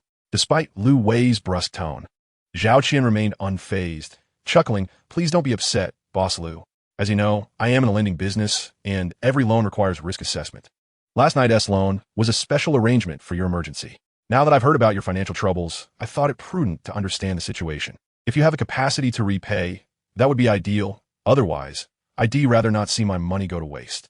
Lu Wei inquired, "So what exactly does Mr. Zhao mean by that?" Zhao Qian replied cheerfully, "How about you repay the loan first?" Lu Wei retorted, "Mr. Zhao, what do you mean by this? You start chasing debts less than a day after I've borrowed money? Haven T, I mortgaged my car to you? And why did your staff spread those rumors when they came to my factory? I believe you owe me an explanation." Lu Wei was nearly driven to exasperation by Zhao Qian's words, bluntly stating, "I have no money." Zhao Qian, undeterred by Lu Wei's sharp remarks, paused and then spoke with unexpected sincerity. "Old Lu, please don't take offense. We've known each other for many years. Let me be honest. Your car is mortgaged for $60,000, but there's a buyer interested in your license plate. Since you're in a tight spot, how about you sell it to me?" Lu Wei responded, "That car cost $120,000 when I bought it. You think you could buy for 60? Zhao Qian laughed. "The price is negotiable. Here's the deal. The buyer's bottom line is 80,000. What do you say? If you agree, it means you owe me only 20,000 now. I'll head out to prepare the transfer documents and contact you shortly." With that, Zhao Qian ended the call. Lu Wei set down his phone, feeling disgruntled, yet recognizing that this was perhaps the only feasible solution. Suddenly, the phrase "a tiger falling on hard times is bullied by dog" surged within him. Just as Lu Wei was contemplating where to acquire some funds, Mr. Wang called, inviting him to a casual meal. Lu Wei promptly agreed and took Lu Tsong to the restaurant where they were to meet Mr. Wang. During the meal, the two acted as if no unpleasantness had occurred, exchanging toasts and gradually becoming somewhat intoxicated. At that moment, Mr. Wang, with a gaze full of remorse, addressed Lu Wei. "Lu, I truly apologize. This is entirely my fault. If I hadn't insisted on selling that piece, we could have struck it rich. I regret it deeply." Seeing Mr. Wang's earnestness, Lu Wei could only respond with a wry smile and a shake of his head, pondering what else could be said. After listening to Mr. Wang's lamentations, he himself felt an overwhelming sense of bitterness. However, Mr. Wang's next statement instantly invigorated him. "Lu, let me tell you, I have a friend working in a mine over in Old Myanmar, a miner leader nonetheless. He mentioned that they secretly obtained a valuable piece from the mine and asked if I was interested. Given my previous mistake, allow me to make amends with this opportunity. Are you interested in taking a risk once more?" Lu Wei's interest was piqued immediately. He inquired, "Is your friend reliable?" Mr. Wang chuckled, "We've been close since childhood. You tell me if that's reliable." Lu Wei felt a spark of hope and eagerly asked, "Where's the piece?" Mr. Wang replied with a smile, "At the Jiegao port. However, the cost this time is rather steep." Lu Wei pressed, "How much do we need?" Mr. Wang stated 10 million. Upon hearing this figure, Lu Wei was taken aback. 10 million, not merely 1,000. Even if he partnered with Mr. Wang, they would each need 5 million as capital. He could barely muster 1 million in cash, let alone 5 million. Disheartened, he shook his head with a bitter smile and said, "Mr. Wang, it's no joke. I lost 2 million last night in Rueli, and with my previous gambling losses, it totals 4 million. I'm out of funds." In Chapter 71, Pledging the Factory, Mr. Wang also displayed a troubled expression, seemingly speaking to Lu Wei while also musing aloud. "What a pity. My brother is all alone in Old Myanmar. If it weren't for his inability to cut it himself, he wouldn't even consider selling it. They say it's an exceptional piece. There's a chance it could yield imperial green with one cut, and that would mean a fortune, not just billions. Several billions would be attainable. Alas, what a shame." Mr. Wang's words, though seemingly casual, resonated profoundly with Lu Wei, striking a chord deep within his heart. To claim he was not stirred would be disingenuous. He appeared visibly torn. This encapsulates the psyche of a gambler. Much like at a card table, excessive wins can cloud one's judgment, while losses can lead one to reckless abandon. At this moment, Lu Wei was consumed by the prospect of the fortune that Mr. Wang described, potentially billions upon billions. However, upon reflecting on his current predicament, he felt a wave of despondency wash over him as he helplessly turned to Mr. Wang and lamented, "Alas, I find myself in quite the bind. My funds are tied up." Mr. Wang waved his hand dismissively and replied, "There is no need for such gloom, Boss Lu. If you choose not to participate, I shall seek out other acquaintances. If we speak of difficulties, I too have my share, yet I perceive this as a once-in-a-lifetime opportunity. Consider this. The materials available domestically have passed through countless hands, making them rare gems indeed. Thus, I have resolved to sell my villa and temporarily halt my ongoing projects. In just a few days, I may stand to gain billions.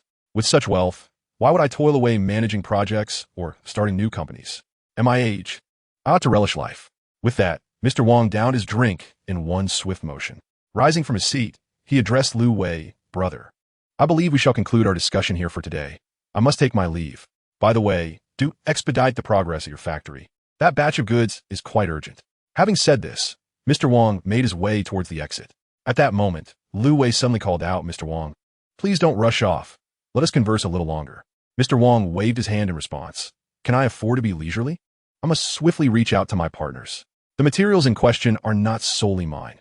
They require collective effort. For my friends, each day that passes increases the risks associated with holding on to them. If they weren't aware of my passion for jade, they would have already sold them. As he spoke, Mr. Wang continued towards the door.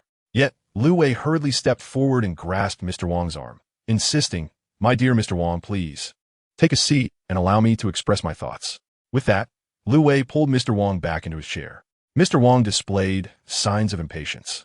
Yet Lu Wei remained resolute. After a moment of contemplation, Lu Wei finally spoke. Mr. Wang, I wish to join you in this venture. A flicker of joy ignited within Mr. Wang, though he maintained an expression of skepticism, responding, Brother Lu, it is not that I doubt your capabilities, but you just mentioned your financial constraints. Where will you find the funds for this endeavor? This is no trifling sum. It requires cash, 5 million, to be precise.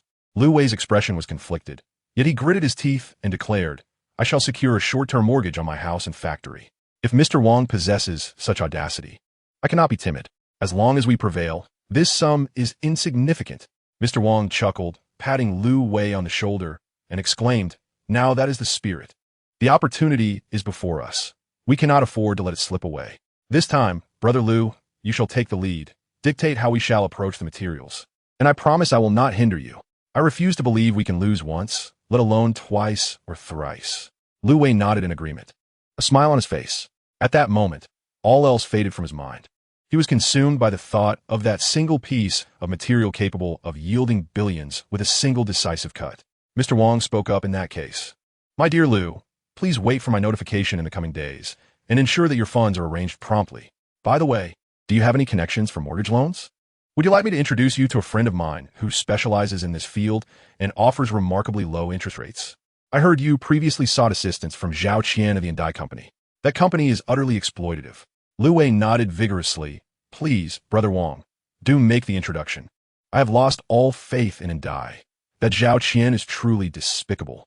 Just last night, I secured a 1 million mortgage from him, and he only granted me 950,000 after deducting 50,000 in interest. To make matters worse, he has already begun pressuring me for repayment today. Mr. Wang chuckled. Very well. I shall arrange for my friend to contact you shortly, and you may discuss matters directly with him, as I will refrain from involvement. Thank you so much, Brother Wang. Lu Wei replied with a smile. From their initial formal addresses of Mr. Lu and Mr. Wang, they had quickly transformed into the more familiar Brother Wang and Little Brother Lu, sharing a bond akin to that of brothers as they jovially embraced each other. After Mr. Wang departed, Lu Tsong, displaying a rare moment of wisdom, expressed his concern to Lu Wei. Father, do you think this course of action is too reckless? If, hypothetically, we were to fail, we would be left with nothing. Lu Wei waved dismissively at his son. Xiao Tsong, your apprehensions are valid, but consider this. Mr. Wang is also involved in jade trading. He is willing to mortgage his property and halt his ongoing projects to take this gamble. Do you think he would dare to do so without a solid assurance? Those materials are sourced directly from the mines, authentic and first-rate. If the quality were in question, would he risk a price tag of 10 million? Lu Tsong attempted to voice further concerns, but Lu Wei interrupted. Do not fret. I'm well aware of what I am doing. This material is valued at 10 million, and cutting it could yield several hundred million, possibly even billions. The potential profit justifies our risk. Instead, you should contemplate what we will do once we succeed, or what it is you desire. At that point, we can acquire whatever we wish. Lu Wei's eyes sparkled with ambition, as if he had already triumphed in this gamble.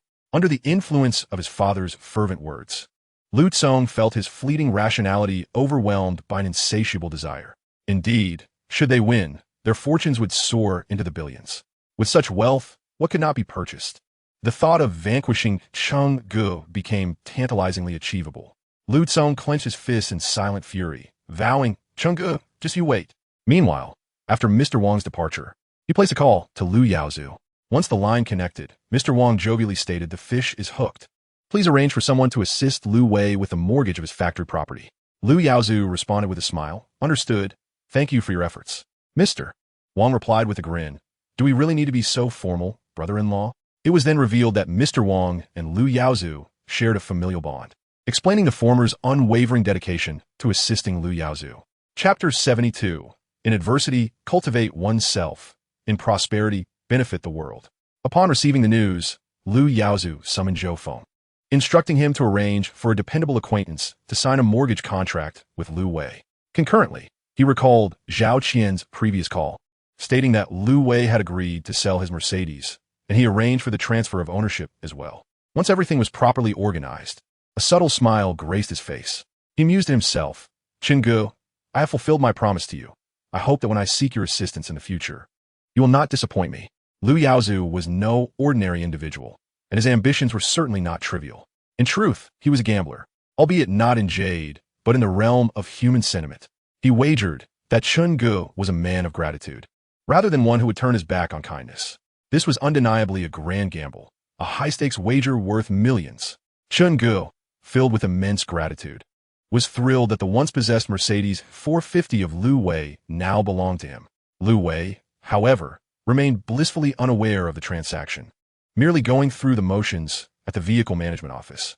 The paperwork was handled through Zhao Qian's connections, and Lu Wei was oblivious to the fact that the new owner was Chenggu. In fact, he felt a sense of satisfaction, believing that the car's resale value was far less than 800,000, and he even fancied that he had profited by over 100,000. As for Lu Yaozu's various arrangements, Chenggu could only silently appreciate them.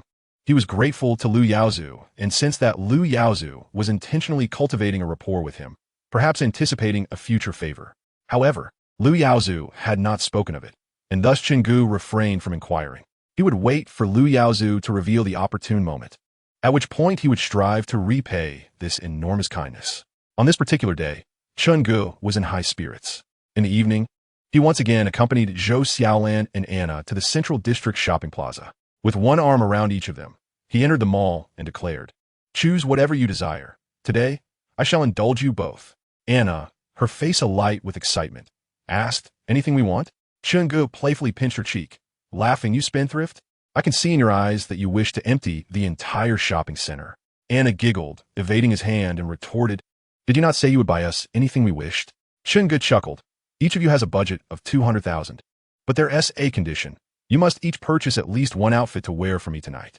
He whispered mischievously in Anna's ear. Anna shot him a playful glare, calling him a rogue, before joyfully pulling Zhou Xiaolan into the mall. With 200,000 each, they could acquire an abundance of splendid items. Amidst envious glances from onlookers, Chenggu strolled through the mall with the two ladies for quite some time, his arms laden with bags. In a moment of extravagance, he decided to go all out and casually approach a couple who were browsing but had not yet made any purchases. He stopped the man and said, Hey there, could you do me a favor? I'll give you 10,000 to help carry some of our things. The man stared at Chenggu in disbelief, uncertainly asking, 10,000 to carry your stuff? Chenggu, weary of idle chatter, placed his belongings temporarily on the ground and extracted his phone, gesturing to the man before him. The man, bearing a look of skepticism, retrieved his own phone and opened the payment code. Without a moment's hesitation, Chenggu scanned and transferred 10,000 yuan. The man, visibly exhilarated, exclaimed, Brother, you truly are my own kin. Leave all these items to me. I shall take care of them. With uncontainable joy, he gathered the various bags and gift boxes that Chenggu had set down, closely trailing behind Chenggu and the two women.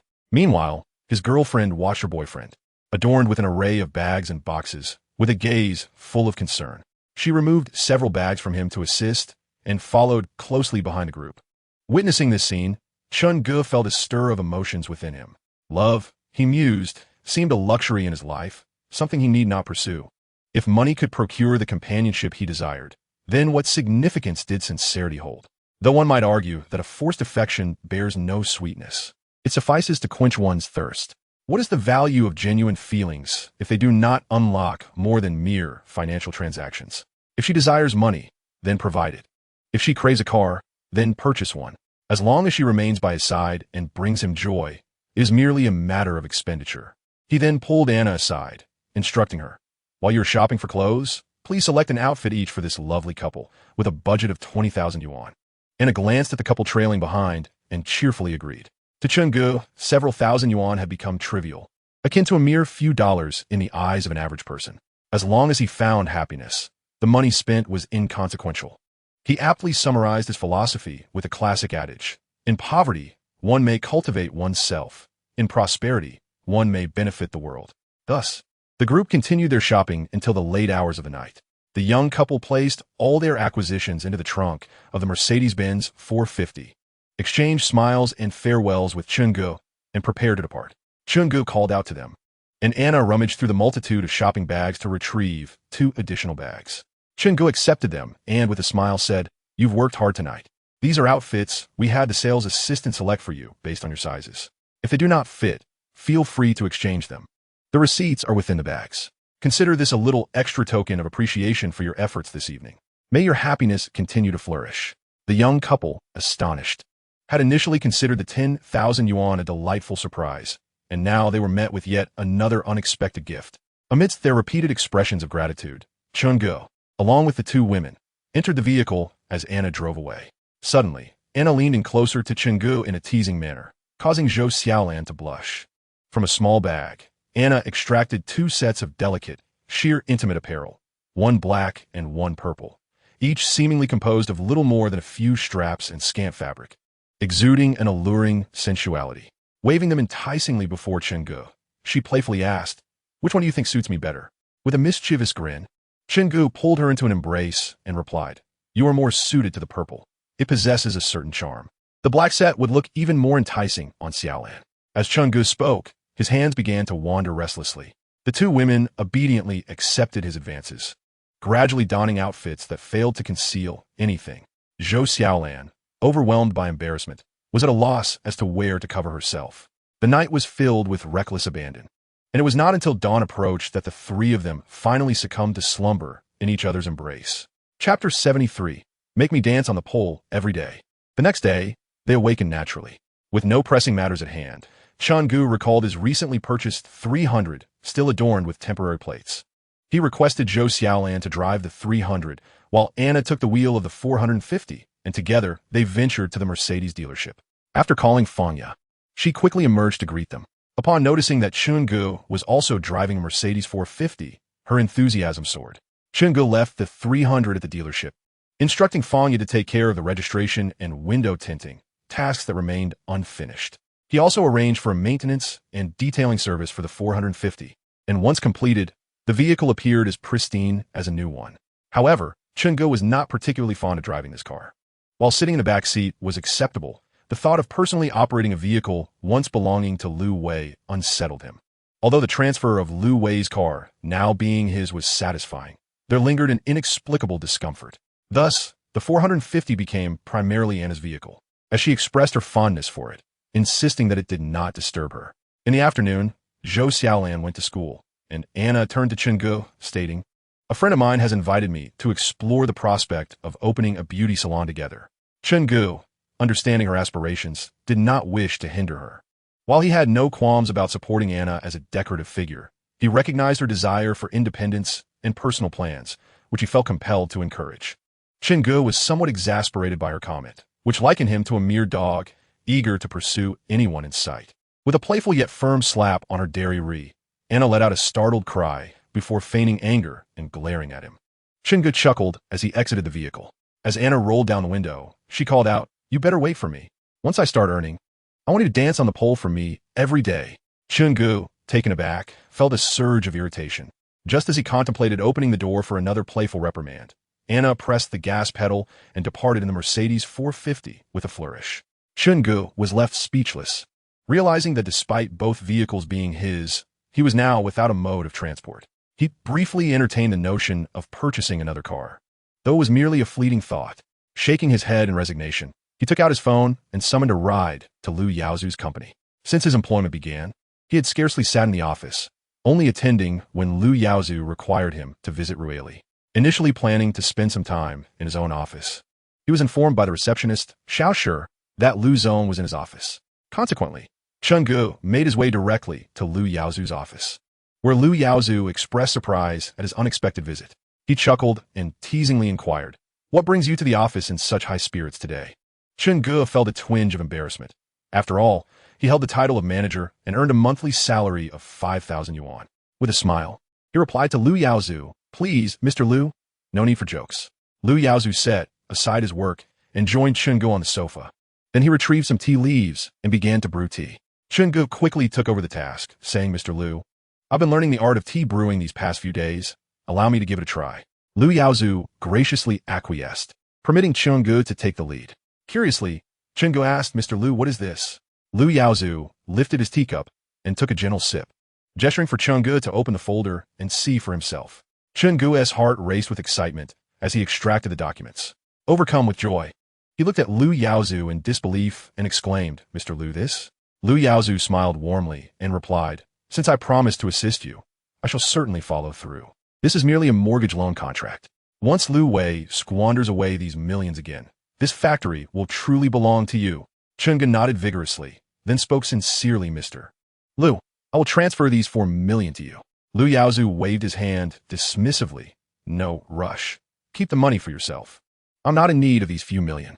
You will need your funds for future stone gambling and to maintain the normal operations of the factory. So, take your time, consider it a loan from me, and you can repay me when it is convenient." Chun Gu was about to say more, but Lu Yaozu interrupted. "There's another contract here. Take a look at it as an additional surprise." Upon hearing this, Chun Gu quickly pulled out another document, discovering it was yet another mortgage loan contract, this time detailing that Lu Wei had pledged his house with a mortgage amount of 2 million. This revelation ignited Chun Gu's excitement. He recalled Lu Wei's words about keeping Chun Gu underfoot for a lifetime, a notion that was now destined to fail. Chun Gu had vowed to repay Lu Wei in kind, and this was an opportunity. Taking Lu Wei's car was merely the beginning. Next would be the factory and the house. Anything that belonged to Lu Wei was now Chun Gu's to claim. Although he felt a sense of discomfort regarding the possessions Lu Wei had used, he reasoned that once the house was acquired, he need not reside there. Worst case, he could always keep a couple of dogs in that house. After a brief period of exhilaration, Chun Gu's emotions gradually settled. He then realized Lu Wei now possessed a total of 6 million. Chapter 74. One cannot become wealthy without unexpected gains. Observing Chun Gu's worried expression, Lu Yaozu decided to reveal everything, recounting the plan he had devised with Mr. Wang in its entirety. Chun Gu listened, his mouth agape in astonishment. He then asked, "What if Mr. Wang's friend's stone turns out to be of exceptional quality?" Lu Yaozu chuckled. "That stone has been tampered with. It's a surface-treated stone. At first glance, it appears flawless, achieving a level of deception that is nearly indistinguishable from the genuine article. This piece of jade was indeed discovered by a friend of mine during his explorations in the old Myanmar, where he has been engaged in the pursuit of jade for several decades, almost falling victim to a deception himself upon hearing about it. I urged him to retain the material and consult with Mr. Wang. Subsequently, I finalized a strategy specifically aimed at Lu Wei with him." Chun Gu inquired, "Is there a problem with this material? Might Lu Wei perceive something amiss?" Lu Yaozu replied with a smile, "Before it is cut, I assure you that unless one possesses your expertise in jade betting, he will not discern any issues. By the time he realizes there is a problem after purchasing and cutting the material, he will find himself unable to track anyone down." Chun Gu nodded in agreement, but posed one final query. "Mr. Lu, your arrangements are nothing short of perfect, seamless in execution, yet I still wish to confirm. Is Mr. Wang truly reliable?" Lu Yaozu, beaming with confidence, understood Chun Ji's concerns were quite valid, were it not for the relationship he shared with Mr. Wang. Entrusting such a crucial matter to an outsider would indeed be worrisome. However, rather than providing an explanation, he retrieved his mobile phone and dialed a number. Shortly thereafter, Mr. Wang's voice emerged from the other end. "Brother-in-law, what's the matter?" "Brother-in-law?" Chun Gu was momentarily taken aback by Mr. Wang's words. He gazed at Lu Yaozu in disbelief, momentarily at a loss for words. Given their relationship, his apprehensions seemed trivial in comparison. The mere utterance of such a title rendered him somewhat awkward, prompting him to lift his teacup as a means of concealment. Lu Yaozu glanced at the visibly flustered Chun Gu and chuckled, addressing Mr. Wang on the line. "Oh, it's nothing, Dawei. Chun Gu mentioned he would like to invite you for a drink this evening. Are you available?" Mr. Wang's full name is Wang Dawei. Lu Yaozu added, "I'll get in touch with you later." He then ended the call. Turning to the still embarrassed Chun Gu, Lu Yaozu remarked, "Little Chun, should you not be the one to arrange dinner this evening?" Chen Ge promptly responded, "Of course, I will ensure it is perfectly organized." He nodded in agreement, smiling. Initially, Chen Ge had come with the intent of seeking Lu Yaozu's counsel on diversifying his ventures. He wished to explore alternative businesses. Inspired by Anna's success in opening a profitable store, he could not possibly rely solely on Jade betting for a lifetime. What if he were to suffer losses? Chen Yukai had also advised him to always keep a fallback option, which was indeed prudent. As the saying goes, one cannot grow wealthy without unexpected fortune, nor can a horse thrive without nightgrass. A person cannot fixate on a solitary pursuit for their entire life. One must seek to expand their horizons. For instance, consider an individual with a stable job earning $8,000 each month as their sole source of income. Is it feasible for them to amass wealth? Certainly not. For such a salary will not lead to prosperity. The duration of their employment and the total income can be calculated. However, what if alongside their job, they devoted some of their leisure time to penning novels? There exists a possibility that they might craft a sensational bestseller, thus ascending to the pinnacle of success and achieving financial freedom. The earnings from writing novels can be deemed a windfall or unexpected fortune, for this income is supplementary and uncertain. Naturally, there exists the possibility that the novel may garner no attention whatsoever, resulting in no profit. Yet, for an individual with a stable job, how significant could the loss truly be? If successful, one could soar to great heights. If not, then so be it. Aside from taking up some leisure time, there are no other repercussions. Some endeavors must be attempted before one can ascertain their success or failure, do they not? At present, Lu Yaozu has handed over the mortgage contract for Lu Wei's factory along with the house mortgage to Chen Ge. Chen Ge, who initially intended to inquire about certain matters, now feels no urgency. Once the factory is secured, he must first ensure it is operating smoothly before considering other aspects. One must tread the path step by step and consume one's meals morsel by morsel. After leaving the company, Chen Ge needs to arrange the dinner he is hosting for later that evening. Although time is still on his side, it is better to be proactive than reactive. Most importantly, he must find a way to procure 2 bottles of fine wine. While the restaurant offers a variety of upscale wines, they all seem rather commonplace. Given his current elation, he wishes to prepare something exceptional as a token of gratitude to Lu Yaozu and Wang Dawei, especially since Mr. Wang mentioned during their recent phone conversation that they should practice well tonight. Where could he possibly find such wine? After much contemplation, he considered a liquor store but hesitated due to unfamiliarity and the prevalence of counterfeit products. Therefore, purchasing wine cannot be done carelessly. They are individuals of stature, and should Mr. Wang or Mr. Lu detect an off flavor, Chen Ge would find himself in a most embarrassing predicament. Thus, with a resolve to act, he quickly retrieved his phone, located the number of a female classmate, and dialed her.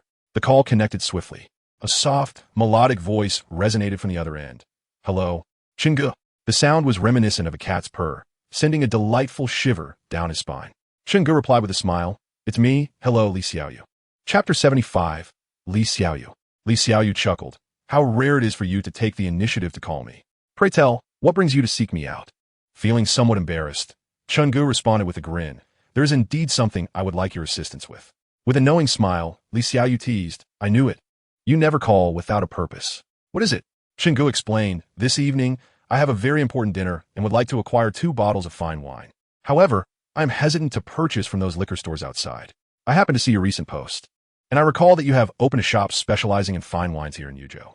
Would you be able to help me find a couple of good bottles?" Li Xiaoyu laughed. "Ah, it seems you have struck it rich.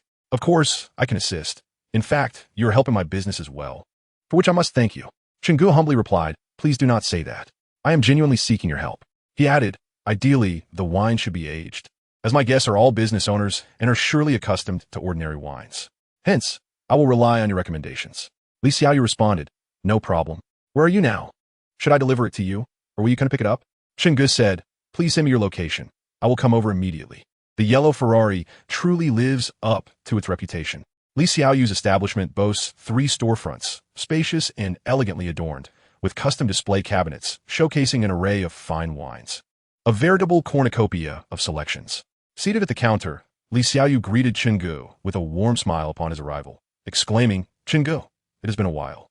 Chen Ge felt a tinge of awkwardness at Li Xiaoyu's affectionate embrace. He was unsure how to respond, his hands momentarily lost in indecision. After a considerable pause, Li Xiaoyu finally released him, a faint blush gracing her cheeks. She guided Chun Gu to a sofa, and after exchanging pleasantries, he broached the purpose of his visit. Li Xiaoyu smiled and replied, "First, I must know your budget." Chun Gu confidently declared, "As long as the wine is exceptional, the sky is the limit." Li Xiaoyu stifled a giggle, saying, "Oh my, our Chun boss has truly struck it rich." Her voice, reminiscent of a languid cat's purr, was soft and melodious, with a teasing lilt that danced into Chun Ji's ears, igniting a delightful shiver down his spine. For the first time, he felt a flush of warmth in the presence of a woman. Once he steadied himself, he replied earnestly, "The budget can indeed be generous. A few $100,000 is no issue. Please assist me in my search." Instead of retrieving wine from the display cabinets, she walked to a small safe behind her desk. Chun Ji's curiosity piqued. What kind of wine could possibly warrant a place in a safe? Soon, Li Xiaoyu carefully extracted 3 bottles of vintage liquor from the safe and placed them on the counter. With a smile, she said, "Chun Gu, don't accuse me of deceiving you. I speak candidly, and 1 tea profit a penny. The auction receipts are right here. These 3 bottles are the 1974 Changjiang Bridge brand Wulianya, purchased for 1.3 million. If you're interested, it's yours for the same price. I also have 2 bottles of 1970 Maodai at 300,000 each. This is the finest selection in my shop. Choose as you wish." To be frank, Chun Gu was momentarily taken aback by the price. He acknowledged that he had spoken too boldly, perhaps embellishing his words, as he never anticipated Li Xiaoyu would actually have such aged and pricey wines in her shop.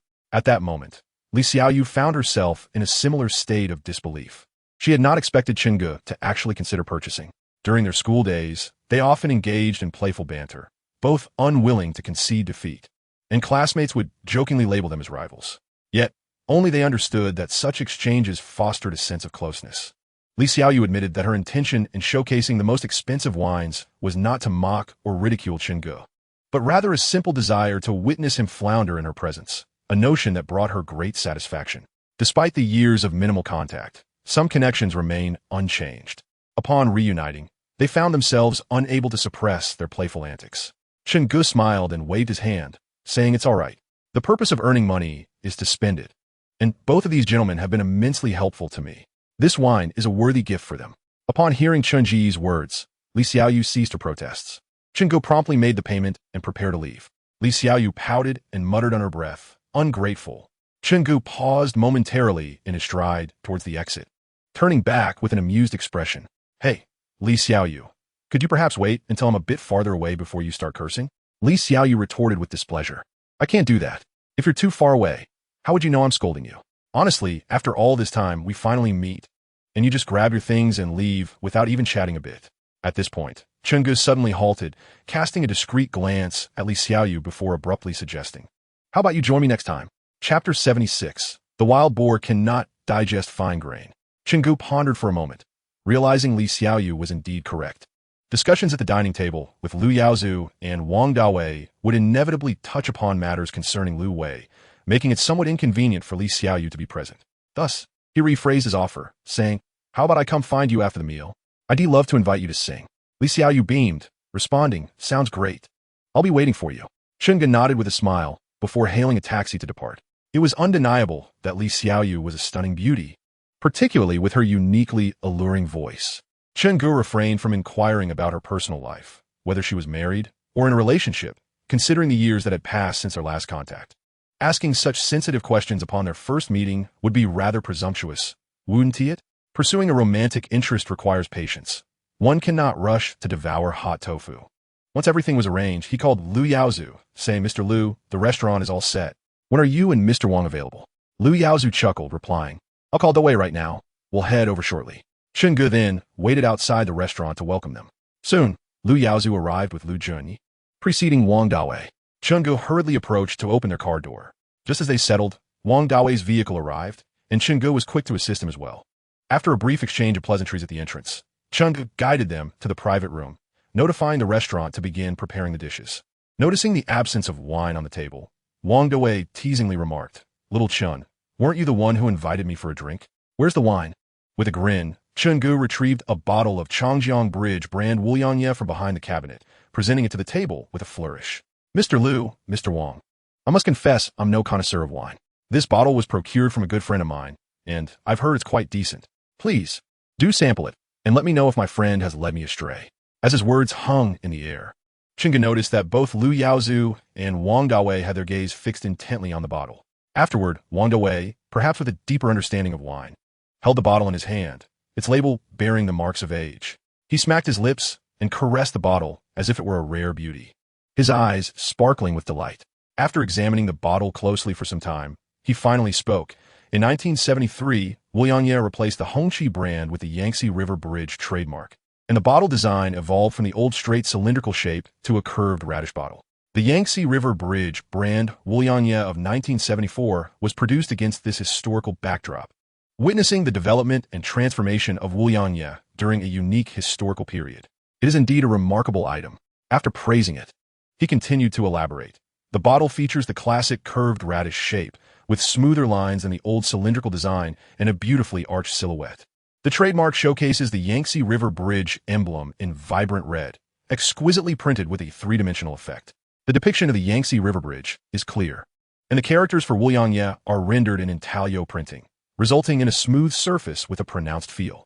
The font is continuous, and the grain ear motif also possesses a strong three-dimensional quality. The ceiling uses pale yellow and light red membranes, a notable characteristic of Wuliangye's sealing technology at the time. The neck label features the words Chinese famous wine in white, encircled by a golden ring.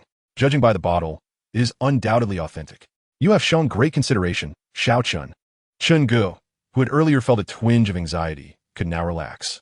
The wine was genuine, and although the price was exorbitant, he deemed it worthwhile. Lu Yaozu and Wang Dawei had been exceedingly helpful to him. Despite their ulterior motives, Chun Gu felt indebted to them. Thus, even if the wine cost nearly 400,000 per bottle, he willingly brought it forth to curry favor with his boss. As the dishes were served, Chun Gu raised his glass and stood, addressing the others courteously. Mr. Lu, Mr. Wang, I would like to express my gratitude to you both. Allow me to toast to you. With that, he drank the contents of his glass in one gulp. Wang Dawei chuckled and remarked, Xiao Chun, that's not how one should drink this wine. The older the vintage, the more it should be savored, akin to appreciating an aged jade. You are merely wasting it with such a hasty gulp. Lu Yaozu echoed in agreement. Take your time, Xiao Chun. Chun Gu, with a wry smile, replied, Mr. Lu, Mr. Wang, please refrain from teasing me. I'm like a wild boar unable to eat fine grains. His words elicited hearty laughter from the group. The gathering lasted for over an hour. As the evening drew to a close, Wang Dawei announced, I have arranged to meet Lu Wei. I will be flying to Ruili the day after tomorrow. What do you think, Xiao Chun? Would you like to join and witness the excitement? Tian Yi knew the ogre. Of course I would love to go.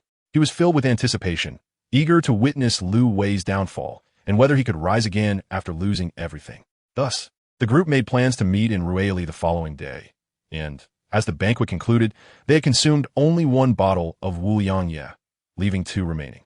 Chun Gu graciously gifted one bottle each to Lu Yaozu and Wang Dawei, although it is not difficult for the two of them, given their wealth and status, to procure some fine wine. The rarity of such exquisite bottles, which diminish with each consumption, means that acquiring several still requires considerable effort. It is not merely a matter of having money. One must also possess certain connections. Otherwise, locating them would be futile, let alone purchasing them. Thus, they graciously accepted the offer with joy in their hearts.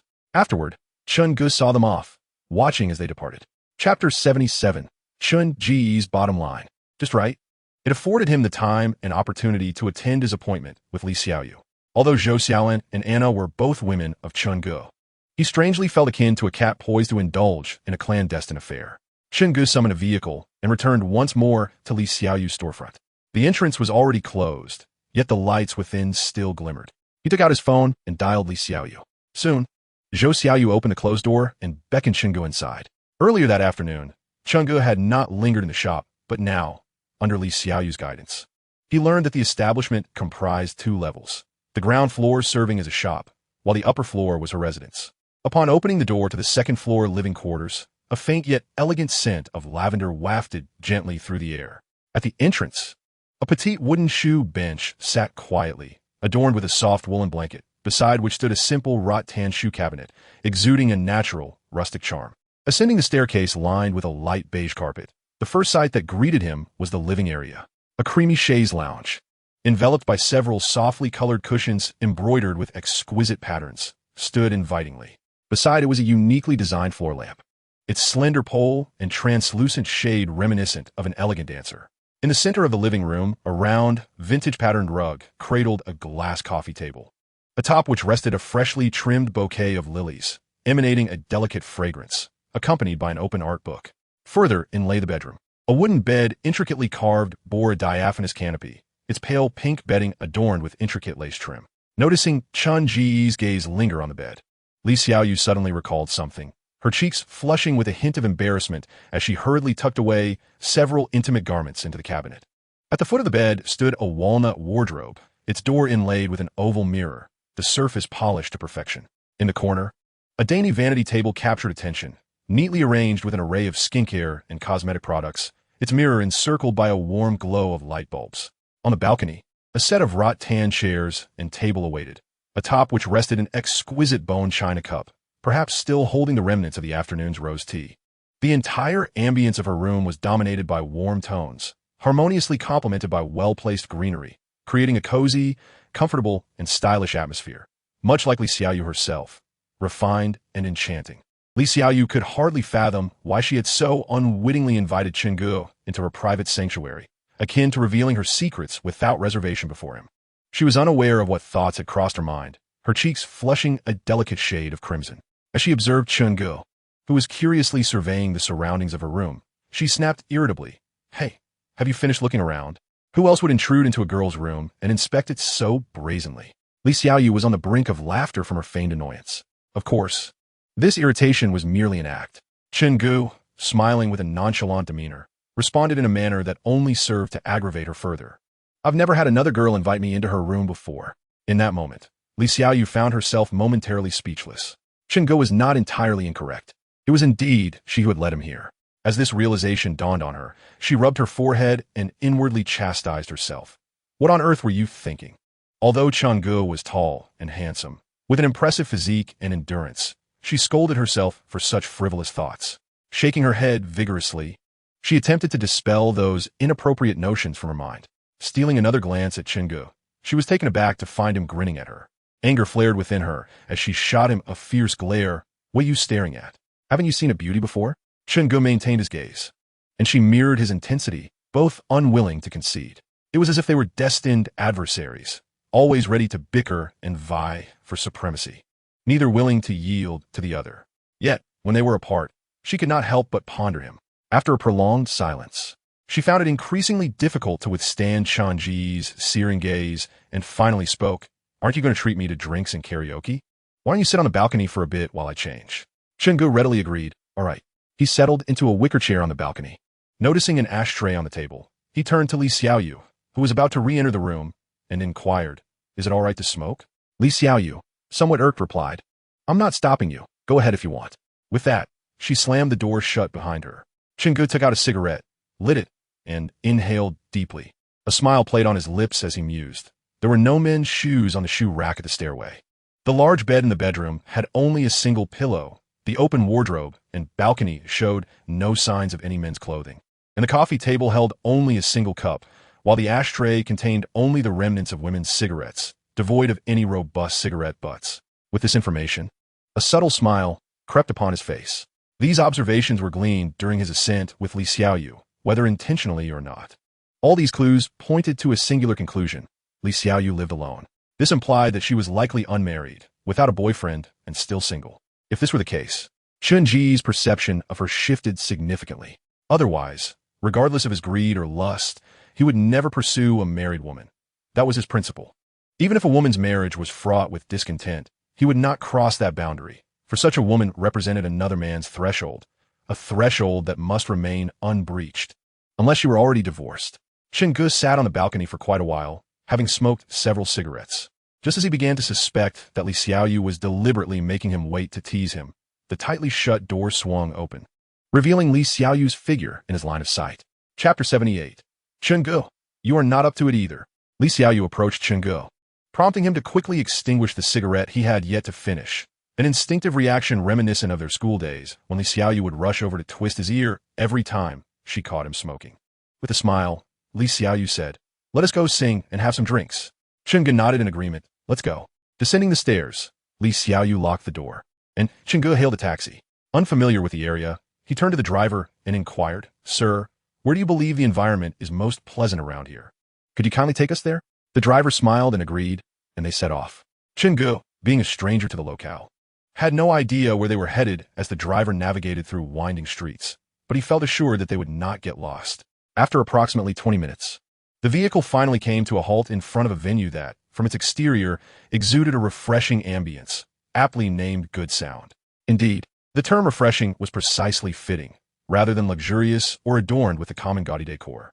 Upon entering, Chungu was immediately taken by the environment and, upon the recommendation of the staff, decided to apply for a membership card, preloading it with 10,000 yuan. Once inside the private room, the attendant followed them in, and Chungu ordered 2 dozen beers, a few bottles of yogurt drinks, and a variety of snacks. The server asked, "Would you like the beer chilled or at room temperature?" Chungu turned to Li Xiaoyu and inquired, "Do you prefer it chilled or at room temperature?" With a grin, Li Xiaoyu ruplia, shiyat. Chungu chuckled inwardly, pleased that they could enjoy it chilled.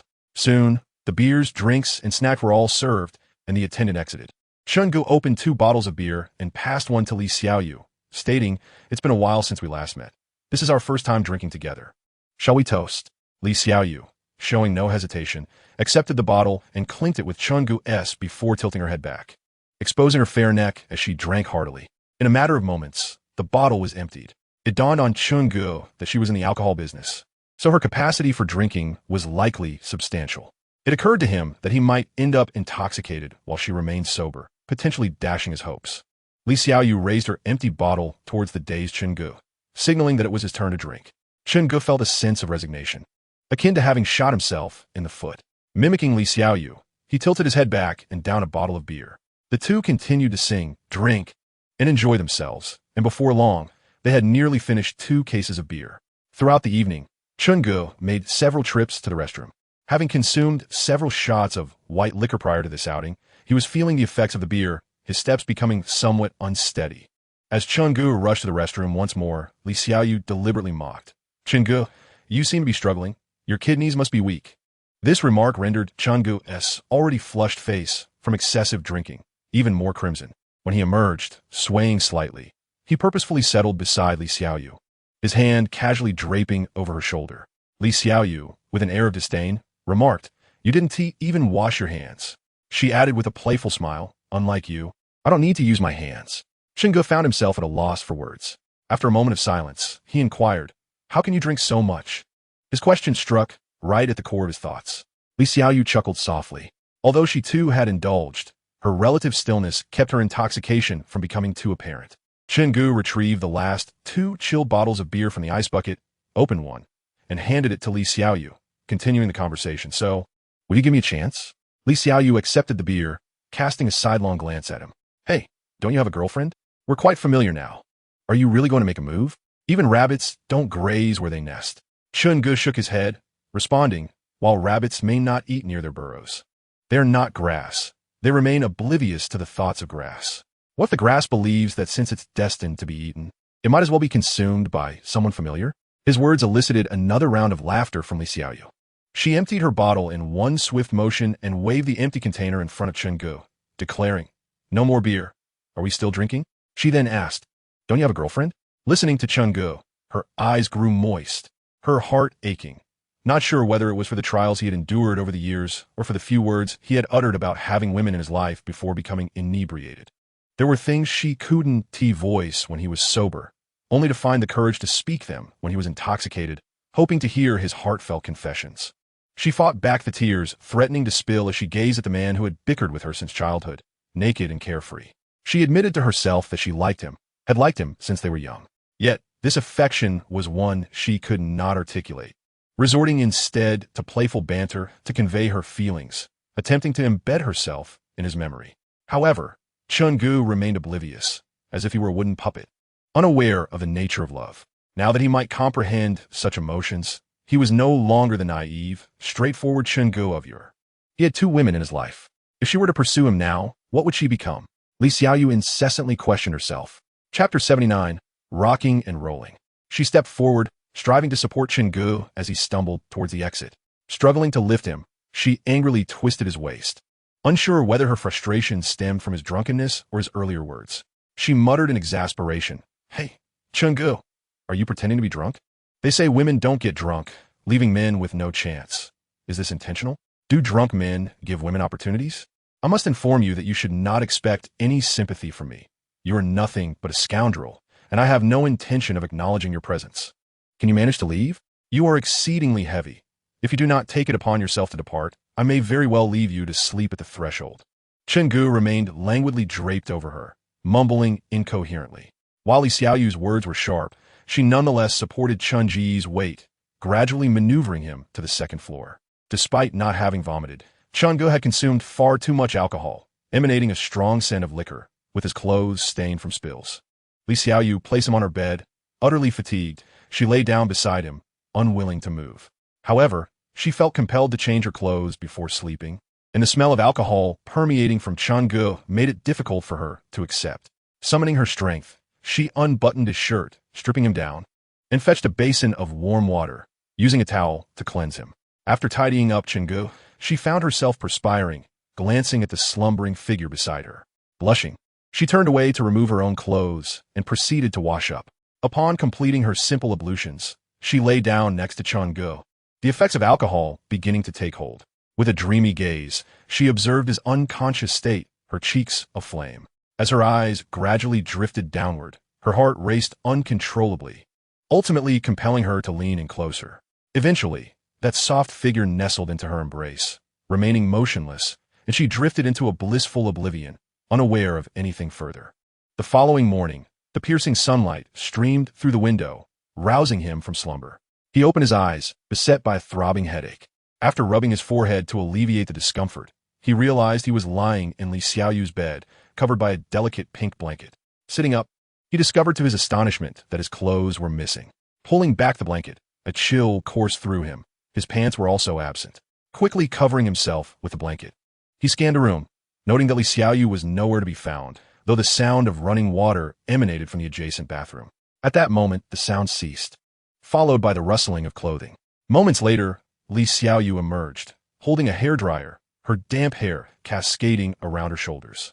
Perhaps due to her recent bath, Chenggu felt that Li Xiaoyu appeared entirely transformed from the previous day. Her complexion radiant, and a hint of springtime glimmered in her eyes, reminiscent of emeralds imbued with the colors of spring. Upon noticing Chenggu sitting on the bed, she smiled and said, "You're awake."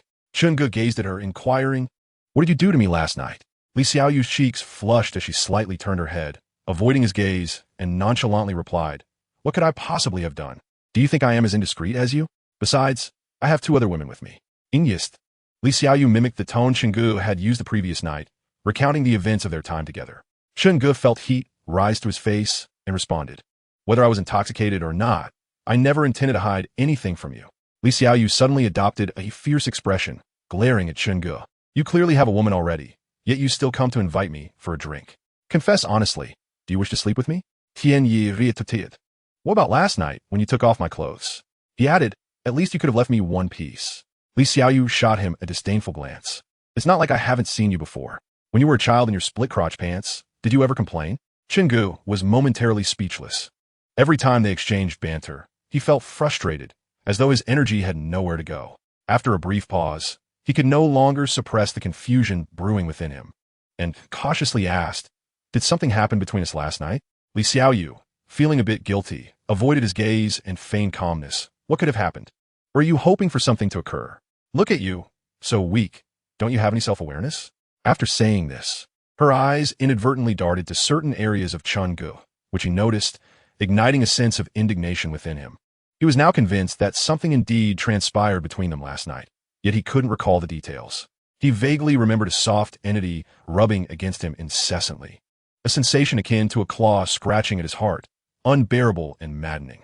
In the end, he concluded that Li Xiaoyu must have taken advantage of him. Although one could argue he achieved his goal, it was not the outcome he desired.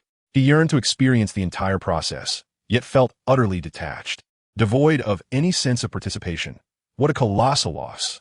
With a forlorn expression, he found himself at a loss for words. Li Xiaoyu finished drying her hair, tossed the clean, dried clothes onto the bed, and addressed Chenggu, "I washed your clothes. You should hurry and get dressed. The new blue towel in the bathroom is yours, and your new toothbrush is in the cup I placed for you. By the way, you had several missed calls on your phone last night. I couldn't answer them. So check for yourself. Then, humming a tune, Li Xiaoyu descended the stairs, leaving Chun Gu to ponder. Chapter 80. Next time I'll call you for drinks. If one truly gets drunk, how can there be any confusion? A man, rendered so weak he cannot stand, how could he cause chaos? If a woman becomes truly inebriated, she would lie still and not move. How could she create disorder? Therefore, if someone tells you, I'm sorry, what happened last night was because we were both drunk and couldn't help ourselves, it was just drunken debauchery, feel free to slap them across the face and call them hypocritical before walking away and keeping your distance from such insincere individuals. After agreeing, Shin hung up the phone. He then got up, washed up quickly in the bathroom, got dressed, and headed downstairs. Not wanting to be rude, he finished his meal swiftly, sitting across from Li Xiaoyu, feeling awkward and unsure of how to begin. At that moment, Li Xiaoyu smiled and said, all right, you should go attend to your own matters. There's no need to linger here.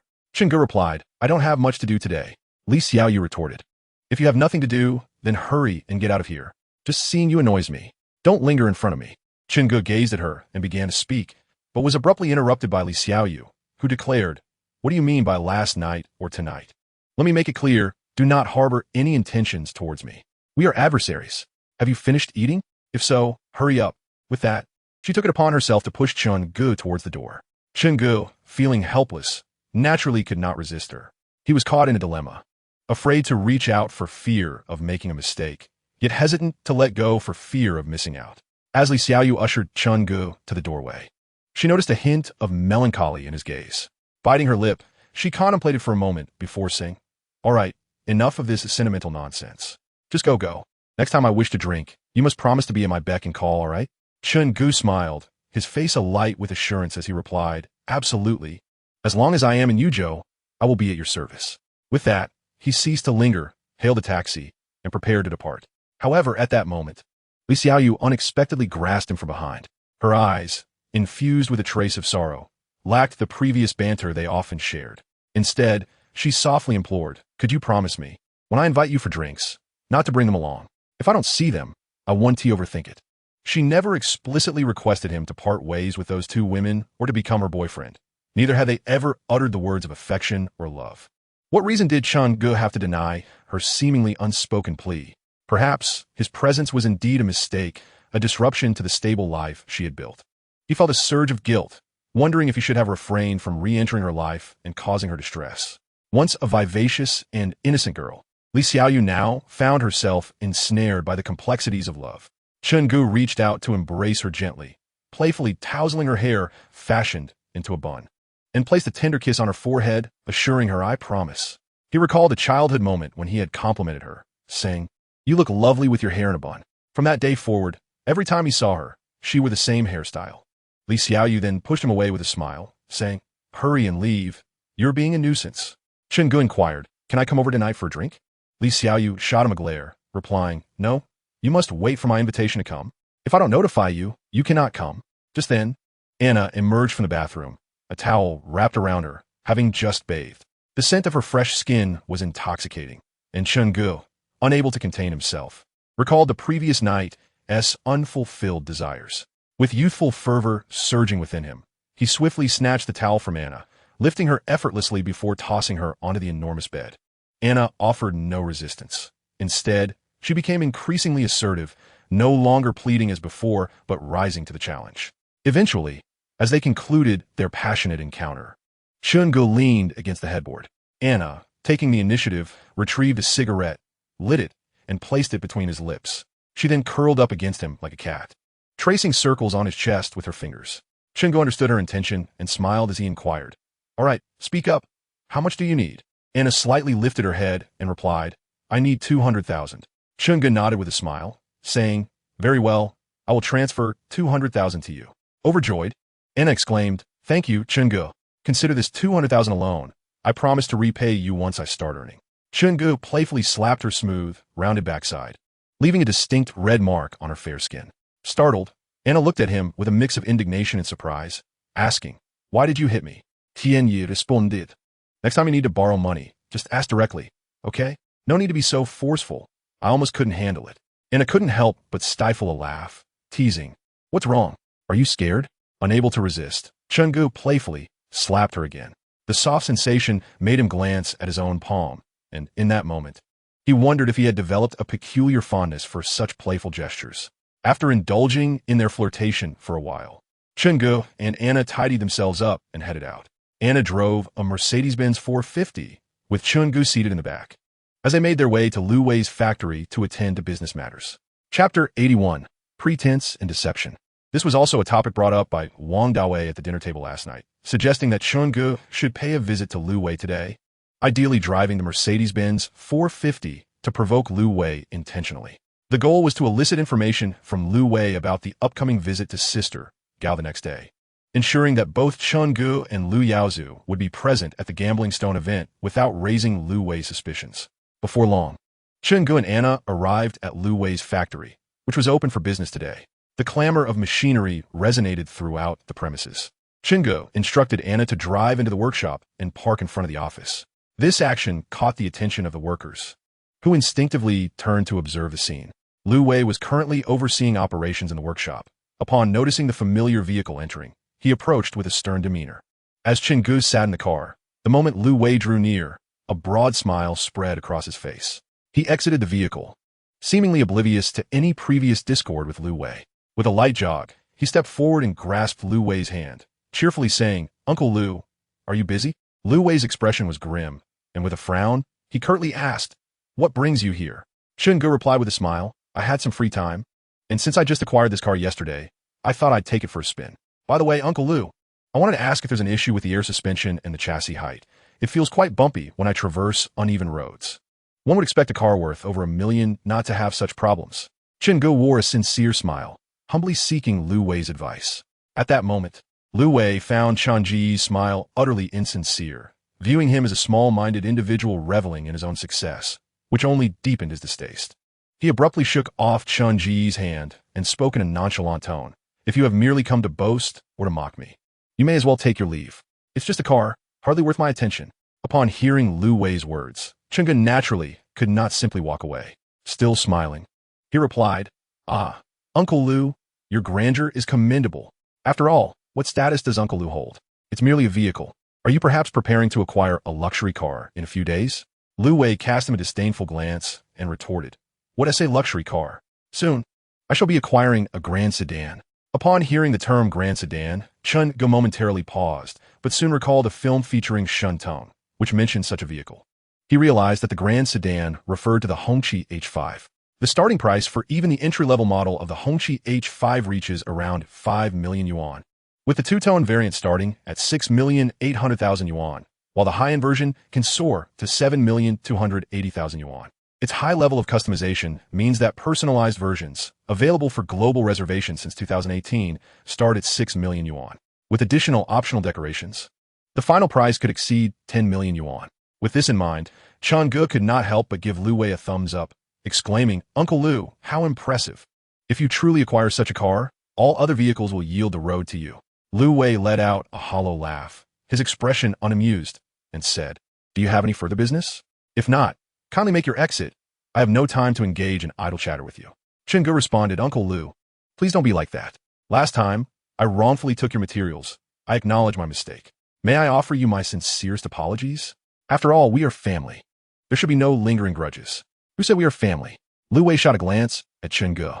Presently, Lu Wei felt quite confident, not only due to the substantial cash he possessed, several million yuan, but also considering the lucrative prospects he anticipated from gambling in Rueli tomorrow. Should he win, crushing Chungu would be a trivial matter. After all, with wealth comes a multitude of eager sycophants ready to curry favor and assist him. If victory truly graced him, it would translate to billions in wealth, making it effortlessly easy to dominate Chungu or even Lu Yaozu, should he choose to.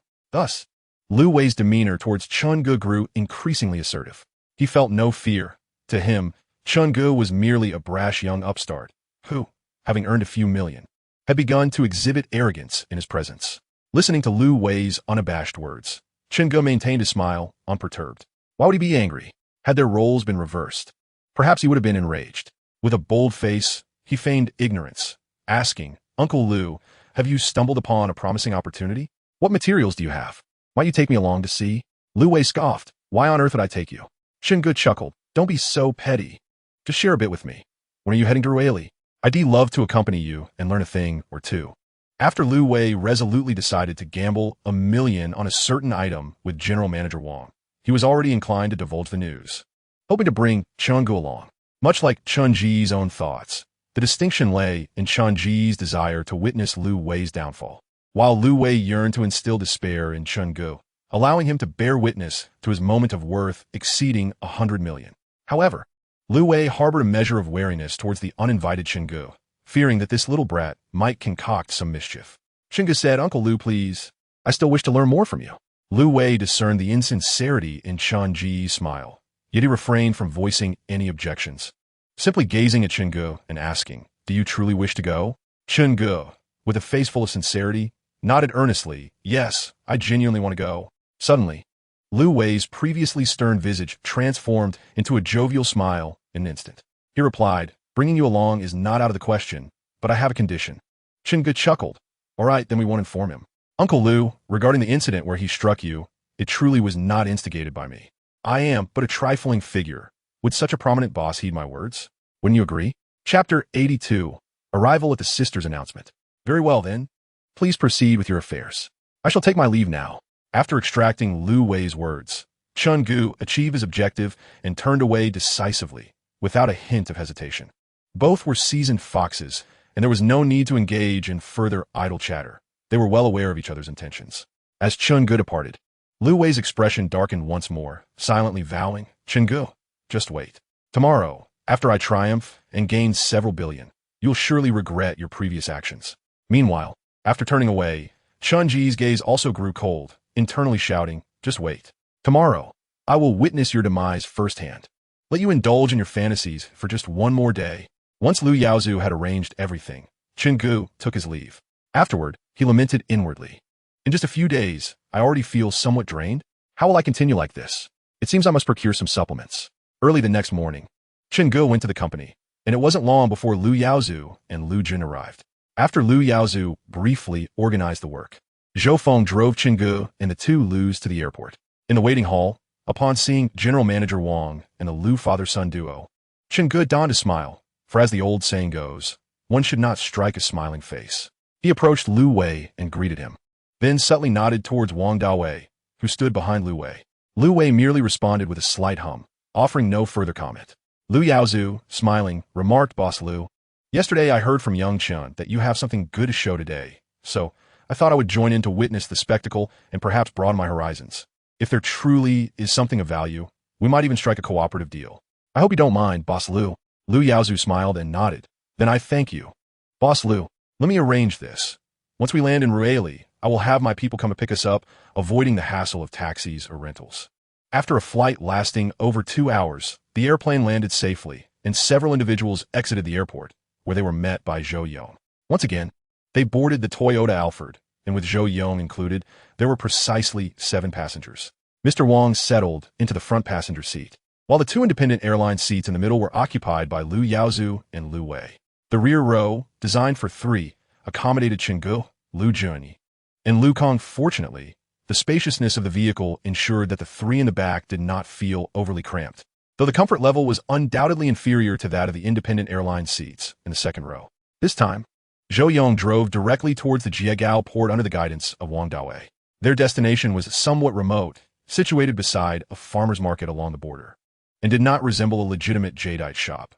Rather, it was an ordinary, somewhat dilapidated residential building, located mere steps from Old Myanmar.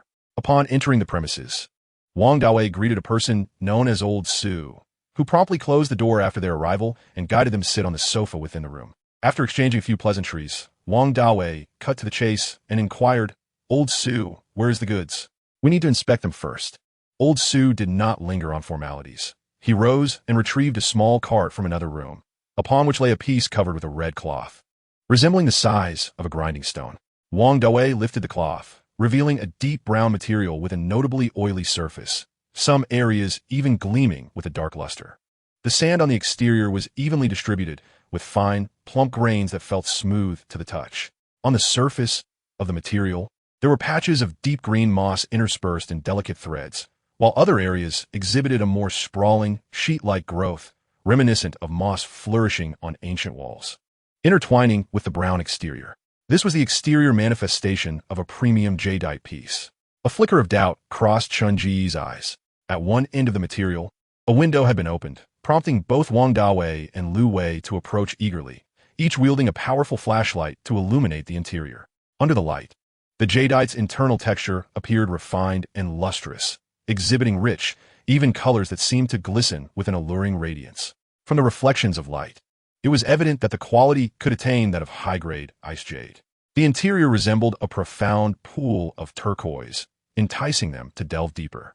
Regardless of their actual understanding of jadeite, they exhibited a commendable proficiency in the inspection process. Chungu observed from the side, noting that the features displayed by this piece indeed indicated a rare find. Had he not been previously informed of the potential issues with it, he might have doubted whether Lu Yaozu and Wang Dawei had made a mistake. However, he noticed that the color under the light appeared excessively uniform, with little variation, which stirred a sense of unease within him. Lu Wei scrutinized the material intently, sharing the same apprehension regarding its authenticity, as it represented a value in the millions. Naturally, he had to exercise caution. Likewise, Chun-Gu assessed the piece, pondering where the potential flaws might lie. Chapter 83. The performance must be complete. From the appearance of the surface, he could discern no apparent issues. However, Lu Yaozu and Wang Dawei had previously made it unmistakably clear that this was evidently a problematic piece. Thus, the contradiction became apparent.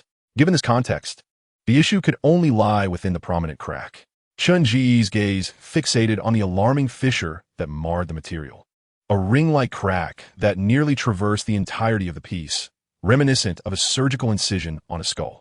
At that moment, Lu Wei also shone his flashlight along the crack, revealing a rich green hue of jade emanating from beneath, drawing the collective attention of all present to follow the light's path.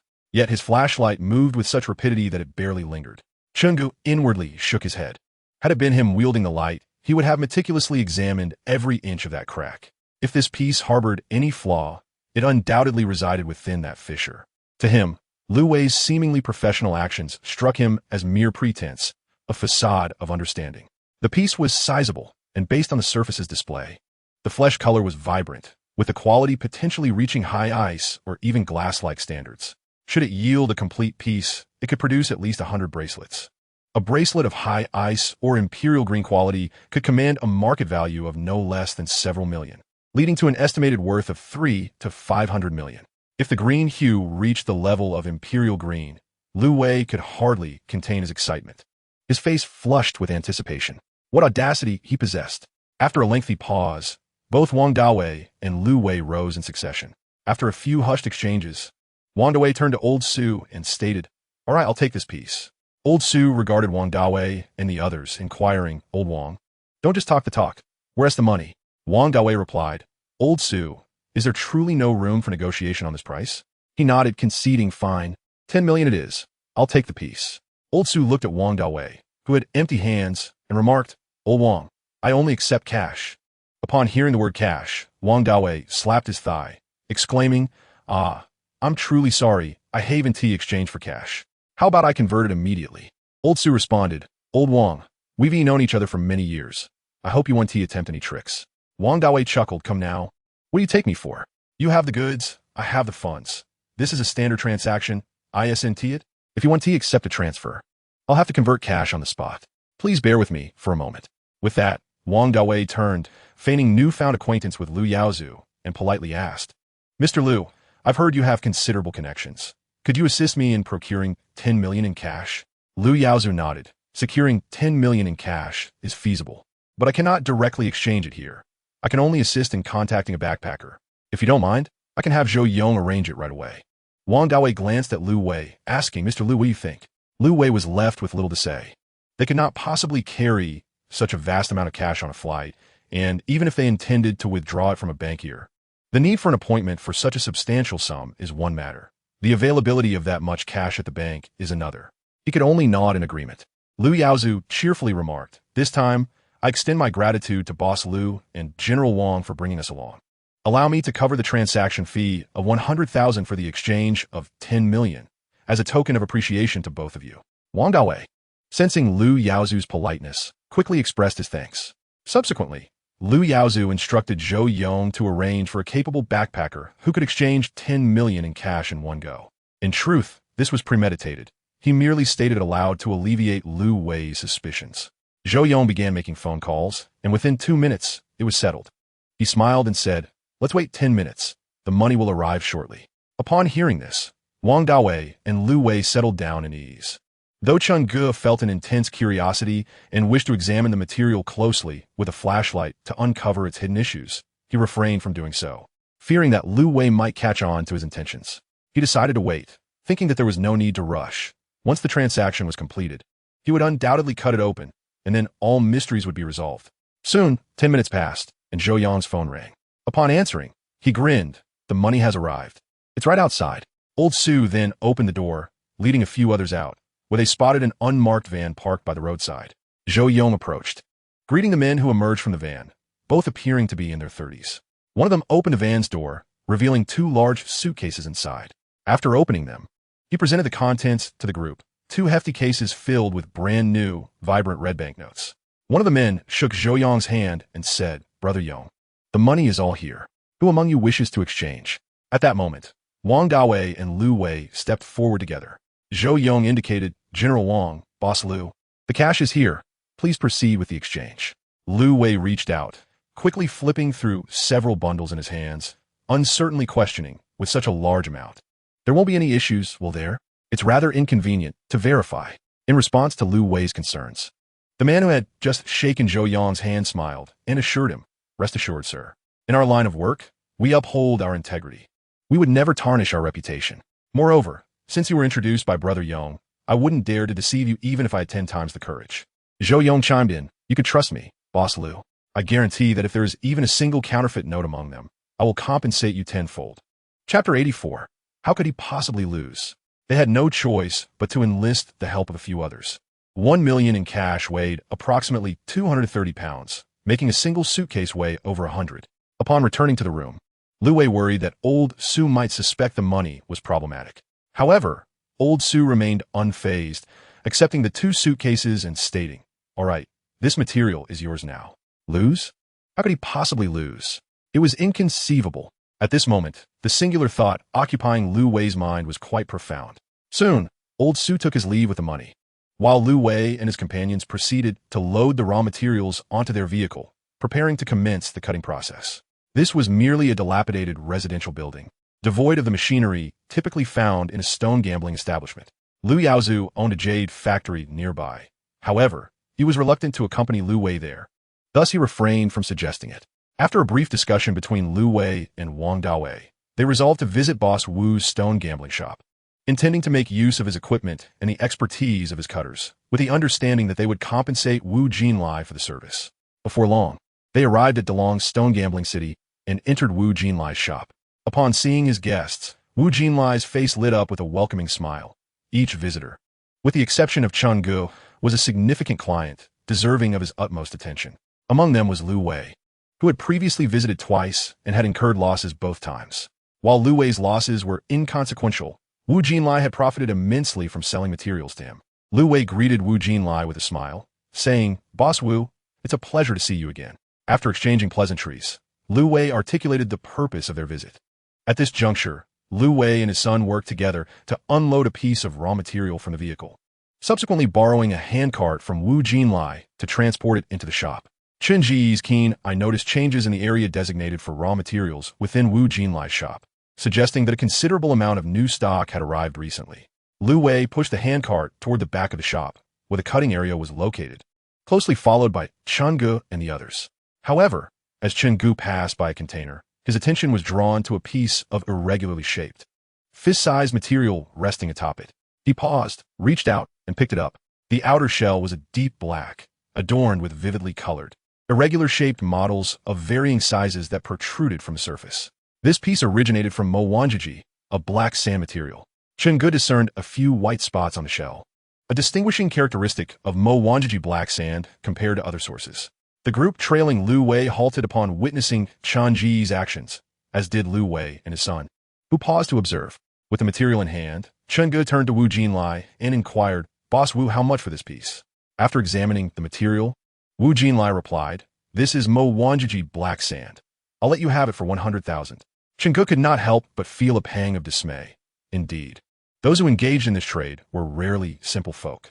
Their discerning eye for distinguishing sources was exceptional. Most would likely overlook the minor white spots on the shell, leading to erroneous judgments. Yet it was evident that Wu Jinlai was not an ordinary dealer. However, when Chungu heard the price of 100,000, his expression involuntarily twitched. Wu Jinlai was indeed formidable, easily tossing around such figures. Chungu smiled and remarked, "Boss Wu, being an expert, you must be aware that the black jade at the Mo Wanji market is notoriously risky. The materials vary greatly, ranging from bean grade to glass grade, and often exhibit mutations, making it challenging to accurately assess their internal quality. Moreover, this market is infamous for its numerous cracks in the materials. The distribution of quality is uneven. Aside from the colored sections, other areas often possess weaker quality, and there may be significant base ash present. Lastly, the thick skin of the stones poses an additional challenge, as it complicates the evaluation of the internal jade quality, making it difficult to discern the colors and textures beneath the surface. Boss Wu, with such a piece, you dare to price it at 100,000? Surely, this is an overt attempt to take advantage of me." Wu Jinlai felt somewhat embarrassed by Chen Ji's statement, as he was brought here by Lu Yaozu and had engaged in dealings with him multiple times. He chuckled awkwardly and replied, "In business, it's normal for me to set a price and for you to negotiate. If you like it, make an offer, and if it's reasonable, it can be yours." Chen Ge cheerfully responded, 8,000. Feigning anger, Wu Jinlai exclaimed, "Brother Chun, that's rather ungracious of you. Your bargaining is a bit excessive, don't you think?" Chen Ge set the material down and said, "Then let it be. Boss Wu, keep this piece for the next fortunate buyer." His movements were decisive, exuding a sense of finality. After all, Chen Ge was merely here to observe and had no intention of gambling on stones today. If he found something appealing, inquiring was entirely reasonable. If it was a good deal, he would buy it. If not, he would walk away. Such simplicity made the process straightforward. Seeing that Chen Ge was genuinely leaving the piece aside, Wu Jinlai dropped the pretense and laughed. All right, 8,000 it is. Brother Chun, take it and enjoy." Chen Ge cast a glance at Wu Jinlai, who had managed to play both sides. He picked up the stone again, and without hesitation, made the payment via scan code. Cash was unnecessary for such a modest purchase. Half-jokingly, Wu Jinlai complained, "Brother Chun, I'm not criticizing you, but a man should be a bit generous. You bought several pieces already. I haven't made a penny from you. Next time, let us not do this again." Meanwhile, Lu Wei and his son, who had eagerly anticipated cutting stones, remained silent after Chen Ge struck a deal. Lu Wei continued to push the materials forward, but Lu Tsong, after several days of restraint, couldn't he help but show off again. He scornfully remarked to Chungu, "Chungu, honestly, what use is that tiny piece you bought? It's hardly worth anything. Even if it yields, it won't produce more than 2 items. If you want to play, let us go for something bigger, shall we?" Chapter 85. The Pitfalls of Greed. Chungu chuckled, choosing to ignore the foolish remarks. As the saying goes, a black cat or a white cat. As long as it catches mice, it's a good cat. Similarly, the size of the material is irrelevant. The ability to win is what truly matters. Moreover, this was merely a matter of convenience. If he encountered a stone worth purchasing, he would buy it. If not, he would pass. Today, accompanying Lu Wei was all about gambling on stones. What difference did it make from casually picking up money off the ground? Seeing that Chungu was unresponsive, Lu Tsong, feeling foolish, closed his mouth and followed Lu Wei to the cutting area. There was a master cutter, Lu Wei, who happened to be free at that moment. Lu Wei handed the material to the master and said, "Just cut along this crack for me." Given that this piece already had a window and the various characteristics displayed on its surface indicated it was an exquisite specimen, there was no need for another window. Skin grinding or slicing, a single decisive cut would suffice. The master had nothing to argue, as he would cut it as the client instructed. Chungu, standing nearby, nodded in agreement with Lu Wei's cutting method. Cutting along the crack was fundamental knowledge in the world of stone gambling. Soon, the master secured the material to the machine, and as he prepared to start it, Lu Wei approached him and said, "Let me press the machine's start button." The master, smiling, pointed out the start button and remarked, "When a machine roars to life, fortunes await." As the master spoke, Lu Wei firmly pressed the start button. Instantly, the blade sliced through the air with a resonant buzz, followed by the sound of water spraying onto the rapidly spinning blade, creating a mist. The blade gradually approached the surface of the material, eventually colliding with it, producing a jarring screech. Chun-gu listened intently, discerning the difference in sound as the blade interacted with the material. The sharp blade was slowly slicing into the jade surface. Yet the sound that reached his ears was not the familiar sharp and fine hissing he expected. Instead, it was a dull and peculiar noise, as if it were emanating from behind some barrier, muffled and laden with an ineffable bluntness. He sensed there was something amiss with the material, but even if it was a surface layer or dyed material, the internal quality, be it imperial white or imperial crack, should fundamentally still be jade. Even if the interior were merely granite, it should not produce such a sound.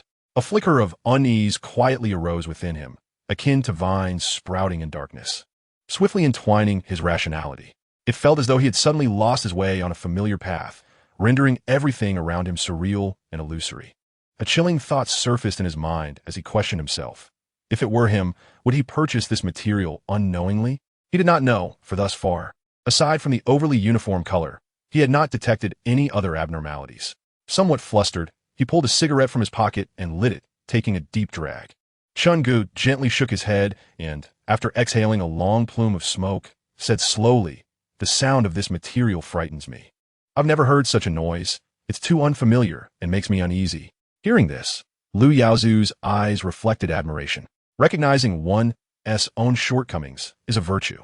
If he could work to improve upon these weaknesses in the future, that would be true capability. For Chun-gu, having identified his own deficiencies meant that correcting them in the future would be relatively easier. He patted Chun-gu on the shoulder without saying more, trusting that Chun-gu would know how to proceed. The speed of the material's cutting was also a point of suspicion. The rapid pace of the cutting process indicated a low density and hardness within the material. What exactly lies within? How is the deception orchestrated? Such questions lingered in Chun-ji's mind.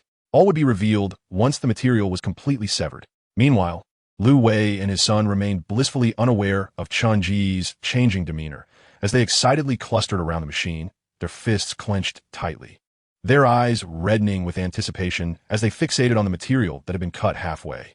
Thoughts of how much they could sell it for and how they would revel in their newfound lifestyle danced in their minds, alongside the notion of undermining Chun-gu. Wang Dawei stood a short distance away, smoking alone, his eyes slightly narrowed and a subtle smirk playing at the corners of his mouth. Observing this, Chun-gu momentarily suppressed the emerging doubts and allowed a smile to creep onto his own face. As he beheld the eager expressions of Lu Wei and his son, he too began to anticipate, though his curiosity revolved around their reactions upon discovering the internal state of the material. At that moment, Lu Jun approached Chun-gu. He said, "Chun-gu, there's a master over there who has some time to spare. How should we cut this piece? Tell me, and I'll assist you." Lu Jun, feeling a bit bored since his arrival, had spoken fewer than 10 sentences, nearly fading into the background. Noting that everyone's attention was fixed on Lu Wei and his son, and lacking understanding of the intricacies of stone gambling, he sought to engage himself in something that would enhance his presence and involvement. Chun-gu glanced at the piece of Mo Wanji black sand material he had been holding and handed it to Lu Jun, saying, "It's a small piece, no bracelet position. Let the master slice it," aiming to preserve the brand. Chapter 86, A Slice of Fortune. Chun-gu nodded, and Lu Jun took the material, heading towards another cutting station. He presented the piece to the master, requesting, "Please cut it for me," preserving the brand. The master, appreciating Lu Jun's request, gave him a thumbs up, exclaiming, "An expert."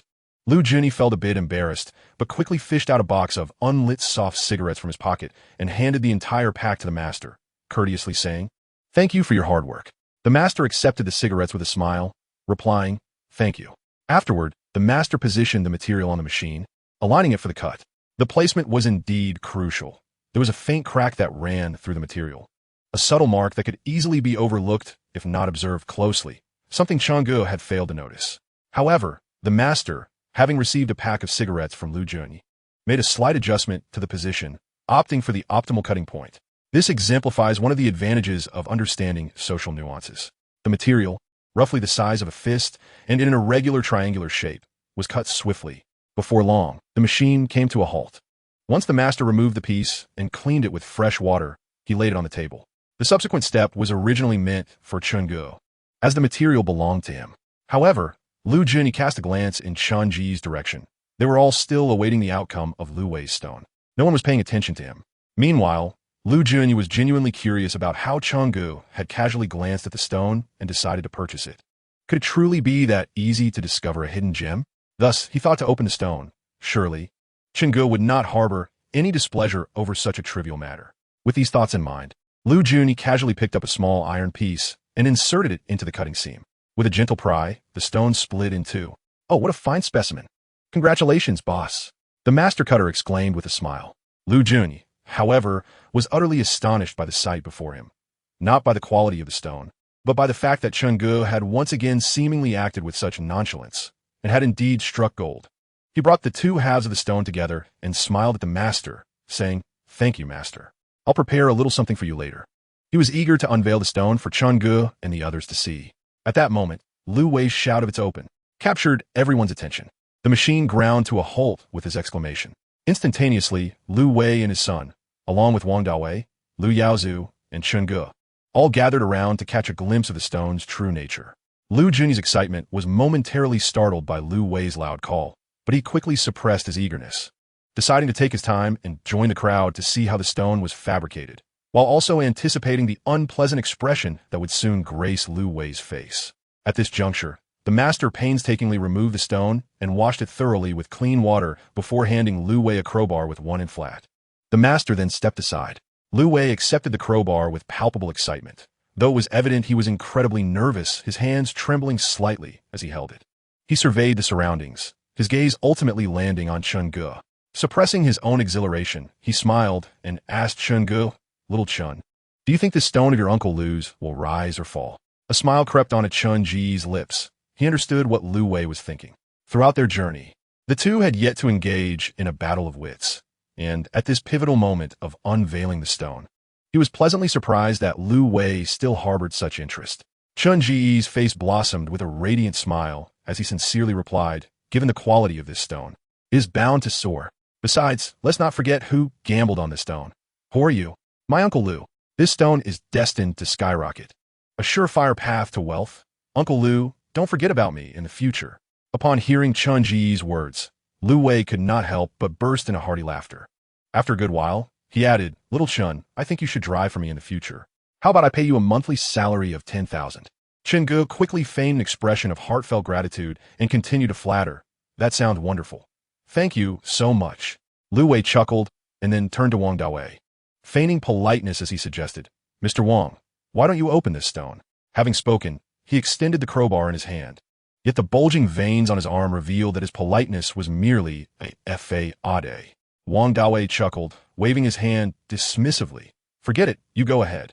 My heart isn't strong. I'm afraid I might faint from shock." Upon hearing Wang Dawei's words, Lu Wei shed any pretense of civility. He inserted the flat end of the crowbar into the cutting seam and, after taking a deep breath, exerted a forceful pull. The uncut skin at the base of the material split with a sharp crack, and the piece fell apart, toppling to either side. The moment the material collapsed, Lu Wei's face beamed with an even brighter smile of excitement. The cut surfaces of the two halves gleamed with a glass-like transparency. A vibrant green hue evenly dispersed with white, fluffy inclusions reminiscent of pine flowers. Lu Wei's eyes sparkled, and he discarded the crowbar, nearly throwing himself onto the material, disregarding its dampness. In a flurry, he pulled out a high-intensity flashlight from his pocket, incessantly shining it on the material, while exclaiming in exhilaration, "Glass-like, fully green. I've struck it rich. Haha, I've hit the jackpot." It was no surprise that Lu Wei was so agitated.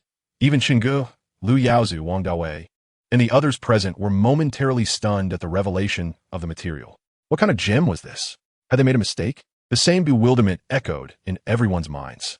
Lu Yaozu's expression darkened, while Chengge remained incredulous. Wasn't this piece supposed to be flawed? He pondered, baffled by the perfect outcome. Indeed, the gem was flawless, so perfect that it evoked an almost unbelievable sensation among all present. Lu Wei's good fortune was not merely a stroke of luck. It was a staggering windfall. "Boss Wu, set off fireworks for me, 1,000,000 worth, and distribute red envelopes. Take out 1,000,000 and give everyone here a big one." Chapter 87, A Cut Through Burlap. With a grim countenance, Chengge stepped forward, taking the flashlight to inspect the material. The light almost penetrated the entire gem, reflecting a lush green glow. He constantly adjusted the flashlight's angle, scrutinizing the display beneath the light, sensing something amiss. The green was too uniform, lacking the natural variations expected in genuine jade. He reached out to touch the cut surface, immediately feeling a trace of warmth remaining on the material. As his fingers glided over the cut, he detected a slick sensation. This material was not right. Tienye concluded inwardly. True jade possesses superior thermal conductivity, yielding a fleeting coolness when touched on the cut surface, a sensation more pronounced than that of ordinary stone. Furthermore, when one's fingers move across a genuine cut surface, a certain resistance is felt due to the higher hardness of jade, resulting in a relatively smooth but not entirely slick surface. This piece, however, was distinctly contrary to that. Chungu swiftly grabbed a towel from the side and diligently wiped away the water stains from the surface of the material. The presence of water on the fabric completely altered its essence. Finally, after meticulously cleaning the surface, a smile illuminated Chunji's face. He turned to Lu Yaozu, who, understanding the implication in Chunji's gaze, hastily approached. Upon closer inspection of the material, Lu Yaozu could not help but exclaim in surprise. Chungu then gestured for him to feel the cutting edge of the material. Having spent a lifetime in the jade trade, Lu Yaozu understood that many things could not be discerned from a distance. However, once touched, the authenticity would become strikingly clear. It turned out to be merely a false alarm. Quite alarming indeed. A mere piece of rock had stirred a whirlwind of emotions among the onlookers. Lu Yaozu chuckled and nodded at Chungu before stepping aside. Meanwhile, Lu Wei continued to boast loudly. Chungu, with a smile, called out, "Uncle Lu, there is something amiss with this material." This statement abruptly silenced Lu Wei, akin to a crowing rooster being throttled by an unseen hand. Lu Wei whirled around with such speed that it startled Chungu, who feared he might snap his neck in the process. With bloodshot eyes, Lu Wei fixed his gaze on Chungu and enunciated slowly. "What are you saying?" Unfazed, Chungu maintained his smile and replied, "I said this material has an issue. It is not jade at all, but rather a counterfeit." "Impossible. That cannot be," Lu Wei shouted frantically. While he had begun to believe Chunji's words to some extent, he turned to the gathered crowd and implored, "Could you all help me verify this?" Immediately, several onlookers stepped forward to touch the material and examine it under light. After a prolonged inspection, peculiar expressions emerged on their faces, and one by one, they stood silently, half smiling. Lu Wei was dissatisfied with their ambiguous responses and turned to others, including those known for their bluntness. One individual chuckled and stated, "Boss, in my opinion, this material is indeed fake. The thin outer layer is genuine, but the interior is completely hollowed out, filled with resin mixed with colorants." "Impossible. That cannot be," Lu Wei exclaimed, his voice rising in fervor. "I spent a whole 10 million acquiring this material. With such a substantial transaction, who would dare to commit fraud? Come, take a closer look. Perhaps you are mistaken. Examine it carefully. Once this material is sold, I shall reward each of you with 1 million as a bonus." Lu Wei appeared somewhat deranged. The onlookers merely shook their heads slightly. In the world of stone gambling, they were all too familiar with the harsh reality. Wealth and poverty could change in an instant, and Lu Wei's fate was surely sealed. The crowd shook their heads in silence, with no one stepping forward. They regarded Lu Wei's promise of a 1 million yuan red envelope as nothing more than a jest. At that moment, Chungu rose and approached Lu Wei. He glanced disdainfully at Lu Tsong, who stood behind Lu Wei with a mournful expression, before shifting his gaze to Lu Wei. With a broad smile, he remarked, "Uncle Lu, spare yourself the effort. This material is indeed counterfeit. Today, you've truly misjudged." After speaking, Chungu could no longer contain himself and erupted into laughter. Much like Lu Wei had moments before, his laughter echoing for an extended time. Upon hearing Chunji's words and his raucous laughter, Lu Wei looked at the material lying quietly on the ground. He recalled the lengths he had gone to, nearly exhausting his entire fortune to acquire it, only to have everyone declare it a fake. At that moment, darkness enveloped him, and a dizzying sensation overwhelmed him. A surge of heat rose in his chest, and he coughed up a mouthful of blood. His eyelids fluttered, and he collapsed backward. In an instant, his lifetime of savings, his house, car, money, and factory vanished. Lu Wei truly spat blood. Few could endure such a blow. Lu Tsong, standing behind Lu Wei, snapped out of his stupor when he saw his father suddenly topple over. He shouted, "Dad, what's wrong?" and hurriedly supported Lu Wei, moving him to a nearby chair where the material cutter usually rested. Lu Wei, under the strain of his emotions, had genuinely fainted. However, it wasn't long before he gradually regained consciousness. Frowning, he slowly surveyed his surroundings, ultimately fixing his gaze once more on the split counterfeit material. Chapter 88, Lu Wei's Choice. A mixture of confusion, fear, regret, and even despair enveloped his heart. He was no fool. He sensed that something was amiss. When his eyes fell upon Wang Dawei, not far away, a realization struck him. All his emotions morphed into a fiery rage. He glanced around, locating the crowbar he had discarded earlier, then sprang to his feet, storming toward Wang Dawei, brandishing the crowbar and pointing it threateningly at his nose. "You dare to set me up," he bellowed in fury. Wang Dawei, confronted by the frenzied Lu Wei, retorted with equal vehemence. "What the hell? Did you think I lost 5 million and I didn't tea? You claim to be an expert in gambling with stones. How could you not see that this material was flawed? Now that the material has proven problematic, you're laying all the blame at my feet. Do I look like an easy target?" Wang Dawei's words were sharp, and he feigned outrage. In this industry, no one could afford to admit any association with counterfeit materials under the scrutinizing eyes of the public. Otherwise, who would dare engage with someone with a history of deceit? Lu Wei remained seething with fury, and he bellowed, "The one selling the materials is your friend.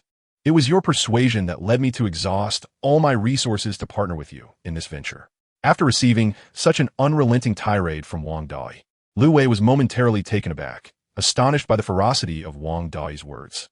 Moreover, he realized that Wang Dawei's accusations were not entirely unjustified, and he could not place the blame solely on him. Gradually regaining his composure, Lu Wei's gaze instinctively shifted to Chen Ge. He turned the steel bar towards Chen Ge, pointing it at his nose as he charged. "Chen Ge, are you the one behind this?" Chen Ge, suppressing his smile, replied with utmost seriousness, "Uncle Lu, this is an unjust accusation. I'm still the one you brought along." "Uncle Lu, victory and defeat are commonplace in the realm of battle. We encountered a misstep this time. We can simply try again next time. Why resort to this?" Lu Wei's anger had no outlet, and his gaze fell upon Lu Yao and his son, directing the steel bar towards them as well. Just as he was about to unleash another tirade, Zhou Yong stepped forward beside Lu Yao and, without warning, delivered a swift kick to Lu Wei's chest. Lu Wei, caught entirely off guard, staggered back several steps before losing his balance and collapsing onto the ground.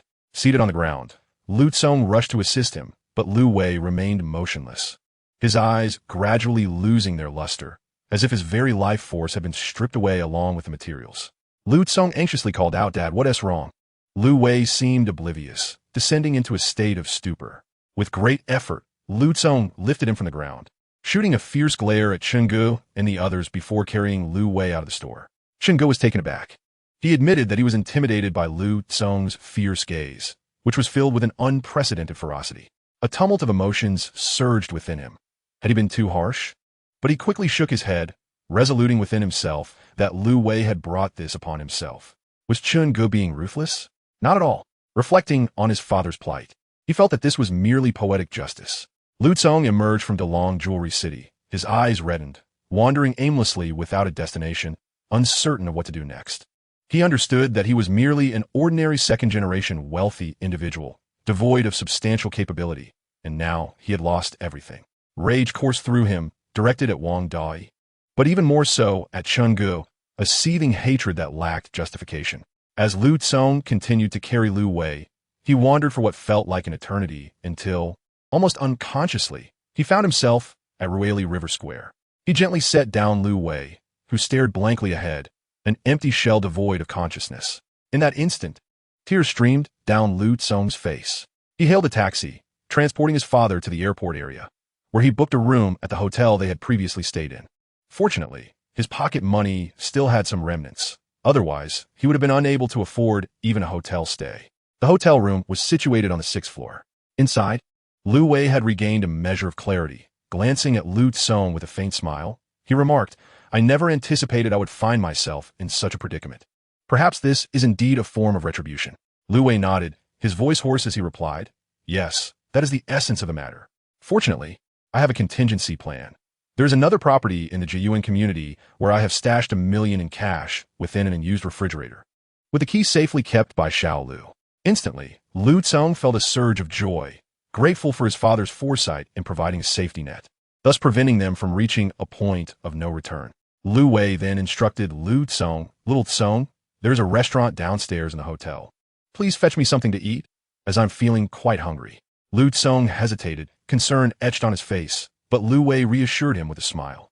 "We haven't eaten all day. You should have something to eat as well." Lu Tsong nodded and made his way downstairs. However, Just as Lu Tsong reached the hotel lobby on the first floor, a loud thud echoed through the air, reminiscent of a heavy object crashing to the ground. An ominous sense of dread washed over Lu Tsong, compelling him to sprint toward the source of the sound. There, he beheld a slightly portly figure sprawled on the ground, surrounded by a pool of blood. At that moment, Lu Tsong realized he had lost his father.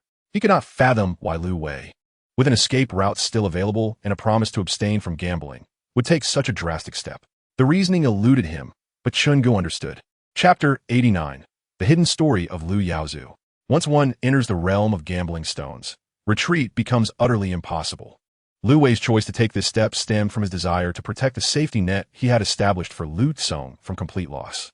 He believed that if he did not take this step, the little that remained would inevitably be lost, much like the unfortunate Chen Yukai. However, Chen Yukai was fortunate enough to be rescued. When Chun-Gu received the news of Lu Wei's demise, it was already the dead of night. After Lu Tsong had carried Lu Wei away in the afternoon, the onlookers gradually dispersed, leaving only Chun-Gu and a few others lingering by the slab of fake material. Chun-Gu smiled as he expressed his gratitude to Lu Yaozu and Wang Dawei. At that moment, Lu Jun approached, inquiring, "Have you forgotten something?" Lu Yaozu and Wang Dawei exchanged puzzled glances, only for Chun-Gu to realize that Lu Jun had taken a piece of material he had randomly selected for cutting, which must have been completed by now. Chun-Gu, with a grin, urged Lu Jun, "Brother Yi, please do not keep us in suspense. Reveal the material for everyone to see, and let us ascertain whether my luck today is indeed fortuitous enough to yield a double blessing." Responding to Chun-Ji's prompt, Lu Jun decided against withholding the reveal. Like a curator unveiling a treasure, he placed the cut piece before them. With the same careful precision one might employ when revealing the corners of a concealed card, he gradually pulled apart the two halves of the material, pausing momentarily when the internal jade was partially exposed. Then, with a swift motion, he unveiled the entire slab, exposing its interior to the astonished gaze of the onlookers. Chun-Gu and Lu Yaozu exchanged glances, their eyes gleaming with excitement. Another splendid find had emerged. From the cross-section of the material, one can discern its inherent transparency. Within this clarity lies a subtle strength. When held to the light, it is as clear as a block of frozen ice, devoid of any icy residue, reflecting an evenness that reveals the faintest hue of blood beneath one's fingernail. The material contains scant cotton fibers, with merely a couple of fine white veins, which serve to accentuate its pristine nature. The internal floating flowers embody the soul of this substance. The green flowers transition gracefully from pale green to deep emerald, reminiscent of freshly steeped Longjing tea leaves unfurling in water, with edges softly blurred, striking a balance of natural elegance without harshness. The colors are neither overly vivid nor garish, resembling ink splatters artfully scattered, harmoniously distributed, and further enlivened by the transparent base. This is a piece of glass-type floating flower material. Given its modest size and several cracks, it is certain that a bracelet cannot be fashioned from it. However, 2 or 3 pendants can be crafted, along with 1 or 2 safety buckles. Considering the quality of this material, the price is not excessively high, yet it cannot be deemed low either. Glass-type floating flower pendants typically command a market value in the vicinity of several hundred thousand. Lu Yaozu cheerfully remarked, "This material is quite good. The quality is sufficient. Based on the yield of 3 pendants and 2 safety buckles, Xiao Chun, how about I set the price at 1 million? Chun-Gu smiled and gently shook his head, quickly responding, "Mr. Lu, you and Mr. Wang have been immensely helpful to me this time. Let's not discuss money for now. I happen to acquire this material quite conveniently, and its quality is decent. I suggest we proceed with 3 amulets and 2 safety buckles. I'll keep 1 safety buckle for myself and another for Brother Yong, while you can retain 1 pendant, Mr. Wang 1, and Brother Yi 1, 3 pendants in total." Wang Dawei interjected, "Xiao Chun, you mustn't be so polite. This arrangement seems inappropriate." Chun-Gu replied with a smile, "Mr. Wang, let us not dwell on the details. This is my humble gesture, and you cannot refuse." Upon hearing Chun-Ji's words, Lu Yaozu readily agreed. "All right, since you insist, we shall not be modest." Lu Junyi was naturally pleased, although he had not purchased this material. Having handled its cutting gave him a sense of accomplishment. He expressed his gratitude to Chun-Gu with a simple thank you. Thus, the ownership of this material was settled amicably.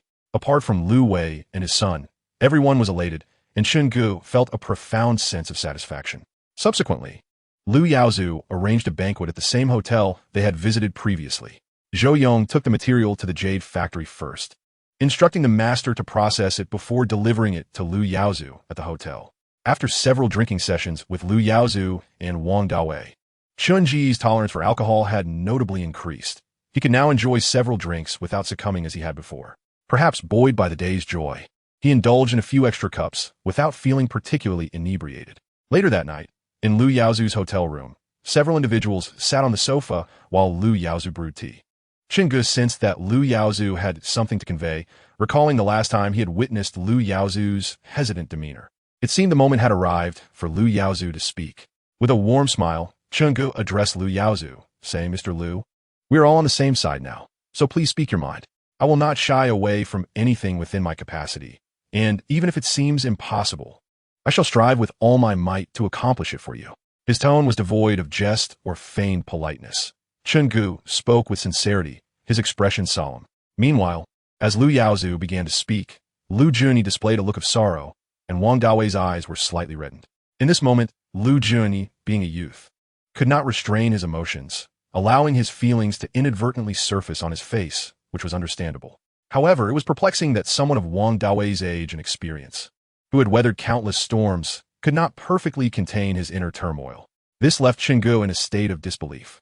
Lu Yaozu then chuckled softly before turning to Qingge and posing a question. "Xiao-chun, do you know why I avoid gambling stones?" Qingge shook his head, pondering how a businessman in the jade trade could refrain from such a practice. Lu Yaozu continued with his second query. "Xiao-chun, if someone were to harm your beloved, what would you do?" Qingge was taken aback by Lu Yaozu's statement. The meaning was clear. Lu Yaozu's wife, Lu Junyi's mother, and Wang Dawei's sister had been wronged. Lu Yaozu nodded and said, "That is precisely my thought. But what if you do not even know who the person you wish to fight for is? How can you possibly fight?" Qingge looked at Lu Yaozu, puzzled. What did this mean? Lu Yaozu wore a smile, yet his eyes were heavy with sorrow. After taking a sip of tea, he began to narrate the tale. It transpired nearly 20 years ago. At that time, Lu Yaozu was in his 20s, married with a child. He was already a gambler, possessing remarkable skill in the art of stone betting, achieving a level of success that was nearly guaranteed. In the gambling circles of that era, Lu Yaozu's name was synonymous with authority, having been dubbed the first master of gambling stones. However, fame often invites envy.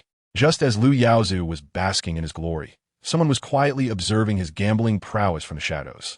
The border between China and Myanmar was tumultuous, rife with violence and lawlessness, where street assaults, robberies, and kidnappings were rampant, and no one dared to intervene.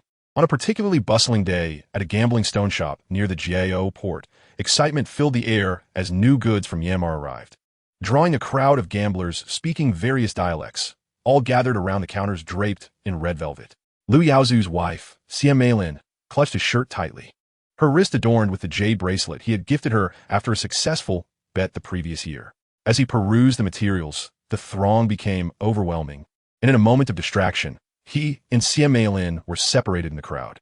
Instantly, his desire to select stones faded, replaced by a deep concern for her safety.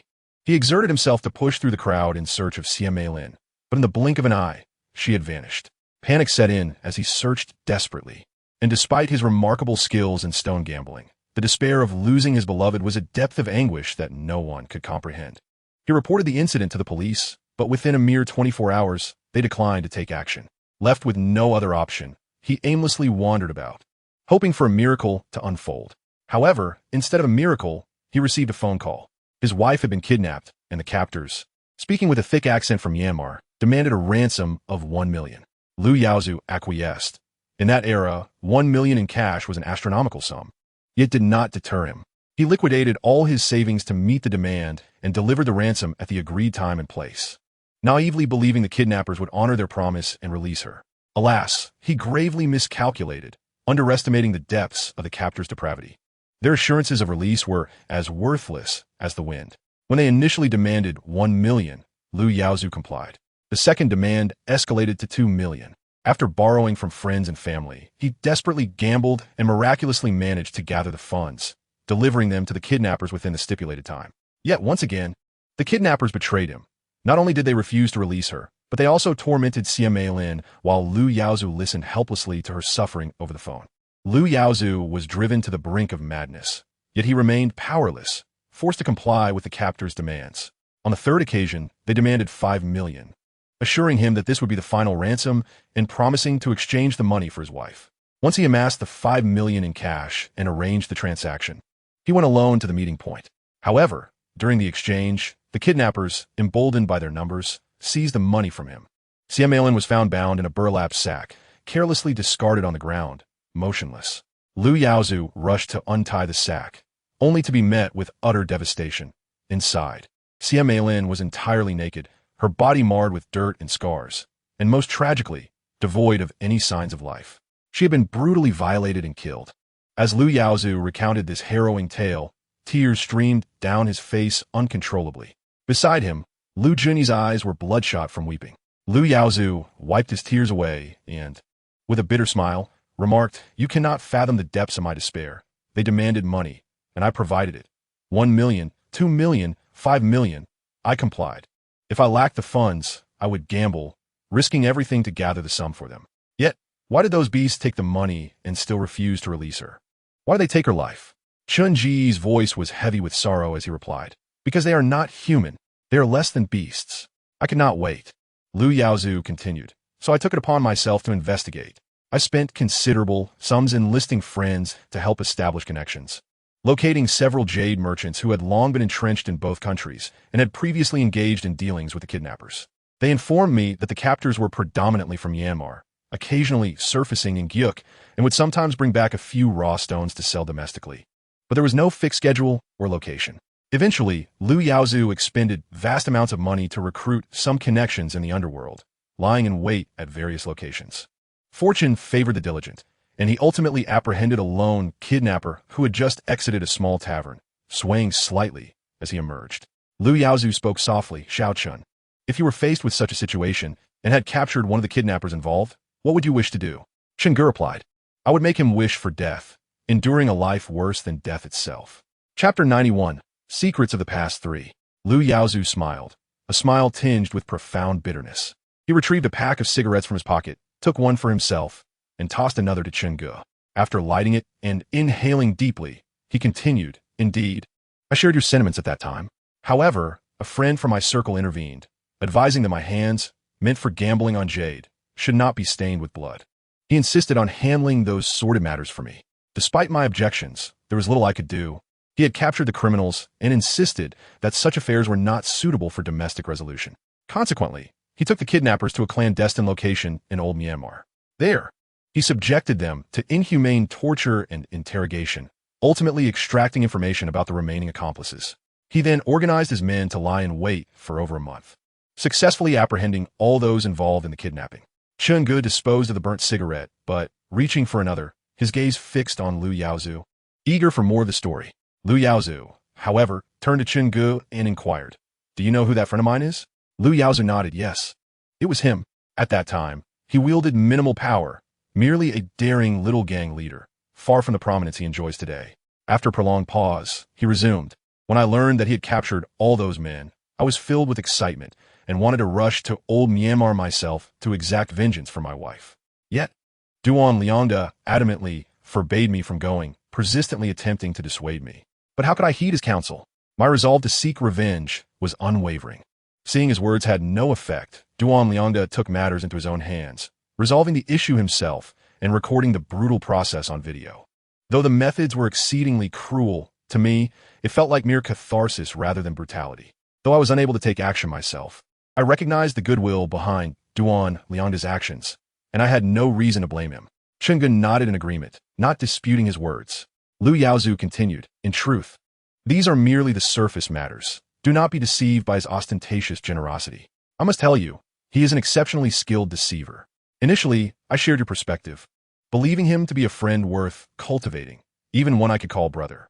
At that time, I genuinely regarded him as a brother, for he avenged my wife's murder, for which I was deeply grateful. When he was just establishing his influence and struggling against several established gangs, he expressed a need for money, and I assisted him in gambling on stones, helping him generate profits and strengthen his gang. When he sought 10 million, I earned him 10 million.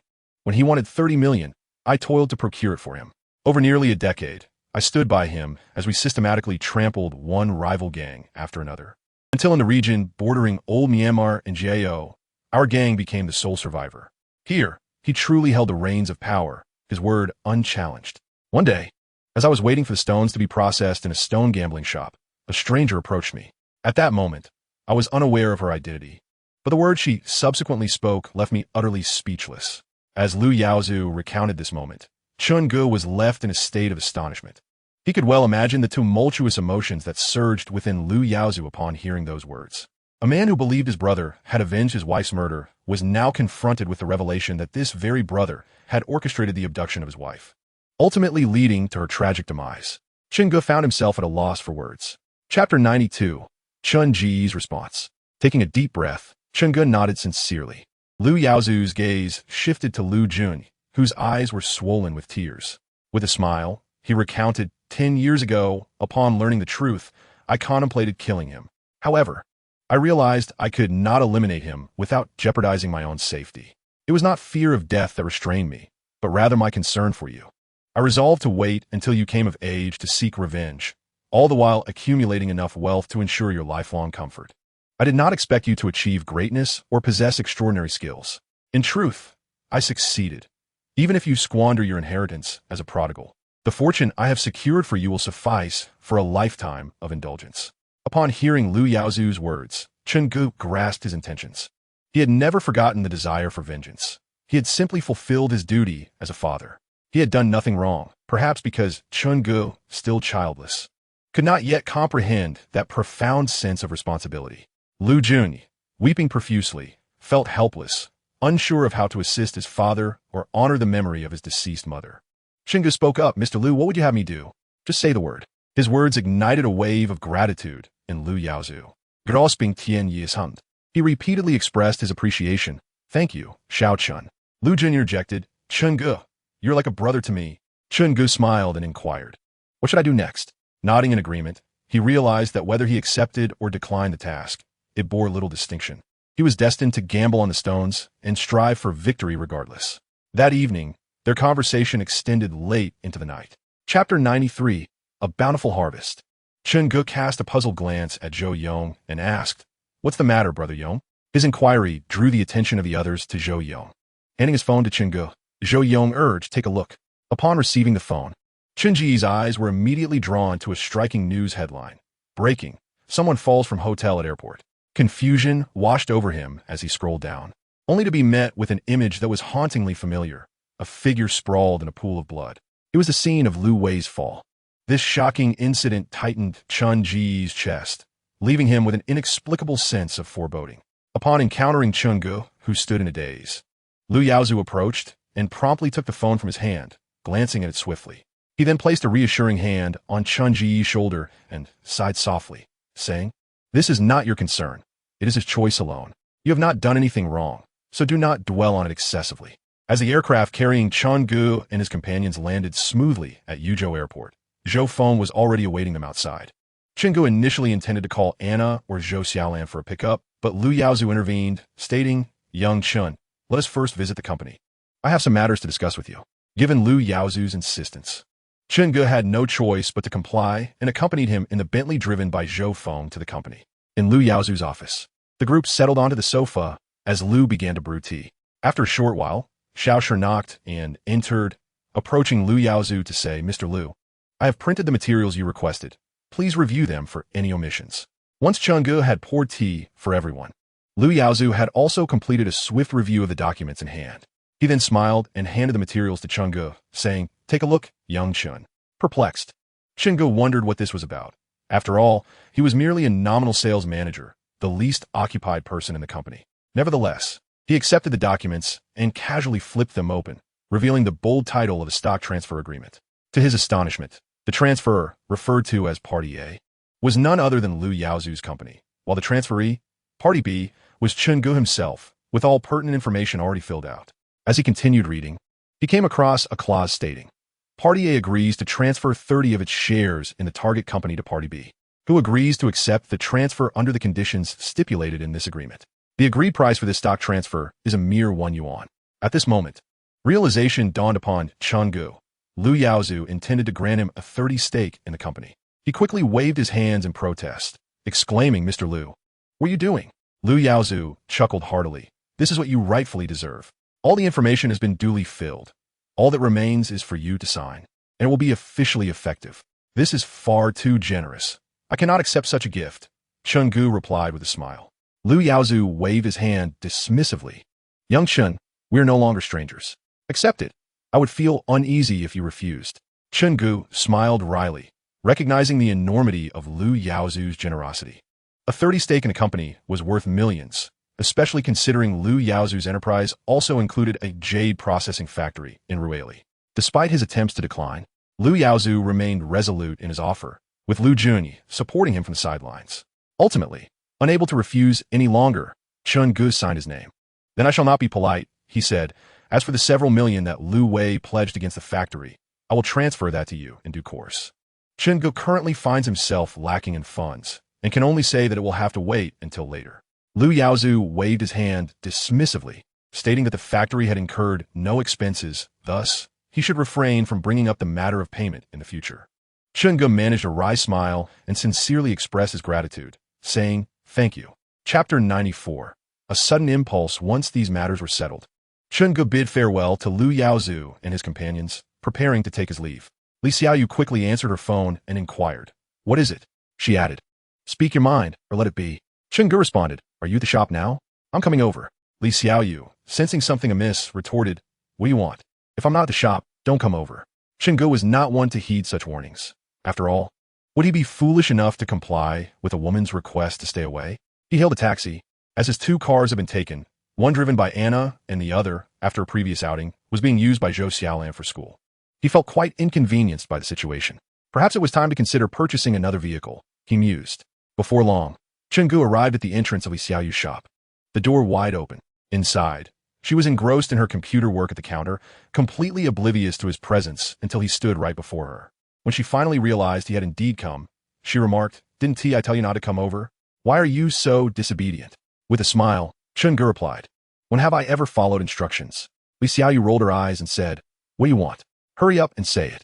I'll be busy for the next few days, so don't bother me." Chun Gu asked, "Do you need my help?" Li Xiaoyu shook her head. Noticing her evident busyness, Chun Gu chose not to engage in further banter. He approached her, withdrew a carved peace symbol from his pocket, and extended it toward her, saying, "This is a piece I bought yesterday in Rueli. I crafted it into a peace symbol for your safety. It's a gift for you." Li Xiaoyu gazed at the smooth, green-hued charm tied with a red string and suddenly asked, "Is it just for me, or do your other 2 girlfriends also get one?" Chun Gu chuckled and replied, "I was hoping to share a drink with you." Li Xiaoyu blushed and said, "I don't want to drink." Unyielding, Chun Gu pressed, "Would you like to drink with me?" Unable to resist his persistent demeanor, Li Xiaoyu finally laughed, saying, "Let us wait a few days and see how things go. I really am quite busy right now. Be good and wait for me to call after I'm done." With that, she unexpectedly stood up and gently ushered Chun Gu toward the door. It wasn't that she didn't want him to stay. Rather, she was overwhelmed with work, and his presence would distract her. Chun Gu, feeling resigned, left the shop.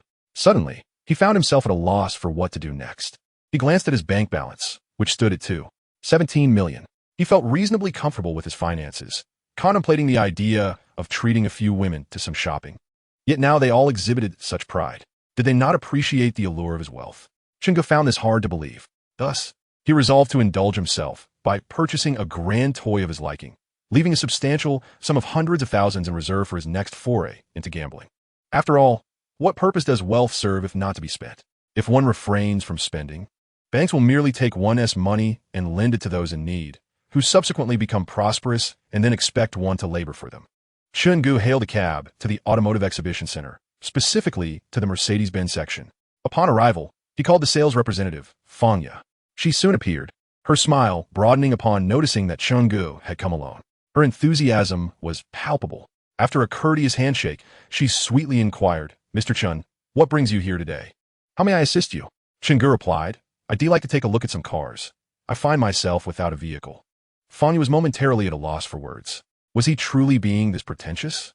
Just days ago, he had purchased a car and was now driving another model. Yet he claimed to be without transportation. Was this not an intentional display?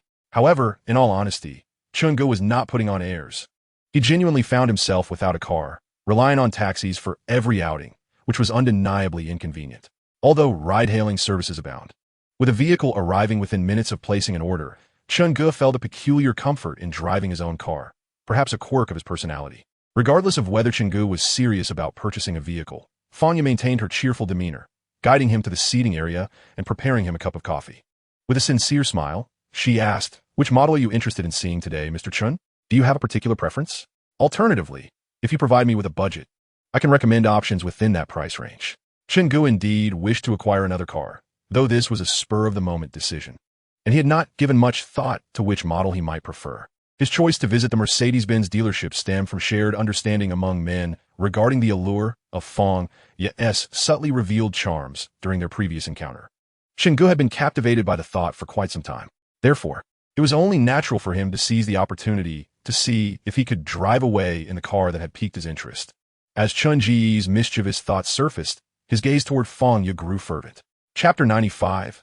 A blooming beauty. Failing to appreciate it is to misunderstand its charm. Fong Ye, an elite saleswoman, though only slightly younger than Chenggu, engaged daily with a diverse clientele, young and old, male and female. Her ability to read people was undoubtedly sharp. Thus, she sensed the shift in Chenggu's gaze yet felt no discomfort in his interest. In her perspective, anyone capable of affording a Mercedes-Benz must possess at least a reasonable economic standing. After all, it is not uncommon for suitors to have expressed their interest in her before, only to be gently rebuffed.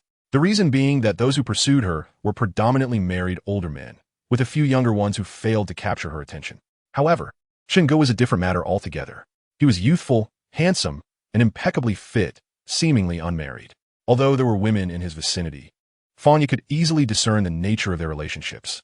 She accepted this reality with a sense of openness, even believing that a man's infidelity was quite normal. This world operates on such principles.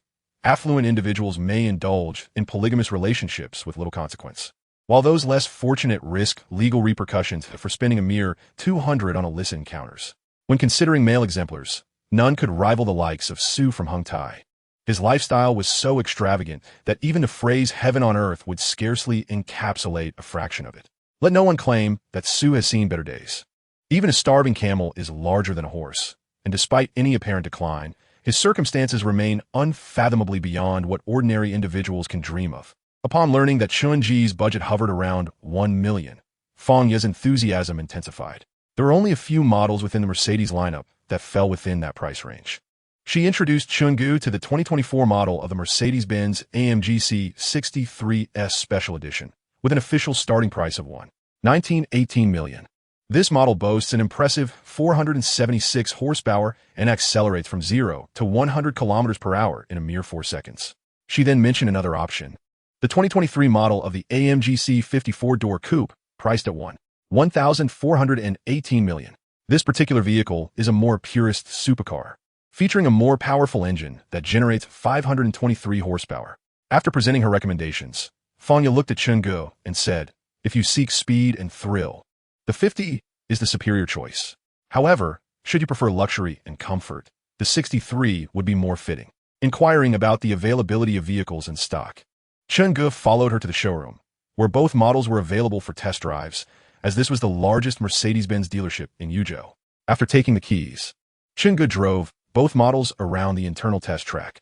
He found both cars to be impressive overall, yet they shared a common flaw. The air conditioning seemed ineffective, causing Fanya, seated in the passenger seat, to instinctively lower her collar in discomfort. Simultaneously, Chun Ji's gaze lingered on her with increasing intensity. With a smile, he nodded at Fanya, who brightened at his response. "Allow me to prepare a quotation for you," she said eagerly. Chenggu replied, "I already have 2 vehicles for daily commuting. This time, I prefer to focus on the distinctive character of the 50. Fanya, smiling, then suggested, "Mr. Chun, I can arrange for the installation of a 2023 Intelligent Driving Assistance System for an additional 24,000, which would enhance both safety and driving comfort. Would you care to consider it?" Upon hearing the price of merely over 20,000, Chenggu found it reasonable, coupled with his inner calculations. He naturally had no qualms in accepting Fanya's proposition. Thus, he nodded in agreement. Seeing Chenggu acquiesce, Fanya retrieved the quotation. Unbeknownst to her, whether intentionally or not, she took a seat directly opposite Chenggu, immersing herself in organizing the quotes. Chun Ji's gaze inevitably drifted toward the expanse of pristine whiteness before him. The scenery was quite delightful, not that Chenggu was lecherous, but the blossoms were in full bloom, and to neglect such beauty would seem rather unappreciative. Before long, Fanya completed the quotation. Suddenly lifting her head, she caught Chun-Ji's eyes fixed on a particular spot, causing her lips to involuntarily curve into a smile. Upon realizing Fong Ya's amused gaze upon him, Chun-Gu hastily averted his eyes and feigned a cough, feeling a tinge of embarrassment at being caught by the very person in question. Fong Ya, smiling, remarked, "Mr. Chun, the quotation is ready for your review." As she stood, she leaned over the coffee table to place the document before him. This action, however, provided Chun-Gu with yet another visual delight. After perusing the quotation, he found it acceptable but was in no rush. He turned to Fong Ya and said, "This price is quite reasonable and within an acceptable range. However, I would like to explore other models as well, such as this Porsche, which is similarly priced. Perhaps I should contemplate further." Upon hearing Chun-Ji's words, Fong Ya immediately discerned his thoughts. With a smile, she replied, "Mr. Chun, the 50 model truly aligns with your temperament. Perhaps my previous introduction was lacking in detail. Since it's getting late, would you allow me to treat you to a meal? Afterward, we can find a suitable place for a more comprehensive discussion." Chun-Gu chuckled at her thoughtfulness. Things were progressing in the direction he desired, and he felt immensely satisfied. He glanced at his phone to check the time. It was already past noon. Having landed at over 9 in the morning, spent more than an hour discussing with Liu Yaozu, visited Li Xiaoyu's shop, and now found himself here. Fong Ya's suggestion made him realize his growing hunger, and he nodded in agreement with a smile. Fong Ya reserved a private room at a nearby hot pot restaurant and led Chun-Gu to her vehicle, a Mercedes-Benz. Chun-Gu opened the door and settled into the passenger seat. After Fong Ya fastened her seatbelt in the driver's seat, she turned to Chun-Gu with a smile, saying, "Mr. Chun, I hope you find my humble car to your liking. I apologize for any inconvenience." Chun-Gu responded with a smile, "There's no inconvenience at all. If you fancy it, how about I let you drive that 50 in the future?" Chapter 96. You're not at a loss. Chun-Gu continued to smile. "It's merely a car. If you like it, I wouldn't mind gifting it to you. However, I must say, I usually only spend on my women. Would you consider becoming mine?" Fong Ya gazed at Chun-Gu, then unexpectedly leaned in and planted a soft kiss on his cheek, followed by a tender utterance of husband. The sudden declaration left Chun-Gu momentarily bewildered, rendering him speechless. Fong Ya smiled and inquired whether this meant she could be considered his woman. Chun-Ji's gaze lingered on the woman beside him, clad in a professional outfit, his attention drawn to her slender waist and her ample curves. He licked his slightly parched lips and shook his head, replying, "Not quite enough." During lunch, the diner was sparsely populated, and Fong Ya and Chun-Gu merely sampled a few bites before settling the bill and departing. Fong Ya suggested, "I have a 2-hour break for lunch. Shall we find somewhere to rest?" Naturally, Chun-Gu could not refuse. However, he discovered that this woman was far more assertive than he had anticipated. In her presence, he found it challenging to take the lead, often becoming a mere participant in the unfolding of events, with Fong Ya steering their interactions. Yet he did not mind. Sometimes, embracing a more passive role with a woman proved to be a delightful choice, much like the previous encounter with Li Xiaoyu. Fong Ya booked a hotel room, and upon their arrival, she quietly retreated to the bathroom to freshen up. Chun-Gu sat on the edge of the bed, observing her. She emerged with a radiant smile and leaned in close. Chun-Gu quickly raised a hand to halt her, saying, "Wait a moment." Fong Ya looked at him with a puzzled expression, her eyes inadvertently drifting towards his lower body. Unable to withstand her gaze, Chun-Gu spoke up, "Isn't this moving a bit too fast?" Fong Ya shot him a knowing glance, retorting, "Isn't that exactly what you were hoping for?" Caught off guard, Chun-Gu felt a flush of embarrassment, and in a moment of playful frustration, he playfully slapped her wrapped figure. "I mean, what will this be between us in the future?" Fong Ya, undeterred, leaned in closer, giggling, "Did you not say that I would be your woman from now on?" She then whispered sweetly in his ear, "Good husband." At that moment, Chun-Gu could no longer contain himself and pulled her into an embrace. After some time, Chun-Gu reclined against the headboard, lighting a cigarette with Fong Ya nestled in his arms. Once he finished smoking, Fong Ya rose to tidy up in the bathroom and returned to assist Chun-Gu in dressing. With a smile, she chirped, "Good husband. Let us sign the contract this afternoon." Chun-Gu felt a twinge of discomfort. This was not the experience he had envisioned. The current atmosphere felt transactional to him. Observing Fong Ya, now fully attired, he sheepishly asked an undeniably foolish question. "So, what will we be to each other?" With a smile, Fong Ya replied, "We are friends. If you or your friends ever need a car, be sure to recommend me." Chun-Gu countered, "Didn't you say you would be my woman? I'll take care of you." Her response left him momentarily speechless, making him realize that his earlier thoughts were not so different from those who sought to possess what they admired. Fanya was right. Some flowers are best appreciated from a distance, without the necessity of claiming ownership, just as a rabbit does not consume the grass near its nest, unaware of the grass's thoughts. He is not a flower and thus cannot fathom a flower's feelings. Perhaps the flower is willing to share its fragrance with you, yet it does not wish to be confined in a vase after you have savored its essence. Fanya gazed at Chungu, who was lost in contemplation, and with a smile, she approached and planted a kiss on his cheek, saying, "Darling, do not overthink it. You have nothing to lose, do you? Although I'm not a young maiden any longer, I'm certainly not a woman of loose morals. Thus far, you are the first to take the initiative. You should be content." Upon hearing this, Chungu chuckled, finding joy in the sincerity of her words, regardless of their veracity. He replied with a grin, "One whiff of this flower is hardly sufficient. When it blooms so splendidly, one must indulge in its fragrance often. Wouldn't you agree?" Fanya nodded with a smile, acknowledging the wisdom in his words. As Chungu settled into the car and lowered the window to address Fanya, he asked, "Shall I treat you to a meal next time?" Fanya smiled and nodded, responding, "Sure. Call me when you have some free time." Driving to the suburban cemetery, Chungu found his father, Chun Yukai, seated before his mother's gravestone. Approaching, he called out, "Dad."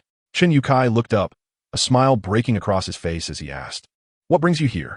Nodding in acknowledgement, Chungu paused for a moment before revealing, "Lu Wei has passed away, having jumped from the hotel at the Raleigh airport."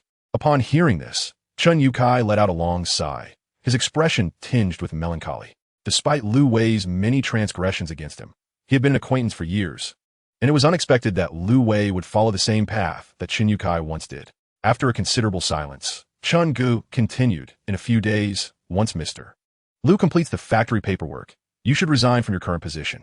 The affairs of the factory will require your oversight. I am utterly inept at managing a company, so do not expect me to take over for you."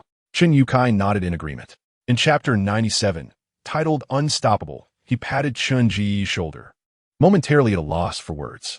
Following Chun Yotsai's disappearance into the river, his aunt had been the sole person to genuinely assist Chungu and his mother. At that time, when they were being relentlessly pursued by creditors, it was his aunt who had liquidated all her savings and even sold several pigs to alleviate their urgent financial crisis. Only after Chun Ji's mother had settled the remaining debts did she repay the money owed to her sister. Despite her own modest means, the aunt had selflessly aided Chungu and his mother, a kindness Chungu had never forgotten. He inquired, "Did Aunt mention anything?" Chungu recalled that Lu Yaozu had also promised to help him manage the factory affairs before heading to Rueli, with a lull in other commitments. He had agreed to this arrangement. Chun Yukai glanced at his attire, managing a wry smile as he replied, "All right, I shall request a leave of absence right away." Subsequently, Chun Yukai accompanied Chungu to the bustling commercial street in the heart of Yuzhou City. However, he did not venture into any high-end boutiques. Instead, he purchased two reasonably decent outfits from a modest clothing store on the street. After changing, he glanced at his reflection in the mirror and noticed that his previously stooped figure appeared significantly more spirited.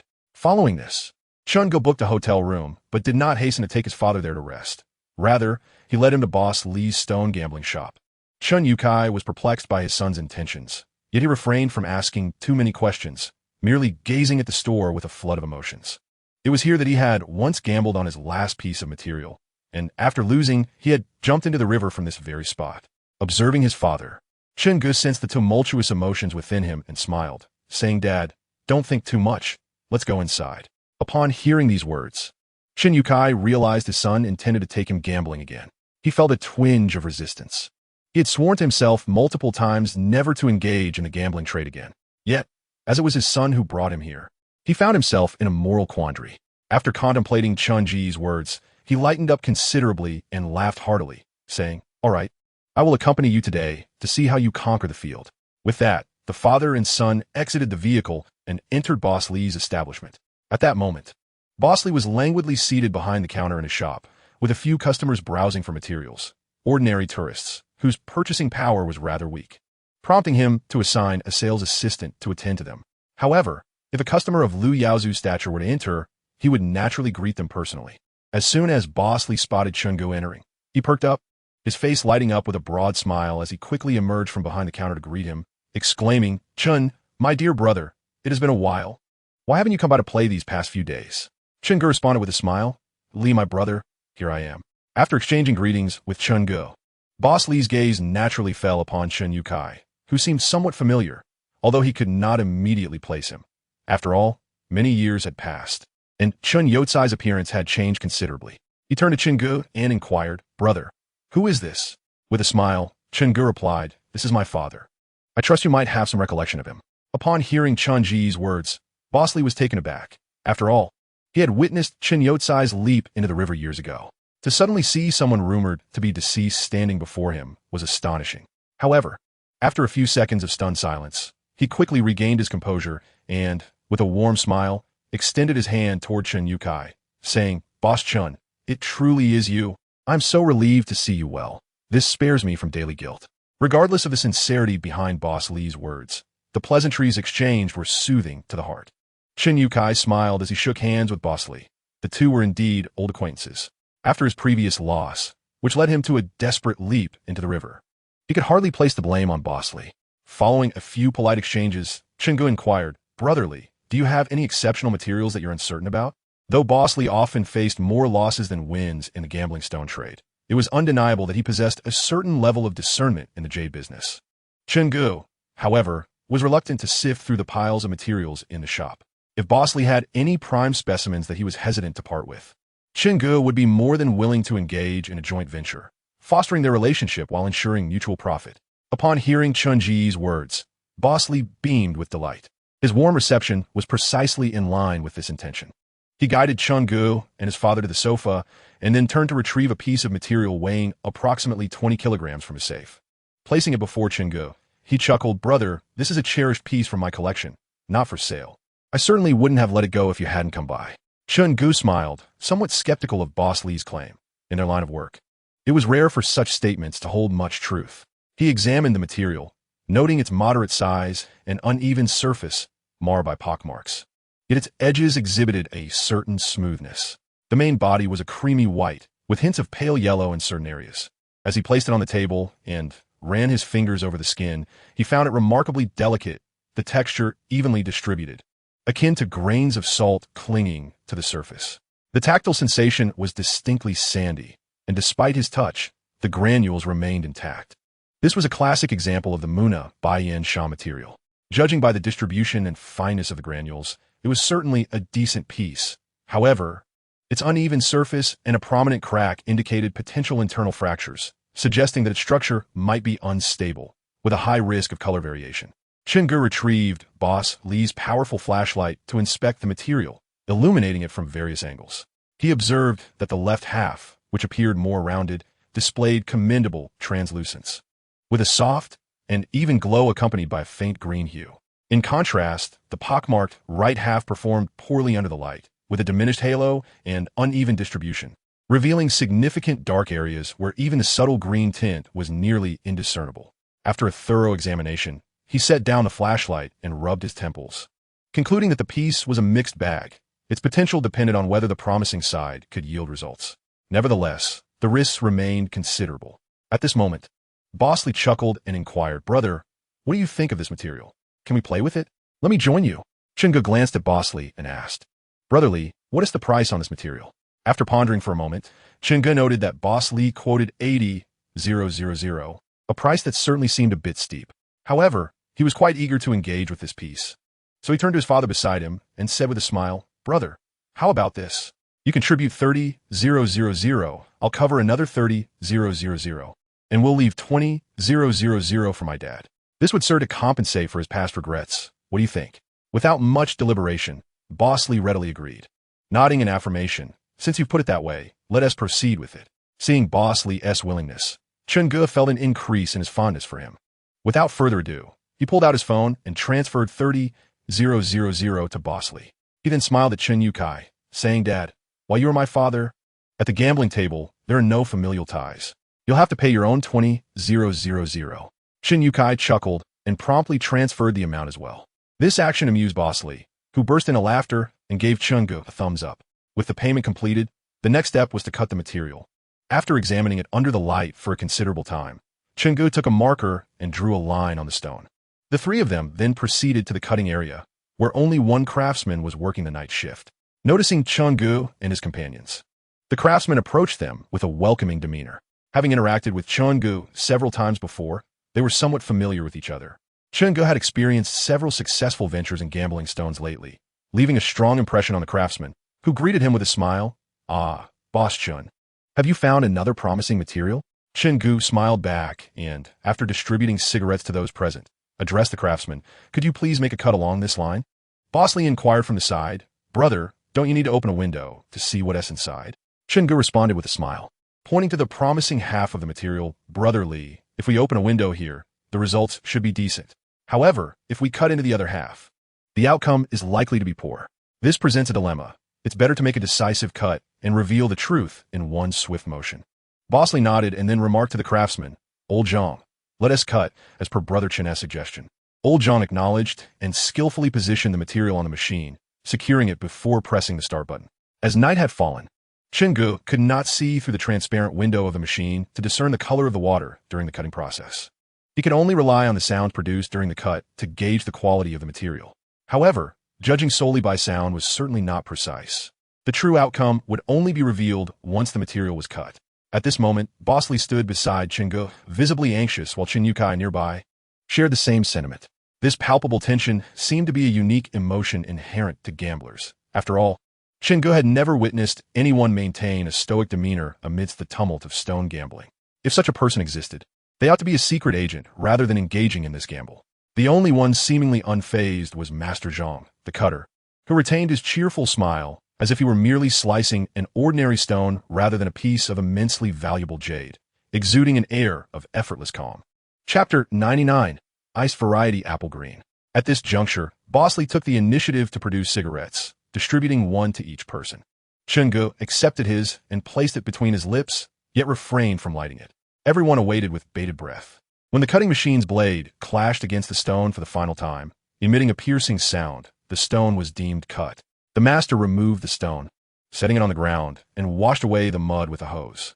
He then retrieved a crowbar from the side, smiling as he extended it without specifying to whom it was intended, simply holding it and inquiring, "Bosley, Boss Chun, who will make the first move?"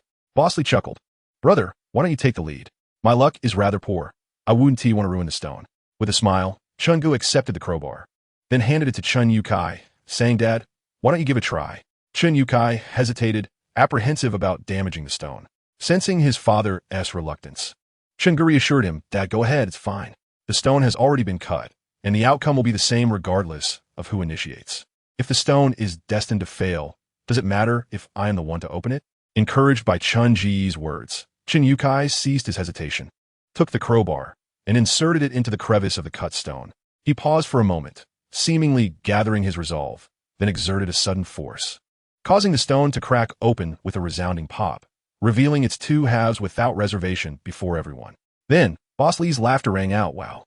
Even without glancing, Chen Gu could surmise that the stone had yielded a winning result. This was precisely the sensation he craved. He desired its value to rise, and rise it did. Amidst Boss Li's exclamation, Chen Gu gazed at the open stone. The lesser half could be disregarded, barely worth discarding, but when his eyes fell upon the other half, a satisfied smile graced his face.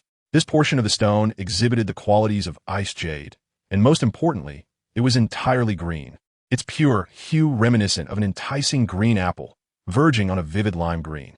Chen Gu illuminated the cut surface, noting only a few minuscule cracks that would not significantly impact the extraction of a bracelet, and this half weighed approximately 10 kilograms.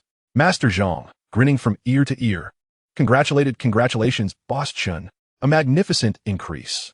Indeed, there's been a significant surge. This material, valued at 80,000, possesses a volume sufficient to yield nearly 8 bangles, along with the potential for smaller pendants crafted from the remaining scraps. In the market, the price for such ice-type apple green bangles, closely resembling sun green, does not fall below 200,000 each. When calculated, this piece of material could be worth at least 1.8 to 2 million, if not more. However, Chen Gu felt uncertain about the precise valuation. At this moment, Boss Li, attempting to calm his excitement, inquired, "Brother Chun, how shall we proceed with this material?" Chen Gu glanced at his father and noticed he only wore a thumb ring, a gift from Lu Yaozu during their previous trip to Relics, which Chen Gu had been instructed to pass on to his father. Chen Gu himself possessed merely a string of beads. After a moment of contemplation, he proposed, "Old Li, given our long-standing acquaintance, how about this? The material can likely produce 8 bangles and a few smaller items. You could reserve 2 bangles and 4 pieces for me. And additionally, provide me with 500,000. Moreover, red envelope of 10,000 for Old Zhang would be your responsibility. Bosley nodded with a smile. No problem.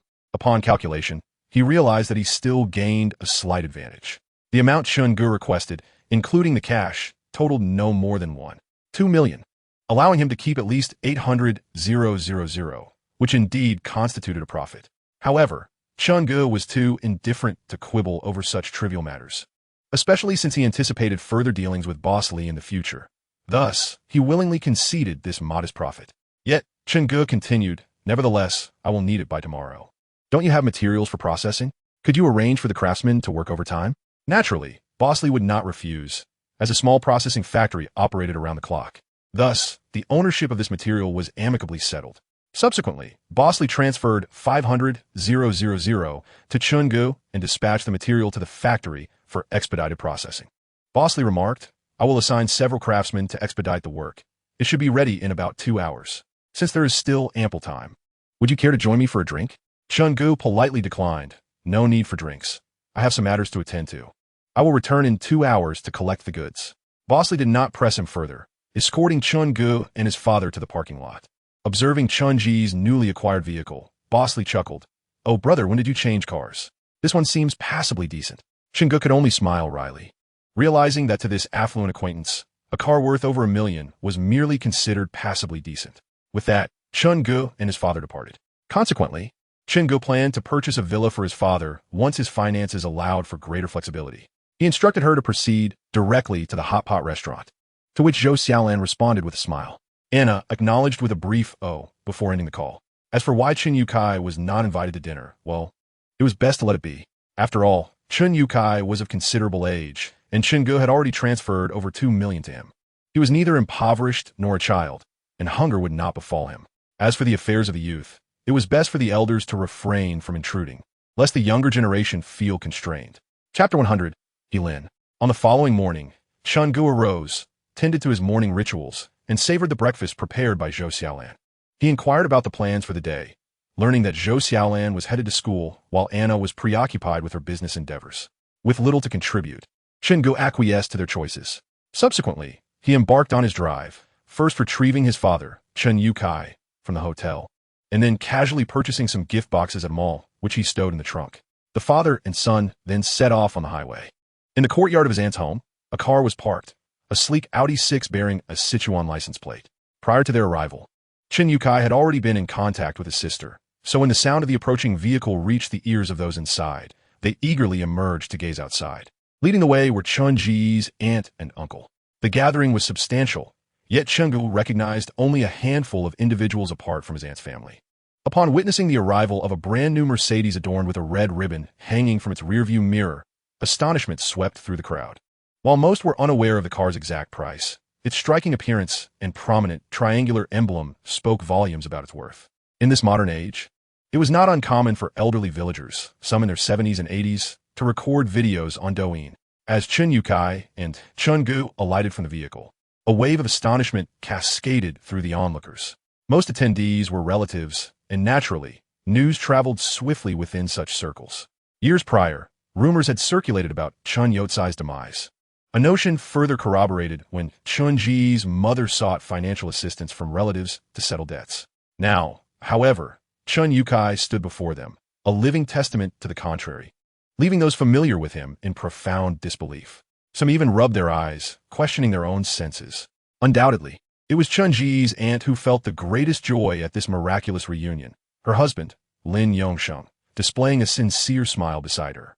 A skilled mason, Lin was a man of integrity, and Chun-gu held deep gratitude for his support during challenging times, never once opposing his wife's assistance to Chun-gu and his mother. As Chun Yukai stepped out of the car, his sister and brother-in-law hurried toward him. With reddened eyes, Chun-ji's aunt fought back tears, her expression a blend of joy and sorrow. Grasping Chun Yotsai's hand, she gazed upon his weathered visage, and ultimately, tears cascaded down her cheeks. "Brother," she uttered, causing Chun Yotsai's heart to swell with emotion, and streaks of tears appeared on his previously smiling face. He responded with a heartfelt, "Little sister, This moment marked a poignant reunion between siblings who had braved the trials of life and death. Chen Yukai then turned his gaze to his smiling brother-in-law, offering a nod in greeting. With a heavy heart, Chen Yukai expressed, "I am sorry for the worry and trouble I have caused you over the years." Once his aunt's emotions settled slightly, Chengu approached her and his uncle to exchange pleasantries. With a warm smile reminiscent of his childhood, his aunt reached out to pat his head, affirming their bond with a nod. Chen Yukai smiled as he looked at his niece and remarked, "Yena has grown into a young lady. I still remember the time when your mother brought you to me, and you were just a tiny little thing. It seems like just yesterday that you have reached the age for courtship." As he spoke, he gestured with his hands, causing Yenner's face to flush with embarrassment. Yenner turned to her brother Chengu and sweetly called out, "Brother." Chengu responded with a smile and a nod. His gaze then fell upon a young man, approximately 23 or 24 years of age, who followed closely behind Yenner. The man was quite tall, had short hair, a slightly dark complexion, and his eyes sparkled with vitality, giving him an energetic demeanor reminiscent of a veteran.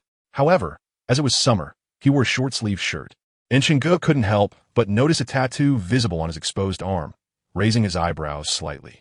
It wasn't that Chengu disapproved of tattoos, but rather he was curious whether it was a personal preference or indicative of a more dubious lifestyle. If it were merely a hobby, it would be of no concern. However, if it suggested a connection to an unsavory world, Chengu naturally felt a twinge of worry for his cousin. Such feelings were only natural. With a smile, Yenner introduced her boyfriend, Helin, to Chen Yukai and Chengu. "This is my boyfriend, Helin," she said before turning to her boyfriend and adding, "This is my uncle, and this is my cousin." The young man was polite and carried himself with an air of confidence as he greeted them. "Hello, uncle." "Hello, brother." Chen Yukai looked at Helin, nodded with a smile, and replied, "Hello." Shortly thereafter, Yenner's aunt pulled Chen Yukai inside the house. Meanwhile, Chengu opened the trunk of his car and began unloading various gifts. The sheer volume of items prompted Helin and Yenner to rush over to assist. Yenner eyed the new Mercedes-Benz, clearly envious, and asked Chengu, "Brother, you must have struck it rich. This car is worth over $1 million, right? Did you just buy it?" Chengu chuckled and replied, "Do you like it?" Yenner nodded vigorously, "Yes, yes." Observing her youthful exuberance reminiscent of her childhood, Chengu said, "All right, if you like it, I'll gift you one." Yenner laughed, thinking he was joking, and snatched the keys from Chun-Ji's hand, grinning as she said, "No need for gifts, but let me take it for a spin around town later to experience what it's like to drive a luxury car worth millions." Chapter 101. Watermelons and Jade. After carrying the gifts into the house, Chengu surveyed the room, noting that he recognized few of the attendees. There were a couple of familiar faces, remnants of memories from when his mother had taken him around to borrow money from neighbors, although most had declined to lend any. Chengu harbored no resentment. Lending was a matter of goodwill, while not lending was simply a matter of principle. Every individual or family has their own struggles unknown to outsiders, and it would be unreasonable to expect assistance simply because one's family faced adversity. At that moment, Chengu noticed a middle-aged couple seated nearby, and from the exchanges between Helin and them, it became clear that they were his parents. The two individuals, upon first glance, do not appear to be the sharp-tongued type, which provides Chengu with a sense of reassurance. In contemporary society, the discord between mothers-in-law and daughters-in-law has seemingly become a rather prevalent and pathological relationship. Chengu sat quietly, listening to their conversation without any intention of interjecting. Most of the dialogue revolved around inquiries regarding Chun Yotsai's experiences over the years. Chun Yukai casually brushed off the topic, attributing his past business failures to mere trivialities. However, Chengu noticed Helin's gaze frequently drifting towards Chun Yukai, more specifically to the verdant ring adorning Chun Yotsai's finger. The admiration in Helin's eyes suggested an appreciation akin to that of discovering a prized possession, devoid of any hint of greed, which further endeared Helin to Chengu. After a while of lively conversation, the aunt and uncle glanced at the time, realizing it was nearly time to head to the hotel they had previously reserved in town. They had invited quite a number of guests, approximately 30 to 40. As today marked a gathering with Yenner's boyfriend's family to discuss matters akin to dowries and betrothal gifts, similar in nature to what is referred to as an engagement banquet in urban settings. Consequently, the uncle made a phone call to arrange for a large bus to transport all the guests to the town hotel. With excitement lighting up her face, Yenner took the keys to Chun-Ji's Mercedes and settled into the driver's seat, while Chengu, smiling, opened the rear door, offering the front passenger seat to Helin. Chengu was well aware that the affection his aunt and uncle held for them was genuine. and he felt no hesitation in reciprocating their kindness when he had the means to do so. Inside the vehicle, Chun-gu inquired about Helin's occupation. A thought struck him. Wasn't Mu Jie Town connected to Jiegao? He smiled and remarked, "That's quite impressive, engaging in international business, isn't it?" Helin responded with a wry smile. "These days, it's not as lucrative. Beyond the necessary fees for officials, there have been additional costs emerging in recent years. If you refuse to pay, it becomes exceedingly difficult to maintain shipping routes." He explained that, while it could be termed as handling fees or shipping route costs, it was more candidly referred to as paying protection money. Chun-gu, perplexed, asked, "Protection money?" Helin nodded with a pained expression. "Indeed. And the amounts increase year by year. It's unavoidable." Chun-gu pondered for a moment before asking, "You frequently travel that route, correct?" Helin, a bit puzzled by the question, nonetheless affirmed, "Yes, brother, while it may not be every few days, I typically make 3 to 4 trips each month." Helin continued, "Everyone running freight there is familiar with this individual, as we pay many of our fees to him. Brother, have you heard of him?" Chun-gu chuckled. "Let's exchange WeChat later, and I will reach out to you." He added, "I cannot guarantee anything for others, but I should be able to help you waive some of the excess fees once I gather more information." Helin appeared quite exhilarated and hurriedly expressed his gratitude. "Thank you, brother, thank you." Chun-gu waved his hand dismissively, signaling that such gratitude was unnecessary. If he could truly assist in resolving this issue, Chun-gu would be most willing, for considering Yenner's reputation, he would exert every effort to accomplish it. Helping Helin would essentially equate to aiding Yenner, would it not? However, this was merely Chun-ji's short-term strategy. Upon hearing that Helin was involved in transportation, a bold idea began to take shape in Chun-gu's mind. Watermelons are green, and so are emeralds. The agricultural wholesale market is situated in Old Myanmar, and the mines for emerald extraction are also located there. Thus, what distinguishes transporting watermelons from transporting emeralds? Yet, this was merely a fleeting thought in Chun-gu's mind. Not yet ripe for execution, he decided to set it aside and proceed step by step. The town was not far, and within a mere 10 minutes, they arrived. Inside a spacious private room at the hotel, for large round tables were arranged, perfectly accommodating the guests. Chun-gu, along with his father, aunt, uncle, Yenner Helin, and 2 elder relatives from another uncle's family, settled at one table. The uncle graciously relinquished the seat of honor, and Chun-yu-kai, without hesitation, took his place.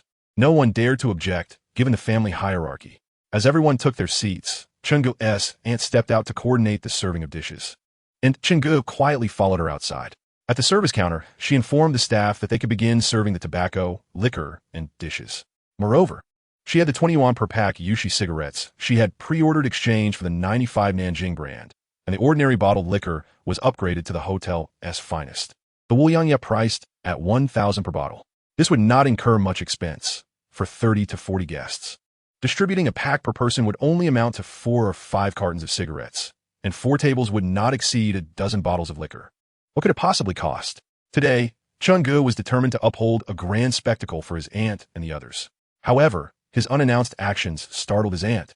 She initially thought there had been a mix-up by the hotel. Soon, the hotel staff began serving, starting with the tobacco, liquor, and fruits. When his aunt saw the offerings differed significantly from her reservations, she was indeed taken aback. Just as she was about to rise and inquire, Chun-gu preemptively leaned in and whispered, "Aunt, these arrangements are all mine. I have already settled the bill. You need not worry about anything. I will take care of the rest." Upon hearing that Chun-gu had already settled the account, her composure faltered, and she asked Xiao-gu, "When did you settle the bill? How could you handle that?" Chun-gu smiled reassuringly, saying, "Aunt, just relax and enjoy. There is no need for you to concern yourself with anything else." Little did she anticipate that during their ensuing conversation regarding Yenner's dowry and bridal gifts, Chun-ji's remarks would leave her utterly astonished. As the dishes and drinks were fully served, numerous guests praised Chun-ji's aunt and uncle, extolling the quality of the tobacco and liquor. The feast was lavish beyond measure, and soon everyone began to eat, exchanging cups and engaging in conversation. At their table, the dialogue inevitably turned to matters of dowries and bridal gifts. Helin's father spoke with a smile, saying, "The house and car have already been prepared in advance. Is there any specific request regarding the bride price from the in-laws?" Upon hearing this, Helin immediately assured, "I will certainly treat Yenner well in the future." Both parties were amicable, their words reflecting profound politeness. At that moment, Chun-yu-kai, seated at the head of the table, interjected, "I have also prepared a dowry for Xiao Yenner." With that, Chin Yukai retrieved two small gift boxes from his bag. These contained jewelry crafted from the jade material that Chungu had wagered the previous night. He opened the boxes before everyone, revealing a bracelet and charm. He smiled as he presented the bracelet to Xiao Yin'er, saying, "This bracelet is for you, and this charm will serve as a meeting gift from your uncle to Heilin." As he spoke, he gently placed the bracelet on Xiao Yin'er's wrist and handed the charm to Heilin. The guests exchanged puzzled glances at the two pieces of jewelry. For the value of jadeite is often unknown to those unfamiliar with the trade. Many in attendance might have silently questioned the worth of such items. However, a few individuals with more knowledge began to whisper among themselves. The most informed were undoubtedly Heilin's family, despite their seemingly comfortable circumstances. With Heilin's mother wearing a modest bracelet that appeared to be of low-grade jade worth several thousand. Heilin himself had frequently traveled to Old Myanmar and possessed a fair understanding of jade. He respectfully accepted the charm, his eyes gleaming with appreciation, and addressed Chin Yukai. "Uncle, this is indeed too extravagant. This charm must be worth at least several tens of thousands, and that bracelet should be valued at no less than 200,000. Upon hearing Heilin's words, the entire private room fell into a hushed silence, with everyone straining to see what kind of charm and bracelet could be deemed more valuable than gold. Chin Yukai chuckled and waved his hand dismissively. "There is nothing extravagant about it. As long as you like it, that's what matters." Heilin expressed his gratitude once more, his joy palpable. Meanwhile, when Xiao Yin'er learned that the small bracelet on her wrist was worth 200,000, she gasped in shock, instinctively covering the bracelet with her other hand. Her adorable reaction drew a smile from Chungu. Then, Chungu looked at Xiao Yin'er, a grin on his face as he said, "Xiao Yin'er, I have a small gift for you as well, to serve as part of your dowry." Intrigued, Xiao Yin'er asked with a smile, "Brother, what have you prepared for me?" She gazed at Chungu with eager anticipation. His words immediately captured the attention of all present. Chungu replied with a smile, "I am giving you 1 million in cash, along with a fully paid Mercedes-Benz 54-door coupe worth 126,000. It is the same model as my own car." Xiao Yin'er was taken aback, covering her mouth in shock, her eyes wide with disbelief as she stared at Chungu. His declaration rendered the room utterly silent, the atmosphere thick with astonishment, mirrored by the incredulous expressions on the faces of Chunji's aunt and uncle. After a considerable amount of time, Aunt Chen finally regained her composure and addressed Chungu, saying, "Xiao Guyu." Understanding her concern that the sum of money was excessively large and fearing that he might engage in nefarious activities for financial gain, Chungu preemptively interrupted, assuring her, "Aunt, you need not worry." The crowd present was astounded by Chunji's words, including Heilin and his parents. Xiao Yin, somewhat dazed, recited her bank card number, and without further ado, Chungu swiftly executed the transaction on his phone. Before long, Xiao Yin received a notification of the funds deposited into her account. After a prolonged moment of astonishment, she finally regained her senses and exclaimed, "Brother, is there really more? I was merely expressing my fondness for your car in jest. Your generosity is rather overwhelming." Chungu continued to smile, responding, "It matters not, as long as you are pleased." While some individuals in the gathering displayed skepticism towards Chungu's assertion, a moment's reflection compelled them to reconsider. Though the car he mentioned had yet to be confirmed, the money had already been transferred. Since he had the audacity to make such a statement in front of so many witnesses, it was reasonable to assume he would not utter frivolities. Otherwise, not only would Chungu and his father be ridiculed, but also his aunt and uncle would endure prolonged mockery due to his words. Surely, Chungu would not act so foolishly. Among those present, aside from Chin Yukai, the only person who firmly believed in the sincerity of Chunji's declaration was Heilin. Despite having never interacted with Chungu before, Heilin felt a deep-seated conviction that Chungu possessed the capability and resources, and he sensed that Chungu genuinely cared for Xiao Yin. Heilin expressed his heartfelt gratitude to Chungu. Chapter 103. The appearance of Lu Tsong during a casual conversation among the guests. Chungu inadvertently overheard one of them receiving a phone call and discussing the passing of Lu Wei, a local from their hometown, whose ashes had recently been transported back home. Lu Wei's family was currently occupied with the funeral arrangements. After all, how could Chungu not have been in the same school and class as Lu Tsong from kindergarten through high school?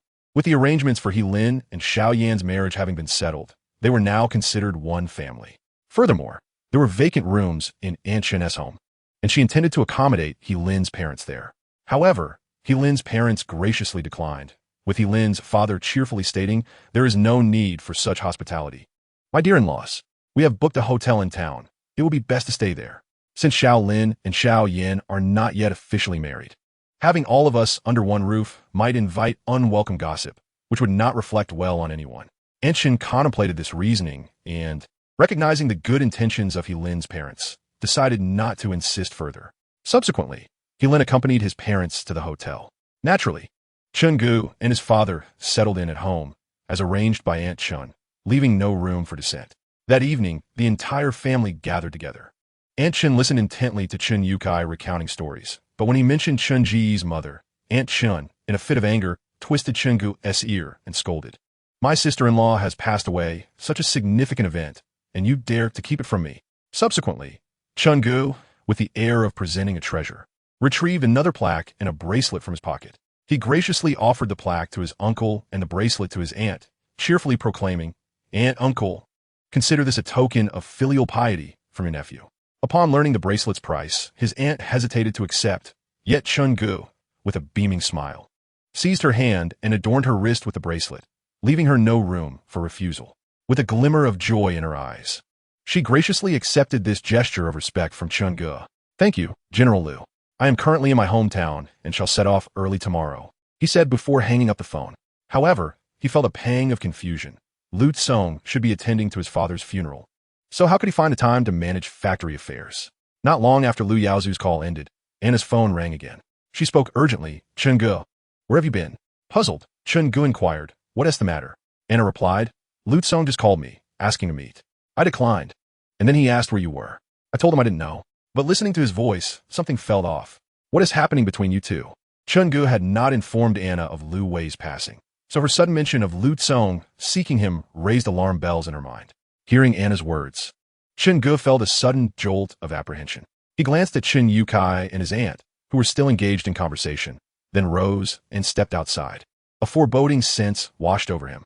After hanging up the phone and pondering for a considerable time, he retrieved his own phone, located Lu Tsong's number, and took the initiative to call.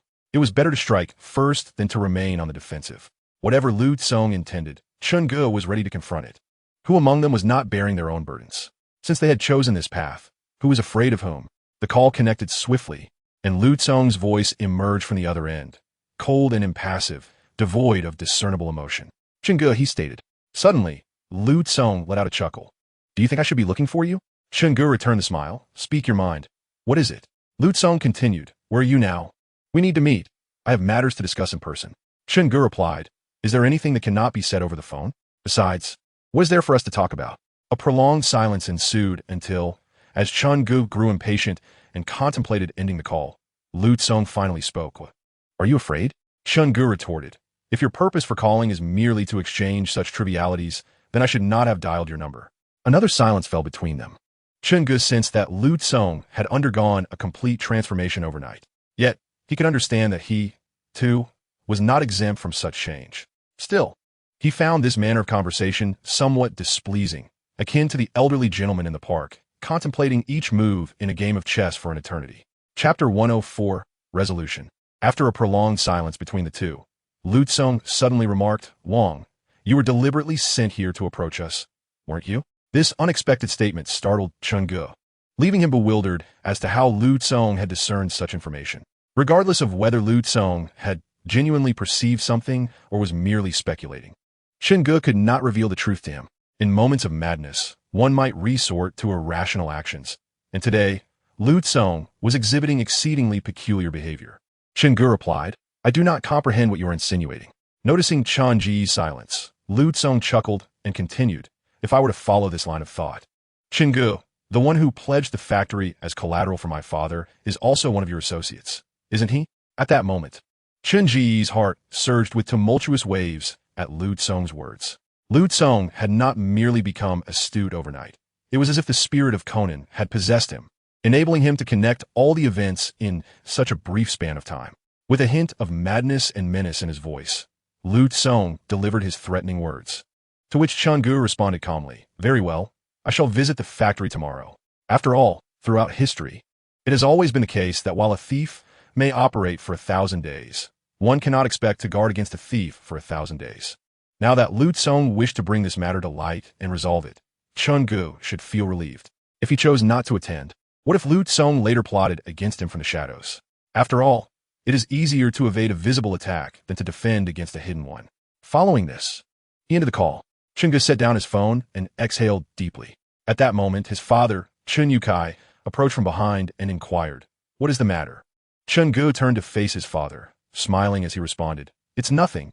Mr. Lu just called to inform me that the procedure for the factory will be finalized tomorrow." Naturally, Chungu would not disclose the truth to his father, for had he done so, his father would undoubtedly have insisted on accompanying him, even at the cost of losing the factory. Soon after, Chun Yukai rose, and Xiao Yin was the last to descend stairs.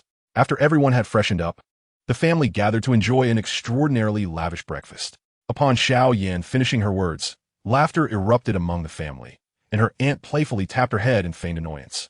After breakfast, Chungu prepared to leave, with Chun Yukai cautioning him to drive slowly and prioritize safety.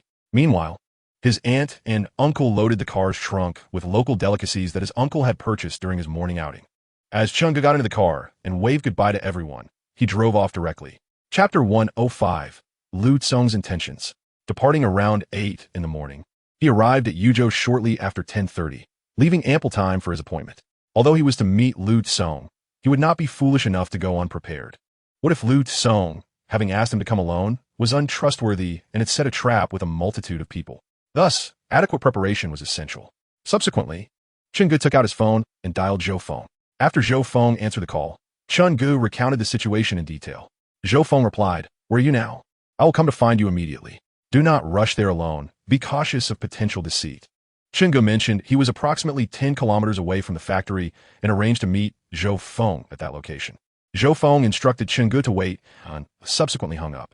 When Chungu arrived at the agreed meeting point, it wasn't long before Zhou Feng arrived in his Land Rover, followed by 2 Land Cruisers, totaling 3 vehicles. From these 3 cars emerged a total of 15 individuals, including Zhou Feng. They all sported close-cropped hair and exhibited impressive musculature, each appearing remarkably robust. Chungu inquired, "Brother Feng, what should I do?" Zhou Feng smiled and replied, "That depends on how you wish to resolve this. If you don't mind, you need not involve yourself. I can handle it. I assure you that he will not appear before you again." Though Zhou Feng did not explicitly state his intentions, Chungu discerned the underlying meaning. Zhou Feng was prepared to deal with Lu Tsong once and for all. However, after contemplating, Chungu shook his head and said, "Brother Feng, I believe it's not yet time for that. I want to go and see what he intends to do or what he wishes to say." Zhou Feng sighed inwardly. He had nothing further to say regarding Chun Ji's decision. He then retrieved a set of miniature listening devices from his pocket and handed them to Chungu, saying, "Since you wish to go, take this with you. I will be able to hear your conversations. Drive there yourself. We will leave 2 minutes after you, stopping not far from the factory. If everything goes smoothly on your end, we will not intervene. However, should any unexpected situation arise, make a swift exit.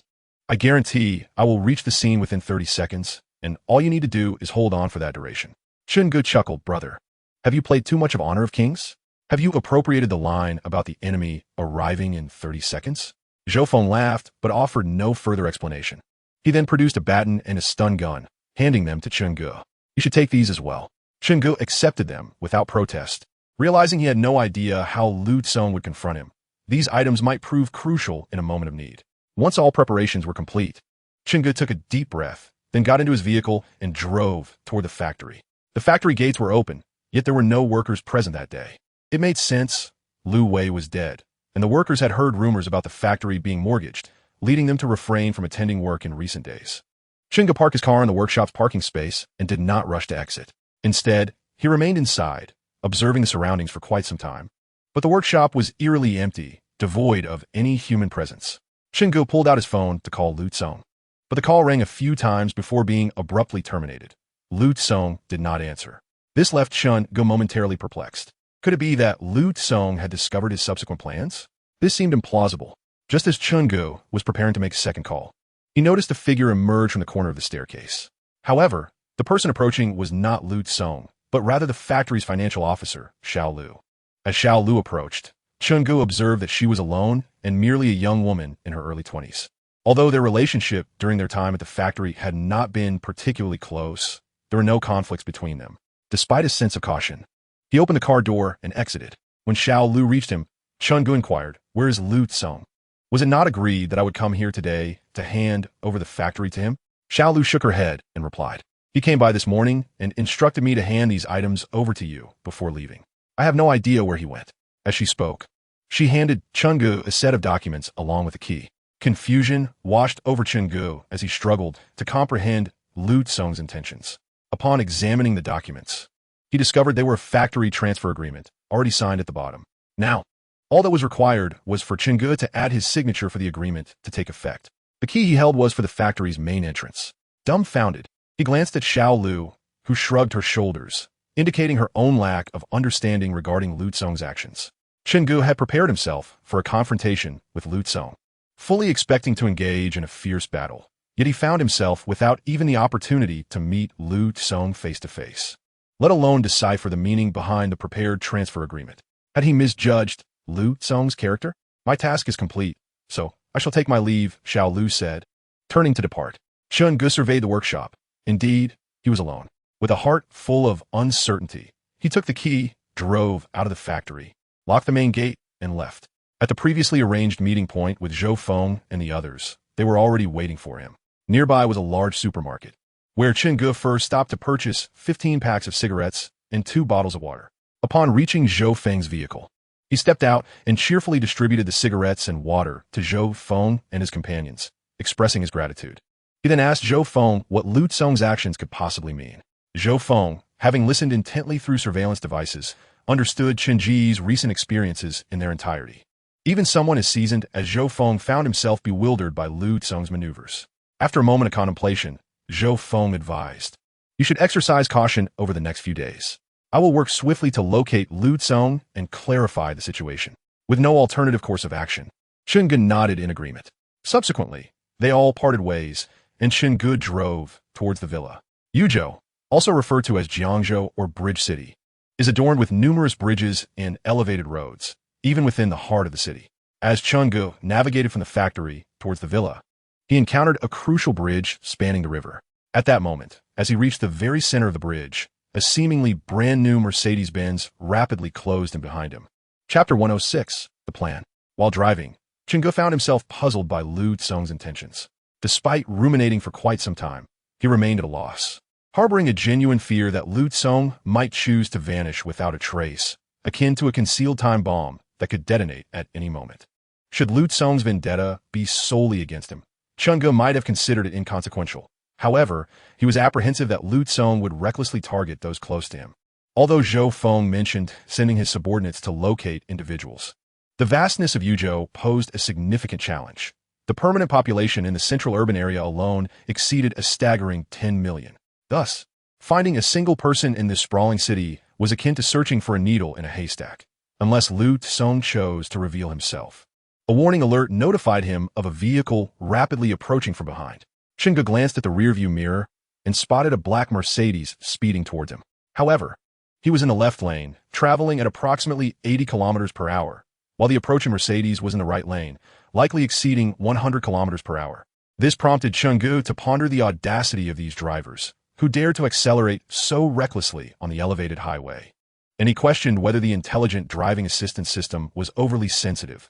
If it alerted him every time a vehicle overtook him at high speed, it would surely become quite bothersome.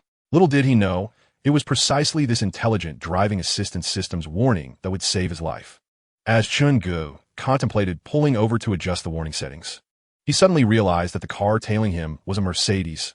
Could it possibly be Lu Tsong's newly acquired Mercedes 260? There was no time for further contemplation. Within the span of 2 or 3 fleeting seconds, the pursuing Mercedes closed in. When its front end reached the rear of Chen Ji's vehicle, he caught a glimpse through the rearview mirror and discerned that the driver was none other than Lu Tsong. Indeed, it was Lu Tsong. Chungu could almost perceive the fury and malevolence radiating from Lu Tsong's eyes. What was Lu Tsong planning? At that moment, Lu Tsong seemed to sense that he had been discovered, and he broke into a sinister grin. Abruptly, he jerked the steering wheel violently to the left. As he executed this maneuver, his vehicle crashed forcefully into the right rear wheel of Chen Ji's car. In Lu Tsong's mind, a mere nudge against Chen Ji's right rear wheel, coupled with a tap on the brakes, would surely cause Chen Ji's vehicle to lose control at their current speeds, sending it veering towards the right. At that moment, Chungu was on the left, while Lu Tsong occupied the right. Beyond Lu Tsong lay the mighty Yangtze River, and the height of the elevated bridge was no less than 40 to 50 meters above the water surface. Even though the bridge was equipped with guardrails, it was doubtful that they could withstand such a tremendous force of impact. Should Chun Gu, along with his vehicle, plunge into the abyss below, survival would be but a fleeting hope. However, at the moment Chun Gu recognized the approaching figure as Lu Tsong, a sudden shock coursed through him.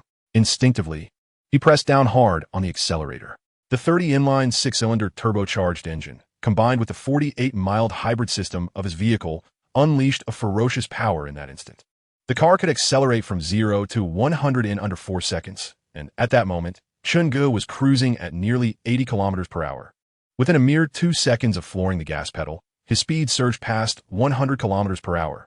Lu Tsong, taken aback by Chun Ji's swift reaction, found himself in disbelief. Just as he attempted to steer his vehicle, Chun Ji's Mercedes 50 surged forward before Lu Tsong's astonished eyes. In a split second, the two cars nearly brushed past each other, with Chun Gu narrowly evading a collision with the front of Lu Tsong's car. As for Lu Tsong, he was acutely aware that others viewed him as an arrogant, spoiled rich kid, often dismissed as a fool with more money than sense. Yet, he remained indifferent to such opinions, unencumbered by the mundane concerns of employment and financial stability that plagued ordinary individuals.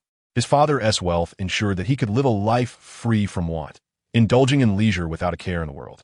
However, now, everything felt as fragile as a bubble about to burst, and Lu Tsong attributed all his misfortunes to Chun Gu. If it weren't for him, his father would never have ventured into gambling, would not have incurred losses, nor resorted to mortgaging cars and factories. Now, his father's life hung in the balance. Nevertheless, Lu Tsong failed to recognize that Chun Yukai had also been driven to the brink by his own father, and had it not been for Chun Yotsai's tenacity, he would have long been devoured by the very river that flowed beside them. The notion of revenge, as the saying goes, is a cycle that perpetuates itself. Yet Lu Tsong lacked the depth of understanding to grasp such profound truths.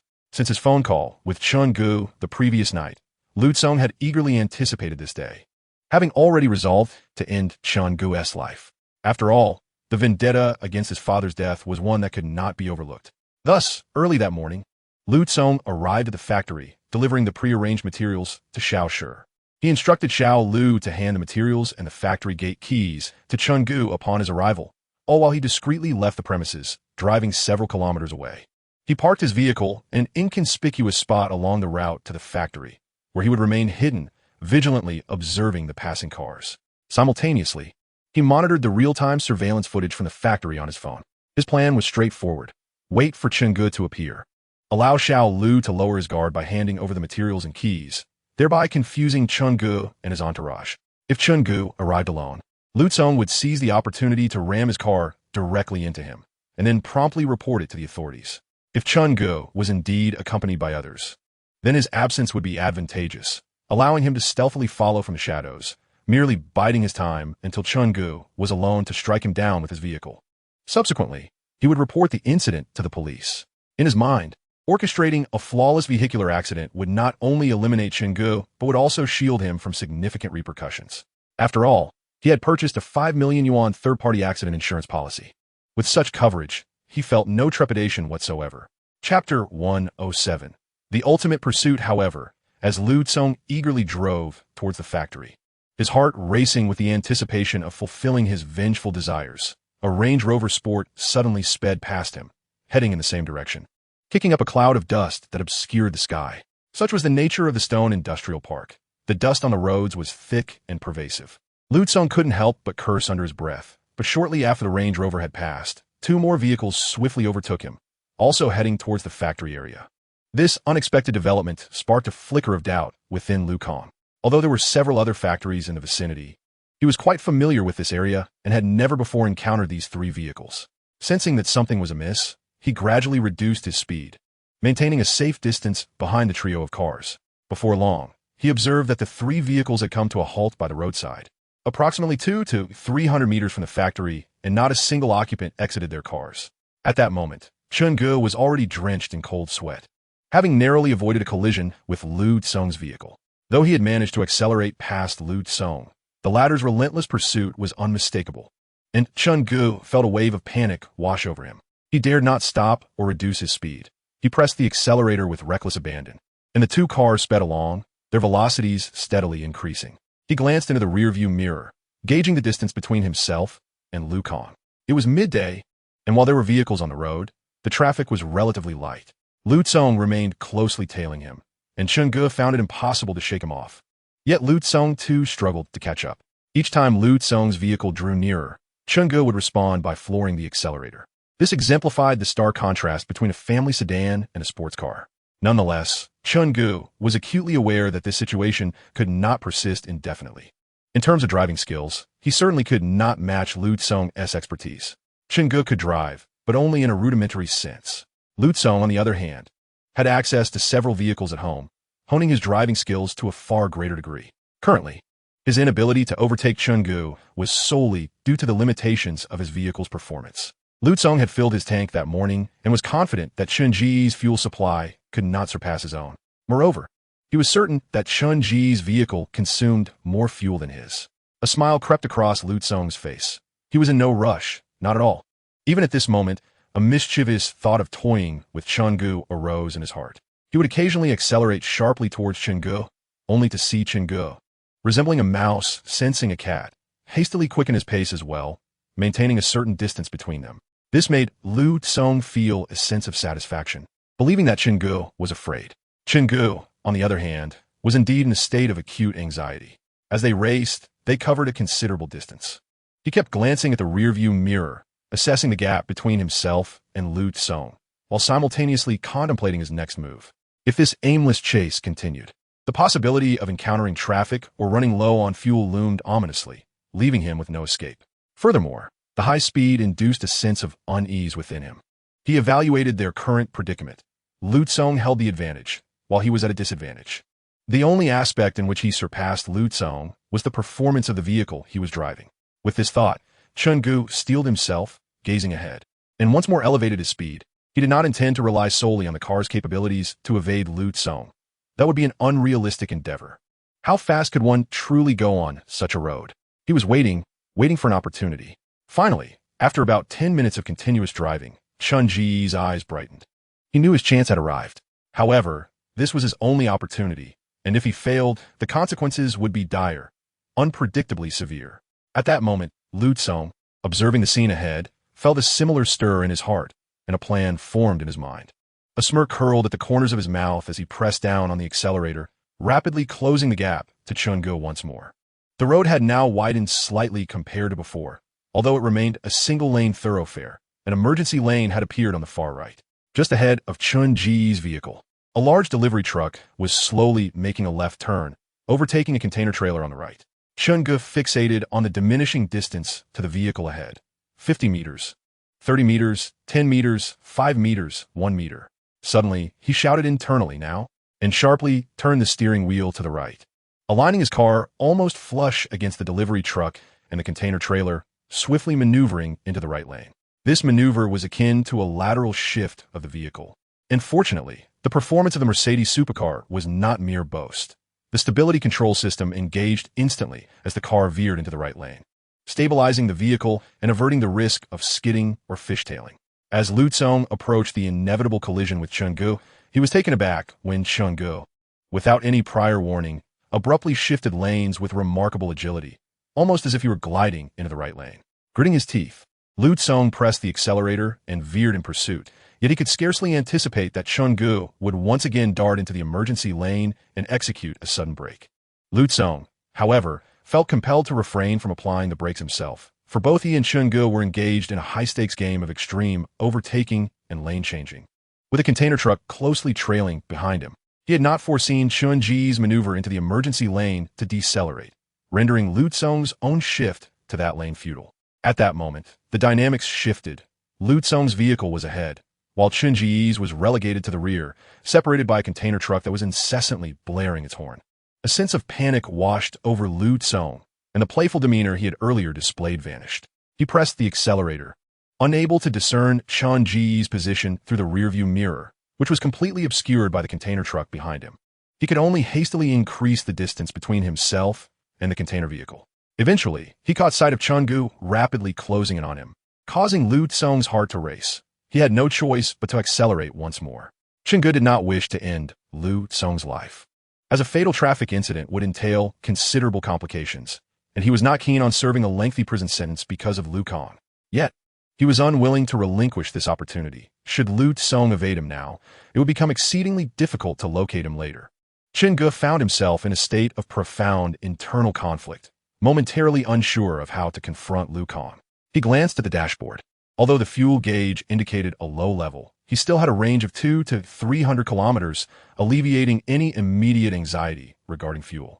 Thus, he maintained a safe distance behind Lu Song, ensuring that he could not be easily shaken off. Observing that Ge lingered at a distance without advancing, Lu Song cautiously tapped the brakes, and both vehicles correspondingly reduced their speed. The standoff continued for quite some time until Ge's phone, placed in the center console, rang. It was Lu Song calling. Upon answering, Ge was met with Lu Song's furious outburst. "Ge, how long do you intend to follow me?"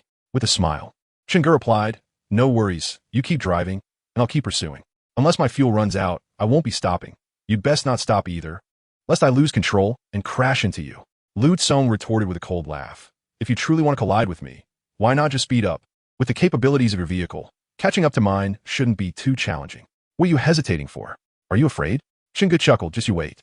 Make sure you don't tailgate that truck too closely, or I might just turn the tables on you."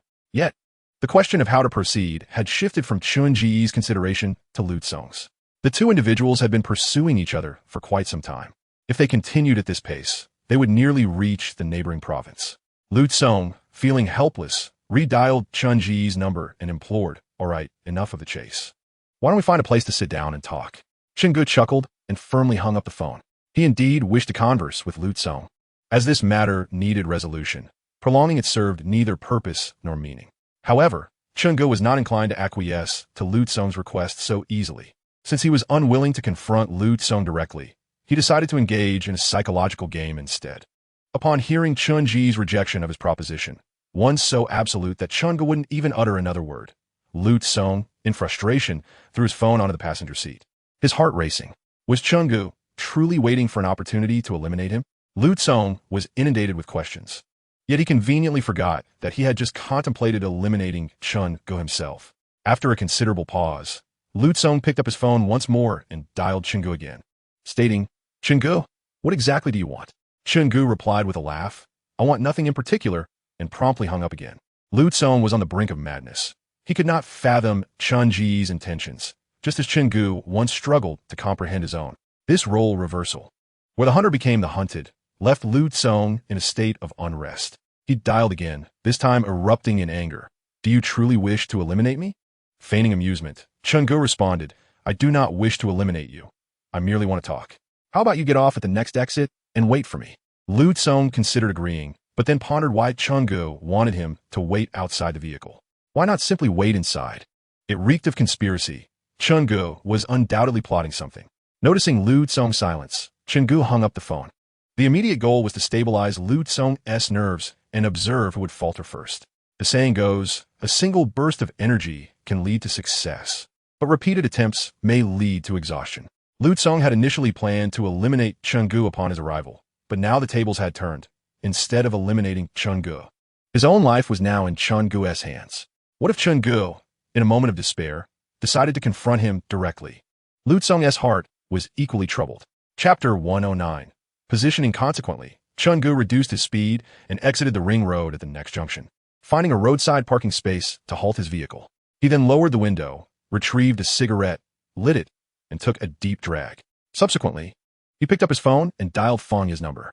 Fanya answered promptly, her voice cheerful as she inquired, "Ge, what's the matter?" Ge teased, "What? Can't I call you without a reason? I was thinking of inviting you to dinner after your work to discuss life." Fanya responded with a smile, "Sure. I'll contact you once I finish work." Ge shook his head, smiling as he continued, "Actually, there is something I would like your assistance with." Fanya, intrigued, asked, "What is it?" After collecting his thoughts, Ge remarked, "You recall that affluent second-generation individual who purchased the 260 when I acquired the 300, don't you?" He continued, "Help me devise a method to obtain the location information of that vehicle." Upon hearing Ge's request, Fanya immediately declined, stating that is not permissible. It pertains to client privacy and is confidential information.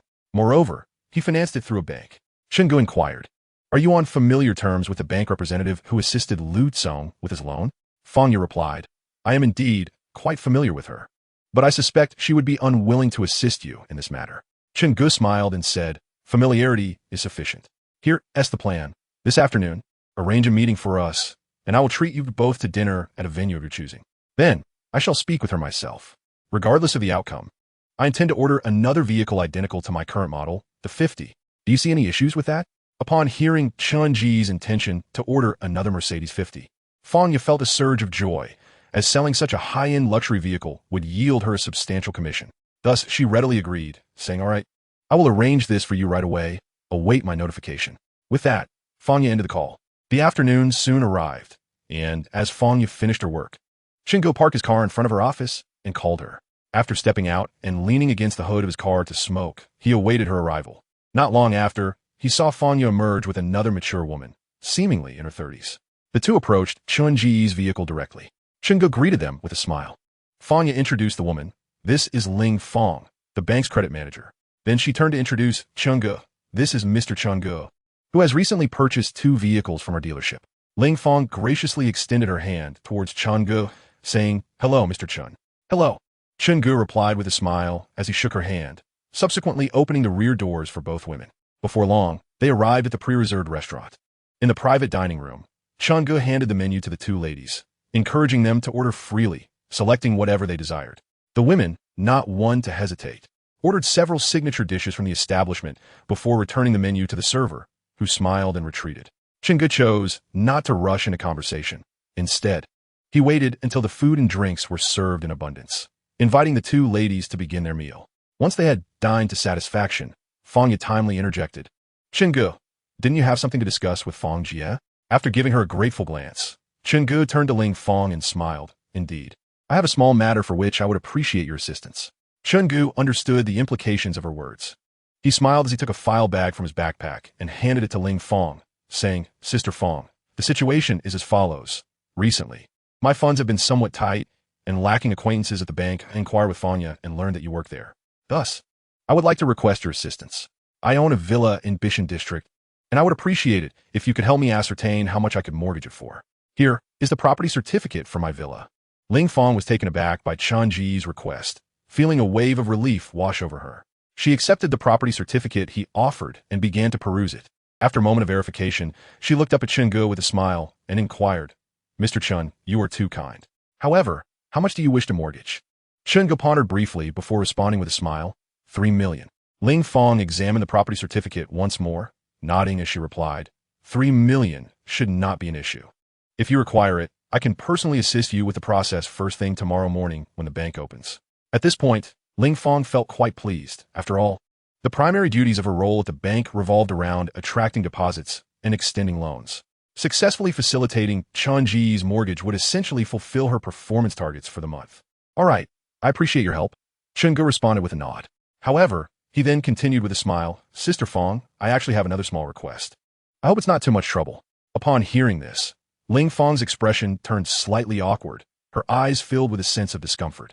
She looked at Chen Ge and hesitantly responded, Mr. Chen, that pertains to the client's private information and I.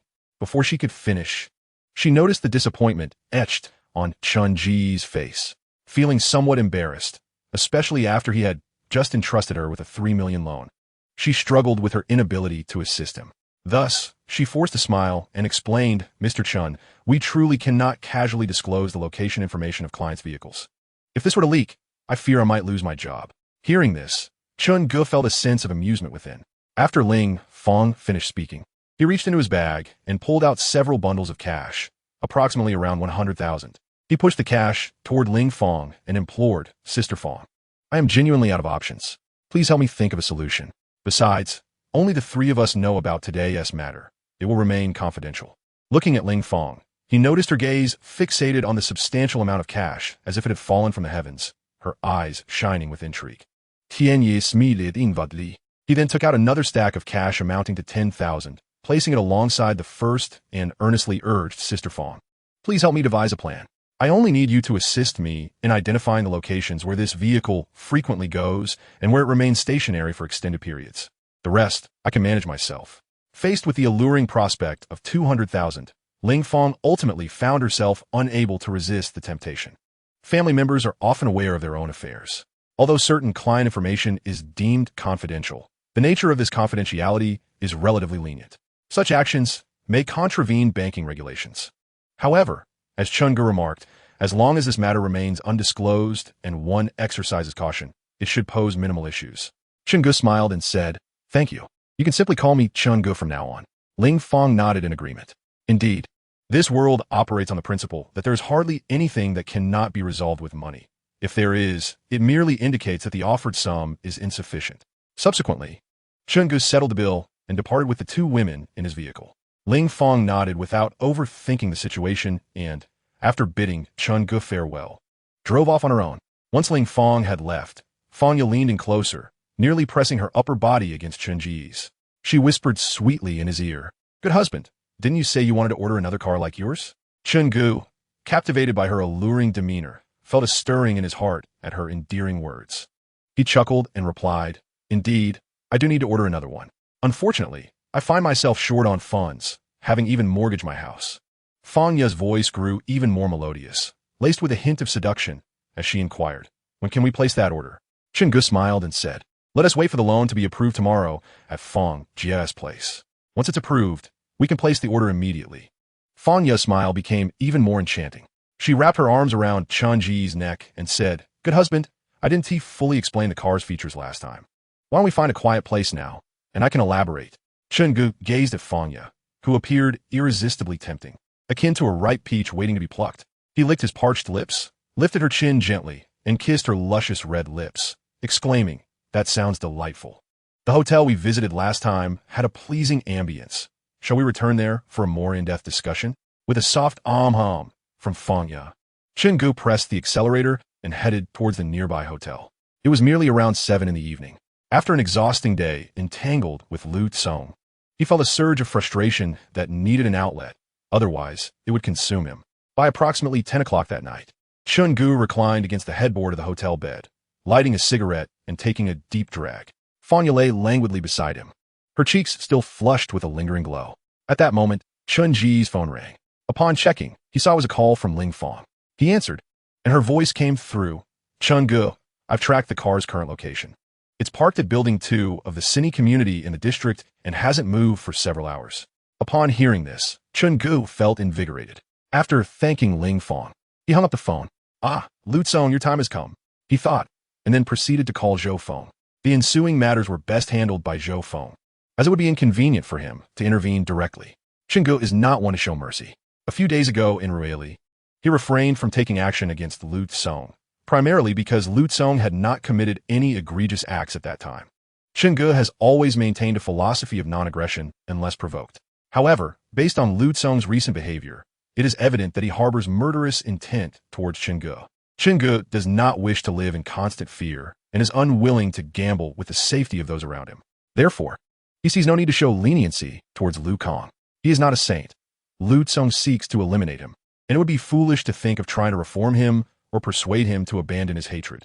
After 2 rings, the phone was answered by Zhou Feng, who inquired, "Chun-gu, what is the matter?" With a smile, Chun-gu replied, "Brother Feng, after we parted ways during the day, I encountered Lu Tsong, and he nearly killed me."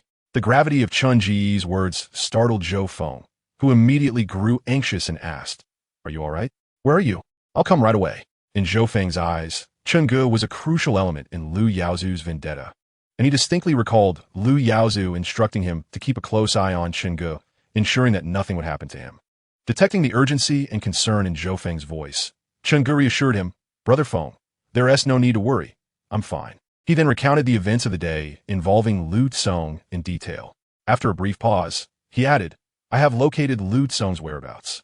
Before he could finish, Zhou Feng interjected, "Send me his location. You need not concern yourself with anything else. From here on out, you must remain uninvolved." Chun-gu understood the implication of Zhou Feng's words, which was precisely what he desired. After sharing Lu Tsong's location, they concluded the call. At that moment, Chun-gu noticed that Fangya, nestled in his embrace, was gazing at him with an unsettling expression, tinged with a hint of anxiety. He realized she had overheard his conversation with Zhou Feng and likely inferred Lu Tsong's impending fate. As an ordinary sales representative, She had merely intended to earn a commission and was oblivious to the gravity of the situation, making her apprehension understandable. Meanwhile, Fanya also became aware of Chun Ji's scrutiny. Her eyes reflected a deeper sense of unease. Throughout their earlier interactions, she had steadfastly refused to concede to Chunge. During the entire friendly exchange, she had held the reins, but the content of the phone call had stripped her of her previous confidence and composure. Chunge gently patted her on a rounded area and playfully pinched her chin, smiling as he said, "Do not fear. You heard it correctly. He was the one who initiated the violence. Earlier today, he nearly ended my life, and I refuse to live in trepidation any longer. A counterattack is inevitable. However, you know I have not done anything wrong, correct?" Fanya was genuinely startled by Chun Ji's words. She nodded slowly, forcing a smile as she replied, "I know nothing. I merely came to introduce you to the vehicle's performance." Chunge felt a twinge of guilt for involving this innocent person. He softened his voice and gently patted her smooth back, saying, "It's nothing. This matter does not concern you." Only then did Fanya feel a bit more at ease. Chunge decided to remain at the hotel that night. Harboring some worries of his own, he feared that if Lu Tsong encountered trouble, Uncle Mao might cast suspicion upon him. Thus, he required an alibi and a witness. And Fanya was his chosen confidant. He ordered a late-night snack to be delivered to the hotel. After experiencing fear and anxiety, Fanya's mindset gradually settled. She came to understand that this matter was inherently unrelated to her, and therefore there was nothing to fear. Meanwhile, Ling Fong was already apprehensive about losing her job should her actions be discovered, especially after receiving the 200,000 from Chunge. She would certainly not risk leaking any information. After enjoying the late-night meal, Fanya freshened up in the bathroom, and with a radiant smile, she nestled beside Chunge. He gazed at her, now glowing after her shower, and remarked with a playful tone, "I truly wish to nurture this flower at home.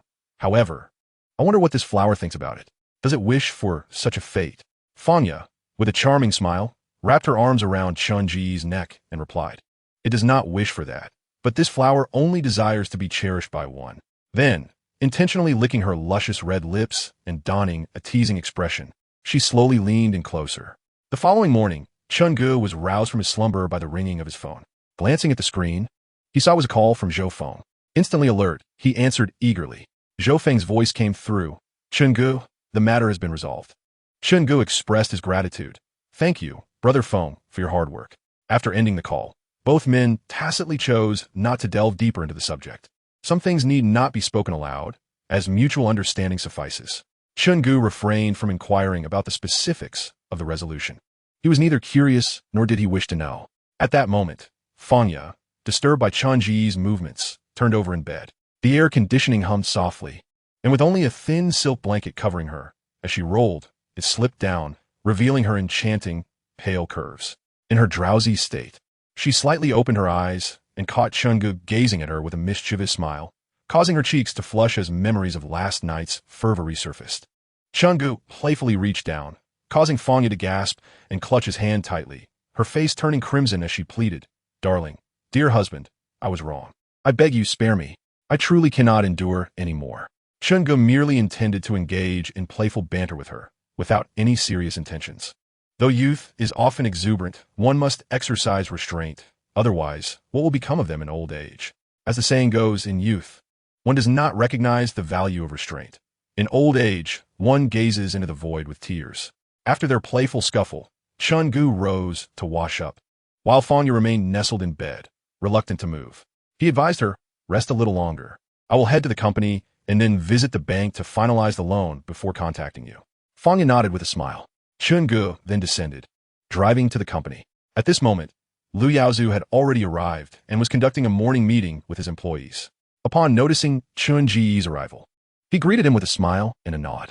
Chunge felt that Lu Yaozu was indeed a responsible and commendable boss, personally involved in the affairs of the company and treating his subordinates with kindness. However, he also possessed an air of authority that inspired both affection and respect among his team. Chunge sensed that he should learn from Lu Yaozu's approach to company management. After all, now that the matters concerning Lu Tsong had been resolved and the stone processing plant was secured, although the company would ultimately be managed by his father, he would still need to visit the factory regularly, as he was, after all, the heir apparent. Chapter 112, The Agreement. Once Lu Yaozu concluded the morning meeting, they all proceeded to the office, with Zhou Feng naturally accompanying Lu Yaozu. Lu Yaozu spoke with a smile. First, congratulations, Xiao Chun. Now that the factory is in your hands, how do you feel? Have you thought about how to manage it moving forward? After expressing his gratitude, Chen Ge replied with a smile, I am aware of my own limitations. I am not suited for management. My father will continue to handle the factory, and I will rely on Manager Lu's guidance for future business matters. Lu Yaozu laughed heartily. That is certainly not an issue, but you should really discuss this with Dawei. Chen Ge responded with a smile. Then I shall procure a couple of fine bottles of wine for an evening toast. Lu Yaozu, patting Chun Ji's shoulder, said earnestly, Xiao Chun, we are no longer strangers. While drinking is fine, it is not necessary to always have the best wine. A common drink serves just as well. Chen Ge felt a surge of gratitude, nodding in agreement. Then I will call you and Manager Wang later this afternoon. Please give him a heads up. Lu Yaozu nodded in agreement.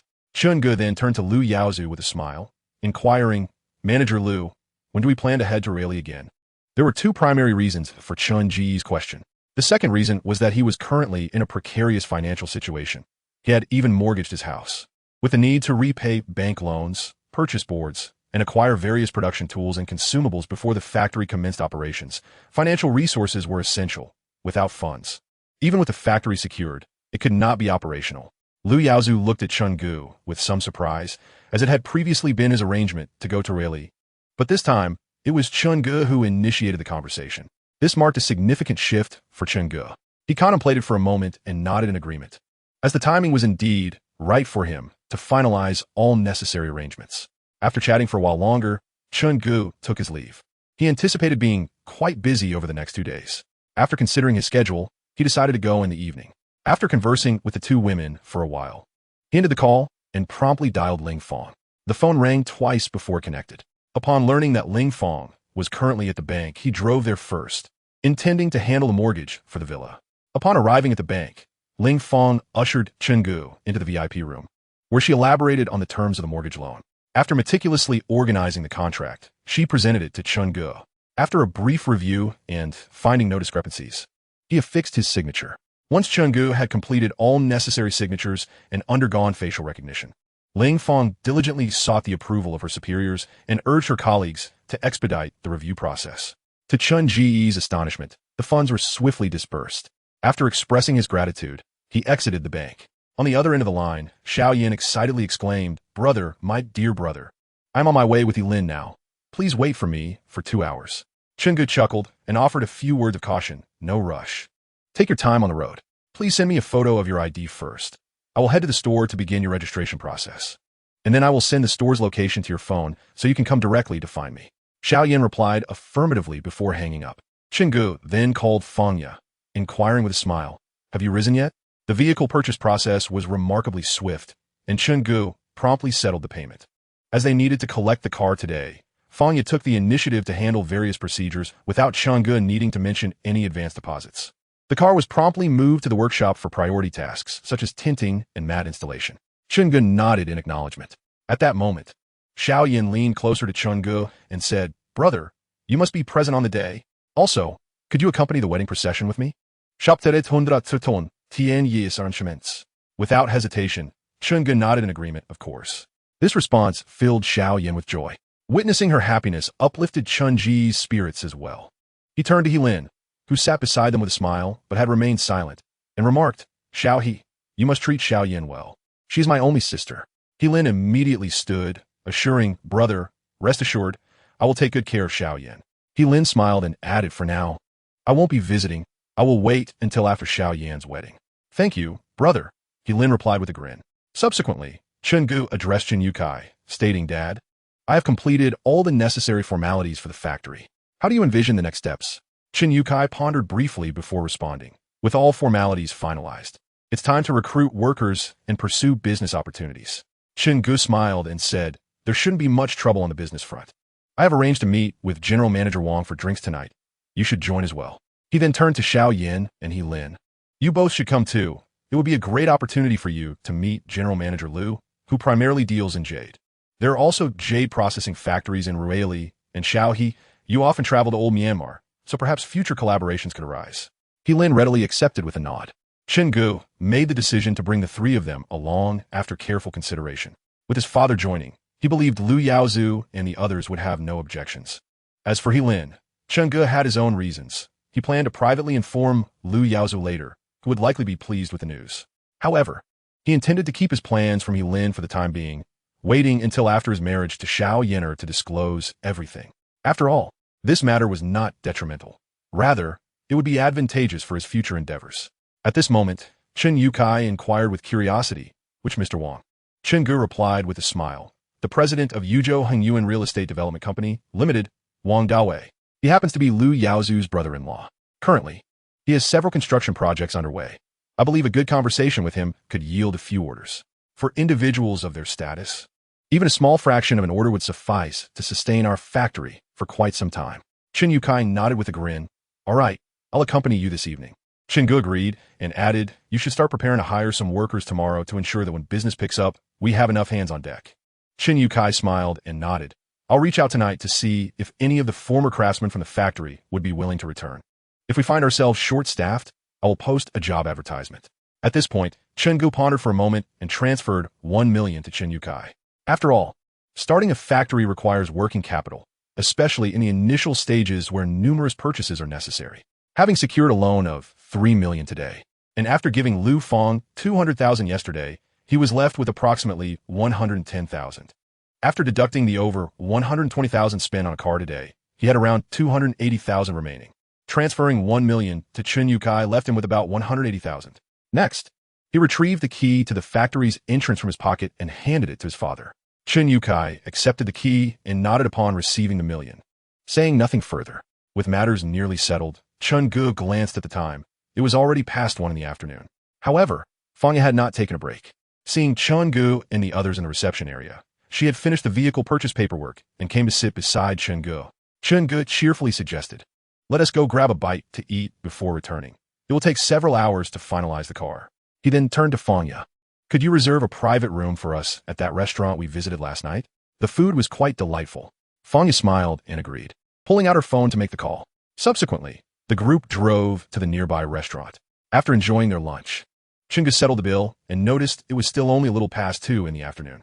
He then turned to his father, Lin, and Xiao Yin'er, saying, you all can head to the store to wait for the car. I'll meet a friend to procure a couple of fine bottles of wine. When your side is ready, just give me a call, and I'll come right over. Chen Yukai nodded with a smile. All right, you go ahead with your plans. After bidding farewell to Fangya, Chen Gu waved at a few people and drove towards Li Xiaoyu's shop. It wasn't long before he parked his car at the entrance, where the door remained open. Inside, he noticed Li Xiaoyu was as engrossed in her work as he had seen her last time. Chen Gu glanced around the vicinity, hoping to purchase 2 cups of coffee, but to his disappointment, there were no coffee shops nearby. Instead, he spotted a bubble tea store in the distance and hurried over to buy a cup of honeybean milk tea, recalling that Li Xiaoyu had once mentioned her fondness for it. He also ordered himself a cup of iced lemon water. With 2 beverages in hand, Chen Gu slowly walked into the shop. Noticing that Li Xiaoyu was completely oblivious to his presence, he donned a warm smile and gently called out, Li Xiaoyu. The sudden sound reached Li Xiaoyu, who looked up, momentarily surprised. However, her face soon blossomed into a radiant smile, akin to flowers blooming in spring. What brings you here? You didn't even give me a call first. Li Xiaoyu's voice carried a hint of joy. Chen Gu approached her, placing 1 cup of honeybean milk tea softly on the table, and replied with a smile, if I had called, you would have said you were too busy to let me come. This is for you. I remember you said you liked honeybeans. As Li Xiaoyu gazed at the milk tea, a warm surge filled her heart. She smiled at Chen Gu and expressed her gratitude. Thank you. It seems you have a bit of conscience after all. Her words drew a few lines of black humor across Chun Ji's face. Chapter 114. The Hefty Yamato. Seeing Chun Ji's defeated expression, Li Xiaoyu laughed, putting aside her work to take a sip of the milk tea. It's too sweet. Remember to reduce the sugar next time. I'm on a diet. Chen Gu deliberately scrutinized her with a sly grin, commenting, aside from certain specific areas being a bit larger, I haven't noticed you gaining weight. A blush crept onto Li Xiaoyu's face as she raised her hand, as if to hit him. Chen Gu quickly jumped back, maintaining a safe distance while continuing to tease. A gentleman uses words, not fists. After exchanging playful banter, Chen Gu inched closer, asking, I've seen you busy both times I've come by. What are you working on? Is there anything I can help with? Li Xiaoyu shook her head. It's nothing serious, just reconciling accounts. If you hadn't come to disturb me today, I would have been finished by now. Hearing this eased Chun Ji's mind, realizing it wasn't anything particularly troublesome. Then, Li Xiaoyu inquired, what brings you here today? With a smile, Chen Gu replied, nothing much, just missed you. Li Xiaoyu gave him a significant eye roll, I'm not familiar with you? If there's something to say, just say it. Stop with the small talk. Chingu chuckled. Just bring me a few bottles of better quality wine. No need for the last time standard. Anything decent will do. Li Xiaoyu immediately understood that Chingu wouldn't come without a reason.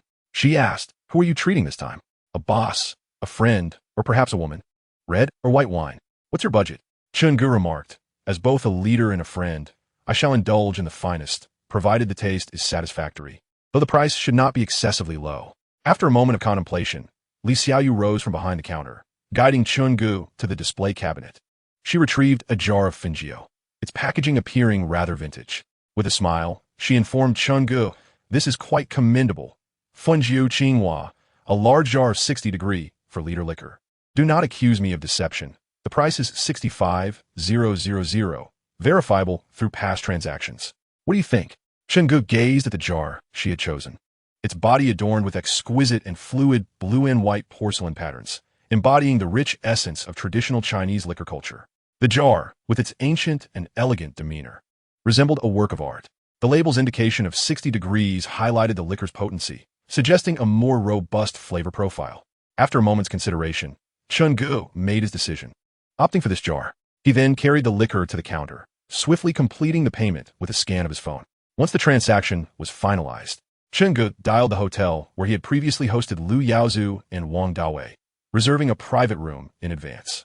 He then called Wang Dawei, cheerfully stating, President Wang, I have procured another jar of Fengjiu Qinghua, a 60° for liter liquor. Shall we share a drink this evening? President Wang, with a jovial tone, agreed to meet after 5 o'clock. Chingu subsequently called Lu Yaozu to confirm the time. He also mentioned bringing along his father, Helin, and his younger sister, briefly discussing Helin's current employment and his own future aspirations. Lu Yaozu praised him, saying, Xiao Chun, you are commendable. Planning ahead is a wise endeavor. Bring them along tonight. We are not strangers anymore. I have yet to share a drink with your father. Let us ensure he enjoys a couple of glasses. After concluding the calls and organizing all details, Li Xiaoyu finally spoke up, drink less tonight. The liquor's alcohol content is quite high. Excessive consumption can be detrimental to your health. Chingu nodded in agreement, leaning closer to her. With a blush creeping to her ears, Li Xiaoyu cautiously inquired, what are you up to? Chingu, with a playful glint in his eyes, replied, I have no ulterior motives. I merely wish to be closer to you. Li Xiaoyu rolled her eyes dramatically, retorting, enough. You should attend to your own affairs and not trouble me. Chingu glanced at the time, observing it was merely 3:30. It's still early. We could spend at least another half hour here, he stated. Li Xiaoyu, feeling somewhat exasperated, pondered how she had never noticed his persistent nature before. Yet, unable to drive him away, she resigned herself to his presence, secretly wishing for him to linger a little longer. Thus, she resumed her work. Though her peripheral vision remained fixated on the charming Chingu beside her, her focus on her tasks fleeting at best. Chingu also noticed that Li Xiaoyu was not focused on her work. Instead, she kept gazing at him, a smile adorning his face. Just then, his phone rang unexpectedly. Upon checking, he saw it was a call from Xiao Yener. Li Xiaoyu, upon seeing the name on Chunji's phone, felt a pang of jealousy and remarked, I told you to leave quickly, but you wouldn't listen. Now look, you're being summoned. Understanding her misunderstanding, Chingu chuckled and explained, What's this? Are you jealous? But you've misdirected your jealousy. Xiao Yener is my cousin, the little girl who lived with us from the age of 5 or 6. I recall you've met her too. Li Xiaoyu pondered for a moment and nodded, feeling somewhat embarrassed about her earlier words. However, she quickly retorted, Who's jealous? Just answer the phone already. With that, she turned her flushed face away, avoiding Chunji's gaze. Chingu answered the call with a smile, deliberately putting it on speaker and bringing the phone closer to Li Xiaoyu. Xiao Yener's voice came through. Brother, the car is almost ready. Are you coming over? Chingu replied, Sure, I'll be there shortly. Wait for me. Li Xiaoyu urged. All right, since you're busy, just go ahead with what you need to do. Chingu nodded with a grin and suddenly reached out to tuck a stray lock of hair behind Li Xiaoyu's ear. Noticing her hair still styled in a bun today, he couldn't resist playfully pinching the little bun, which elicited a roll of her eyes as she shook her head, trying to avoid his touch. As Chingu stood up, he said, I'm off now. Li Xiaoyu nodded and accompanied him out of the store. To her surprise, he was driving a Mercedes sports car this time. Chingu, smiling, inquired, Isn't this car stunning? Li Xiaoyu honestly nodded, it's nice. At least it's better than my old car. The old car she referred to was an Audi A4, which, while decent, paled in comparison to the Mercedes. Chapter 115, A Chance Encounter. Chun-gu chuckled. If you like it, then I'll let you drive it. Hand me your car keys. As he spoke, he extended his hand with the keys. After a moment's hesitation, Li Xiaoyu shook her head. Let us skip that. I do like it, but I'm not confident enough to drive it alone. How about next time? When you're free, you gonna pick me up? And we could take a few spins together? Hearing her suggestion to visit her next time, he wasn't too busy filled Chun-gu with delight. Suddenly, he leaned in close and quickly planted a kiss on her rosy lips before dashing away with the jar of wine in his arms. Chun-gu waved goodbye to her with a smile as he drove off. He first headed to the dealership to pick up his father, Helin, and Xiao Yener. Today, they had come over from their hometown by car, with Helin driving his Audi A6. Xiao Yener was incredibly excited about her new car, and Chun-gu felt a twinge of concern about her driving alone. Thus, he instructed them, Xiao He, let my dad drive your car to the hotel, and you take this new car with Xiao Yener. Please keep an eye on her. The power of this car is quite formidable. So remember not to press the accelerator too hard. Helin and Xiao Yin both nodded in agreement and handed the keys of the Audi to Chen Yukai, who naturally accepted them with a smile, contemplating to himself. At his age, could he still possess the youthful enthusiasm for sports cars? Once the factory becomes profitable, he must treat himself to a Ferrari. Before long, they arrived at the hotel they had reserved in advance. As Liu Yaozu and Wang Dawei had yet to arrive, Chun-gu and the others refrained from going upstairs, waiting at the entrance instead. Shortly thereafter, Liu Yaozu and Wang Dawei arrived, accompanied by Liu Junyi and Zhou Feng. Upon seeing Chun-gu and the others awaiting them, Liu Yaozu and Wang Dawei exchanged polite greetings with Chun-ji's father. And after shaking hands with Chun-gu and his companions, they all entered the hotel private room together. Once everyone was seated, Chun-gu instructed the waiter to bring out the dishes. He then placed a bottle of wine on the table and said with a smile, Mr. Liu, Mr. Wang, I am not well versed in wines, but a friend of mine recommended this one as quite pleasant. Please do give it a try. Wang Dawei, upon seeing the bottle, couldn't he help but give Chun-gu a thumbs up, chuckling. Young Chun, this wine is excellent, a robust 60 proof. I wonder, do you have the stamina for it? Have you been practicing in secret? Liu Yaozu laughed heartily from the side. All right, Young Chun, we are all friends here. No need for drinking contests. Moderation is key. Chun-gu then said to Chen Yukai, let me give you a ride. If I'm free tomorrow morning, I shall visit the factory. Chun-gu nodded in agreement, first calling a ride-hailing service for Chen Yukai. After watching his father get into the car and leave, he summoned a designated driver. The driver arrived promptly, and once everything was in order, Chun-gu settled into the passenger seat. Observing the driver's adept handling of the vehicle, Chun-gu curiously asked, do you drive this model often? You seem quite experienced. I took quite a while to get used to it when I first picked it up. The designated driver, surnamed Xiang, appeared to be relatively young, around 35, though Chun-gu noticed a few strands of gray in his hair. Upon hearing Chun-ji's question, a smile spread across his face. I used to own one of these cars, but after a business venture went awry, I sold it. Now, I'm not keen on starting a new business. I prefer to keep it simple and lead an honest life. Chun-gu was momentarily taken aback. He had not anticipated that a casual designated driver would have once enjoyed a moment of glory. His curiosity piqued, he inquired, what did you do before, Master Xiang? To which Chun-gu could only express his regret, noting that their encounter was merely a fleeting one. Soon they reached their destination, and Master Xiang departed. Chun-gu silently awarded him a 5-star review on his phone. Life is challenging. A simple commendation might bring him a moment of joy. Chapter 116, Unexpected Turns. Tian Yi, feeling helpless, trudged over to the sofa and slumped down onto it. He reeked of alcohol, yet the two women did not seem to mind. After a while, it was Zhou Xiaolan who thoughtfully fetched some soda water and yogurt from the refrigerator, offering them to Chun-gu. Drink up. It's quite good for alleviating a hangover.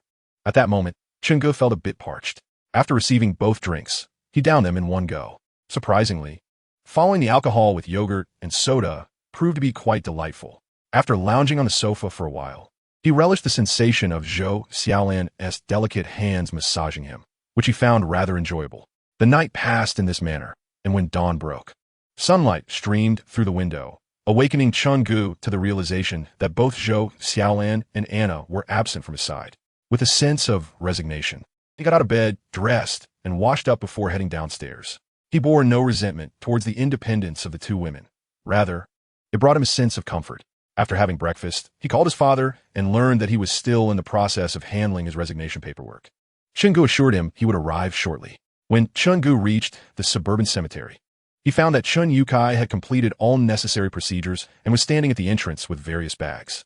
Chun-gu hurried over to assist and loading his father's belongings into the trunk of the car. The two then drove to the factory.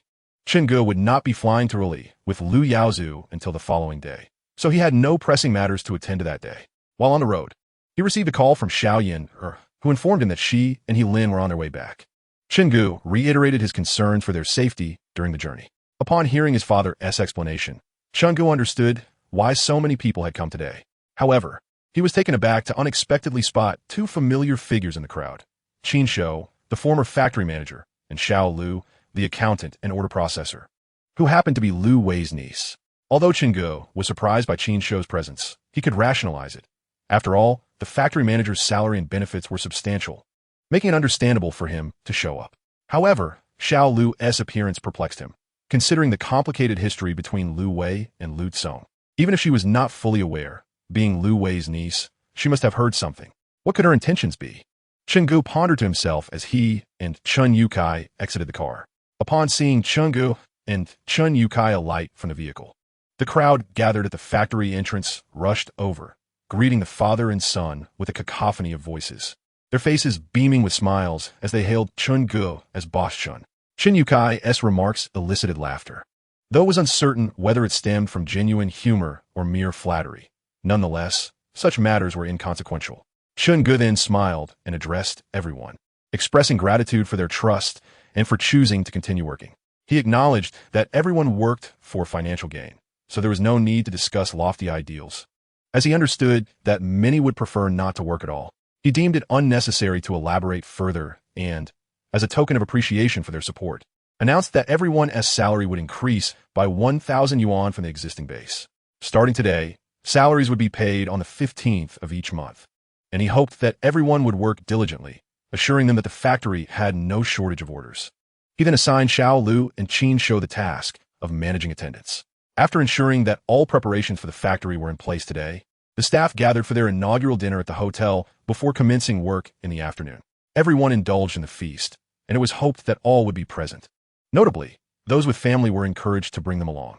Today, our esteemed boss, Mr. Chun, graciously hosted the gathering, covering all expenses. Upon hearing Mr.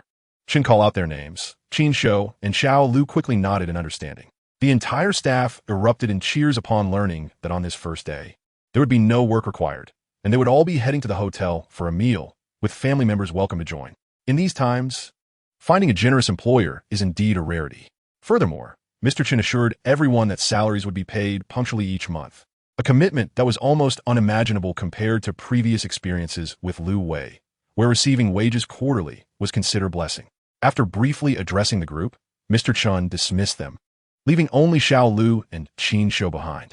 He curiously gazed at Xiao Lu for a considerable time, causing her to feel somewhat flustered under his intense scrutiny, her cheeks blushing as she glanced back at him.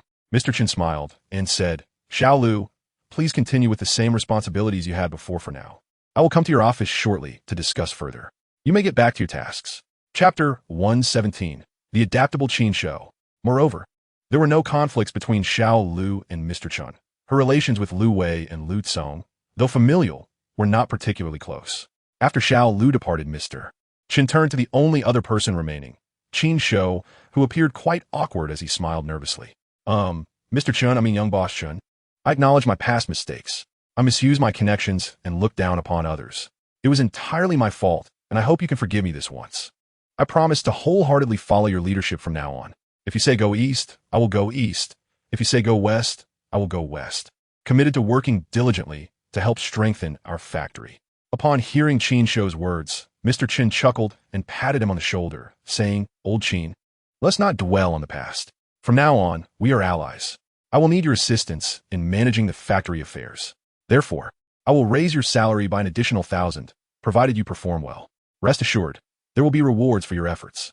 Qin Shou, filled with excitement, quickly expressed his gratitude. "Thank you, young boss Chun. I assure you, I will work hard and will not betray your trust and expectations." Mr. Chun waved his hand dismissively, saying, "Enough with the flattery. You will continue to handle the role of factory manager, but bear in mind to focus on your work and keep your intentions pure. If I discover any ulterior motives, I shall not be lenient." Qin Shou's anxiety returned, prompting him to apologize profusely and express his gratitude once more. As Mr. Chin nodded, he cautiously said, "Please continue your work. I shall attend to my duties, and should you need anything, do not hesitate to call for me. At this moment, Chen Ge flashed a charming smile and said, all right, go ahead with your tasks. Oh, by the way, Lao Qin, the restroom in the workshop is rather untidy. Since you currently have no pressing matters, why not take a moment to clean it? Remember to wash the walls as well. And please dispose of the trash in the bin by the roadside outside the factory. Chen Ji's words momentarily left Qin Shou at a loss. However, Chen Ge chose not to elaborate further, instead gazing at Qin Shou with a knowing smile as realization dawned upon him. What's the matter? Are you, Director Qin, unwilling? At that moment, Qin Shou suddenly recognized that this was precisely what he had said to Chen Yukai not long ago. A hint of bitterness welled up in his heart. Yet he refrained from voicing any objections. He understood that Chen Ji's request was not an act of revenge, but rather a minor reprimand. With a rueful smile, he nodded and replied, all right, Boss Chun, I'll attend to it right away. Chen Ge clicked his tongue and remarked, now, Lao Qin, your expression suggests you are rather reluctant about this task. If you don't wish to do it, feel free to decline. I won't force you. Qin Shou grasped the implication behind Chen Ji's words. If he refused to clean the workshop restroom, he might as well relinquish his position as factory director. That was simply not an option for him. Not to mention, his monthly salary had recently been increased by 2,000, making this job far too valuable to let slip away. In an instant, a broad smile spread across his face as he slightly bowed and said, what are you saying, Boss Chen? How could I possibly refuse? I've long been displeased with the state of the workshop restroom. I'll clean it thoroughly and ensure it meets the standard where one could drink directly from the toilet bowl. Chen Ge laughed heartily, all right. As long as it looks clean and is odor-free, that's all that matters. Drinking from the toilet? How disgusting. Qin Shou chuckled awkwardly and promptly made his way to the restroom, working diligently and appearing quite earnest. Previously, Chen Ge had held a rather unfavorable view of Qin Shou, considering him overly opportunistic. However, his perspective had shifted. He now recognized that a person capable of adaptability, like Qin Shou, possessed a certain competence. He realized he was beginning to appreciate Qin Shou, albeit in a manner of admiration for his abilities. After arranging matters with Qin Shou, Chen Ge diverted his attention and headed to Xiao Lu's office on the second floor. Upon entering, he found Xiao Lu seated before her computer, engrossed in her tasks. Chen Ge smiled and took a seat opposite her, saying, honestly, I didn't expect you to come here. Chen Ge chuckled and chose not to pursue the topic further. Since she believed Lu Cong had left the city, he would let that notion stand. You make a valid point. From now on, focus on your work, and I'll increase your salary by 2,000. It was originally 6,000 a month, but now it will be 8,000, including meals and accommodation. You'll have access to a single dormitory, and whether you choose to stay or not is entirely up to you. Xiao Lu nodded appreciatively. Thank you. Suddenly, Chen Ge felt inclined to tease this charming girl, whose name suited her well. With a smile, he inquired, thank whom? Xiao Lu replied with a grin. Thank you. Chen Ge, Boss Chun, Director Chun. Is that sufficient? Chen Ge exited her office with a hearty laugh. Following this, she sought out Chen Yukai, who was busy counting the remaining boards in the workshop. Qin Shou, having just cleaned the restroom, trailed behind, diligently recording notes with a notebook and pen. Upon noticing Chen Ji's arrival, Chen Yukai smiled and inquired, there are still quite a few boards left in the factory, which could be perfectly utilized at Wan's construction site. Chen Ge nodded in agreement and reiterated to Qin Shou, this is our inaugural order. We must ensure the quality is meticulously controlled. I'd rather earn less than compromise our reputation for excellence. Chapter 118. The First Encounter with Boss Ma. Early the next morning, Chen Ge rose, quickly freshened up, and proceeded downstairs for breakfast. Afterward, she requested Anna to escort her to Lu Yaozu's company. Once Lu Yaozu and his son arrived, Zhou Feng drove the three of them to the airport. With a smile, Chen Ge solemnly assured, rest assured, Manager Lu, I will give it my utmost effort. Lu Yaozu chuckled, patting Chen Ge on the shoulder. Good. With your word, I am at ease. As they exited the airport, Lu Yon was already waiting for them. After exchanging greetings, they boarded the car, but this time, their destination was not DeLong International Jewelry. Instead, they headed towards Jimao Jewelry Jade City. Located in the Reili Jiao district, one of the most influential trading hubs for jade gambling in the region. Chen Ge looked at Lu Yaozu in surprise and asked, Manager Lu, are we not visiting Boss Wu at DeLong? When she expressed her confusion, Lu Yaozu chuckled and simply uttered a name, Ma. Boss Ma? Upon hearing this title, a previously dim memory rekindled in Chen Ji's mind. She almost forgot that the person who had deceived Chen Yukai years ago, alongside Lu Wei and his son, was also someone with the surname Ma. now that the grievances with Lu Wei had been resolved. Was it time to settle matters with this Ma as well? Observing Chun Ji's expression, Lu Yaozu advised, do not rush. Take it step by step. Chen Ge nodded emphatically. Indeed, one must tread carefully on the path ahead, for haste can lead to perilous falls. Upon their arrival at Jimao Jewelry Jade City, Zhou Yong parked the car, and the group entered the bustling marketplace, where an array of jade raw stones and shops flourished, steeped in the rich ambience of jade culture. This place attracted jade raw stones from Myanmar and beyond, and numerous local merchants engaged in the jade trade. While some of the seasoned traders from Myanmar could be quite unscrupulous, it was often a sight to behold as they were mercilessly bargained down by domestic business owners. For instance, they paused to observe a scene where a particularly sweet-looking woman, appearing somewhat delicate, was negotiating with an older Myanmar trader, who presented an assortment of small jade ornaments. The woman examined a tiny ring set with a small jade stone and, after a moment of contemplation, requested the trader to quote a price. Chen Ge felt a sense of familiarity with the woman. She seemed to recall having seen her on Douyin, as she was quite a well-known influencer in the area. The old Myanmar man, with a sincere expression, declared, a splendid item, a flat price of 30 million. The beautiful woman rolled her eyes and inquired with mild irritation, in Chat or RMB. The old Myanmar, puzzled, responded, 80,000? At that moment, Chen Ge encountered the emoticon he had only seen previously on Douyin. Oh my! This scene prompted a wave of laughter among the onlookers. However, what astonished everyone most was the old Myanmar's unwavering response. Sell. It was utterly shocking to the values of those present. Therefore, Chen Ge advised everyone, jadeite carries risks. One must proceed with caution. After enjoying the spectacle, Chen Ge and his companions arrived at a stone gambling shop named Thiyuan Hall. Before entering, Lu Yaozu exchanged a knowing glance with Chen Ge, who instantly understood that this must be the gambling shop owned by Boss Ma, as previously mentioned by Lu. The shop was bustling with activity. By the tea table next to the counter, a middle-aged man, slender as a monkey and adorned with a string of emerald beads, appeared to be in his 50s. Upon seeing Lu Yaozu and his companions enter, he paused, then rose with a slightly stooped posture and greeted them with a broad smile. Ah, Mr. Lu, it has been quite a while since you last visited. Lu Yaozu responded amicably, Boss Ma, here I am. At that moment, Boss Ma's gaze swept over Lu Yaozu's companions. He nodded in greeting to Lu Juni and Zhou Yong, but when his eyes fell on Chen Ge, he halted, smiling. He remarked to Lu Yaozu, this gentleman seems unfamiliar. Is it his first time here? Lu Yaozu replied with a grin, indeed.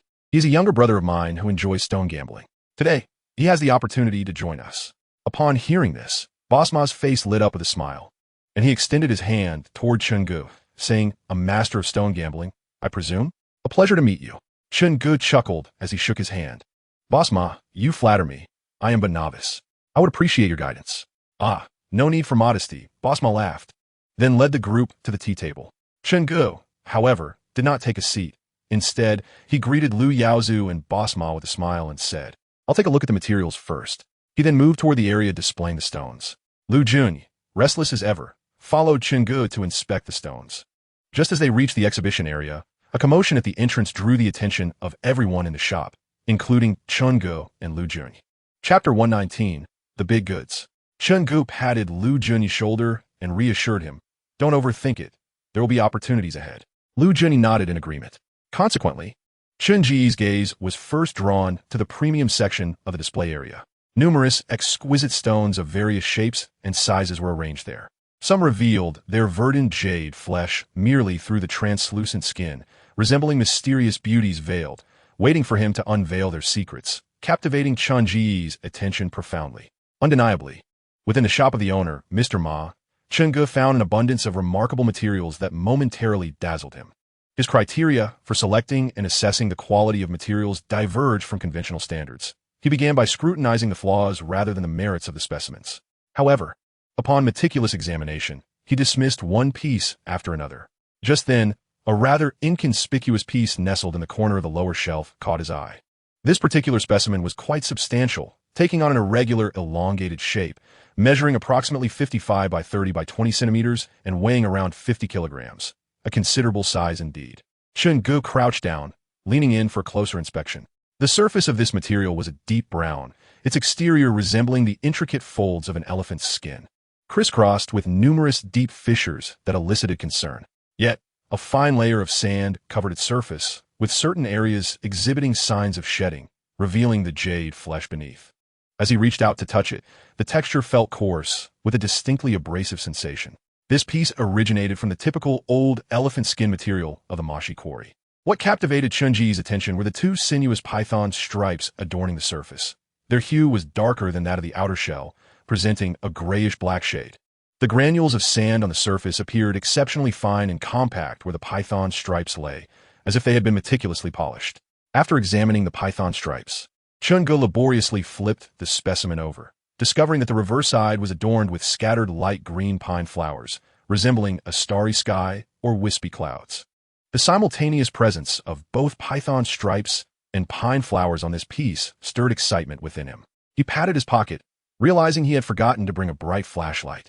At that moment, Lu Junyi, who had been accompanying him, kindly retrieved a flashlight from his own pocket and handed it over. Chungu graciously accepted it and illuminated the material for further inspection. Standing upright, he took a deep breath, striving to calm himself as he mentally evaluated the piece. It exhibited both advantages and disadvantages. On the positive side, the performance of the outer shell was nothing short of exceptional, featuring old elephant skin, pine flowers, and python stripes, an extraordinary combination rarely seen in the realm of stone gambling. This suggested that the quality of the internal jade flesh would likely not be inferior, with a high probability of achieving a grade above icy jade, perhaps even reaching the level of high icy or glassy jade. Additionally, there were vibrant greens present, whether emerald green or yellow green. For a piece of jade with high quality and a hint of green, as long as it could be processed, whether into bracelets, pendants, or decorative items, its market value would undoubtedly be considerable. Nonetheless, the drawbacks of this material were equally apparent, the most significant being the presence of pronounced internal fissures. Furthermore, one could not dismiss the possibility of color relying on the skin, commonly referred to as skin green. Additionally, the uniformity of the quality and color was difficult to ascertain. It was possible that only certain areas exhibited superior quality, with uneven color distribution, potentially affecting the overall quality of the material. The more one gains, the greater the fear of losing it all. Previously, Chungu had little to worry about, but now he found himself changed, becoming somewhat hesitant in the face of decisions. Lacking the decisiveness he once possessed, he retrieved a cigarette, igniting it and taking a deep drag. As he weighed the pros and cons of the material in his mind. Just as the cigarette was about to burn down to the filter, Chungu gritted his teeth, tossed the butt to the ground, and extinguished it with his foot, growling, "Let us do it." Chapter 120. A material worth 1,500,000. He resolved to gamble on this piece. Duan Liangda chuckled and said to Chungu, "Brother Chun, let me join you in this venture." Chungu nodded in acceptance. Upon hearing the price, Chungu couldn't help but click his tongue in disbelief. This unscrupulous owner truly was a merciless individual, demanding a staggering 5 million. This price was utterly beyond his expectations, as he only had a little over 170,000 on hand. Chungu shook his head, looking at Boss Ma with a smile. "Boss Ma, this is quite the exorbitant price you're asking. Since you called me Brother Chun, isn't this a bit unfair?" Boss Ma, however, responded with a grin. "Brother Chun, I assure you, I am not quoting an arbitrary price. This is authentic Moksha old elephant skin with fine grain. You are an expert. Just look at the python markings and the pine flower on this material.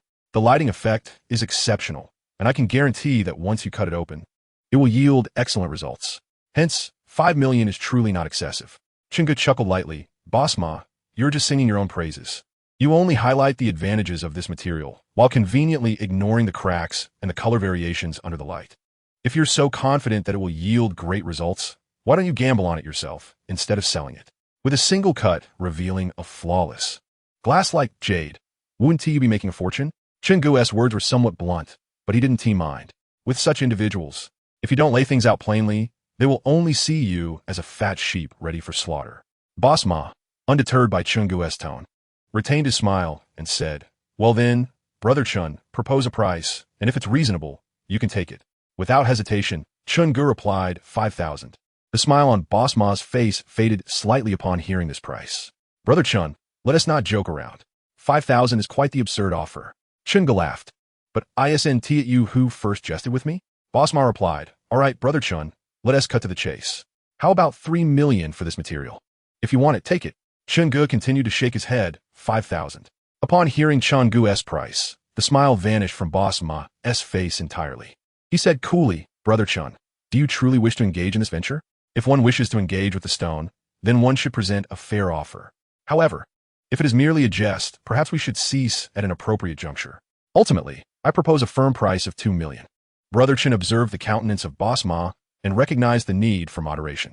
He understood well that this material could not be acquired for merely tens of thousands. Shaking his head with a smile, he remarked, since Boss Ma has stated it thus, I shall refrain from jesting. The risks associated with this material are evidently apparent to you, as they are to us. Thus, there is no need to reiterate such matters. I offer a firm price of 1 million. If agreeable, I shall take it for enjoyment. If not, then so be it. Upon hearing Brother Chen's proposed price, Boss Ma pondered for a moment before declining. However, this offer appeared to approach the figure he had in mind. And considering the low likelihood of a favorable outcome with this stone, which had garnered considerable interest from others who ultimately deemed the risk too great, he recognized Brother Chen's genuine desire to acquire it. Therefore, with a resolute decision, he offered a final price. Brother Chun, let us not become entangled in trivial profits. I can see that you truly appreciate this material. Let us each make a concession, 150,000. Brother Chen contemplated this and eventually nodded in agreement. Very well. It is settled. The price was established at 150,000. Duan Lianda laughed heartily. Naturally, we must take a chance. Brother Chun, still smiling, inquired, how shall we divide this material? Duan Lianda considered for a moment and replied, as per our usual arrangement, how about I take 60% and you 40? I shall contribute 90,000, while you contribute 60,000. Brother Chen readily accepted, smiling in agreement.